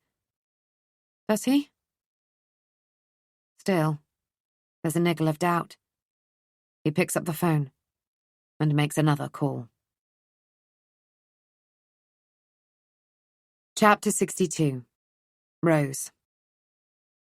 Rose has spent the last 10 minutes reassuring James that Cass is okay and he needn't rush home. If you like, I'll stay here until you get back. Would you? She hears the relief in his voice, can see in her mind the way his mouth will be lifting at the sides, knows that he'll be nodding the way he always did when she reassured him when they were small. Yes, you've been good enough for Santa to come. No, your teeth won't fall out because you forgot to brush them last night. Her little Rue. How is he going to feel when he finds out who she is? What happened to their mother? He'll be devastated, but will he forgive her? Understand at least that what happened that terrible night doesn't reflect on who she really is. That all she was trying to do was to scare the Madleys into giving up the tape, to protect their mother. That she wanted to leave without anyone being hurt. That she wanted the other victims to be laid to rest with dignity. She has no idea how James will react when he discovers the past or the present. Cass, locked in a room. Where will his loyalties lie? His sister, his mother, his blood, or his girlfriend? She tries to tell herself that he will choose her, but Cass isn't purely his girlfriend, is she? She is the mother of his child. Perhaps there's a way she can ensure he'll never find out about this. Cass is the only one who could tell him, but Will she? Will she really want him to know who she is, what her parents did to their mother? How can a relationship possibly survive that? If Cass doesn't tell, and really, why would she want anyone to know about her heritage, then the tape can be destroyed. The bodies discovered. Nobody needs to know Cass is a Madley, who Rose really is. She can go on living as Fran, still in James's life, get to know her niece, and perhaps one day, somehow, James might learn that she is his sister. And he might be happy. Rose stands at the butcher's block, her fingers tight around the handle of the drawer, weighing up her options. If she opens the door to speak to Cass, Cass could lunge at her. She might have found a weapon. Didn't Gunnar once say that old houses such as these often had shotguns? She can't risk opening the door. Not yet. Rose doesn't want any harm to come to her niece. But could she leave Cass there? Until she is too weak to argue, too weak to fight? James is away for 5 days. Of course, she can't keep Cass there until he returns, but perhaps until the day before, or something. She doesn't know. She's panicking, throwing thoughts around and dismissing them just as quickly. It's not as though you can starve to death in a few days, is it? She Googles it, to make sure. It seems that having access to water is more vital than food. But Cass has that huge bottle of Evian, doesn't she? If she keeps drinking, then the baby will be fine. What harm can it do? Rose has no idea. Chapter 63. Cass. Without windows, I have lost all sense of time, as it bends and stretches and plays tricks on me. It's freezing. I could check the time on my mobile, but I'm trying to preserve the battery, and really it doesn't matter, does it? It won't help me get out. I stuff my hands inside the sleeves of my jumper and rub my arms, feeling the goosebumps beneath my fingers. I'm lying on my side, the hard floor pressing into my hip. This stone room is my tomb. But I am not alone. Scratch, scratch, scratch. 2 bright eyes. A rat. Shoo, get away. My voice quiet. I don't have the strength to shout any longer. My throat is raging from all the screaming. I'm only taking small sips from the bottle of Evian that Rose kicked at me when I'd tried to lunge at her. I don't know how long it has to last me. How long can I survive without food? How long can Isabel survive without nutrients? How long will I remain healthy without my insulin? I draw my knees closer to me, not reaching my chest because of my bump, trying to wrap my arms around them, to make myself smaller. The glow of the eyes grows nearer. I clap my hands, wincing with the stinging pain from my cut as my palms connect. But it's worth the discomfort because the rat scuttles away. It will be back. Perhaps not alone this time. How many rats are down here? Is it their sharpened claws I've been hearing all along, or the desperate scraping of fingernails? The ghosts of the women trapped in this room by... No, I don't want to think it. I can't. But I know that it's true. My parents owned this house. My parents were monsters. I tried to curve my body into a tighter ball again. Sick, dizzy, afraid. It's so cold. Eventually, thankfully, I drift into sleep. When I wake, nothing has changed, except there is a stabbing pain behind my eyes that wasn't there before. I begin to softly weep, my shoulders shaking. My bladder is full despite barely drinking anything. It takes a gargantuan effort to stand, to pull down my jeans and pants and to urinate in the corner again like a dog, feeling the hot splashes against my thighs, the pungent smell of ammonia. I am dehydrated, but I dare not have too much of the Evian. What if I run out and I have to collect my urine in a container of some sort and drink it? The thought turns my stomach, but anything would be better than dying. Anything is better than this. Ladybird, ladybird, fly away home. Your house is on fire, your children are gone. Hands smoothing my hair, fingers deftly untangling the knots. The smell of lemons. Tamsin. The sense of my sister being by my side is so vivid. I reach for her, expecting to feel solidity but grasping at nothing but air. Something warm against my cheek. A palm? Fur. I stumble to my feet, my head spinning, the room swimming. My legs fold in on themselves and I crash to the floor. Feel the burn of my knees, smell the coppery blood as its warmth drips down my legs. Scratch, scratch, scratch. Somebody help me! I scream over and over, my strength momentarily returned. James! It's fruitless. I know it's fruitless, but still I try until my throat is raw, voice a whisper. Nobody can hear me. Nobody ever heard them, did they? The other women who were brought here, who died here. The ghosts of my parents' victims crowd in on me, laughing, laughing, laughing. We won't let you go. Exhausted with it all, I close my eyes, clamp my hands over my ears, afraid of going mad. Afraid I already am. My bladder is uncomfortably full for the millionth time. The baby pressing down on it. Shh, I soothe as she wriggles around, kicking to be free. Is she picking up on my panic? You'll be okay, I promise. We'll be okay. Because I cannot save her unless I save myself. Tamsin. If James and I are calling the baby Isabel after his mum, then her second name will be Tamsin after my sister. Because the bond between sisters is unbreakable. It crosses oceans, worlds, lifetimes. But then Rose is James's sister. So where does that leave me? Whose side will he take? Mine. I have to believe he will take mine. I have to believe he has come home and he is looking for me. Because this is all the hope I have left. And it is almost too much to bear. Chapter 64. Rose. Rose is losing hope, losing time.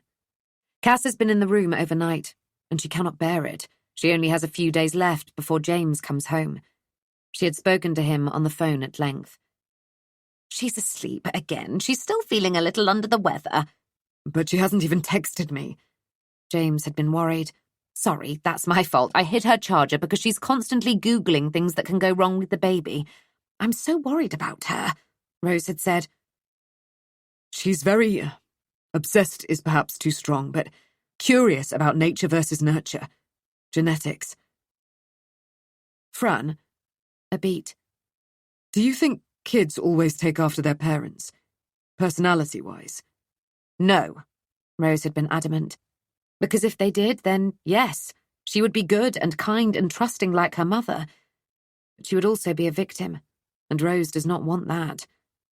Should I come home? He asked. You don't have to. I brought some face masks and a manicure set. We could have a mini spa, a digital detox. It would really do her good. James had agreed, grateful to her for being there. Later that night, Rose had texted him from her phone, pretending to be Cass. Sorry, lack of contact, feeling rough. Can't find my charger, so texting you from Fran's mobile. She's going to pamper me. See you when you get back. Love you. Kiss, kiss, kiss. She had sent the text, switching off her phone. It hasn't yet been a full 24 hours without Cass eating. But is that enough to weaken her so that she won't fight when Rose goes in? Or will it have made her more desperate? More dangerous?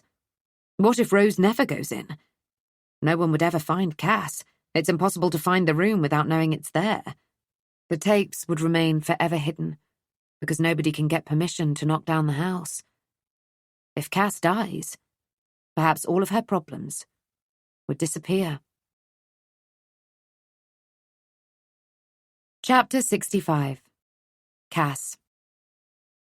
I'm disappearing, fading away, dying. The last thought comes to me clear and sharp and painful. I haven't been trapped for long, but my blood sugar levels have plummeted. I feel so weak, so ill.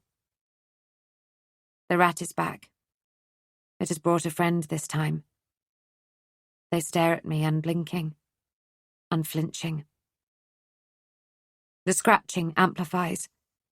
1,000 glowing, beady eyes filling the room. They advance and I retreat, spine pressed against the hard wall, covering my bump with my hands to protect my baby. Hundreds of tiny teeth sink into my skin. The pain is unbearable, but I do not once try to draw my arms away because they are a barrier protecting my unborn child. I feel the moistness of my flesh as blood and muscle and tissue spill out onto the flagstone floor. I hear the chink, chink, chink of teeth against bone. A searing agony as they claim me, but still I cradle my bump even as they gnaw away at me.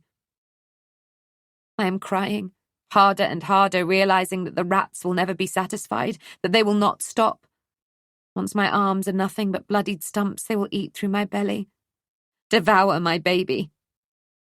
No! I try to push them away, but there are too many of them. They clamber and climb and advance over and over again. No! I scream. And it is then that I wake. My eyes springing open to see one rat watching me. Only one. But I can still feel the teeth, feel the fur, the sour stench they carry. And my dream, as disturbing and horrific as it was, is nothing compared to the nightmare of waking. Knowing I am still here. Still trapped. My stomach roils as I breathe in the smell of my own urine and my shame. There's a pain under my ribs. I vomit, but there is nothing in my stomach to come up. The headlines of every article I've ever read on Google plays out on a cinema screen in my mind. All the terrible things that will happen to me and my baby if I do not eat, do not take my insulin. I've been trying to preserve the battery in my phone, but I switch on the torch and examine my hands. My fingers are swollen, my feet are too. I'm afraid preeclampsia is setting in. I am going to die. My hand over my bump. We are going to die. No. No. No. It takes every ounce of energy I possess to crawl around the room for what feels like the 1,000th time. Ladybird, fly away home. Tamsin is with me, urging me on. My resolve is steel, because deep down I know if I do not get out of here right now, I might not get out of here at all. Not alive, anyway. Methodically, I circle the room, hands slapping against the cold stone walls as I try to find something, anything, to help me. A light switch. A catch. My parents used to shut themselves in here to make their videos. Just like there was a way into the room from the kitchen. There has to be a way out. There has to be. I think about how I got in here. The drawer in the butcher's block was shut. Instinctively, because I had seen it done before, I was able to trigger the release catch. This was when the block could swing to one side so I could enter. If my parents wanted to leave the room, how did they do it? There must be another release, another way to swing that part of the wall. My heart sinks, sudden and heavy as I realize. When my parents were in here, the drawer would still have been shut, the catch still open. Now, if Rose has left the drawer open, even if I find the opening this side, I will never be able to escape. My parents were a lot of things. Cruel, reckless, irresponsible criminals. But one thing I think that they weren't is stupid. There must be another way out of here. They wouldn't risk being stuck themselves. Think! What was this room used for originally? It wasn't a scullery. I remember the day I arrived, recalling the history I had learned at school. Catholics that used to have to hide. Ladybird, fly away home. Your house is on fire. Fire. It all comes flooding back to me. I am not afraid of fire. I never was. I was afraid of the fireplace, crying, on my mother's bed, her sweeping me into her arms. It's eaten, Daddy. Pointing at the large inglenook in her bedroom that I had seen my father walk into but never walk out of. I try to visualize where I am in this house of horror, where the master bedroom would be. I concentrate on this corner of the room. There must be a staircase behind the wall somewhere, a second way into and out of the room. There has to be. There are bookcases, stacked with videotapes. I sweep them to the floor and press each shelf, put my weight against them and try to shove them aside. Run my fingers under the shelves, at the bottom. Tucked in the corner. A button. I press it. There's a give. I push harder. A blast of air, but fresher, warmer. I step forward, and the bookcase slams back into position behind me. Through the dying torchlight, a spiral staircase. Slowly, I begin to climb. My heart in my mouth. The space tight, but then wider, lighter, a rectangle of light ahead. And then I'm stepping out of the inglenook fireplace into the master bedroom. My parents' bedroom. Heading towards the doorway I had passed that night as a child and had seen my father prone on the bed. Murdered. And I think perhaps he deserved it. Slowly, silently, I creep down the stairs. I can't hear Rose. I head into the kitchen. My priority is food, stabilizing my blood sugar, keeping my baby safe. I see Rose in the pantry. She's fumbling with the butcher's block. I make a split-second decision. A decision that could cost me everything. Chapter 66. Rose. What Rose is doing could cost her everything. But she can't leave Cass in there to die. She just can't. She knows she could go to prison for a very long time for what she has done. But it will be worth it to finally destroy that tape. For the other women to be acknowledged, laid to rest respectfully. Cass? Rose calls as the false wall opens. She steps into the blackness of the tunnel. The stench of urine is overpowering. What has she done? Cass, I'm sorry, I've come to help, Rose feels hands on her shoulder blades. The shove, loses her footing on the uneven ground. Her head slaps against the concrete as she falls. Upsy-daisy! She's in the garden, helping a giggling Rue to his feet. They hold hands again, spin around and around under the bright midday sun. He smiles at her, her beloved brother, and she is truly happy. Loved. But her head hurts. Rue slipping away from her, warm blood escaping from the gash in her skull. Her eyes close, and it's all over. Chapter 67. James. It's all over? James asks.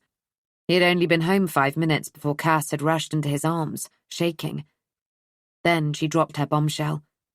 Cass nods. Pale. Quiet. Richardson's retreats aren't going ahead with the renovation. No. Cass can't look him in the eye, and he knows she is scared. They will lose the first home they have ever known together. And Fran is just gone? James feels the loss keenly. He'd felt a friendship with Fran, but to her, he must have been purely business. What should he do now? There is so much he wanted to tell Cass, but now he is here, he can't. If he tells her he is adopted, she'll want him to trace his family for genetics, for Isabel. If he tells her that he believes he is the Madley child, then what? She'll pity him? Worry that the tragedy will have damaged him somehow? Nature versus nurture. The Madleys were decent people. Victims. He is a decent person, and he wants to shield her from everything unpleasant. If she knew the truth, she'd definitely say no to the question that is sitting on the tip of his tongue. Cass. Is he doing the right thing? Is it too much? Too soon? Chapter 68. Cass. There is such intensity in the way James is looking at me. Such love. But also something else, something I can't identify. I feel my stomach plummet. Does he know? Has Dad told him who I really am, even though I made him promise not to? I cannot bear for James to know I am the surviving Madley child. He'd look at me with such sympathy, and he can never, ever find out what my parents did to all those women. To his mother. Nature versus nurture. There is evil in my genes. Cass, He begins again. how would you feel about staying here? Staying? How? But even as I ask, I feel my body sag with relief. The room can remain hidden, the tapes, the bodies. If we stay, it will never come out what my family did. Will never become known that I am part of that family. Mum's probate has come through. Dad gave me a letter from the solicitor. I've inherited quite a lot of money. What about if we made an offer to Richardson's retreats? We could buy Newington, if you'd like. I begin to cry. Because that is what I'd like more than anything. To bring Isabel up in the place where I spent my formative years, where I played with my sister. Perhaps in time Isabel will have a sibling too. A brush of cold air against the back of my neck. Giggling. I turn around, but there's nobody there. Out in the hallway, without being wound, the clock begins to tick. Epilogue. Time ticks on. It's been almost 5 months now since that conversation with James. And again, everything has changed. James had been confused, of course, that Richardson's retreats weren't the legal owners of Newington. But it made it easier for us to buy the house at a good price. The paperwork is complete. Newington is ours. But we're not only homeowners. We're parents. Our daughter was born here, in the master bedroom. My labour progressing so quickly, faster than I'd been expecting from the books I'd read. It was as though Isabel couldn't wait to be here, at Newington, where she belongs. Her middle name is Tamsin, of course.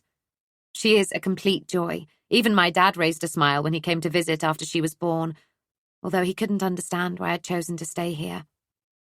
It's where I feel closest to them, I had whispered, and he'd nodded, understanding if not condoning. Of course he doesn't know about the room, the tapes, the bodies, and they are often on my mind, the victims of my parents. Sometimes I wake in the night feeling ghostly fingers on my skin, hearing their screams. Sometimes I hear them in the daytime, too. It's just... Cass, are you okay? Dad had asked. You seem... Now Isabel is here, perhaps it's time to think about going back on your medication. I'd shaken my head, because for the first time in my life I felt like me. I know who I am. A mother, a partner, a daughter, a sister. Dad's transferred the money that was in trust for me into Isabel's name. I can never explain it to James. I don't want to use it. It feels like blood money to me. By the time she turns 30 and it becomes hers, Dad won't be around anymore, and I can feign ignorance when she inherits. Isabel lies in her Moses basket, eyes trained on something I cannot see. I like to think it's her Aunt Tamsin. Eventually her eyelids droop and close. Her mouth twitches as she sleeps. Although James had been able to offer a rational explanation to all the happenings I'd been convinced were supernatural, I know what I believe. We all have our own belief system, don't we? Things that bring us comfort. Believing my sister is still watching over me, is mine. Mr. Tatty the bear stands guard over Isabel from his position on the bookcase. I took the blanket in around her. It's warm and cosy here now. We never find the landing window open anymore. The clock never stops at 8:30. James will be home in an hour. I make a start on dinner. I prepare 2 vegetable pies, cooking the smaller one first and putting it on a plate. Glancing at my daughter to check she is safely asleep, I take the plate and open the wall to the scullery before setting it on the butcher's block while I open up the passageway. Rose doesn't speak today. She doesn't cry. She doesn't beg. One hand is chained to the ceiling. The chain is long, though. I don't want her to be uncomfortable. She picks up the fork as she glares at me, as though she wants to stab me with it. It's only plastic, so even if she tries, it will not hurt me. After I pushed her that day and she'd knocked herself out, I fetched the sack trolley and somehow dragged her through the tunnel. It was only supposed to be temporary. I'd always intended on letting her go, but then James came home and suggested buying the house, and I thought about what would be uncovered if I told the truth. My family's history, those bodies, and it wasn't just my anonymity I was worried about. I didn't want Isabel growing up as a Madley, the subject of endless speculation. After all, the internet is here now, and it is a powerful thing. Part of me reasoned that by leaving Rose where she was, I was protecting James from it all, too. It has been easier than I'd thought, keeping her hidden. Pretending to be Rose, I'd text her boss from her phone and said that due to family complications, she wouldn't be back. That's close to the truth, isn't it? James doesn't know about the scullery, and if, by chance, he managed to find the button that slides the wall back, he'd never be able to operate the butcher's block by accident. Would never guess what lies beyond it. I'm careful to ensure he is out of the house when I take Rose her food, empty her camping toilet, take her a bowl of warm water so she can wash. Monday to Friday he's at work, and on Saturday mornings he plays football now for the village team. We're making friends here. On Sundays Rose is on her own all day, and this isn't something I feel good about. I'm not my parents, after all. I'm not cruel. Sometimes I daydream about letting her go. She's promised me over and over that she'll never tell, that all she wants to do is be a part of James's life, Isabel's life, however she can, that she's family, that we can put everything behind us, start again with a fresh slate. Sometimes I think this is what I want too. But I don't know. So much has passed between us. Can I ever trust her? She is family, that much is true. But she also killed my family. She has explained that my mother's death was accidental, about Gunnar's part in my father's and my sister's murder, how she'd instructed him not to hurt anyone, but he'd become out of control. I think she's telling the truth, but the bottom line is that if she hadn't brought him here, Tamsin would still be alive. Knowing what I know now about my parents, it pains me to admit that they deserved it, but Tamsin? Even if I could forgive Rose for my parents, how can I forgive her for the loss of my sister? I don't know. Sometimes I believe that Rose and I are both victims, that perhaps it is possible for us both to heal, and it is during these times I stand by the butcher's block, fingers fiddling with the drawer, thinking, this time I'll set her free. There is a huge part of me that wants to let her go, but I never do. My head is too muddled to make sense of it all. Thoughts circling around and around like the yellow plastic ducks that I used to try and hook at the fairground. Dad behind me, his large hands over my small ones, holding the pole steady. I try to snatch some clarity, but there is no space for rational thought among the guilt and the grief and the anger and the fear that I'll be the one sent to prison, that Isabel will grow up without me. My daughter is the one who calms me, reassures me in the times that I feel I've completely lost my mind, that there is something in my world that makes sense. It is her I try to focus on, not Rose. But of course my mind returns to her over and over. There is so much I don't know. I don't know how long I'll get away with this. Last week there was a report on the news of a girl who'd gone missing 15 years ago being found in the basement of an American home. 15 years. I can't imagine. I don't want to be doing this. Already Rose is pale. Weak. I'm bringing her vitamin D supplements, but it isn't the same as being in natural light, I know. I don't even know how I'll manage next week, or next month, or when Isabel is old enough to walk, talk, ask questions. But for now, all I can do is look after Rose as best I can. Anyway, it won't be forever. I will let her go soon. I really will. I'm not a monster, I promise you that. We'll come to some sort of agreement eventually. Rose and I'm sure. I really don't want to be doing this. I hope that one day, Whatever the future holds, she might understand. That she might even forgive me. That you might forgive me too. I didn't mean to hurt her. But my family's reputation, mine and Isabel's anonymity, is precious and irreplaceable, and I was desperate to get it back when Rose threatened to expose us. And now that I have it, I'll do anything to keep it. Anything. And now you've heard my story, I hope you'll understand. Perhaps you'd do the same. Hello.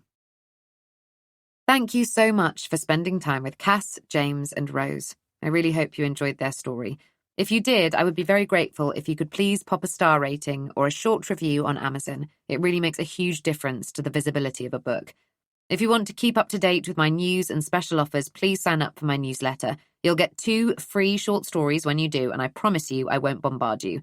www.louisejensen.co.uk/mailing. The idea for this, my 9th psychological thriller, came about after my youngest son wanted to watch some classic old horror films. Amityville was one of the movies we chose. Afterwards, we became a little obsessed with the history of the house and what had happened to it since. I thought much about the people who bought it after the alleged events took place. Would I have chosen to live in a home with such a supposed dark past? I wasn't sure if I would. Cass and James came to mind straight away. Cass, initially unaware that Newington was the scene of such horrific crime, James not being put off by the past. But what was the story? I had an idea that the perpetrators of a violent crime could come back, years later, for something. But what? It had to be something well hidden, something small. A key, I decided. Then came 3 long years of trying to figure out what the key was for. While I usually launch into a story without knowing the end, if I couldn't figure out what the key fit, there was no story. During meals, car rides, days out, I'd ask my family what the key could be for. Nobody knew. It was in the school holidays when I asked my youngest son again. He got a pad of post-it notes and 2 pens and told me to sit at the table. "We're not moving until we figure out what the key is for," he said. Once we started brainstorming ideas, it came to me. And immediately, 3 years after the initial idea, I began writing. I hope you think it was worth the wait. Do join me next year when we'll meet Amy and Jen, who, while trying to trace their missing mother, realise they don't know each other quite as well as they thought. Louise. Kiss. Acknowledgements. As ever, it has taken a village to bring this book to life. Huge thanks to my publisher, HQ Stories. I really am living my dream, and I'm very grateful. Special mention to my wonderful editors, Manpreet Grewal and Kat Camacho, our fearless leader, Lisa Milton, marketing, PR, production, design, and everyone who plays a part in the process. Thanks to my literary agency, the Blair Partnership, in particular, Rory Scarf and Hattie Grunwald. John Duller, who volunteers for the National Trust at Baddesley Clinton, for answering my many questions on manor houses and priest holes. Your enthusiasm for history made researching this story a joy. Of course, I wouldn't be writing books if it weren't for you, the readers and listeners. Thank you to everyone who has supported, recommended, and reviewed my books. There are so many amazing bloggers and book groups online. A special shout out to everyone who takes part in my Sunday book share on Facebook. It really is one of the highlights of my week, although my TBR pile is groaning under the weight of the recommendations. Love to my friends, particularly Sarah, Natalie, and Hilary, and to Sue, who always reads my books, usually on a beach. My family, Pauline and Mike, and Joe and the gang. My daughter-in-law Rebecca, Mum, and sister Karen. My husband, Tim, who has survived another bout of first draft angst. Callum, Kai, and Finley, who are everything. And Ian, of course. Book club questions. 1. Nature versus nurture is something Cass and James think very deeply about when they find out they will become parents. What are your beliefs or experience? 2. At the beginning of the story, Cass and James believe they know each other well enough to build a life together, but at several points they begin to question whether they really know each other at all. How long do you think it takes to get to know someone? Or do we ever really know anyone? 3. Did you have an idea at the start of the book who was good and who was bad? How had your opinions changed by the end? 4. Cassie heard children giggling. Do you believe this was her own childhood memories, her imagination, or could it be a spirit trying to protect her? 5. In what way is Newington House a character in its own right? 6. Coincidences are referenced throughout the book. All of them are remarkably true. Have you ever experienced a strange coincidence? Adrian said, coincidences mean you are on the right path. What do you believe? 7. Both Cass's father and James's parents lied to them about their identities. Discuss why they did this. Do you think they were right? 8. Have you ever experienced anything supernatural?